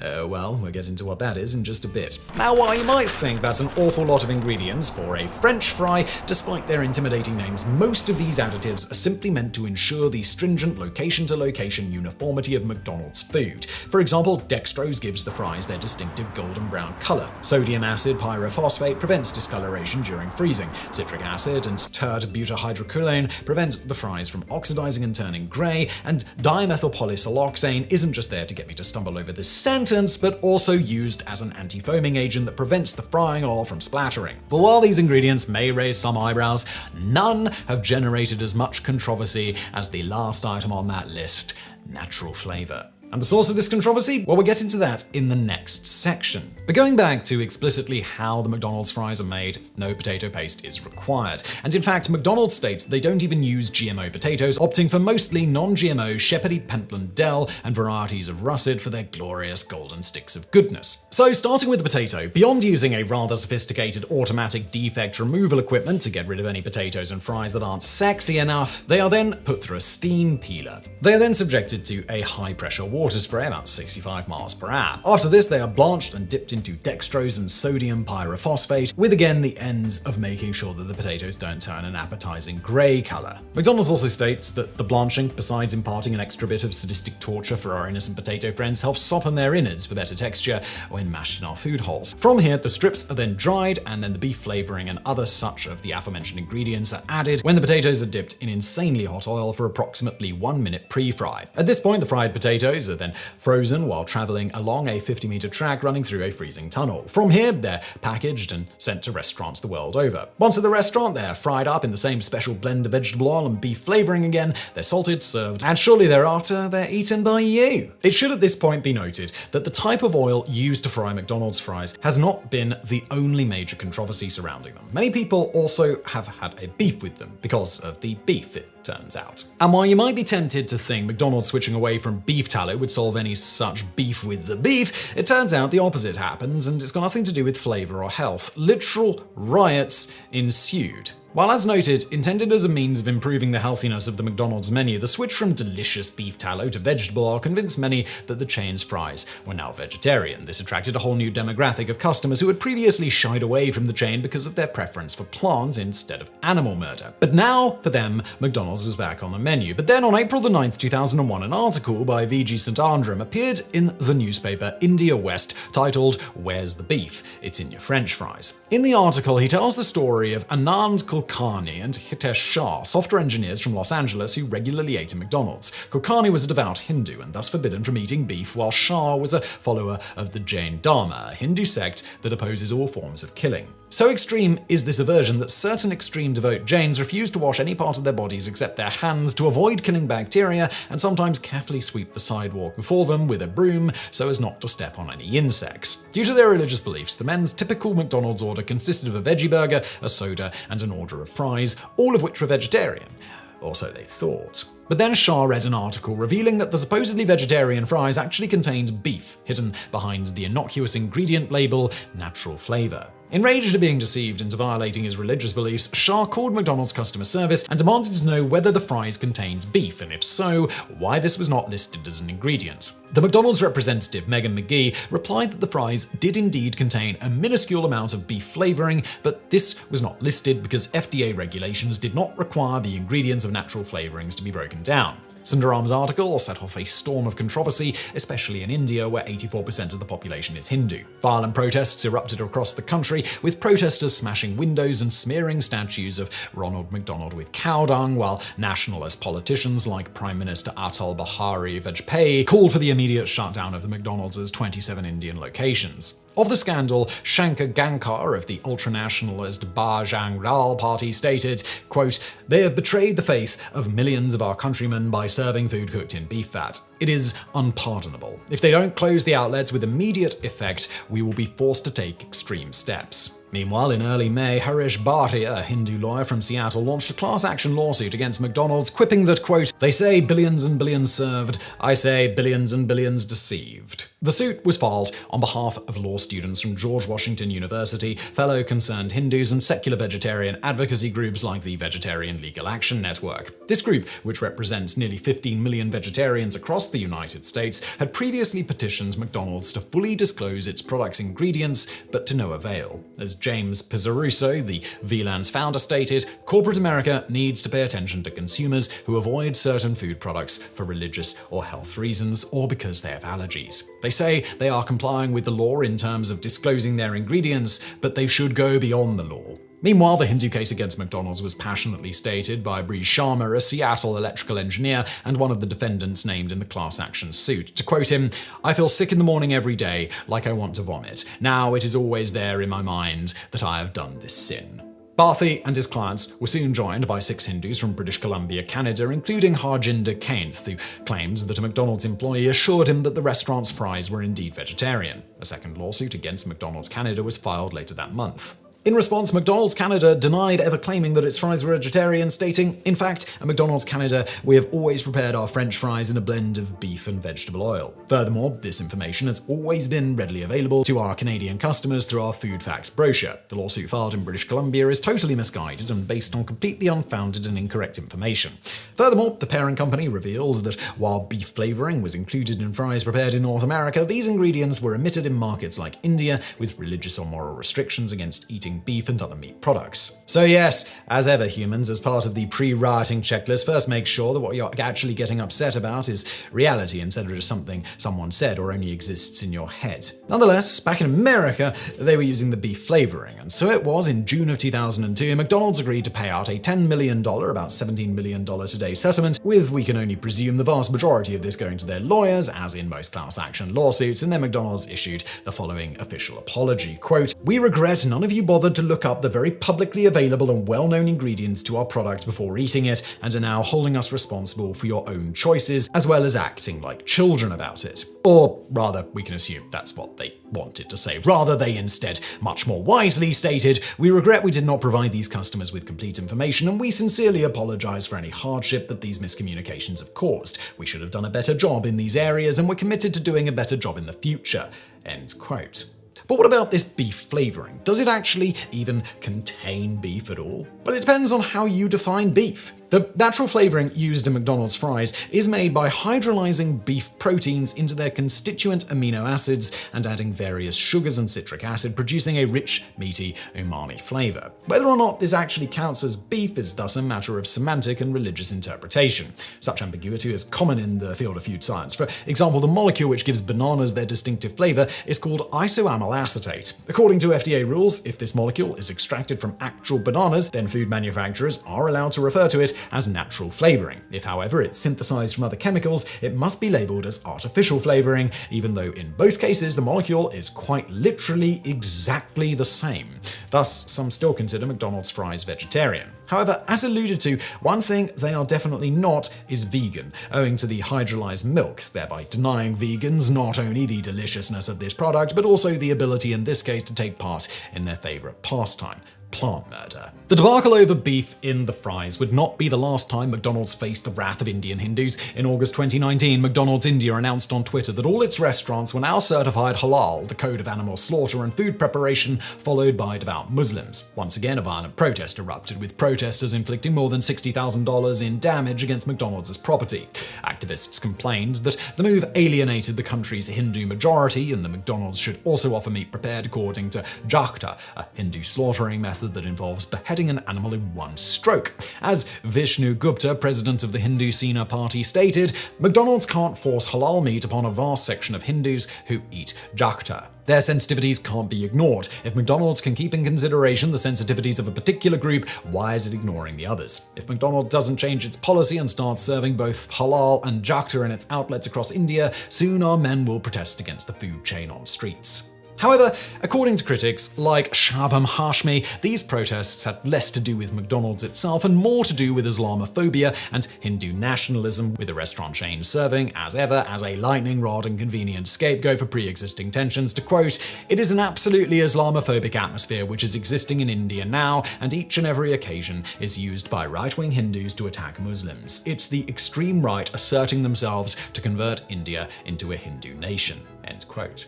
But such controversies are part and parcel of being a giant multinational corporation, and McDonald's, as seemingly ever, continues to weather the various storms and serve burgers, shakes, and its delicious potato sticks to billions of customers around the globe, many of whom often mock the chain as equivalent to the lowest of lower food options, and yet for some reason keep eating there anyway. And by for some reason, we all know it's because of the fries. Bonus fact.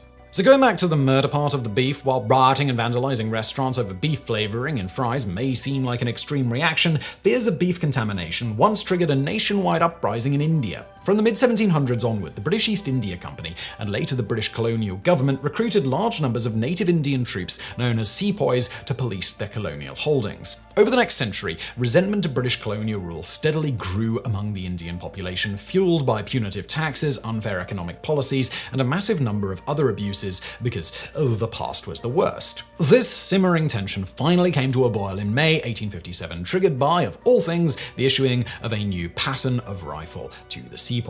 Like previous smoothbore muskets, the pattern 1853 Enfield rifle was loaded from the muzzle using a paper cartridge consisting of a bullet and gunpowder charge wrapped in a paper cylinder. To load the rifle, a soldier tore the cartridge open with his teeth, poured the powder down the barrel, crumpled the paper around the bullet, and rammed both down the barrel with a ramrod. Unfortunately, to help it slide down the barrel, the bullet for the 1853 Enfield was greased with a mixture of beef and pork tallow, meaning that soldiers risked ingesting this grease every time they loaded the rifle. This was abhorrent to Hindu and Muslim troops alike and proved the last straw for the disgruntled sepoys. On March 29, 1857, sepoys at Barrackpore near Calcutta rose up against their British officers, sparking a rebellion that quickly spread across the subcontinent. What followed was a brutal year-and-a-half-long conflict that resulted in the deaths of 6,000 British and an astonishing 800,000 Indian troops and civilians, the dissolution of the East India Company, and the consolidation of British colonial rule in India. British reprisals against the rebellious sepoys were infamously brutal, with thousands being hanged or even strapped to the mouths of cannons and blown apart. While generally referred to in the West as the Sepoy Mutiny, Indian Mutiny, or Indian Rebellion,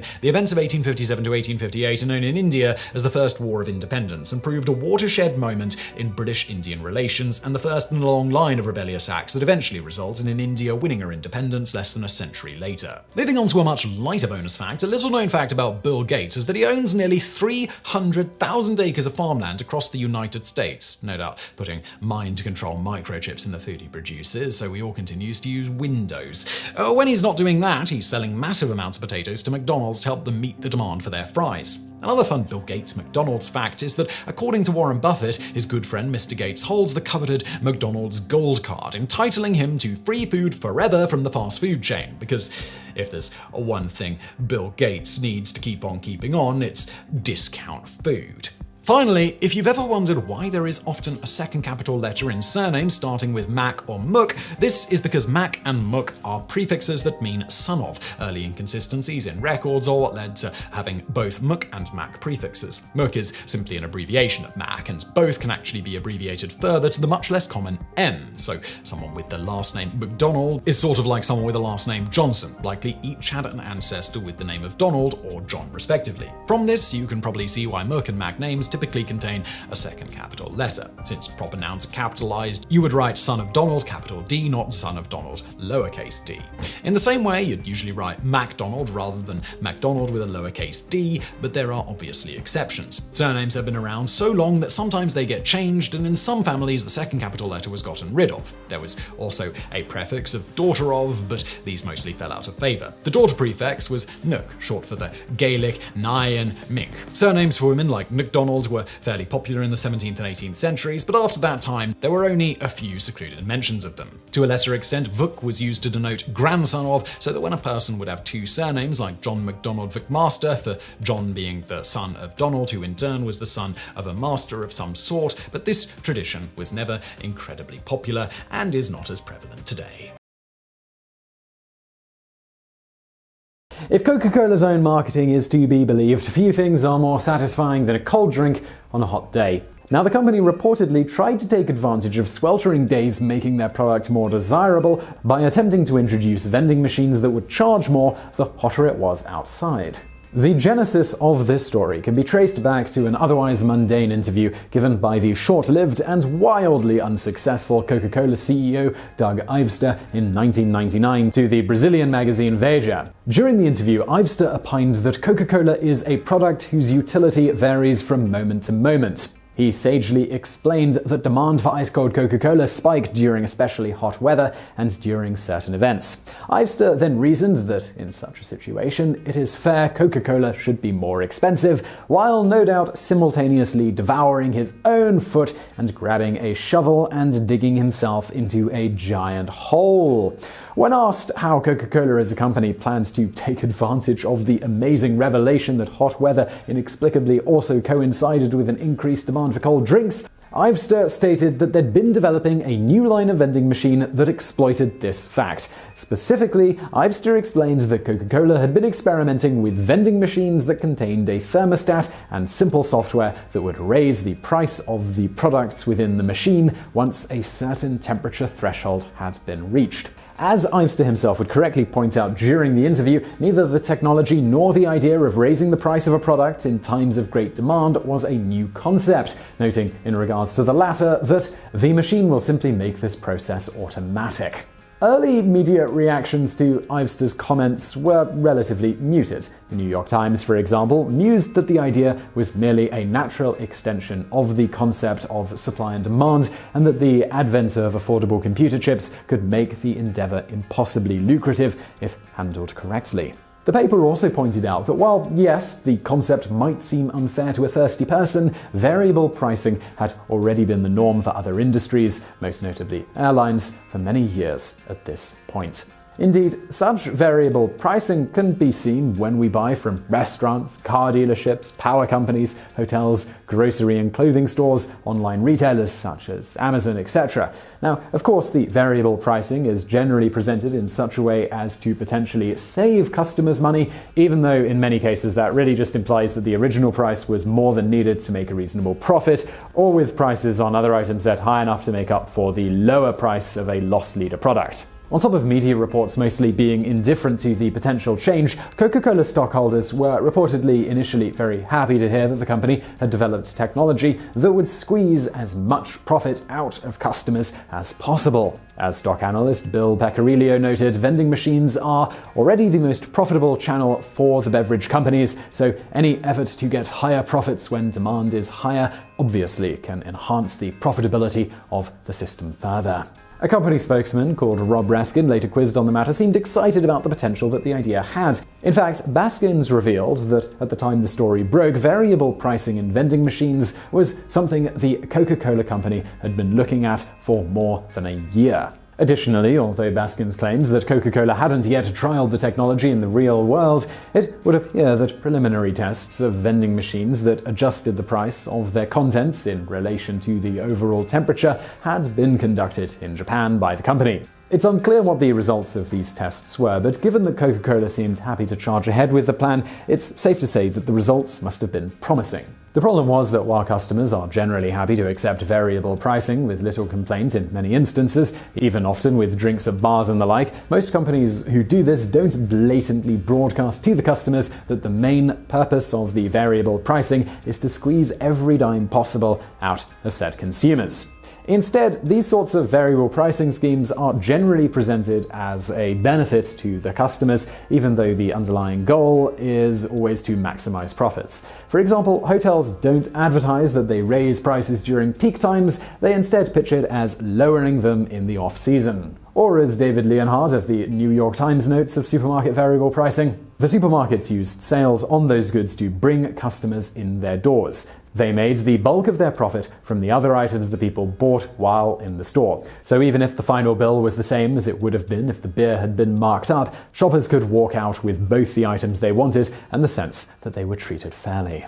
But with Coca-Cola's CEO being so unabashedly blatant that the purpose of the variable pricing was to maximize profits by milking the customers for all they were worth and not spinning it as a benefit to anyone but Coca-Cola stockholders, unsurprisingly, public outrage over the plan did not take long to manifest. Furious Coke drinkers complained to Coca-Cola in droves, and the media, always keen on a bit of outrage for its ability to get eyeballs watching and reading the news, decided to stoke the flames of the controversy by reaching out to Pepsi for comment. Naturally, while no doubt privately kicking themselves that they had not thought of it first, Pepsi publicly released many a scathing statement condemning Coca-Cola's avaricious attempts to nickel and dime their customers. For example, Pepsi spokesman Jeff Brown stated, "We believe that machines that raise prices in hot weather exploit consumers who live in warm climates. At Pepsi, we are focused on innovations that make it easier for consumers to buy a soft drink, not harder." Pepsi's sentiments were echoed by other competitors in the beverage industry, with one unnamed executive being quoted as scoffing, "What's next? A machine that x-rays people's pockets to find out how much change they have and raises the price accordingly?"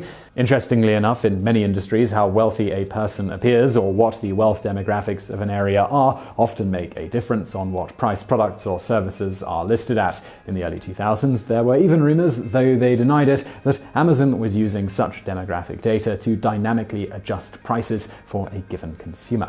The real damage to Coca-Cola, though, that came from the bottlers the company so depended on. Also bear in mind that these people, they were also pretty upset with Ivester over things like raising the price on the concentrate used for making the drinks, with one unnamed bottling executive graphically stating Coca-Cola was raping the bottlers. So why would they be unhappy about this particular snafu? Well, for that you need to look no further than the largest, and that would be CCE. After the media backlash from this and other foibles under Ivester, they watched in horror as their stock price nosedived from $37 to $18 per share in only about 5 months. Rather unsurprisingly, Coca-Cola would very soon disavow their CEO's comments on these variably priced vending machines.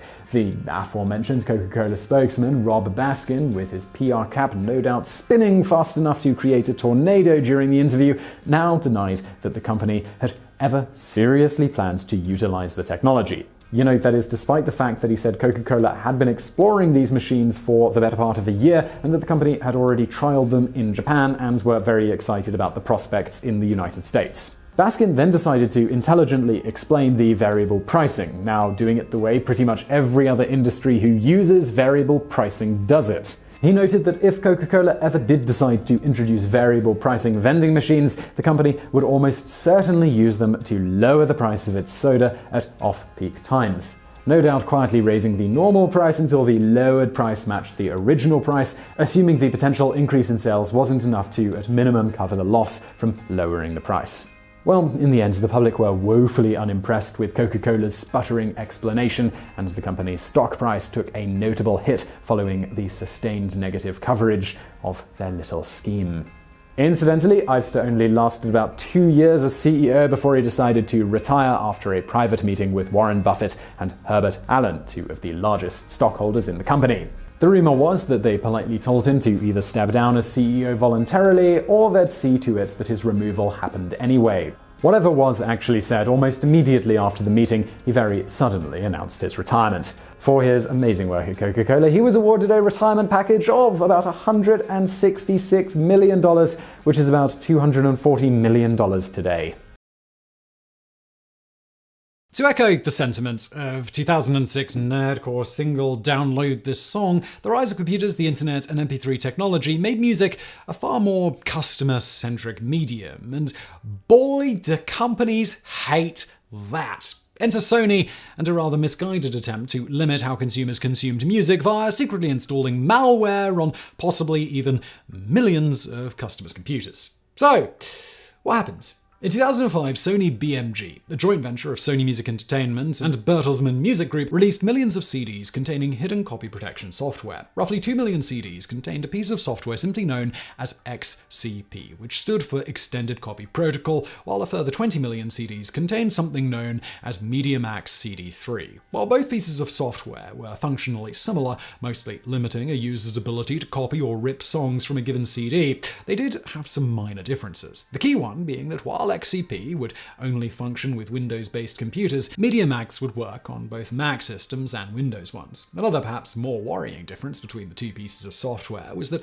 MediaMax would install hidden software on a user's computer even if they refused to accept the prompted agreement that popped up when the CD was inserted into their computer, whereas XCP would simply eject the CD from the disk tray if a user refused to accept a similar licensing agreement, rendering the CD and music you paid for unplayable unless you agreed to severely limit how you used it. The early 2000s, everybody. If this didn't seem backwards enough, given that, you paid for the ability to play the music, an important thing to note is that neither licensing agreements made mention of the fact that the CD would install hidden background software onto your computer. In fact, it wasn't until a computer security researcher called Mark Russinovich was performing routine scans of his system that someone discovered a rather curious piece of software that somehow got onto his system.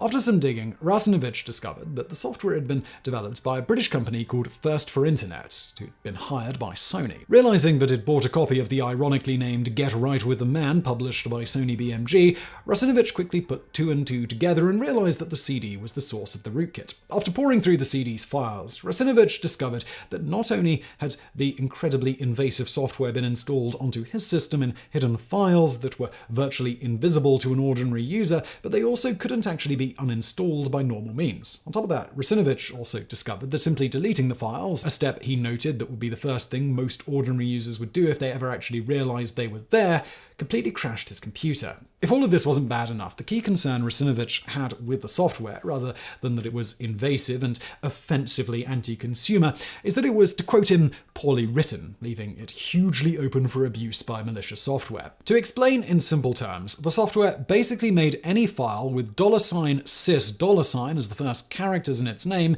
invisible to both users and most antivirus software of the time, meaning any virus or Trojan could become totally undetectable simply by using that string of characters. As an example of how easily abusable this system was, shortly after the release of Russinovich's findings, people playing World of Warcraft started using this to hide the fact that they were cheating from a dedicated anti-cheating program called The Warden. As you can imagine, for a company that thought so little of its customers that it even considered developing the software in the first place, their official response when the software was discovered was that they couldn't understand why people cared, since most people don't even know what a rootkit is. When the denizens of the internet as a whole, let's just say, did not respond well to this lackadaisical and anti-consumer response, they suddenly decided to release a program to uninstall XCP from systems. So, all of this was fixed.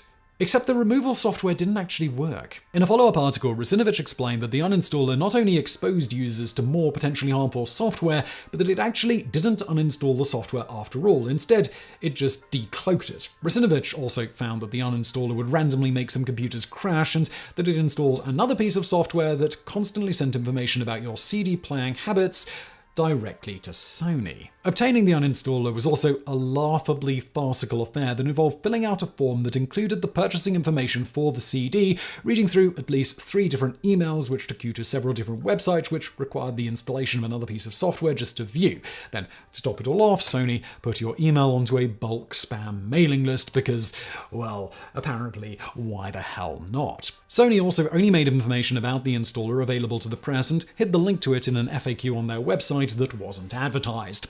Luckily for people who had MediaMax installed on their computers, things were a little simpler, and they could remove the software with a relatively simple command prompt or by drawing a black line around the edge of the CD with a marker pen prior to inserting it. Unsurprisingly, consumer advocate groups were a little annoyed with Sony, and a class action lawsuit was filed against the company in 2005, entitling users who bought the CD to a free download or $7.50. Sony also quietly recalled millions of CDs loaded with the software, costing them millions in lost revenue. The Federal Trade Commission also slammed Sony with a lawsuit for engaging in what they described as unfair and deceptive business practices, entitling users to a further $150 if they had any demonstrable damage caused to their computers by the software or an attempt to remove it. The FTC also placed a number of restrictions on Sony, forcing them to label their products more clearly. The media similarly raked Sony across the coals, with countless articles being written about the fiasco, causing severe amounts of negative press for the company, and ironically bringing mass public attention to the issues of intrusive copy protection. As a final slap in the face, people pulling apart the software found that it itself was technically in violation of copyright because it failed to give proper attribution to the open source software that it used. However, none of those affected felt secure enough in their position to pursue proper legal recourse against Sony. Of course, Sony's stock before and after the ordeal went up almost 20%, so, well, we really bet the board learned their lesson on that one. Whatever the case, to close, we think this not-so-subtle stab at Sony by Department of Homeland Security employee Stuart Baker sums up everyone's thoughts quite succinctly. It's very important to remember that it's your intellectual property. It's not your computer. Bonus fact. Speaking of Sony and copyrights, Mr. Rogers famously didn't mind if people recorded his show with a VCR, arguing for people's rights to do so in a 1979 case against Sony Corp of America and Universal City Studios. At the time, it was being argued by the opposition that this constituted a copyright infringement. Mr. Rogers was one of the few involved in television that did not believe so and felt people should be allowed to record programs. The Supreme Court ruled that Mr. Rogers' testimony was a significant piece of evidence that helped lead them to their ultimate decision. Specifically, Mr. Rogers stated, some public stations, as well as commercial stations, program the neighborhood at hours when some children cannot use it. I've always felt that with the advent of all this new technology that allows people to tape the neighborhood off the air, and I'm speaking for the neighborhood because that's what I produce, that they then become much more active in the programming of their family's television life. Very frankly, I am opposed to people being programmed by others. My whole approach in broadcasting has always been, you are an important person just the way you are. You can make healthy decisions. Maybe I'm going on too long, but I just feel that anything that allows a person to be more active in the control of his or her life in a healthy way is important. Back in the halcyon days of 1995, Pepsi launched their aptly titled Drink Pepsi, Get Stuff campaign that allowed customers to earn points on every Pepsi product they bought and then exchange them for things like Pepsi-branded t-shirts and hats. The promotion was a roaring success and resulted in nothing of note happening whatsoever. Unless, of course, you count the guy who sued them because they refused to exchange 7 million Pepsi points for a Harrier jet. The man in question was John Leonard, and in the later months of 1995, he turned on his TV and saw an ad announcing the Pepsi Stuff promotion. For those who aren't interested in watching the advertisement, it essentially shows a teen on his way to school highlighting items one can buy with Pepsi points, such as a Pepsi t-shirt for 75 points, a leather jacket for 1,450 points, etc. The book, The Lore of Marketing by Linda J. Oswald, describes what happened next in exquisite detail. The scene then shifts to 3 young boys sitting in front of a high school building. The boy in the middle is intent on his Pepsi Stuff catalog, while the boys on either side are each drinking Pepsi. The 3 boys gaze in awe at an object rushing overhead as the military march builds to a crescendo. The Harrier jet is not yet visible, but the observer senses the presence of a mighty plane as the extreme winds generated by its flight create a paper maelstrom in a classroom devoted to an otherwise dull physics lesson. Finally, the Harrier jet swings into view and lands by the side of the school building next to a bicycle rack. Several students run for cover, and the velocity of the wind strips one hapless faculty member down to his underwear. While the faculty member is being deprived of his dignity, the voiceover announces, "Now the more Pepsi you drink, the more great stuff you're gonna get."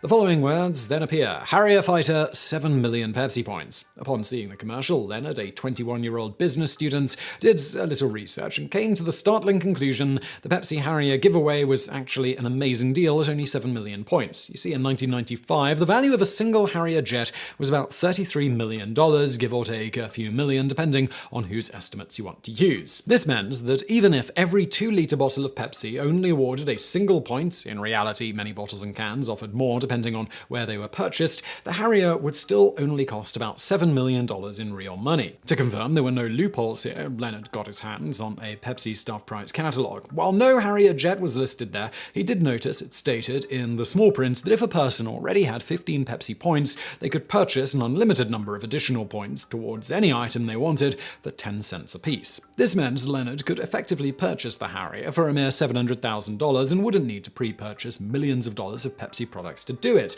making the whole business venture significantly less risky from a financial standpoint. And so it was on March the 27th of the following year, Leonard sent 15 Pepsi points, an order form with the words "1 Harrier jet" written in the item description, and a check for $700,008.50. $699,998.50 for the remaining 6,999,985 points, and $10 for shipping and handling to the required address and weighted. Pepsi, upon receiving the order, sent the check back with a letter explaining that the Harrier jet was not part of the offer, nor was it included in the prize catalogue, and that its inclusion in the advertisement was merely intended as a fanciful addition to make the ad more entertaining. The letter also included a bunch of coupons to apologize for any misunderstanding or confusion. Of course, Leonard was dead serious in the previous year, having managed to convince 5 unnamed investors to back his little venture.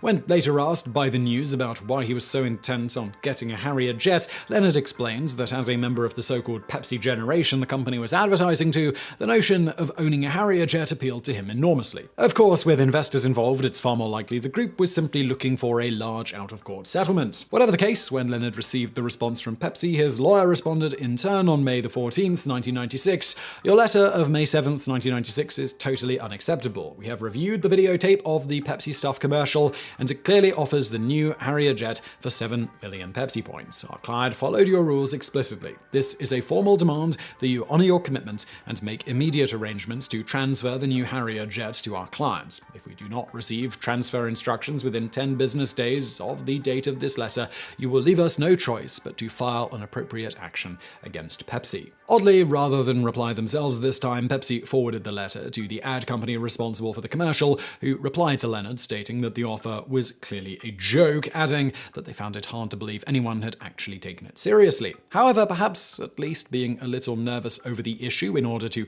avoid copycat lawsuits, Pepsi promptly changed the price of the jet in the ad from 7 million Pepsi points to 700 million Pepsi points. But they still had to deal with Leonard, who sued Pepsi for fraud, breach of contract, and deceptive advertising. The case limped through the courts for 3 years. While the court of public opinion was strongly on the side of Leonard and his investors, after all, the commercial clearly stated that if you acquired 7 million Pepsi points, you could exchange them for a Harrier jet, the court that actually had power to issue a ruling was not. The issue was finally settled in 1999, with the judge concluding that no objective person could reasonably have concluded that the commercial actually offered consumers a Harrier jet. It is notable that Leonard's legal team attempted to argue that no judge could accurately determine whether the target audience of the commercial, the Pepsi generation, would or would not conclude that the commercial was really offering a jet, specifically noting a federal judge is incapable of deciding on the matter, and that instead the decision had to be made by a jury consisting of members of the Pepsi generation to whom the advertisement would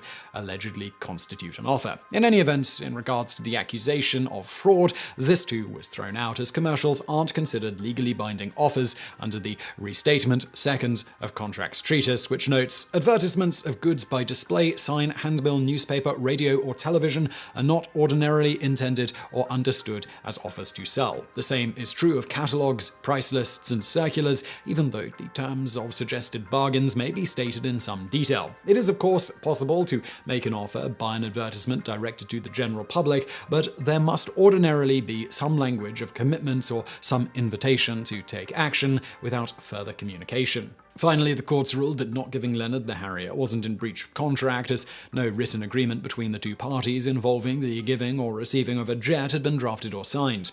As Arthur Linton Corbin noted in Corbin on Contracts, there would be no enforceable contract until the defendant, PepsiCo, accepted the order form and cashed the check. As Pepsi did neither, there was no breach of contract. This all leaves one wondering, had the court ruled otherwise, would Pepsi have been able to give Leonard the jet? The answer, according to Pentagon spokesman Ken Bacon, was decidedly no. In response to Bacon's assertions, Leonard stated that he would take a Harrier jet in a form that eliminated its potential for military use. The US military has, in the past for instance, sold tanks to civilians after their weaponry was removed. In response to that, Bacon claimed that doing the same to a jet would strip it of its ability ability to fly, rendering it useless. That's not to mention that a Harrier jet uses a massive amount of fuel per minute of flight, varying depending on what you're doing at the time, and requires millions of dollars of maintenance over the course of its lifetime, both of which make it prohibitively expensive for any but the richest of civilians to operate. But of course, it is likely that Leonard and his investors were never actually interested in the jet,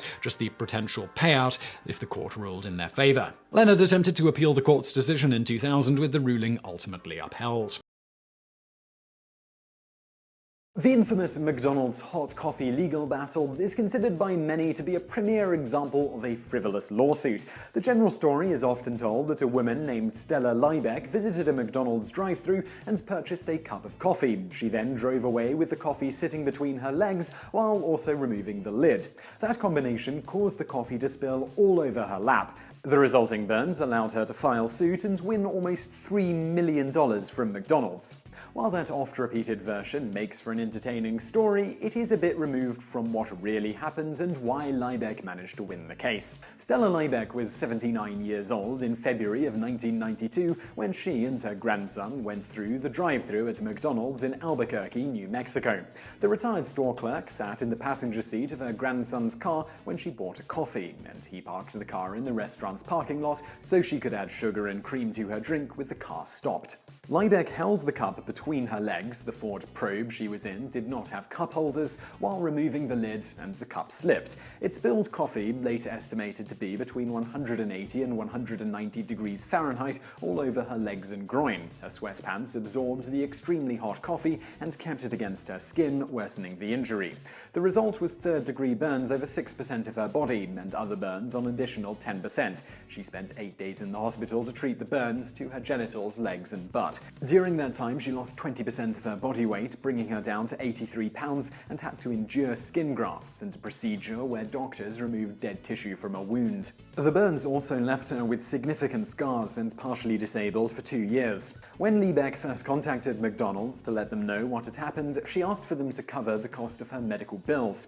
She reportedly wanted around $11,000 from McDonald's. McDonald's felt that because they really had nothing to do with how the coffee was spilled, they shouldn't be liable, but did offer her a payment of $800. She refused their counteroffer and hired an attorney. Texas attorney Reed Morgan agreed to take on Liebeck's case. This happened to be Morgan's second time facing off against McDonald's over hot coffee. Years earlier, he represented a woman from Houston who also received third-degree burns from McDonald's coffee. That case was settled out of court, with the plaintiff receiving $27,500 in damages. These two cases were not the only ones McDonald's had to deal with concerning the scalding temperature of its coffee. Between 1982 and 1992, the fast food giant received more than 700 reports of coffee-burning customers and paid over $500,000 to settle coffee-related lawsuits. A number of the reported injuries bore a striking resemblance to those suffered by Liebeck, including many instances of third-degree burns. Morgan offered to settle the case before it went to trial for the sum of $300,000, but the McDonald's legal team again refused.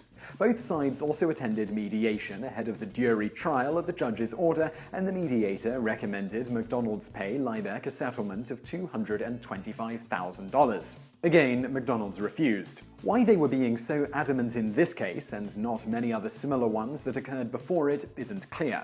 Some speculate McDonald's wanted to settle the issue once and for all to avoid having to continue to deal with these frivolous hot coffee lawsuits. After all, while the injuries here certainly weren't frivolous, if you slice your finger off while cutting vegetables with an ultra-sharp kitchen knife, the injury likewise isn't frivolous, but you suing the company for making their knives sharp certainly would be considered by most to be a frivolous lawsuit.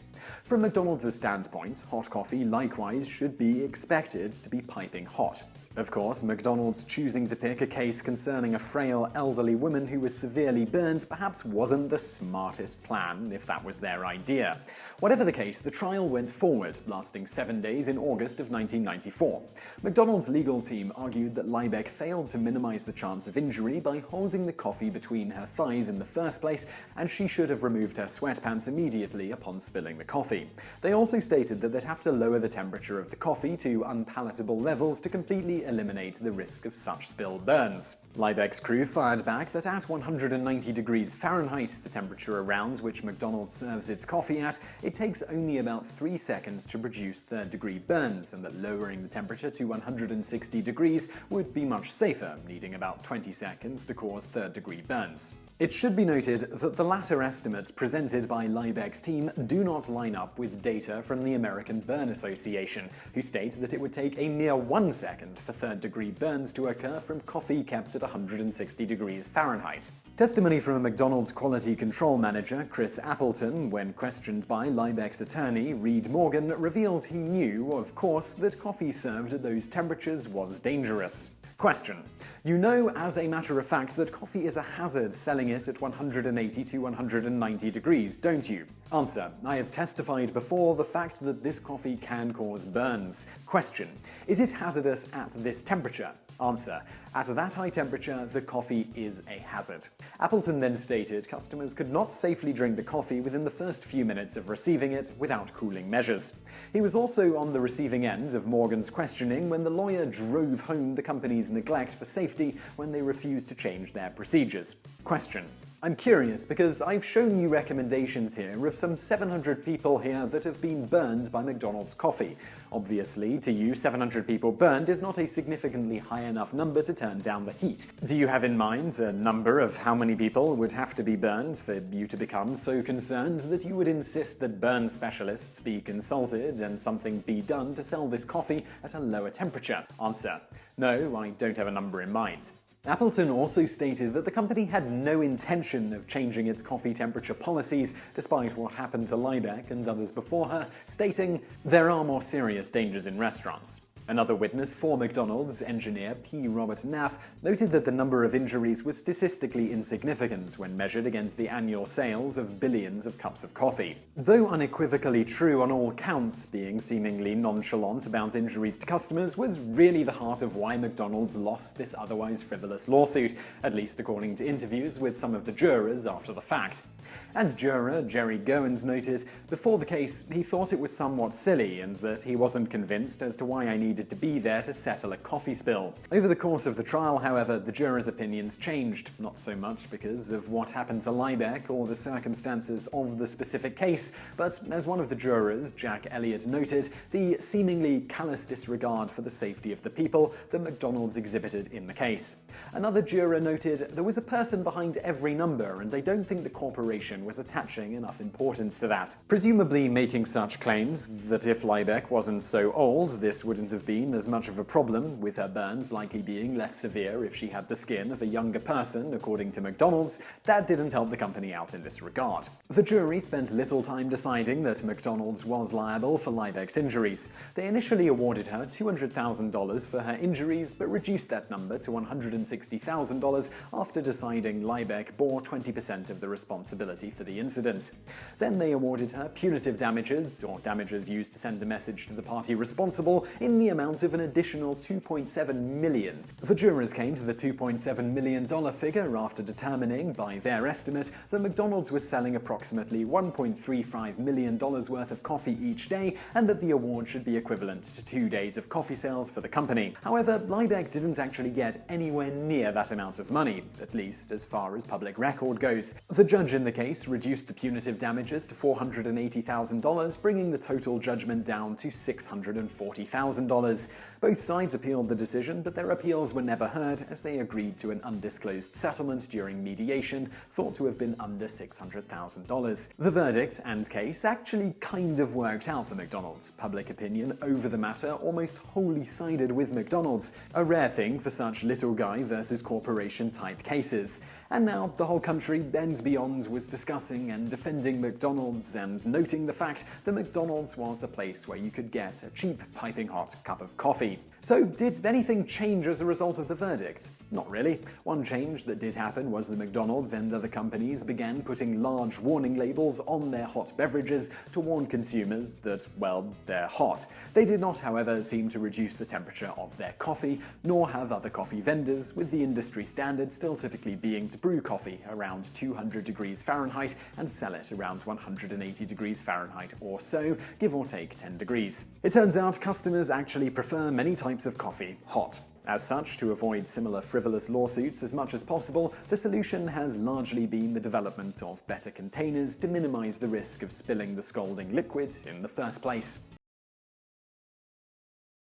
Like the American Express Centurion card, a hyper-exclusive charge card only gifted to the wealthiest of individuals, there exists equivalently exclusive cards issued by both McDonald's and Burger King, granting the bearer unlimited free food for life from any establishment of the respective chain that issued them. So who on earth is lucky enough to own such a card, and how could you possibly go about getting one for yourself? Let's start with McDonald's. The company has given out cards, or at least pieces of paper, granting people free food forever since Raymond Kroc joined the McDonald's brand in the 1950s. You see, in the earliest days of his leadership of the chain, Kroc would occasionally informally sign and gift Be Our Guest coupons to customers that were valid for a lifetime of free food. Sometimes these were restricted to specific food items on the menu, and they could go and get these from any McDonald's in the world. As you might expect, as the chain rapidly grew, the value and utility of these coupons quickly skyrocketed. According to Mitt Romney, yes, that Mitt Romney, his father was given such a coupon from Kroc after they worked together briefly in the restaurant chain's early days. His particular coupon specifically granted the bearer unlimited hamburgers, shakes, and French fries at any McDonald's. McDonald's themselves eventually confirmed the authenticity of Romney's anecdote, but noted that they had no record of why exactly Kroc saw it fit to give away a lifetime supply of these particular items to Romney's father.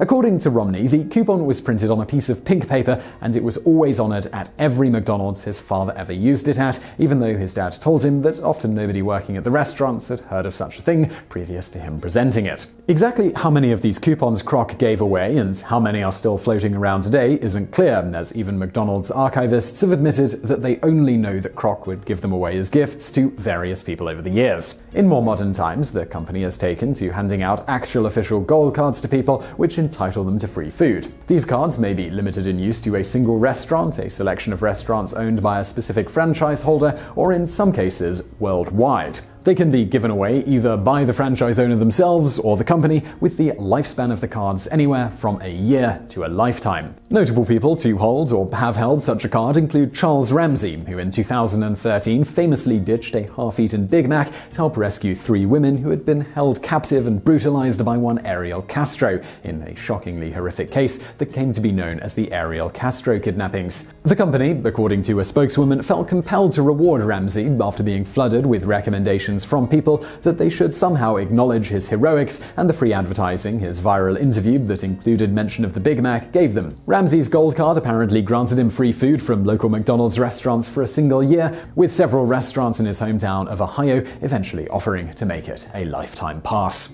A more famous holder of a lifetime card from McDonald's is billionaire Warren Buffett, whose personal McDonald's card grants him free McDonald's anywhere in Omaha for the rest of his life. Buffett is so fond of the card that he claims it's one of the few things that he keeps in his wallet at all times, and that's why the Buffett family has Christmas dinner at McDonald's. He also states that he has a similar Johnny Rockets restaurant card that grants him and 3 guests the same perk, though he didn't say whether this was for life. According to Bill Gates, when Buffett does leave town and happens to eat at McDonald's, he comes loaded with coupons. This little anecdote was revealed in the Bill and Melinda Gates 2017 annual letter, in which Mr. Gates states, "Remember the laugh we had when we traveled together to Hong Kong and decided to get lunch at McDonald's? You offered to pay, dug into your pocket, and pulled out coupons. Melinda just found this photo of me and the big spender. It reminded us how much you value a good deal. That's why we want to point you to this number, 122 million. Saving children's lives is the best deal in philanthropy." Speaking of Bill Gates, Buffett claims his good friend Mr. Gates holds the coveted McDonald's gold card as well, but entitling him to free food forever worldwide. As far as we can find, if true, this makes Bill Gates the only publicly known person to have such a lifetime worldwide McDonald's gold card, although it seems likely more people probably hold one and have simply never mentioned it. In fact, we couldn't find anywhere where Bill Gates himself says that he holds such a card, but presumably Mr. Buffett wouldn't just make something like that up. Also, we can assume that Gates was not yet the bearer of such a card when the pair were eating at the aforementioned Hong Kong McDonald's, lest there would have been no need for Buffett's coupons. You might at this point wonder how much food you can get per visit with this McDonald's gold card. Well, seemingly as much as you want, though presumably if you tried to order 1,000 burgers or something, they might not comply. For example, actor Rob Lowe had one valid for a year in certain Santa Barbara McDonald's. He got it as a gift from a friend of his, David Peterson, who is noted for not only being a McDonald's franchise owner, but also the son of Herb Peterson, the guy who introduced the Egg McMuffin in 1972. Lowe stated in an interview that he was planning to go crazy at Thanksgiving with the card, suggesting it can be used to order as much food as you reasonably want. Moving over to Burger King, the number of people who hold an equivalent card to the worldwide McDonald's Gold Card, according to Burger King themselves, currently stands at 12, known informally as the Crown Club. Each person owns a card that grants them a lifetime of Burger King food anywhere in the world.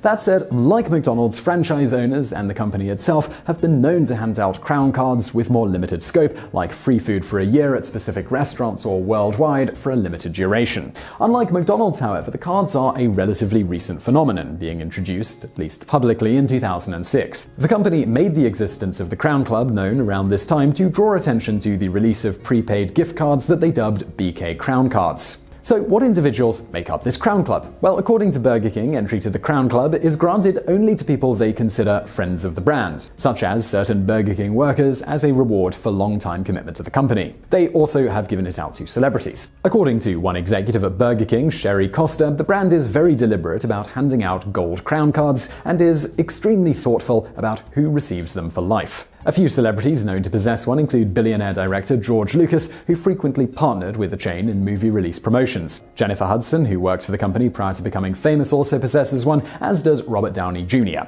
As for the latter, he famously credited Burger King with saving his life, stating that while coming down from a drug binge and driving across America with a car full of dope in 2003, he ordered a burger from the chain so bad it made him reconsider his life choices, throw all of the drugs into the ocean, and get on the road to cleaning up his act.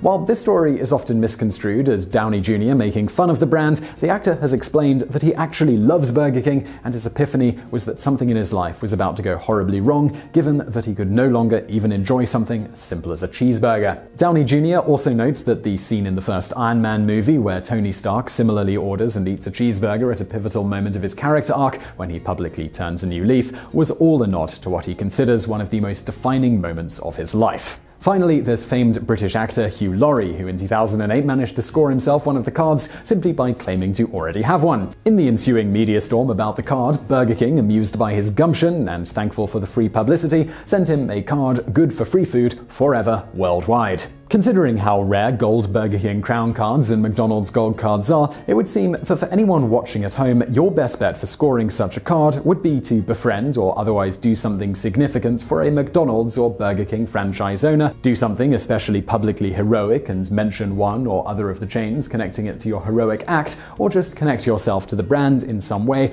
after becoming so obscenely rich and successful that you'd really have little practical use for the card. Either way, if it works out for you, well, we'd love a couple of free cheeseburgers.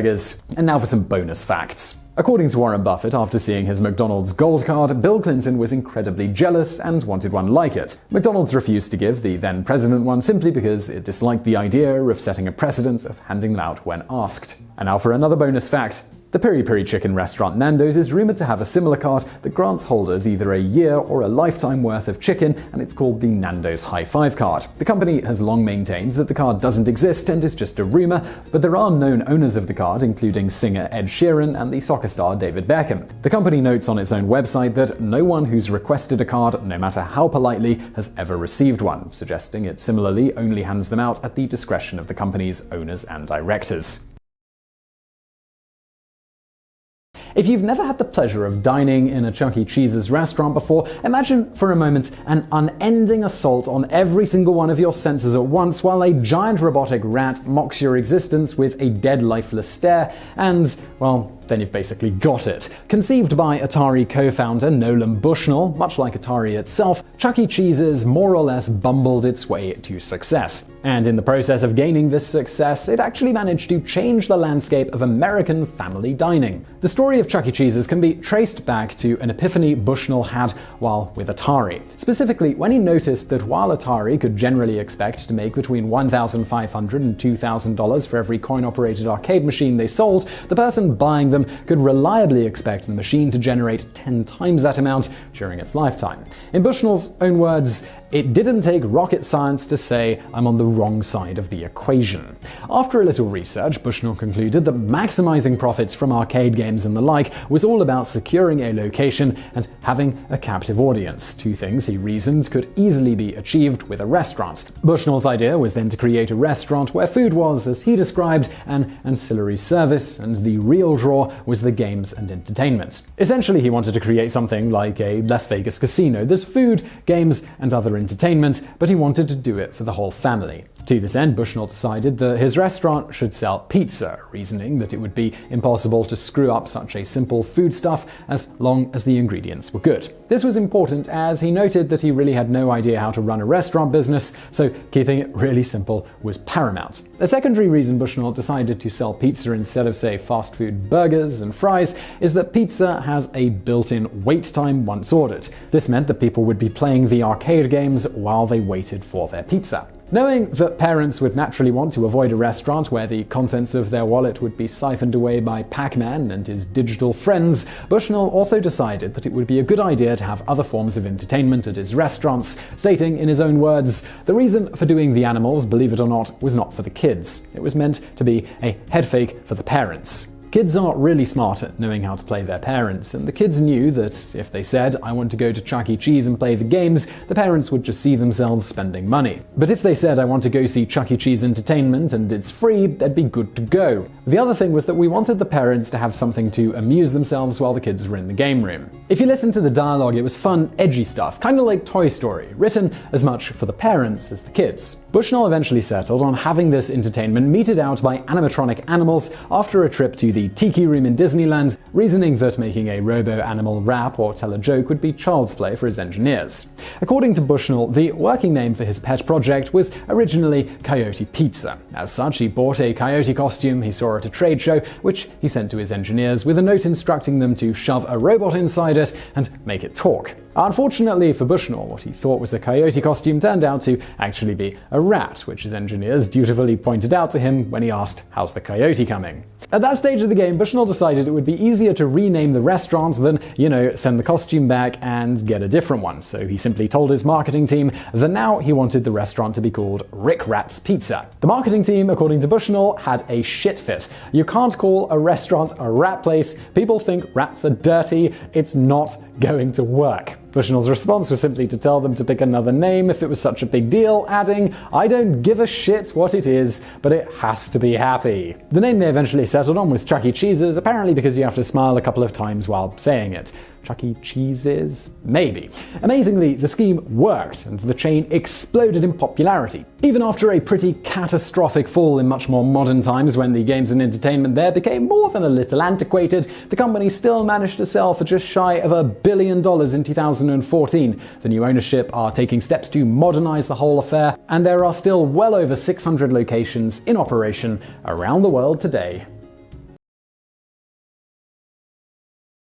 As literally one of the biggest companies on earth, Coca-Cola has their giant fingers in a lot of equally giant pies. One of those fingers happens to be dipped in the extremely lucrative bottled water market. The product we're talking about today is Dasani, which currently earns Coca-Cola just shy of $1 billion per year in the United States, despite being a drink that is nothing but filtered tap water with sodium chloride, table salt, potassium chloride, and magnesium sulfate Epsom salt added. While Dasani sells exceptionally well in America, when the soda giant tried to market it in the UK, they not only insinuated in their official slogan that it was full of semen, but also accidentally introduced illegal amounts of potential cancer-causing substances during the filtration process. The result was disastrous for the company, likely costing them several $100 million in the UK alone since then, and putting a full stop on their previous plans to expand the brand to places like Germany and France. This particular tale of corporate hubris began back in 2003 when Coca-Cola decided to try and capitalize on the rising British demand for bottled water by launching their budget line of bottled water, Dasani, in the UK. Given UK citizens' apparent preference towards so-called high-end bottled waters, with about 91% of all bottled water in the UK being naturally sourced versus about 75% in the United States, Coca-Cola chose not to advertise the fact that, much like in the United States, Dasani is simply filtered tap water, in this case quietly sourced from a plant in Sidcup in Kent. At the time, a half litre of water from said plant was selling for about 0.03p. For reference, Dasani was put on the shelves at a price of about 95p per half litre bottle, a hefty markup even considering bottling and transportation costs as well as retail markup. Unsurprisingly, after a 2004 article in The Grocer casually mentioned the tap water source of Dasani water, the wider media was soon whipped up into a frenzy. Among other things, Coca-Cola's audacity in the situation was humorously compared to the plot of an episode of the popular British sitcom Only Fools and Horses, in which the main characters attempt to bottle and then sell tap water from Peckham for an exorbitant markup via marketing it as Peckham Spring. It should be noted here that Sidcup, where Dasani water in the UK was sourced, is only about 10 kilometres from Peckham. Things continued to go wrong for Coke when they launched their online marketing campaign and began to advertise Dasani as full of spunk. Bottled spunk, and that you can't live without spunk, causing even more widespread mockery from the public and the media. You see, in the UK, spunk is slang for semen. This was even more humorous given that many of the advertising images featured models who apparently never learned to drink water properly, splashing Dasani all over their faces. You couldn't make this up.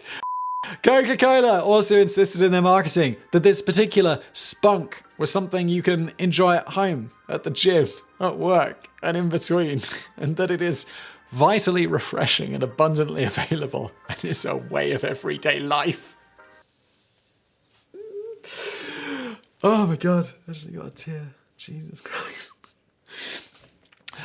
After cleaning up their online marketing campaign, Coca-Cola attempted to justify the fact that they were selling dramatically marked up water to the public.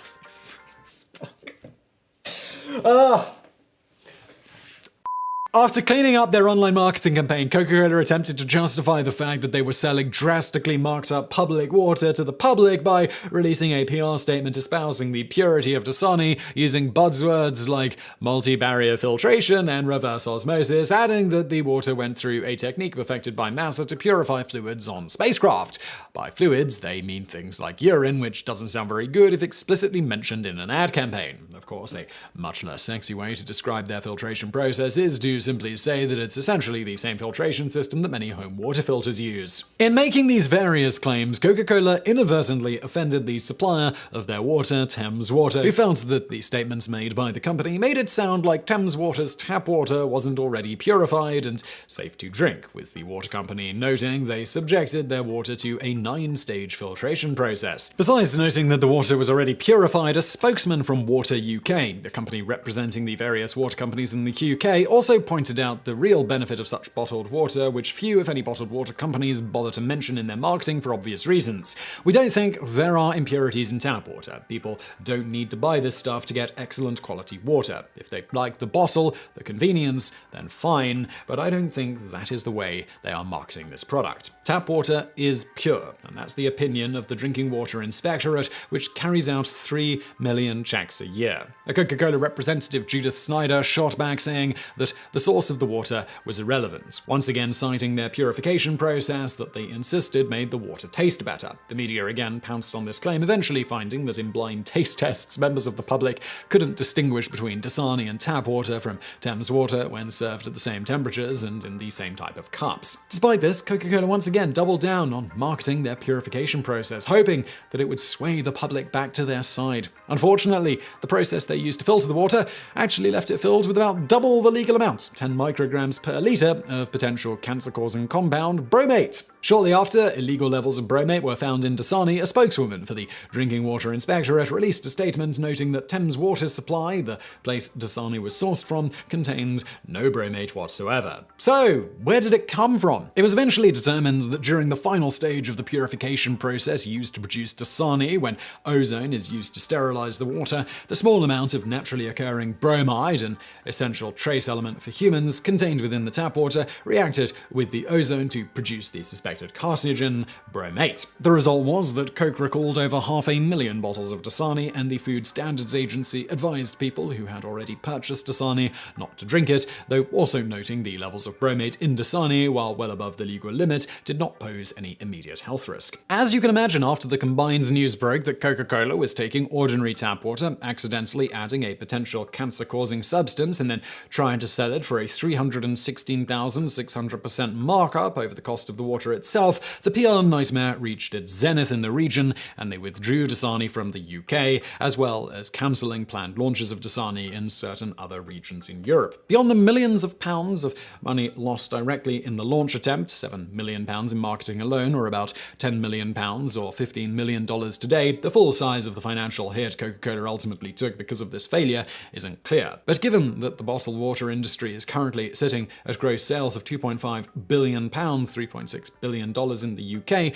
up from £1.2 billion in 2004, which adjusted for inflation is £1.7 billion today, and that Dasani, thanks to its relative cheapness compared to many other bottled waters, is currently pulling in just shy of $1 billion per year in the United States, about 1/8 of the total bottled water market in the United States, and the largest piece of the pie of any single brand, it's safe to say that in the 12 years since the disastrous product launch, Coca-Cola has lost out on at least hundreds of millions of dollars, if not billions, when looking at the expanded European market, at least when talking about Dasani sales. But don't feel too bad for the company, because beyond purchasing such UK-based bottled water companies as Abbey Well in 2008, about a decade after the failed launch of Dasani in the UK, they successfully managed to launch one of their many other water brands, Glasso Smart Water, in the region. This is a product that in 2015 earned Coca-Cola a cool $700 million in the United States alone, though it's still lagging well behind Dasani sales there. Unlike Dasani, which is always sourced from public water supplies, Glasso Smart Water is sourced from spring water,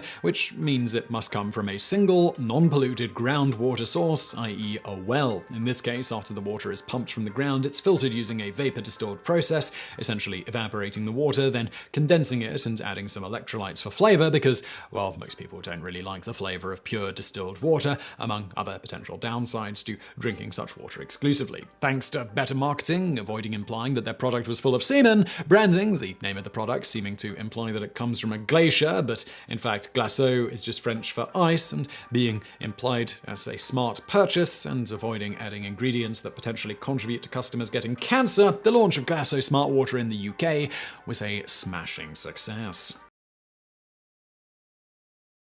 In the era of big data, few figures are more divisive than that of the hacker. On the one hand, malicious or black hat hackers cause billions of dollars in damage every year, breaking into private and public networks to steal money or personal data, or simply to create chaos. On the other hand, so-called ethical or white hat hackers use their skills in the service of the public good, either by probing computer systems for security weaknesses or leaking information on government corruption and other crimes. While mostly associated with the modern digital age, the art of hacking goes back nearly 100 years. And one of the earliest hackers was also one of the most ethical, using his skills to save millions of French citizens from the Nazis during the Second World War. This is the remarkable story of René Carmille. The era of big data is a lot older than you might think, tracing its origins back to the 1880s and a daunting problem facing the United States government.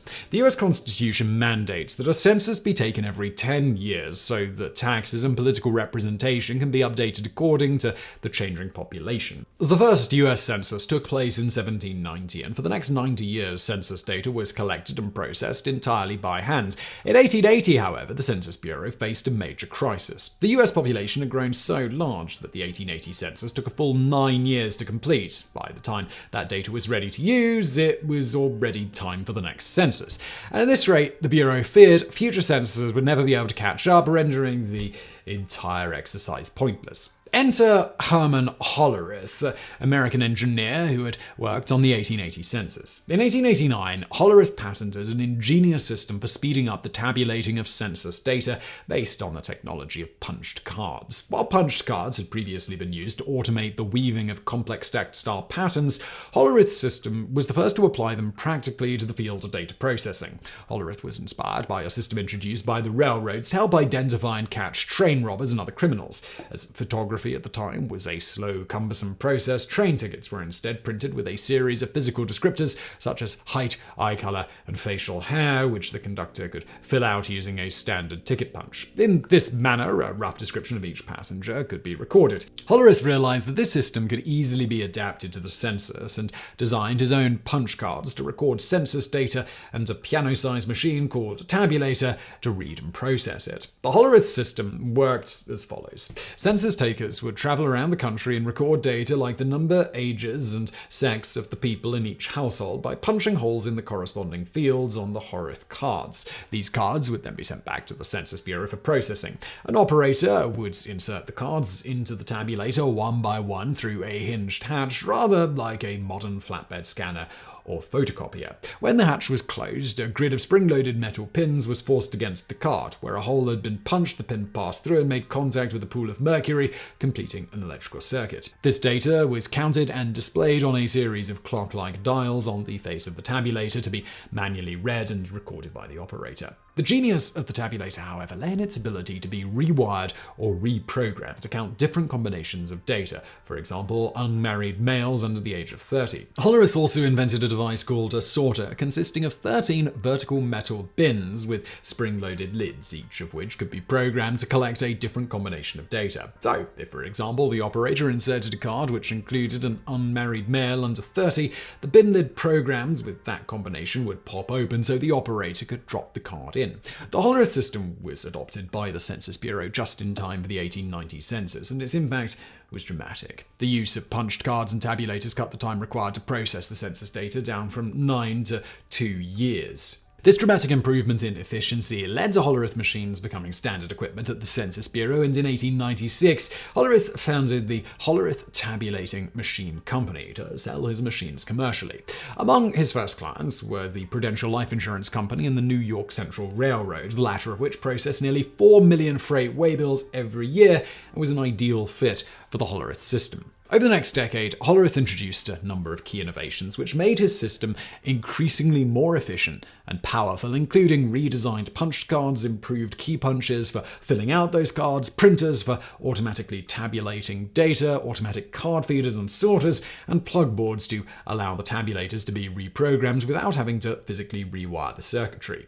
These innovations created a brand new industry, and Hollerith-style tabulators, now known as unit record machines, were adopted by a vast array of businesses for data-heavy tasks like processing invoices and payrolls. And with that, the information age had arrived. But for Herman Hollerith, success was not to last. In 1903, the new director of the Census Bureau, Simon North, decided that Hollerith had too much of a monopoly on data processing and banned the company's machines from the Bureau. Then, in 1911, through stock acquisition, the Tabulating Machine Company was merged with 4 other companies to create the Computing Tabulating Company. Finally, in 1923, this amalgamated company changed its name to International Business Machines, better known as IBM. Under the direction of CEO Thomas Watson, IBM would go on to dominate the unit record and later the digital computer industry, controlling over 90% of all punch card equipment in the United States by 1950. One of the keys to IBM's success was that they never sold their machines to clients. They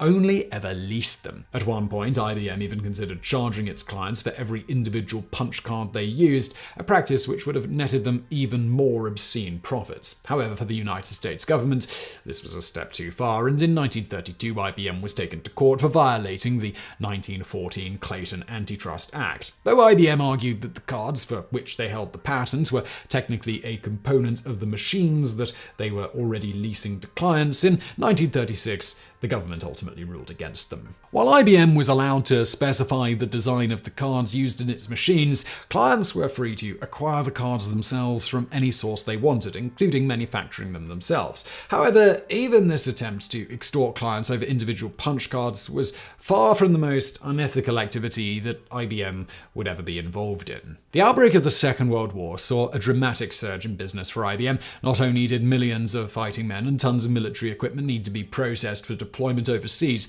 but unit record equipment quickly found new applications in the field of cryptanalysis. IBM punch card equipment proved ideally suited to searching endless reams of enciphered enemy signals, searching for rare repeats that could help crack the cipher key, a tedious task that had previously been done entirely by hand. Dozens of IBM machines were used at Allied code-breaking centers like Bletchley Park in Buckinghamshire and Arlington Hall in Washington, D.C., where they helped to penetrate enemy ciphers like Nazi Germany's Enigma and Imperial Japan's purple and shorten the war by an estimated 2 years. But IBM equipment would also be put to far more sinister uses. Like dozens of American companies like Ford, General Motors, Chase Manhattan Bank, and Coca-Cola, IBM did not allow the outbreak of war to interfere with its international business dealings, even those with Nazi Germany. When the Nazis came to power in 1933, the new government put out a tender for a census of the German people. By this point, the Nazis had already expelled all Jewish lawyers, doctors, scientists, and other professionals from their jobs, and it was abundantly clear that the true goal of this census was to identify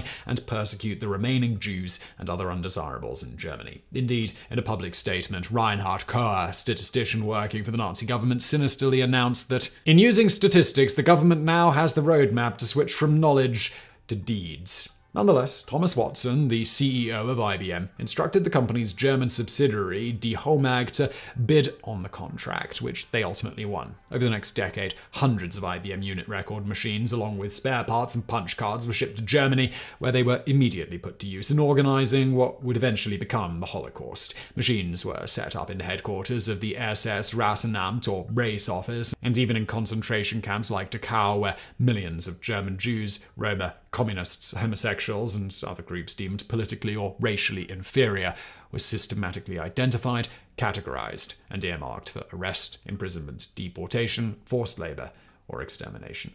Shockingly, IBM and its subsidiary did far more than simply provide the Nazis with equipment, also sending hundreds of technicians to Germany to train SS personnel on how to use and maintain the temperamental equipment. These technicians also developed custom punch cards and special codes to help the SS designate and process concentration camps, prisoner types, and causes of death. For example, Auschwitz was 001, Buchenwald was 002, Dachau 003, and so on. 3 designated a homosexual, 9 an antisocial, and 8 a Jew, while 3 represented death from natural causes, 4 summary execution, 5 death by suicide, and 6 by special treatment, the euphemism for extermination via gas chamber. Given this intimate involvement, it's highly unlikely that IBM was unaware of what its machines were being used for, yet the flow of equipment and personnel continued unabated. In fact, so instrumental was IBM to the Nazis' policy of genocide that in 1937 Adolf Hitler awarded Thomas Watson the Order of the German Eagle for his services to the Third Reich, an honor bestowed on several other American Nazi sympathizers, including Henry Ford and Charles Lindbergh. And for more on the Lone Eagle's relationship with the Nazis, please check out our sister channel's video Lucky Lindy and Advancing Medical Science on the channel Highlight History, link below. The outbreak of the Second World War in 1939 should have ended the company's dealings with Nazi Germany, and indeed, in June 1940, Thomas Watson returned his Order of the German Eagle. But while IBM publicly feigned remorse for its pre-war actions, in the background, their collaboration with the Nazis carried on as before. In 1939, Watson authorized the shipment to Germany of special IBM alphabetizing machines, which were used to round up and execute millions of Jews, intellectuals, and other undesirables during the Nazi conquest of Poland. So complicit was Watson in this policy that he even bankrolled the construction of concrete bunkers at Dachau to protect its IBM machines from British air raids. The Nazi government offered to buy Die Homag outright, giving IBM the opportunity to make a clean break from its subsidiary, but Watson refused, and Die Homag remained under the direct control of IBM headquarters in New York. Oh my god, IBM's a bit of a piece of isn't it? Oh my god. Don't buy IBM, allegedly. In 1940, Watson directly managed the establishment of a Dutch subsidiary tasked with identifying and rounding up that country's Jews. Aided by the Netherlands' existing Hollerith machine infrastructure and a long Dutch tradition of recording religion in the national census, this effort resulted in the murdering of 102,000 of the Netherlands' 140,000 Jews, an extermination rate of 73%. In every territory they conquered, the Nazis immediately carried out a census to identify and round up its racial and political enemies, a process made all the more efficient by IBM equipment. When the Nazis rolled into France in June 1940, they finally met their match in an unassuming civil servant named René Carmel. Born in 1886, Carmel served in the French army during the First World War, first as an artillery commander and later in the military intelligence service. In 1924, he was appointed comptroller of the army, in which role he oversaw the adoption of Hollerith tabulating machines to improve the efficiency of army logistics. After transferring to the civil service in the 1930s, Carmel established the National National Demographic Statistical Office, which pioneered the use of IBM punch card machines in the tabulating of the French census. With war clouds looming, Carmel's department undertook the creation of a national register of military-aged men fit for mobilization in the coming conflict. As part of this effort, Carmel invented the Social Security number, which he based on each person's date and place of birth. This system of unique numbers, he realized, was less cumbersome and prone to accidental overlap than categorizing people by their first and last names, and is still used in France to this day. Following the German invasion and partition of France, Carmel went to work for the collaborationist Vichy regime in the so-called Free Zone of southern France. But Carmel was no Nazi sympathizer. As a member of the French resistance, Carmel made it his mission to sabotage the German administration of France in any way that he could. His first order of business was to carry on with the creation of the National Register. While presented to the Germans as merely a routine civil project, the real purpose of the registry was to secretly prepare the French army for a sudden remobilization. During the winter of 1941 to 1942, Carmel identified the names of 220,000 demobilized soldiers living in the south of France, grouping them by unit and region. He prepared a set of punched cards that would trigger the printing and distribution of mobilization orders across the country in a matter of hours. However, Nazi racial policies soon began to interfere with this project. In 1941, Joseph Barthélemy, the Vichy Minister of Justice, instructed Carmel to identify Jewish citizens in his register. Fortunately, France had a long tradition of secularism, as never recorded religion in any prior census, and Carmel argued successfully that, given the civil nature of the project, he was unable to comply. Thus, the registry only recorded citizens' date and place of birth, as well as parents, marriages and divorces, children, date of death, nationality, current address and sex. So massive was this project that for nearly 2 years, Carmel was able to deny his department's equipment and services to the Vichy police and the Gestapo, forcing them to rely on traditional paper-based methods for identifying and tracking down Jews. In 1942, however, the Nazis annexed the Free Zone and took control of all of France, forcing Carmel to abandon the National Register and hide all evidence of the project in a Jesuit seminary. Even worse, the National Demographic Statistical Office came under the direct control of the Nazis, who forced Carmel to conduct a new census aimed at identifying French Jews. Unable to refuse directly, Carmel instead adopted a policy of passive resistance, seeking to obstruct and slow the data collection process as much as possible. He issued verbal rather than written instructions in order to delay responses and to sow confusion, instructed his staff to mishandle punch cards, and even hacked the IBM machines so they would never punch the 11th column, indicating a citizen's race or religion, rendering the whole exercise useless to the Nazis. Meanwhile, Carmel's resistance network sent agents to London with samples of the punch cards used by the Vichy regime and used death notices received by the Statistical Service to create false identity cards for resistance members and Jewish citizens. So effective was Carmel's program of sabotage that by February 1944, the digital report on the number of French and foreign Jews counted in June 1941 was still not complete. By this time, however, the Germans had caught on to what Carmel was doing, and he was arrested in Lyon on February 3rd, 1944. After being tortured for 2 days by Gestapo officers Klaus Barbie, the infamous butcher of Lyon, Carmel was sent to the Dachau concentration camp, where he died of typhus on January 5th, 1945. While it can never be known how many French citizens Carmel's sabotage saved, compared to the Netherlands' extermination rate of 74%, only 25% of France's Jews were murdered by the Nazis. Despite collaborating with the Third Reich through all 12 years of the regime's existence, neither Thomas Watson nor IBM ever faced justice for their role in the Holocaust. In 2002, a group of 5 Romani Holocaust survivors filed a lawsuit against the company, but after 2 years of review, the case was dismissed on account of the statute of limitations having run out. But the death and destruction wrought with the assistance of the tech giant could have been far worse, if not for men like René Carmel. In many ways, René epitomizes the ethical hacker ethos of David versus Goliath. Though neither a general or a soldier or a powerful politician, Carmel managed to use the limited technological power at his disposal to save millions of his fellow citizens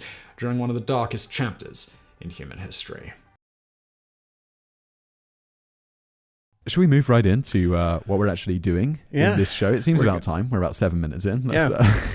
We're going to be talking about the interesting origins of a few very big businesses and sort of, I mean, not just going through their whole origins because that would take forever and probably not be very interesting, but the sort of the interesting facts surrounding the origins a little bit, which some of them, so we got like Domino's Pizza and let's see, FedEx and KFC. And UPS as well. The KFC one is a beast. I'm looking at the notes here and I'm familiar with the story of KFC. It's a great... I wanted to go so much more. Like, I almost thought I wanted to break this off into its own thing because there's so much there with KFC. The Colonel Sanders was just like a really, really colorful individual that was, I don't know, I don't think he would have done well in modern times with like the outrage over like... tease. What's coming up? Oh, well, I don't actually put a lot of those, but he's got some quotes out there that are just like, wow, yeah, he just says whatever comes to his mind. You know, almost not in what he's saying, but a little bit in the style of just like a Donald Trump where he just says whatever's on his mind, you know, no filter. So Colonel Sanders Twitter wouldn't have been kind to Colonel Sanders. No, or really kind, because, you know, some people just really like that, you know, just out there, people just say it. They just say it how it is, you know, whatever's on his mind, that's appealing to some people. But he definitely would have had controversial quotes a lot. But yeah, he was a really colorful character and worthy of, I don't know, that's why he's the KFC's the longest section on this one, because there's just a lot of fun stuff in there. I want to Google right now whether there's a Twitter account for someone who just does like Colonel Sanders, like they just take on. Yeah, I love these like fake ones.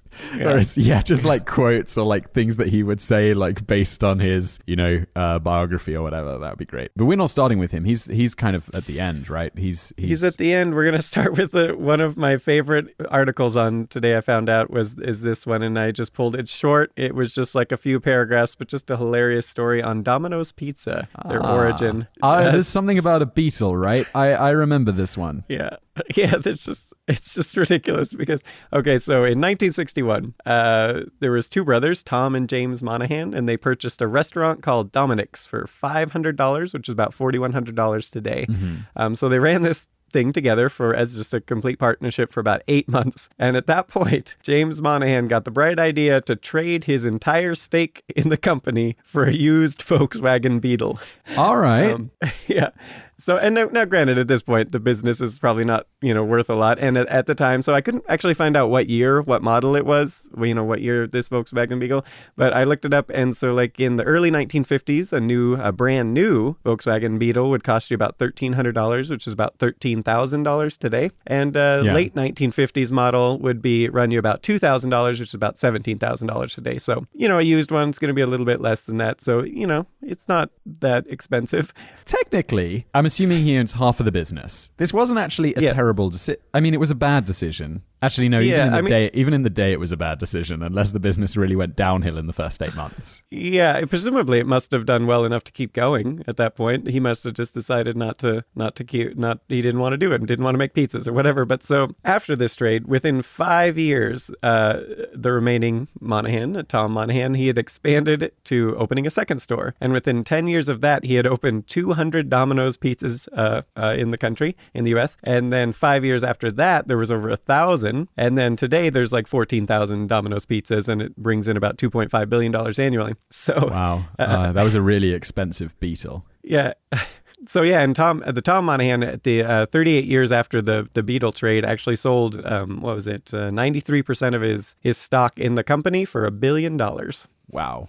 Yeah, no, that was a really, really. Can you just imagine though? Like you're probably sitting around the little family get-togethers, you know, getting together for Thanksgiving, just like, hey, how's that Beetle running? This is, well, it's an interesting one, isn't it? Because, I mean, so he sells this like after 8 months. And, but then the question arises, would James have been so successful if Tom hadn't like abandoned him? Because you always think like, if I'm in James's position and like me and my brother, we started this company together, and I'll be like, you know, it's a pizza restaurant. It can be as small or as big as you want. It's, you know, you can have a single location and it can be a successful business, or you can be Domino's. So maybe his whole leaving is what made it success. Well, that doesn't make it any better. That just makes it much worse. Because you're like, Tom, your leaving made me successful. Because I was like, I got to do this now.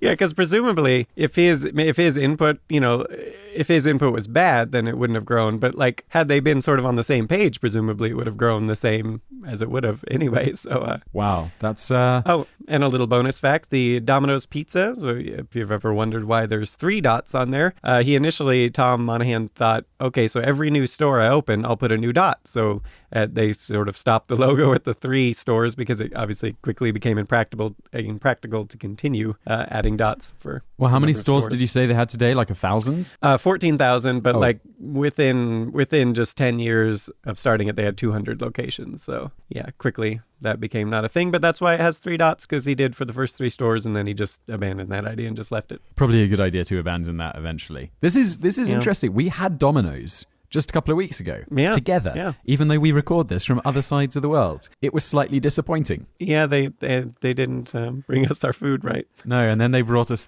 what was it? We had we had the pizza, we had those chicken pieces, and then instead of picking up mayonnaise, they had picked up like the sweet candy sauce, which is also white for like cinnamon sticks. And you were like, this smells a little bit sweet. And I'm like, maybe it's like a weird mayonnaise. I'll give it a go. So I dipped that chicken piece into what I thought was sweet, weird mayonnaise. Nope, it was just fully sugar syrup, and that was a bad experience. Well, and I also wonder, like, why is ranch not a thing in Europe? Because Europeans love the mayonnaise, and ranch is a mayonnaise-based sort of item. So, and it's delicious to dip chicken in and whatnot. This is just bizarre to me.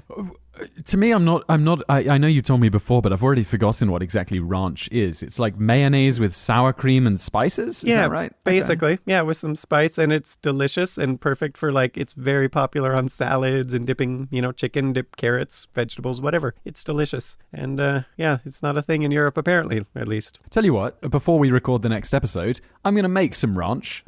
What's next? Are we done with Domino's or?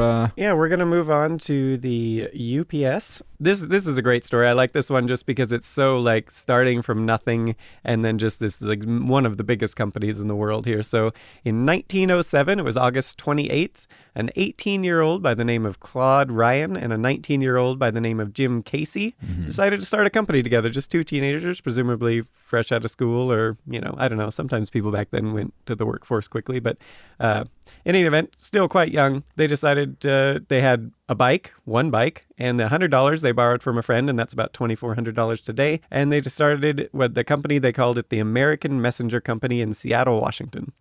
So kind of my neck of the woods there. And they ran it out of a hotel basement in Main Street in Seattle. Yeah. And their idea was, at the time, most people didn't have phones, so people were sending telegrams all over the place, and so they would just hand deliver the telegrams. It was like a simple business idea, nothing complicated about it. They had a bike and a little bit of money. So hang on, so a telegram, doesn't that come into like an office? I know this is such a it's definitely before our times, but isn't a telegram just like like an old school text message? Wouldn't that like arrive to like a secretary in an office, in your office? I think so. You would deliver it to the telegraph office, right, would get the message, and then the person, you would go from there, the physical message would be written down and then transported. They would take it to so it would happen wherever to like it needs to go, like a central. So there'd be like communication centers, and it would be electronically transferred, and then it would be because most people didn't have like a telegraph in their home, so it would just like there was a telegraph office. You would go there, send a message, or they would receive and they would deliver it or whatever. So that's what they did. They just decided they got a bike and a little bit of money, and so they just started delivering. That was basically their business for a while. And they kind of switched to Casey and Ryan would man the phone, taking all the stuff. And then they had Casey's brother George and a bunch of teenagers making a lot of the deliveries and stuff. And then so it was just a few years later. It's just labor laws. Yeah.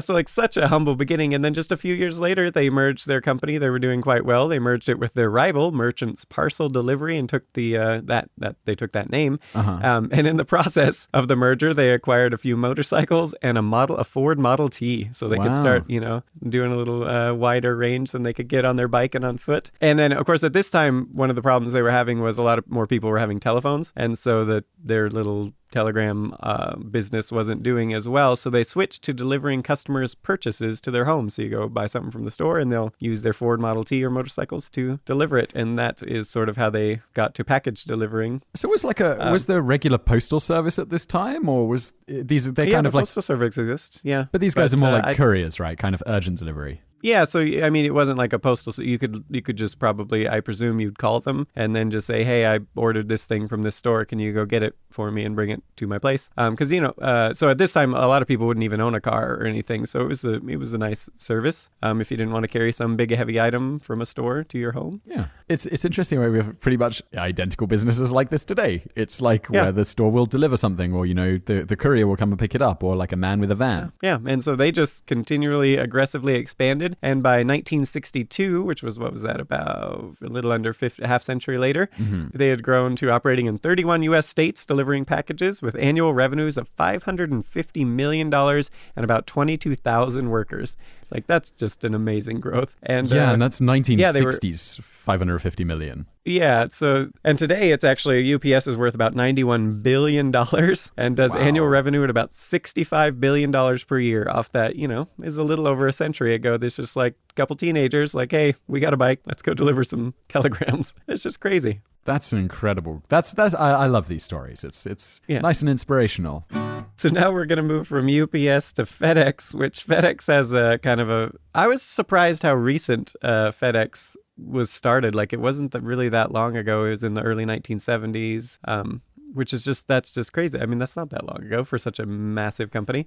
In my mind, FedEx and UPS really similar companies, right? Yeah, FedEx is a little bit more known for like their overnight stuff, and they're not as good delivery people, because in certain regions they don't actually, all their employees are not always the people who deliver. They contract out, so you can put in a bid, say I'll cover this region, and so you kind of get a little hit or miss sometimes on your delivery people in those. But I think in their overnight stuff, I think is all their employees. I could be wrong, but anyways, getting off topic here. FedEx did not have a humble beginning. So as Frederick Smith, he took his personal fortune of about $4 million. And in the early 1970s, so what would that probably be? Around at least 10, 15 million or something? At least, yeah. Yeah, and then he raised an additional $90 million. So they were starting out with about $100 million to start a company where the whole idea here was to fill a gap, fill a need where he thought it would be possible to deliver a package anywhere in the world overnight, and he thought it could be done. And he actually wrote a paper on this in 1962. It was about a decade earlier when he was at Yale. He wrote a paper on, it was titled Overnight Delivery Service in a Computer Information Age, just sort of how this could be possible. And as a side note here, he noted, it's often said that he got a C on this paper, but that's actually not a thing really. He said this rumor kind of came from a quote where he said, "I don't know what grade I got, probably made my usual C."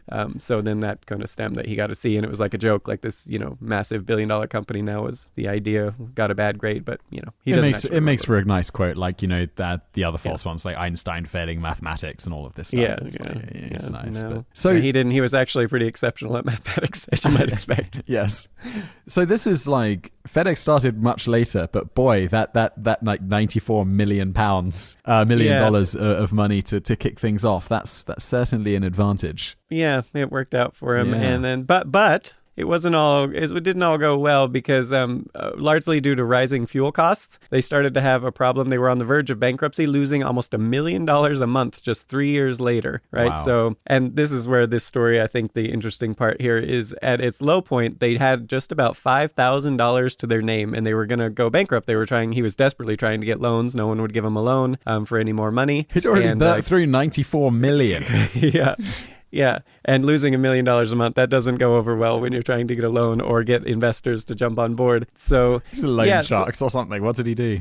Yeah, so he was on a business trip trying to get some investors to jump on board. They said no, and so he had $5,000, and they did not have, that wasn't enough to cover their fuel their planes were going to be grounded on Monday when they were supposed to fly. Mm-hmm. So he was like, so that's it, for the company at least. I mean, they could probably go into bankruptcy protection and, maybe emerge, but, it was not a good time. And so he, rather than jump on board a plane to go back home, he decided to go to Las Vegas and use that company funds, the last $5,000, to gamble, to try to make the money that they would need to get the planes off the ground. And then he would use, his time in the next week to try to get more investors. Well, I guess in a way, if you're screwed either way, yeah, it's like, well, I'm going to lose that $5,000 anyway when we go bankrupt tomorrow, or I can just do something, just gamble it away. There's a potential for some legal problems, though, right? Like if some other stockholders were like, "Hey, though, you can't just take company funds." But it ended I imagine if it didn't go well and then they did Yeah. go bankrupt, there would be some creditor who eventually someone like fifth in line or whatever who's not getting any money back, and they're like, "Did you gamble away the $5,000 that I was supposed to get?" And they'll be like, "Hey, FedEx man, you're paying for that out of your own pocket." Yeah. But yeah, this was exactly his attitude, though. Like, he had a quote when asked about this. He said, "What difference does it make? Without the funds for the fuel companies, we couldn't have flown anyway." Right. So What's he got? He's got exactly- nothing to lose. And that's what he thought. He goes, he plays blackjack for the weekend, comes back on Monday, and suddenly there's $32,000 in their account. And it was enough to cover the fuel. And then he very quickly, it was just a few days later, he managed to get some investors to jump on board, raising an $11 million, and that kept the company afloat long enough where they started to actually make a profit. And it wasn't that long. 1976 was their first year, or their first profit. They made $3.6 million. And then just 4 years later, they were up to $40 million profit with a gross revenue of about $500 million. And today, FedEx is actually worth about $65 billion, and Smith himself is worth about $5 billion. So he did well. Yeah, so that gamble, I mean, that was his entire personal fortune, and down to $5,000, and won it all. Kept the company going with blackjack. Do we know what his personal fortune was? Like he put in $4 million of his own. Do you know where that was supposedly pretty much his whole personal fortune? I mean, I'm sure it wasn't like every dime he had, but yeah. And presumably, if the company was in that much trouble and was down to $5,000, if he had money, you'd think he would have put the money in, right? Like that's a thing he would have done if he had it. He only needed to raise an additional $27,000 before they had enough for the fuel. So if he had the money, presumably he would have put it in, right? Yeah. His father made his money from what eventually became Greyhound. That is interesting. Yeah. Well, I was like, when someone's got a fortune of $4 million that they could just throw into something, I'm like, where does this come from? Yeah, not long after, they go to Yale, not long after graduating. Yeah. Okay, there you go. Yeah, not so humble beginnings, but did get a little humbled at one point. Yeah. And even if you don't have humbled beginnings, if you make 1,000 times your original investment in, 30 years, that's a pretty solid return. Yeah, you did well either way. Now we're going to move on to KFC, which is Harlan Sanders, who was born all the way back in 1890, actually, which is just kind of crazy. I didn't think he was that old when he died. Yeah. Well, I mean, is it just me, or like maybe it's just me? But in my mind, for a long period, it's one of those things that you kind of were familiar with, but you never really looked up. It was probably like me being a pre-internet, kid. And I was like, is this actually a real dude? Like, or is he just... Yeah, that's true. Just like a brand. Yeah. Yeah. So, I mean, we should definitely start off by saying he was a real person. He was which actually another side fact, Chef Boyardee was a real person as well, which that one surprised me. Oh, that one really surprised me. I thought for sure he wasn't, but no, he had an interesting. We should cover him. I don't know why I didn't put him on this list. That would have been a good one. But anyways, we'll stick with the KFC. Hold on, I got another one. The dude, Paul Newman, the salad dressing guy. Oh yeah. Same dude as Paul Newman, the racing driver. Same dude as Paul Newman, the movie star. And isn't the salad dressing, right? Don't like all the proceeds go to charity? That's like a big thing. I had no idea. I thought this was crazy. That's it. That makes the story even cooler. There you go. So Harlan Sanders, 1890, born in September 9th. His father passed away when he was 6, so that wasn't good. And his mother had to obviously take jobs to make ends meet. And he took over taking care of his 2 younger siblings, including how he learned first to cook, which became like the big thing, obviously, for his life going forward. And then he just worked like an amazing, like talk about humble beginnings and then being humbled later. So he worked like an amazing number of jobs, like started workforce at the age of 10 as a farmhand, earning $2 a month, which is about $55 today. And then, at 15, he was working as a streetcar taking fares. 16, he actually got some forged paperwork and joined the army, and then went to Cuba because he just wanted like an adventure. And then for some reason, 3 months, he only served for 3 months before being honorably discharged in Cuba. 16. And then just the next couple decades, he was a railroad worker, insurance salesman, a country lawyer, which is kind of a term for like a lower end lawyer who just someone like who passed the bar but didn't actually, not really formally educated necessarily. And then so you have like, he was a steamboat ferry operator, a tire salesman, a fireman, somehow secretary of the Chamber of Commerce in Columbus, Indiana. Most significantly to his eventual story is for 6 years, he was the operator of a gas station, which was his longest tenured job before he went with the restaurant business. But this business closed due to the Great Depression. So here he was. He was 1930. He's about 40 years old. He's completely broke. He's done a lot before he was 40. Wow. I'm like, so he's old by now, right? No. Yeah. No. And this is the great thing about his story. Like, it's just like continual failure and then just like, makes it eventually. Yeah. So 1930 at the age of 40, he's broke, taking a million different jobs. And he finally, he had now run a gas station, so he knew how to do that. And so he made a deal with a Shell oil company, allowed him to live at a gas station if he agreed to operate it. Okay. And so he does that. And this is kind of showing some of the stuff I was talking about his personality before. So while he's running this, there's a neighboring gas station run by Standard Oil, and a station worker named Matt Stewart was running it. Yeah. And so this guy, they didn't get along because they're rivals, and Harlan Sanders was not a guy to I don't know, he was known to get a little rowdy sometimes. So as the tensions mounted, what's he gonna do? Matt Stewart makes the big mistake of painting over the Shell Oil sign. Like there was this wall, right, that would advertise where the Shell Oil, and he went and painted over it and did the Standard Oil, instead. And so this did not go well with Sanders, and Sanders threatened to blow his head off. And turns out wasn't an idle threat.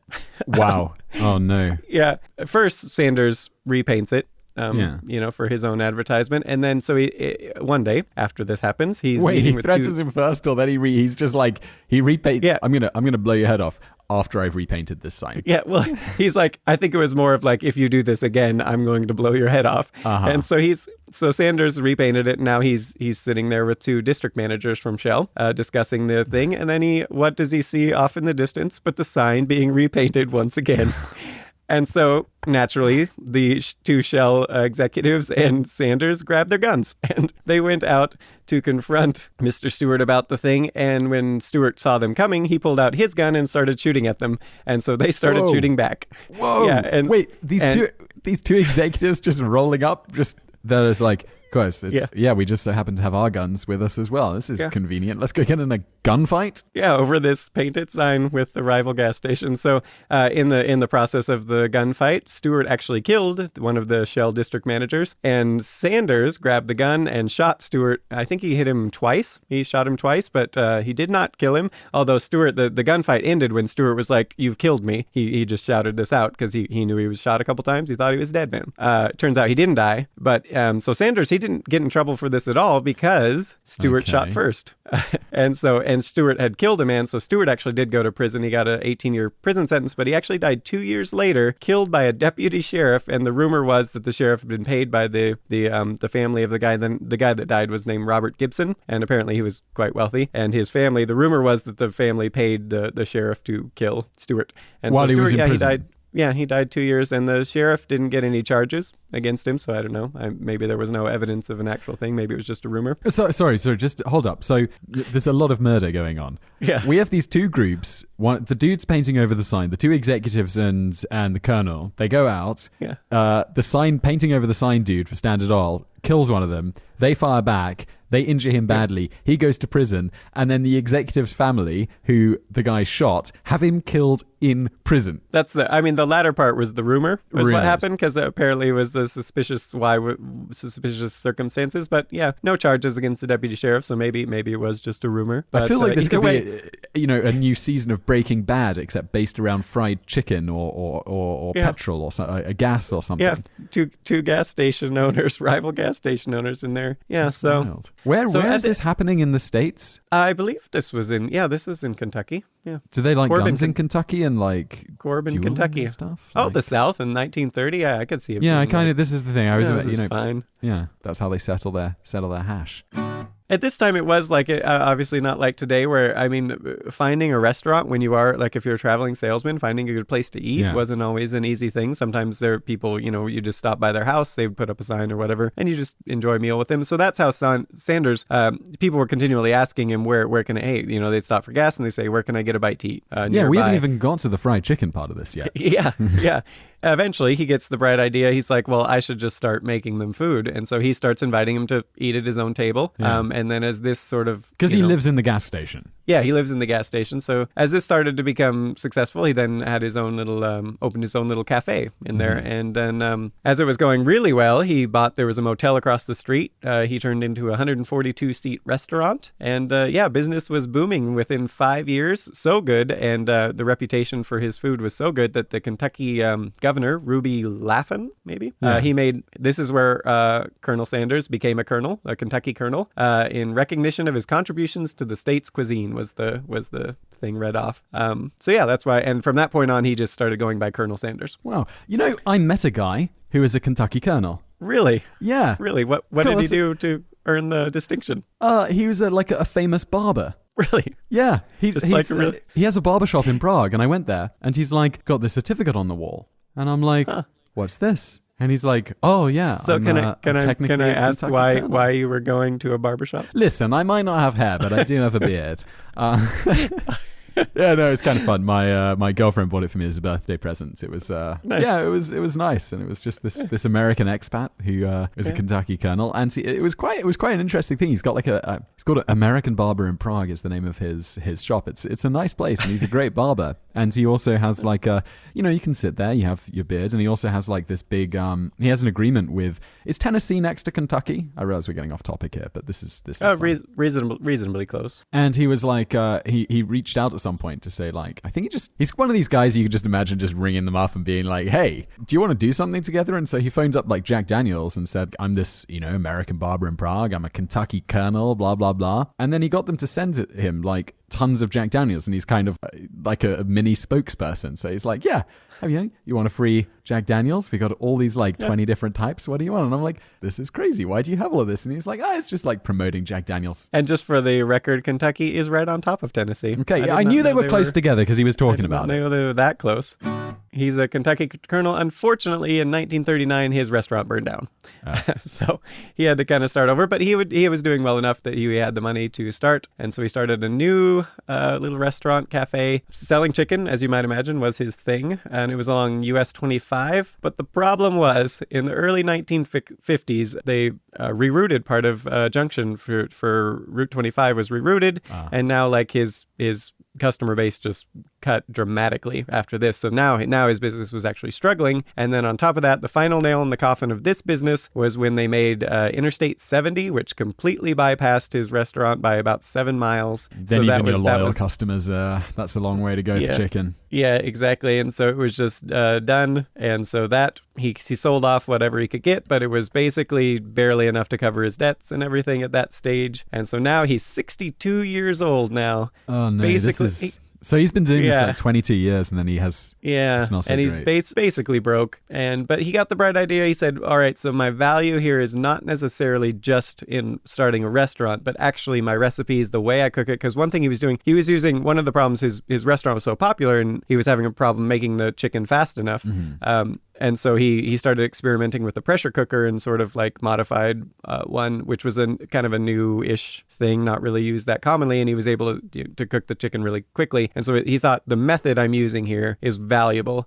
So maybe I can make a business of this. Maybe I can go around to other restaurant owners and be like, here, I'm going to show you how I make this really quickly. It's really delicious. And And so that's exactly what he did. He hopped in his car, got his pressure cooker, got, a cooler and everything for his chicken. And he just drove around, sleeping in his car at the time, basically broke. And he would go his general method. So he would go to the restaurant owner. He'd say, here you go. He would demonstrate if they would let him demonstrate cooking. They would try it. If they liked it, he would then try to convince them to let him cook it for customers. And then he would go around and, see what the customers thought. And if the customers were really enthusiastic, he would try to leverage that to get the owner to basically franchise the model. Like, here it is. You can use this method now, and you'll get a lot of customers from it. Well, he also had the 12 secret herbs and spices. Yeah.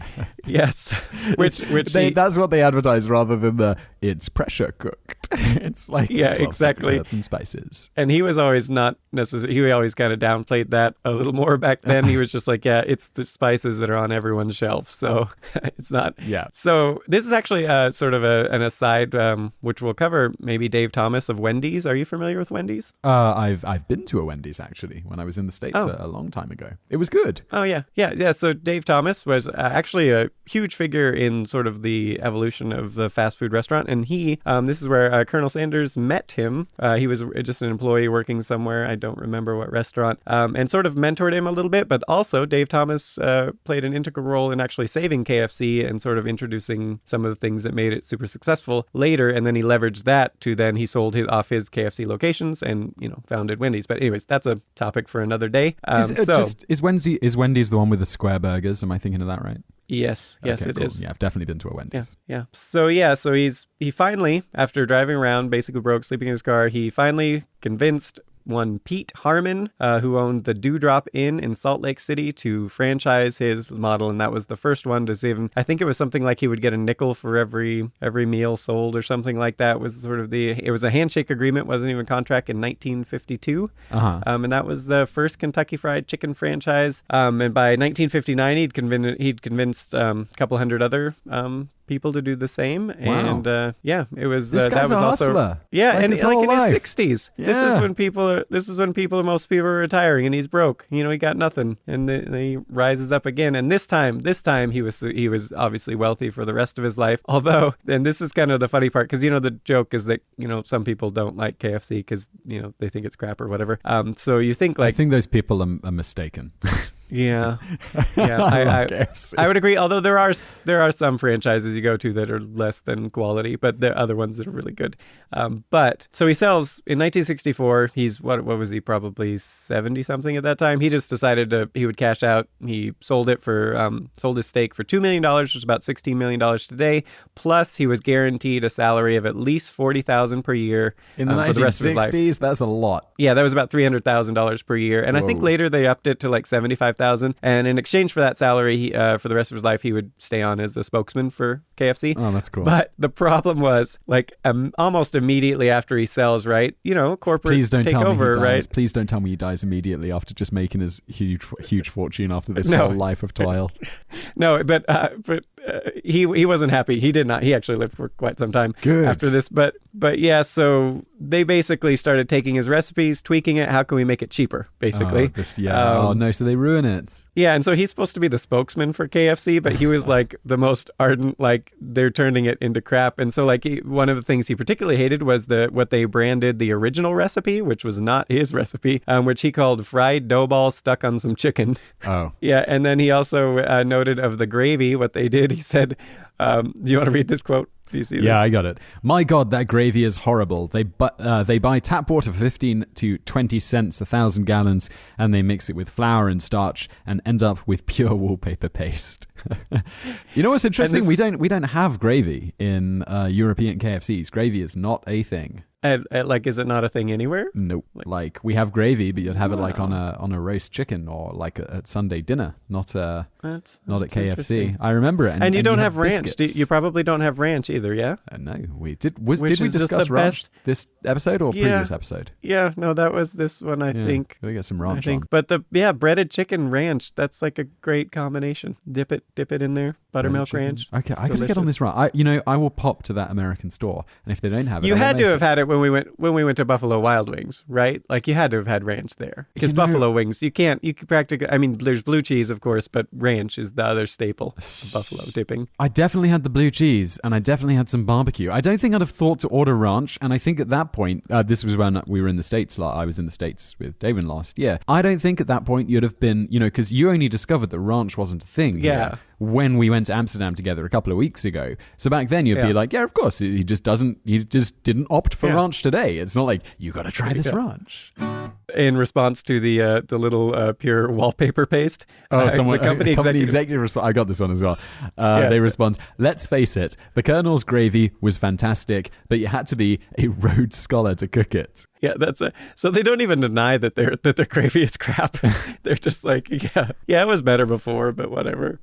Wow. Yeah. So poor Colonel. Yeah, so he actually started to not like to be the spokesman of the company because he just didn't like what they were doing with the food. So he decided to start a new chicken restaurant. And so, but this became a problem because KFC was like, no, you can't start a chicken restaurant with like your old recipes. So Well, they sued did they have her. a non-compete or whatever? I don't know. They must not have had anything legally binding because, well, they apparently they were interfering with his business in some way. I couldn't actually find in what way they were doing it. I assume trying to shut him down some way, maybe just harassing him. So Colonel Sanders sued them? I see the suing thing, and I was like, oh, surely it's KFC suing him. Nope, he sued them. No, he sued them for basically interfering with his company for $122 million. I guess he's got to be fishing, right?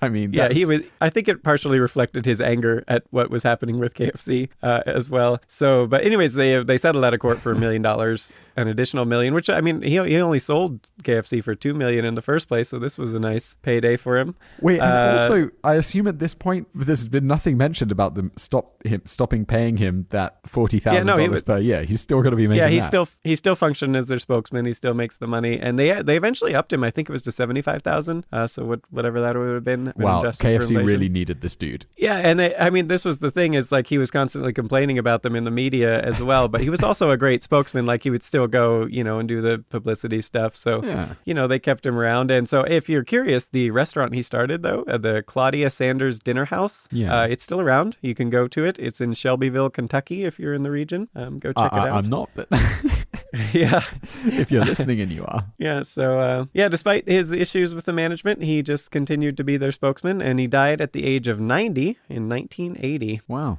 19. I'm glad he lived for some time afterwards because he worked really hard and then he finally made it. Yeah, he got to finally enjoy it for what? About 20 years, 2 decades, 25 years or so. Yeah. So hold on. The restaurant he started, this is the one he started to compete with KFC. It's still there today, and it's called this Claudia Sanders Dinner House. Claudia Sanders Dinner House. So this place, I think Claudia was his wife's name at the time. He was married a couple times, but that was, I think, his last wife there. So this place would arguably be, if it sells fried chicken, the fried chicken that is closest to what the Colonel had intended it to be. Presumably, unless they've changed the recipe in the interim. But, it hasn't been that long. It's been a few decades since he died. I mean, you would think it's probably run by his descendants unless they sold it off or something. Do you know what I'm looking at right now? I'm looking at their menu. Oh, yeah. They have the Kentucky Chef salad. I'm not seeing a lot of fried chicken. I'm seeing chicken wings, fried, with or without buffalo sauce or hot bourbon sauce. I'm a little bit disappointed by the lack of fried chicken on here. Oh, I'm going down. 2 pieces of fried chicken served with mashed potatoes, milk, gravy, and vegetable of choice. Claudia's Chicken Special. If we're ever out there doing a mini documentary or something, this has got to be a stop. We've got to have an excuse to go to Kentucky for something. I would call this an excuse. Yeah. We do have some bonus facts though. I love that Kentucky story. I think it's just I also love that brand. I love the food. I love it's. Well, nice then he to know never the stopped. origins. He just kept going. Yeah. Like all sorts of different jobs, whatever he needed to do. Even though the executives ruined it, apparently. The original one must have been amazing. It must have. Apparently the gravy was good. Even the executive didn't deny that it was better. He didn't have any Rhodes Scholars. I should maybe mention, I don't know, maybe it's too late now, but he did, as a part of the spokesman thing, he liked to go surprise visits to KFC franchises and then go critique their cooks and their job. And obviously most of the time he didn't have good things to say, but just like he would just pop into random KFCs and be like, I'm in surprise inspection. People would be like, you're the guy from the picture. It's like wearing his white suit with that weird bow tie and the glasses. Yeah. Where are we going with these bonus facts? So if in the 1980s, if the story of the trading for Volkswagen Beetles wasn't funny enough for Domino's the Domino's Pizza, one, yeah. Yeah. So are you familiar with this advertisement? The Noid, they tried to have like their little McDonald's Hamburglar type person for Domino's. Honestly, I'm not sure even the Hamburglar was a thing over here because Really? I'm pretty much only familiar with the Hamburglar from The Simpsons. Okay. Like yeah. the So Krusty Burglar or whatever it was. There was something. Yeah. So Domino's Pizza decided to kind of rip off the idea. So they had the Noid. It was this character. He would steal pizzas in commercials and ad campaigns. And so they had this thing called Avoid the Noid, right? Yeah. It sounds bad already. So there's this guy in 1989, this guy by the name of Kenneth Lamar Noid. Oh, he's got the same name. Okay, yeah. It's a personal attack he against him? that Domino's was referring to him for some reason. And so he thought it was a personal attack. So he goes to a Domino's Pizza location and he takes the 2 employees there hostage. That escalated created quickly. Yeah. And it was, let's see, what it was in Atlanta's Domino's Pizza restaurant. And so, for 5 hours, he's holding these employees hostage. And ironically, during it, he made them make him pizza, which, he's eating without paying. So he was stealing pizza. Yeah. Just like the character of the Noid.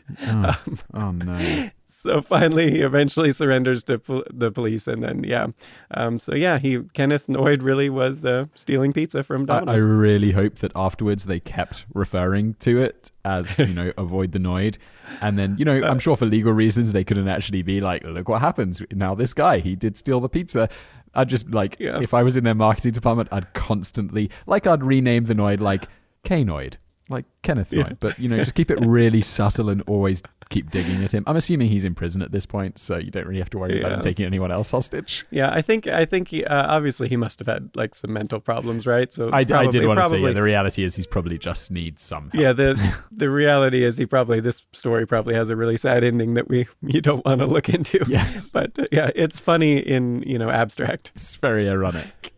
Going back to KFC in Japan. I don't know if people are familiar with how big the Colonel is in Japan. Is that I don't know. I'm only familiar because we did a video about Christmas KFC Christmas. Yeah. Well, let's jump to that one. That's the next one. Oh, was that the next one? I'm sorry, I didn't mean to jump ahead. I just all I know when people say KFC in Japan is I know they eat it on Christmas, and it's people queue and they order ahead. Yeah, and it's crazy. You look at pictures of this, and they're just wrapped around the block where you're just waiting in line at KFC to get your Christmas dinner, and it's a thing you have to order ahead and everything to make sure you get it. And so that actually Christmas tradition goes back to the 1970s. It's not really clear how the corporate story is that some customer somewhere in Japan, I'm not sure how to pronounce that, Aoma, Japan. Yeah, I'm gonna go with that. Yeah. That's close enough. I don't know. Did I tell you some guy, did he write on the forum, I think, forums.jfoundout.com, about how I should pronounce, or you can just go for pronunciations of things? Yeah. Because in the last one, we were sarcastically saying, if you want to pronounce in French, you just say French accent. And he's like, actually, that's a pretty good idea, because generally you kind of, by doing the accent, you kind of get the pronunciation right. So we could do stereotypical Japanese accents, but... I don't know, but I think when you start to go the stereotypical Japanese or Chinese accent, I think because there was the time when it was a very mocked thing, at least in the US, that they probably would assumed to be mocking, perhaps. Yes, yeah. I think there's that thing. Whereas everyone can make fun of the French, and no one gets upset about it except for the French, probably. Because it's a much more. Maybe it's not. Maybe in France we'll get in trouble. But we'll look at our French iTunes reviews. It'll be wow, these guys are racist. We should actually look at that because we have done lots of the French accent things. But yeah. So anyways, they said, the corporate says that some customer then was all right, so you can't get a turkey dinner in Japan. It's just not a thing, a turkey, chicken dinner, whatever. So fried chicken, the next best thing. So he was, all right, I'm going to do this at KFC. Case fried chicken. And somehow this percolated up to the corporate offices who, they may have just made up the whole story and just might have just been an idea that they came up with. It was hey, this is a thing. Everyone has a chicken dinner, or a turkey dinner or whatever on Christmas. So let's just push it because American culture was starting to be a thing in Japan at the time, popular. So, hey, let's push this in Japan and see what happens. And so they did. And it was just massively successful, just a ludicrously popular ad campaign. It was Kentucky for Christmas. And it's still crazy popular to this day. And actually, as an aside story, we actually, ever since I did the article on this one a long time ago, that's actually what my I was hoping family you would does. share this story, yeah.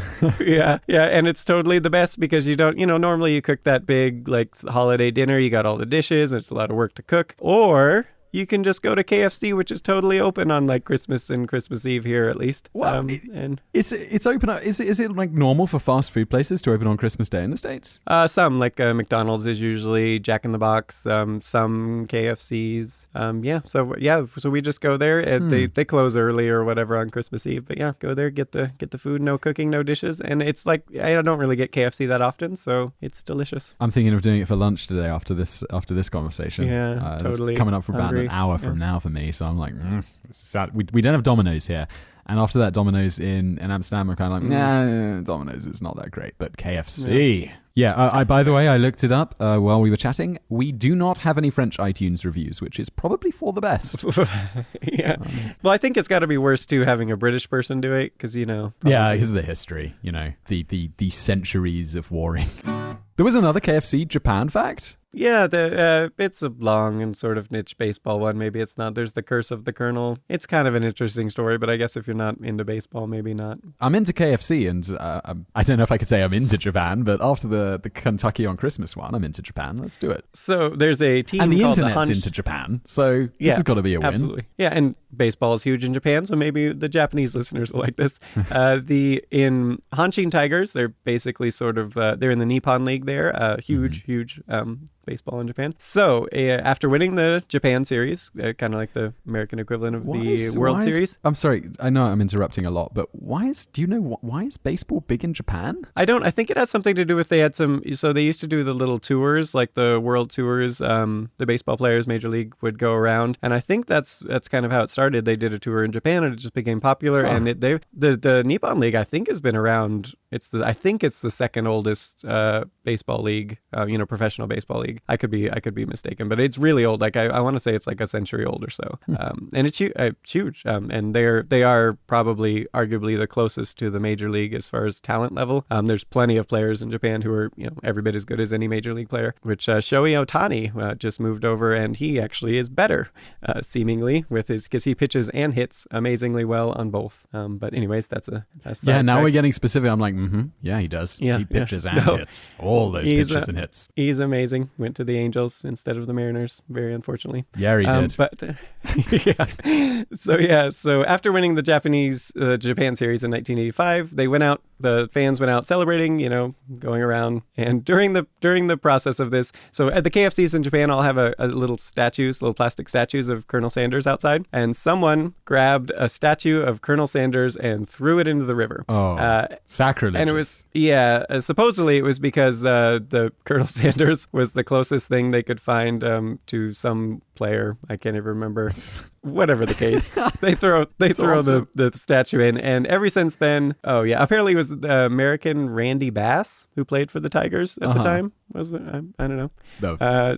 So anyways, they throw the statue in, and directly after that, the Tigers suffer 18 consecutive losing seasons, and so it's called the Curse of the Colonel. Yeah. Curse of the Colonel. And so finally, get this, in 2000, let's see, what was it? 2009. Yeah. To try to break the curse, they actually dredged up to find the original statue thrown in the river, and they found it, but not all the pieces yet. So like some people are like, oh yeah, that broke the curse because we're going to put it back, but they haven't actually found, I think, like the hands still missing or something. Wait, but did it break the curse? Are they winning again, or are they still losing? No, I don't think they have, but they've had some good seasons since then, but they haven't won the Japan I'm series. Gonna go out on a limb here and probably say it's got nothing to do with the guy in the Colonel in the river, but but it's a fun, like the kind of like the Curse of the Bambino type thing with the Red Sox. Just color me skeptic, but it's fun. Yeah, statue thrown in the river. I like it. I don't know anything about baseball, but it's a fun story. It's a bonus fact. That's what happens at this point of the episode.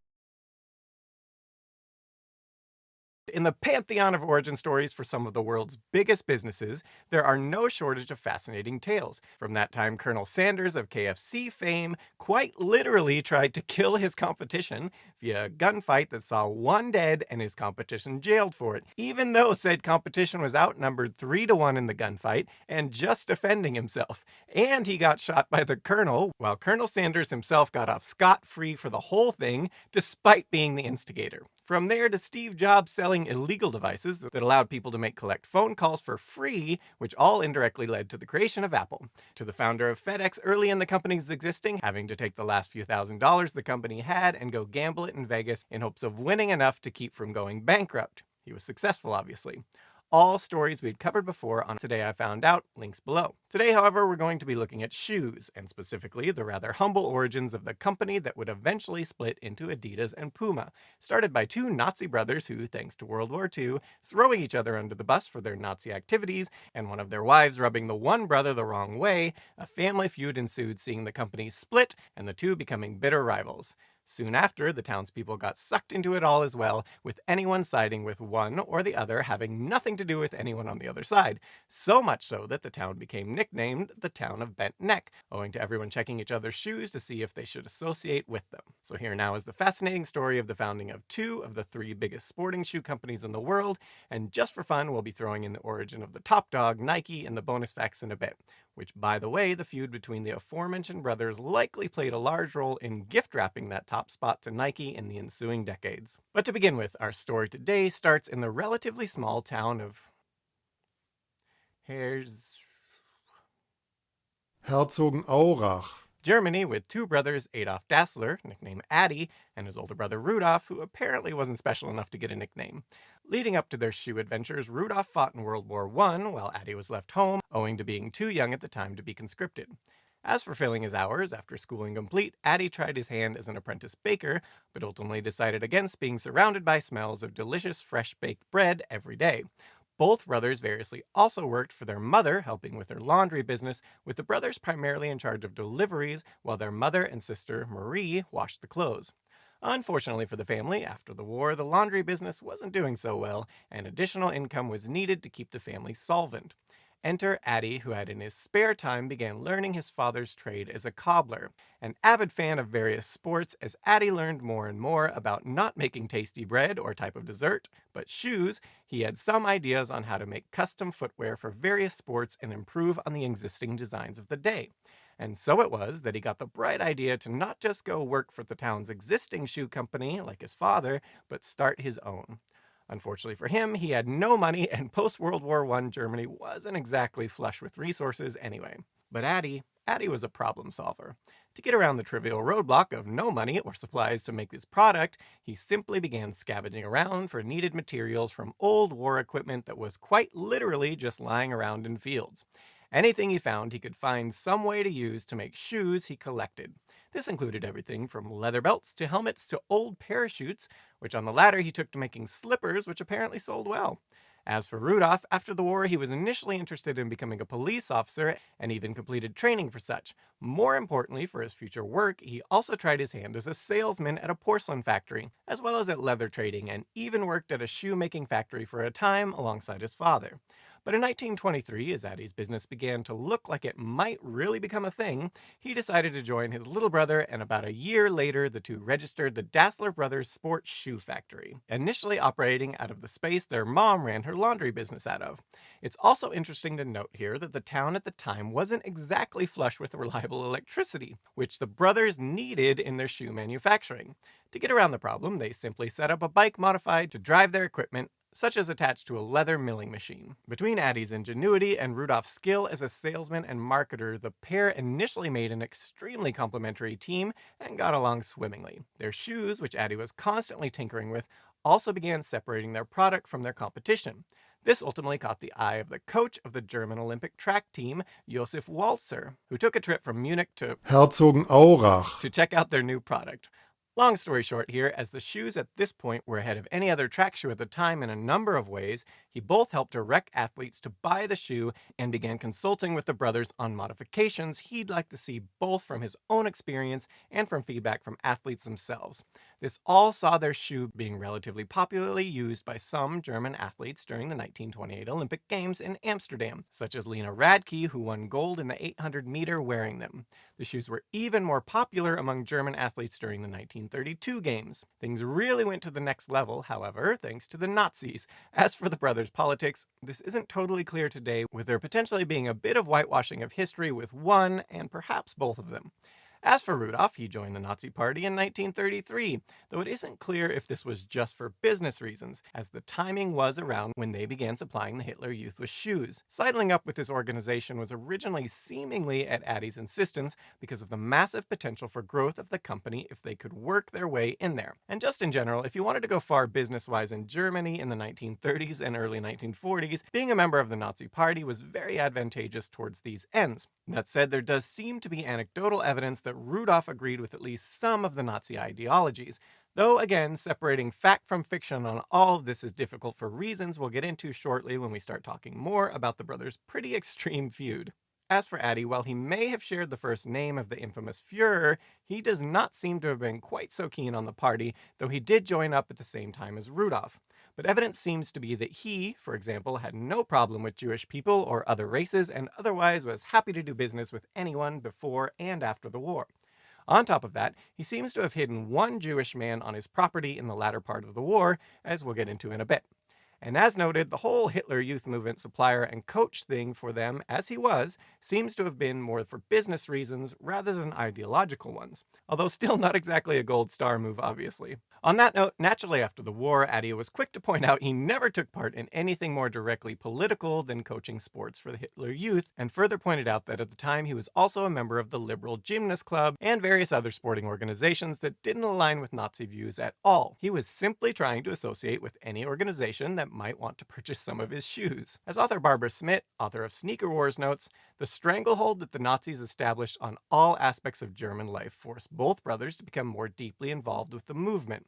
They signed off letters with the obligatory Heil Hitler. They held the same swastika stamped membership card of the National Socialist Driver Corps. The two brothers, however, didn't embrace the cause with equal warmth. While Rudolf vocally expressed his approval of the government's policies, Adi usually stuck to his ordinary hardworking decency. When it came to his relationship with Jews, Adi's records also confirmed that he continued to deal with Jewish leather traders long after this became politically incorrect. Speaking of the Nazis and the brothers' ever-accelerating rise to the top of sporting shoe wear, it was the 1936 Olympics in Berlin that really showcased their product, and not just because most of the German athletes wore them, but most of all because of a rather legendary American athlete that did the same. But we're getting ahead of ourselves. When Hitler came to power in 1933, he was actually against hosting the Olympic Games. Promoting internationalism and multicultural celebration wasn't exactly his cup of tea. He also felt the games were, to quote him, an invention of the Jews and Freemasons, and some thought he'd cancel them being hosted in Berlin, and of course there was much controversy surrounding even holding them there in the first place, given the Nazi Party's viewpoints didn't exactly hold with Olympic ideals. However, Hitler was convinced by Joseph Goebbels, the propaganda minister, that the games would actually give the Nazis a great platform to demonstrate Germany's supposed superiority, as well as that of their athletes, not just to the world, but to Germany's own people. As Goebbels said in the interview in 1933, German sport has only one task: to strengthen the character of the German people, imbuing it with the fighting spirit and steadfast camaraderie necessary in the struggle for its existence. And so it was that 6 months after taking power, Hitler announced that he had decided to allow the games to be hosted in Berlin after all. As alluded to at this point, many of the German athletes at the Games were wearing shoes made by the brothers. Importantly, for their later expansion and survival of their factory at all after the upcoming war, one other individual also chose to wear them thanks to Adi literally just walking up to him and getting him to try his shoes out. That athlete was the legend that was Jesse Owens. In the Games, Owen would go on to wow the world and throw a bit of a fly in the ointment of supposed Aryan superiority via winning 4 gold medals. And by the way, just a fun fact, a year earlier he had set 3 world records in a meet in Michigan. What makes this so special is that he set those 3 world records in the span of just 1 hour, something no other track star has managed since in such a time span. As another brief Jesse Owens aside here, there's a story that Hitler snubbed Owens by leaving the Olympic Stadium when Hitler was supposed to congratulate medal winners, including Owens. However, Owens denied the claim that Hitler disrespected him, stating, Hitler had a certain time to come to the stadium and a certain time to leave. It happened he had to leave before the victory ceremony after the 100 meters, but before he left, I was on my way to a broadcast and passed near his box. He waved to me and I waved back. Noteworthy, other witnesses of the wave claimed Hitler didn't just wave, but gave Owens the Olympic salute, which kind of looks similar. Hitler also later sent Owens an inscribed photograph of himself to commemorate Owens' achievement. Owens further went on to say, Hitler didn't snub me, it was FDR who snubbed me. The president didn't even send me a telegram. When I came back to my native country, after all the stories about Hitler, I couldn't ride in the front of the bus. I had to go to the back door. I couldn't live where I wanted. I wasn't invited to shake hands with Hitler, but I wasn't invited to the White House to shake hands with the president either. To make matters worse, when Owens arrived at his own reception party at the Waldorf Hotel back in New York after a parade, he was not allowed to enter the hotel via the main doors and was also not allowed to use the normal elevators once inside. Instead, he had to use an alternate entrance and a freight elevator to get to a party being held in his honor at the hotel. On top of that, despite being literally one of the most famous athletes in the world at this point, he also found it difficult to find any work or sponsorship after, and ultimately had to take odd jobs like working as a gas station attendant to make ends meet. The past, say it with me, was the worst. Speaking of the worst, if you're now wondering Hitler's thoughts on Owens' victories, German architect and Minister of Armaments and War Production, Albert Speer, stated, "Each of the German victories, and there were a surprising number of these, made Hitler happy. But he was highly annoyed by the series of triumphs by the marvelous colored American runner Jesse Owens. People whose antecedents came from the jungle were primitive," Hitler said with a shrug. "Their physiques were stronger than those of civilized whites, and hence should be excluded from the future games." The classic Nazi tactic of if you can't beat them, get rid of them, and then pretend you're better. But in any event, one of Hitler's more public 1936 speeches during those Olympics was to say, "The sportive nightly battle awakens the best human characteristics. It doesn't separate, but unites the combatants in understanding and respect. It also helps to connect the countries in the spirit of peace. That's why the Olympic flame should never die." And now we will point out that Hitler was already planning what would become World War II when he said those words. Going back to Addie and Rudolph's little shoe business, the seeds of their future feud were also already being sown around this time, when a few years before, in 1932, the 32-year-old Addie met the 15-year-old daughter of one Franz Martz, who was a teacher at the Footwear Technical College, which apparently was a thing, and an institution Addie had enrolled in. The young teen girl in question was Kathy Martz, and Addie apparently hit it off with her immediately. As Franz rather liked the, again, 32-year-old Addie, he allowed him to court his 15-year-old daughter, and after 2 years of courtship, the pair got married. This was, however, much to the chagrin of apparently pretty much everyone in the Dassler family, who largely hated the teen girl. You see, Kathy allegedly had little in the way of a filter between her brain and her mouth, and otherwise was not shy in the slightest about giving her opinion on pretty much everything, including how the business should be run. This was something Addie seems to have not minded in the slightest, and indeed even encouraged. Rudolph and most of the rest of the family, however, took major issue with this, with Rudolph stating she constantly, to quote him, tried to interfere in business matters. He also later stated when discussing the eventual family feud that prior to the happy couple becoming a thing, Addie and he had had an ideal relationship in and outside of work. After, not so much on all fronts.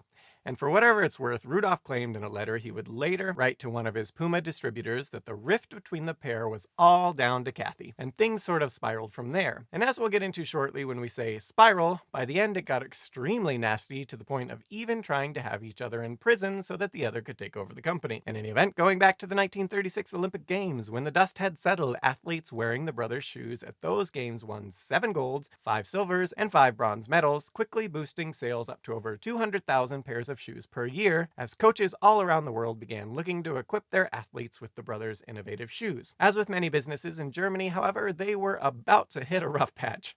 When World War II began, the brothers' factory was initially enlisted to help via making boots, leather army satchels, and other similar war supplies, while also allowed to continue making their sporting shoes. However, on this one, as you might expect, demand plummeted, and finding a workforce to make even what they were able to sell became a bit of an issue.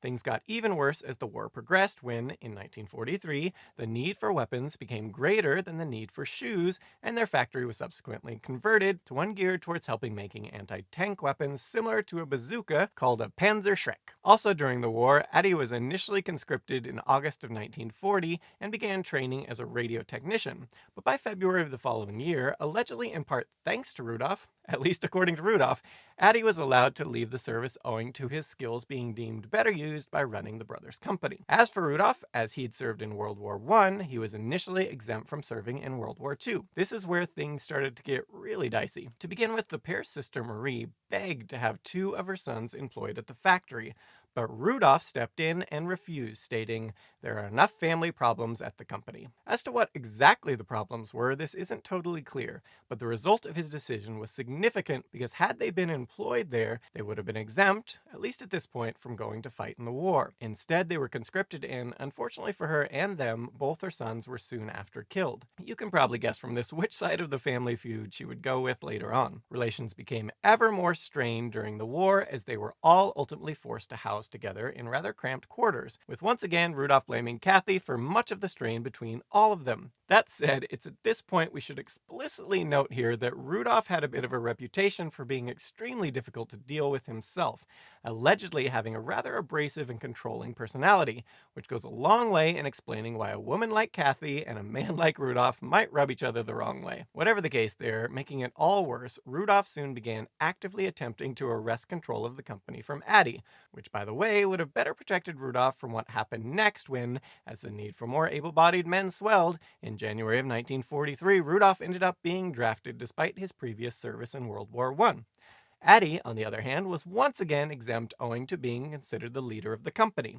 Rudolph would later bitterly blame, to quote him, "my brother and his Nazi party friends," for his conscription, even though it seems like really Rudolph was the one who had a lot more Nazi friends. Whatever the case there, he also wrote Addie stating something that probably sounds even more angry in German: "I will not hesitate to seek the closure of the factory so that you be forced to take up an occupation that will allow you to play the leader and as a first-class sportsman to carry a gun." And indeed, he would soon after denounce Addie to various Nazi party leaders in the region to attempt to get Addie in trouble and make a job opening for himself to head up the factory. At the same time, he also used his contacts within the party, which he had a lot of, to try to convince them either way to put him in charge of the factory and switch back to making improved boots for the army that he'd personally designed, and thus also allow him to leave the military in the process. This all came to nothing, however, and instead, when the Soviets took over Tushin and decimated the unit Rudolph was assigned to, he took that as his cue to abscond from service and did so. However, whether he deserted or what exactly happened here is a matter of debate to this day. After all this, he was either placed in Barenschan's prison for desertion by the Gestapo, or was rather simply summoned because he was already directly working for them. Either way, his overt efforts in the war were over. Whatever the case, once the Nazis were trounced, things got even worse for the brothers and the company. In the first place, when Allied troops took over the town, their first thought upon seeing the factory, which had been used to make weapons, was to destroy it. Driving their tanks up to do just that, the young spitfire of a woman, Kathy, who we're liking more and more as we read more about her temperament, unabashedly waltz up to the troops and tanks quite literally about to blow up her factory and stop them in their tracks. How'd she do this, you ask? She told them that, left to their own devices, they were nothing but a simple shoemaking factory, and that it was in fact their shoes that Jesse Owens himself had so famously worn in the 1936 Olympic Games.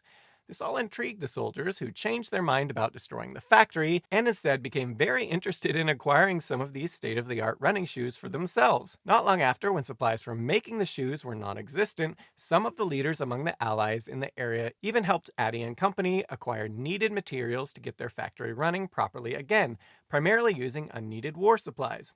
However, while Kathy had saved the factory with her sheer gumption, her husband and his brother were not out of the woods initially, being both members of the Nazi Party and, again, having had their factory used in the war effort to make weapons. And this is where the brothers' split seems to have become irreconcilable. You see, over the course of the investigation about their activities during the war, both brothers turned on each other. Rudolph accused Addie of being a dyed-in-the-wool Nazi who he accused of previously making political speeches left and right in support of Nazi ideals. He also pointed out that Addie, not him, had allowed the factory to be converted to making weapons, something Rudolph claims he'd never have let happen if he'd been in charge at the time and not forced to go fight in the war against his wishes. As for Addie, he and Kathy likewise in turn accused Rudolph of being a dyed-in-the-wool Nazi and working for the Gestapo, something the investigators already strongly suspected from the available evidence was true. However, trying to sort through the mess, initially Addie was deemed a Bellastator, which would have seen him subject to up to a decade in the clink if that had stuck. However, Addie's friends and acquaintances came through for him. Most critically was the half-Jewish mayor of a neighboring town, Weisendorf, Hans Wurmser, who claimed that the Gestapo were coming to arrest him when Addie came and not only warned him, but also hid him from them for a time after. Said Wurmser in Addie's defense, a true supporter of Adolf Hitler would certainly not have done this, putting his existence and his well-being of his family on the line. Beyond this, many others came forward to attest that despite having been a member of the Nazi Party and his factory eventually used for making weapons, Addy had never been political. Addy would also point out that even the accusations of war profiteering didn't really add up, as over the course of the war, his previously quite successful and rapidly growing little company had actually lost a huge sum of money and was brought to the brink of ruin. Thanks to all this, Addy was downgraded to the classification of Minder Bellestetter, which more or less put him on probation for a couple years and initially not allowed to run his company. That said, this didn't last long, and he was ultimately allowed to run things under supervision until February of 1947, at which point he was able to resume managing the company without oversight. In the end, Addy got off pretty clean. Rudolph, however, didn't have people come out of the woodworks in support of him like Addy did, and authorities, whether right or wrong, were pretty convinced he was hiding a lot about his activities during the war. And thus he spent about a year incarcerated while things were sorted out, but in the end the sheer number of people being held resulted in them eventually just having to let most go without figuring out the truth of their specific situations, which is what happened to Rudolph. Thus both brothers were more or less absolved of their former Nazi affiliation and allowed to go on their way after. But as they'd literally just attempted to get each other arrested and convicted for rather serious crimes, well, let's just say they were no longer on speaking terms, with some of the family, such as their mother, Paulina, siding with Rudolph, and some of the family, such as their sister Marie, siding with Addy. In the split, Addy got to keep the original factory and family home, while factory equipment was divided between the pair. Beyond this, the employees were likewise allowed to pick who they wanted to side with Rudolph and those following him, which was about a third of the staff, comprising mostly salespeople and administration, setting up shop on the other side of the river in the town. As for those who stuck with Addy, these were most of the designers and production staff. At this point, Kathy and Marie also came on board directly to take over some of the work of the departing sales and administration staff. After this brotherly divorce was complete, Addy and Rudolph reportedly never spoke to each other again. Soon after this, Addy officially rebranded his product as Adidas, more or less just contracting his moniker Addy with his last name Dassler. As for Rudolph, he officially registered his product as Ruda, but 10 months after coming up with that brand name, changed it to Puma, the Quechua word for cougar, wanting to associate his product with speed, agility, and endurance. Going back to Addy, to further distinguish his shoes from his brothers and other brands, he decided to begin coloring the side straps, reinforcing the shoes white, with his sister Marie and wife Kathy deciding on 3 stripes as the ideal number to be colored. The result was the basis of one of the most famous trademarks in business history in the process. From here, it was on. Both brothers saw quick success with their respective shoes. Although more the brains behind the actual shoe innovations, Adidas soon led the race. Adidas further saw a huge boost during the 1954 World Cup thanks to their extremely lightweight shoes, reportedly about half the weight of many competitors at the time, that also had an innovative design of spikes which could be swapped out depending on exact weather conditions. This was extremely important when the day of the World Cup final saw rather soggy conditions. In this match, the West German national team stunned the world by defeating the 5-year unbeaten and reigning Olympic champion Hungarian team 3-2. In the process, this helped highlight Adidas' rather innovative shoes on an international level and in a quite dramatic fashion. On the other side, Puma was flourishing as well thanks to various athletes wearing their shoes, eventually even the legendary footballer Pelé, who they apparently even contracted at one point to stop and retie his shoes on camera just to get the extra exposure. As the two companies flourished and became two of the biggest employers in the small town, soon residents were caught up in the rivalry, with businesses in the town reportedly checking shoes before deciding whether to serve someone or not, and likewise customers being loyal to only businesses that supported their respective shoe company. Beyond that, reportedly even intermarriage between supporters of the two sides was heavily frowned upon for a few decades there within the town. As for the brothers, as alluded to their deaths, they never reconciled or ever spoke again. In fact, they were even buried at opposite ends of the town's cemetery. That said, one of the descendants, Frank Dassler, grandson of Rudolph, controversially within his family broke the trend, beginning work for a time for Puma before ultimately switching sides to Adidas, where he worked up through 2018. As for his thoughts on the feud, he naturally thought it was kind of silly at this point, and further noted of his grandfather and Addy, they stayed kind of enemies during the rest of their lives. It's certainly sad, but from a business point of view, it was a good decision, since it motivated both companies to innovate. On that note, while while their respective histories saw many ups and downs, today Adidas sits as the second largest sporting shoe manufacturer in the world, while Puma sits comfortably as number 3. But while they were dividing efforts and duking it out in Europe, they largely ignored the American market, with Rudolph even going so far as to chastise his son when he attempted to focus on it and the competition there instead. Which all brings us to our bonus fact for the day, Nike. As for their origins, they were much less Nazi-centric. Enter American businessman Phil Knight, who was convinced that the way to compete with the German product was to introduce cheap but high-quality running shoes from Japan. But though he had a great idea and a solid plan, Phil didn't have the money to achieve his goal. This native Oregonian, who today has a net worth of around $43 billion, back then was nothing more than a young man with a freshly minted MBA from Stanford University. As a former middle-distance runner in college, he was dreaming of a way to combine sports and business and make a living at it. During a world tour in 1963, Knight landed in Japan, where he managed to make an appointment with Onitsuka, the parent company of Tiger running shoes. Tiger Shoes was interested in selling sneakers to American runners and gave Knight samples, which he sent to the man he trusted most, his former coach at the University of Oregon, Bill Bowerman. When manufacturers didn't listen to his advice, he went to his garage and altered existing models of shoes to create the lightest and most comfortable shoes for his runners. Bowerman was impressed by the Tiger shoes Knight sent him and proposed that they work together to market them in the US. After finalizing a deal with Onitsuka, they shook on the details of a partnership on January 25th, 1964, creating Blue Ribbon Sports with an investment of $500 each, which is about $4,600 each today. However, by 1970, the working relationship between Blue Ribbon Sports and Onitsuka was collapsing, primarily as Knight thought that the financial arrangement with the Japanese firm was strangling his chances for expansion. So the association was dissolved, and in 1971, Blue Ribbon Sports launched its own line of footwear. They named the line Nike, the name of the Greek goddess of victory, although said goddess's pronunciation is more like Nike. As for their now iconic logo, they used a design created by Carolyn Davidson. At the time she created the now famous logo, Davidson was a student at Portland State University, where Knight was teaching as an assistant professor in accounting. It was simply by chance that Davidson met Knight at all. She was in the middle of a conversation with a fellow student in the graphics design department explaining that she didn't have enough money to take an oil painting class. Knight overheard and later approached her and asked her if she'd be interested in doing some graphics works for his business, offering her $2 an hour for the gig, about $14 per hour today. Davidson accepted and began doing various freelance jobs for Blue Ribbon Sports, mostly making charts and things of this nature. A few years later, when as noted, Knight was deciding it was time to move the business away from being just a US distributor of a Japanese running shoe, Knight decided his new company needed a distinctive logo. Thus, in 1971, Knight asked Davidson to design a stripe, which was the slang term at the time for a logo for a shoe. He further instructed her that he wanted it to give the impression of motion. Knight was particularly fond of the Adidas logo, and though he said it couldn't look too similar to that, he was apparently enamored by it. As Davidson said, "Oh, he loved Adidas. That was part of my problem. He loved the Adidas stripes. He loved them."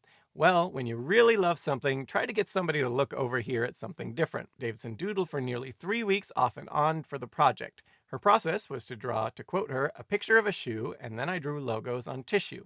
I'd lay it over, and then I'd crumple it up, because it had to look good on a shoe. Finally, with the deadline looming, Davidson presented several designs to Knight, Jeff Johnson, who incidentally was the one to suggest the name Nike for the brand, and Bob Waddell to look over. Knight's response was underwhelming. The first design he looked at was the swoosh. He then passed it up and looked at the rest, then came back to the swoosh and said the words every designer longs to hear: "I don't love it, but I think it will grow on me." Somewhat disappointed by his reaction, Davidson asked for time to perfect the design, but Knight said no. She then submitted her invoice of $35, which is about $320 today. One might think in retrospect she might be kicking herself for not asking for more, considering the logo she created went on to become one of the most well-known in the world. However, Davidson didn't see it that way, as she was happy with the wages at the time and had agreed to make the logo for that amount. So fair is fair. The fact that it became world famous was simply a nice feather in her cap. However, this is not the end of that tale. For starters, after leaving Nike in 1975, she had been given a job there after graduating from college in 1971. She went on to freelance, where being the designer of the Nike logo certainly helped her acquire clients over the years, and at a premium price. A more direct benefit happened in 1983, a few years after the company went public. Knight decided to honor Davidson for having created the company's logo and for her early work with Nike, so invited her to lunch, which actually turned out to be a surprise party in her honor. At the party, he gave her a gold ring that had a swoosh on the top with a diamond in it, but this wasn't the big payoff. He also gave her, according to Davidson, 500 shares of the company. So how much were 500 shares of Nike worth at the time? Around $8,000 or about $23,000 in today's dollars. Quite a sum given Knight was not obligated to give her anything, nor was there any pressure to do so. But this wasn't the end of it. Davidson wisely held on to these 500 shares of Nike stock. Since that time, there have been several instances where the stock has been split, with today those shares worth about $3.5 million, though it isn't clear if the now retired Davidson has sold them since her last interview about it a little over a decade ago. Whatever the case, not too bad for producing something in a few weeks of part-time work. Going back to Nike's rise, the new Nike line of footwear made its debut in 1972 at the U.S. Track and Field Trials in Eugene, Oregon, and things pretty rapidly took off from there. Their product particularly saw a huge surge in the 1980s thanks to the Air Jordan line and sponsoring the basketball legend, which helped propel the company to top dog in the world of sporting shoes. Today, Nike Inc. not only dominates the global sports footwear market, but all shoe companies, with a market capitalization of $169.7 billion compared to Adidas' $20.9 billion and Puma's $7.64 billion. And as noted, Knight's personal net worth alone is almost double the total combined valuation of Puma and Adidas, despite their otherwise enormous size for shoe companies.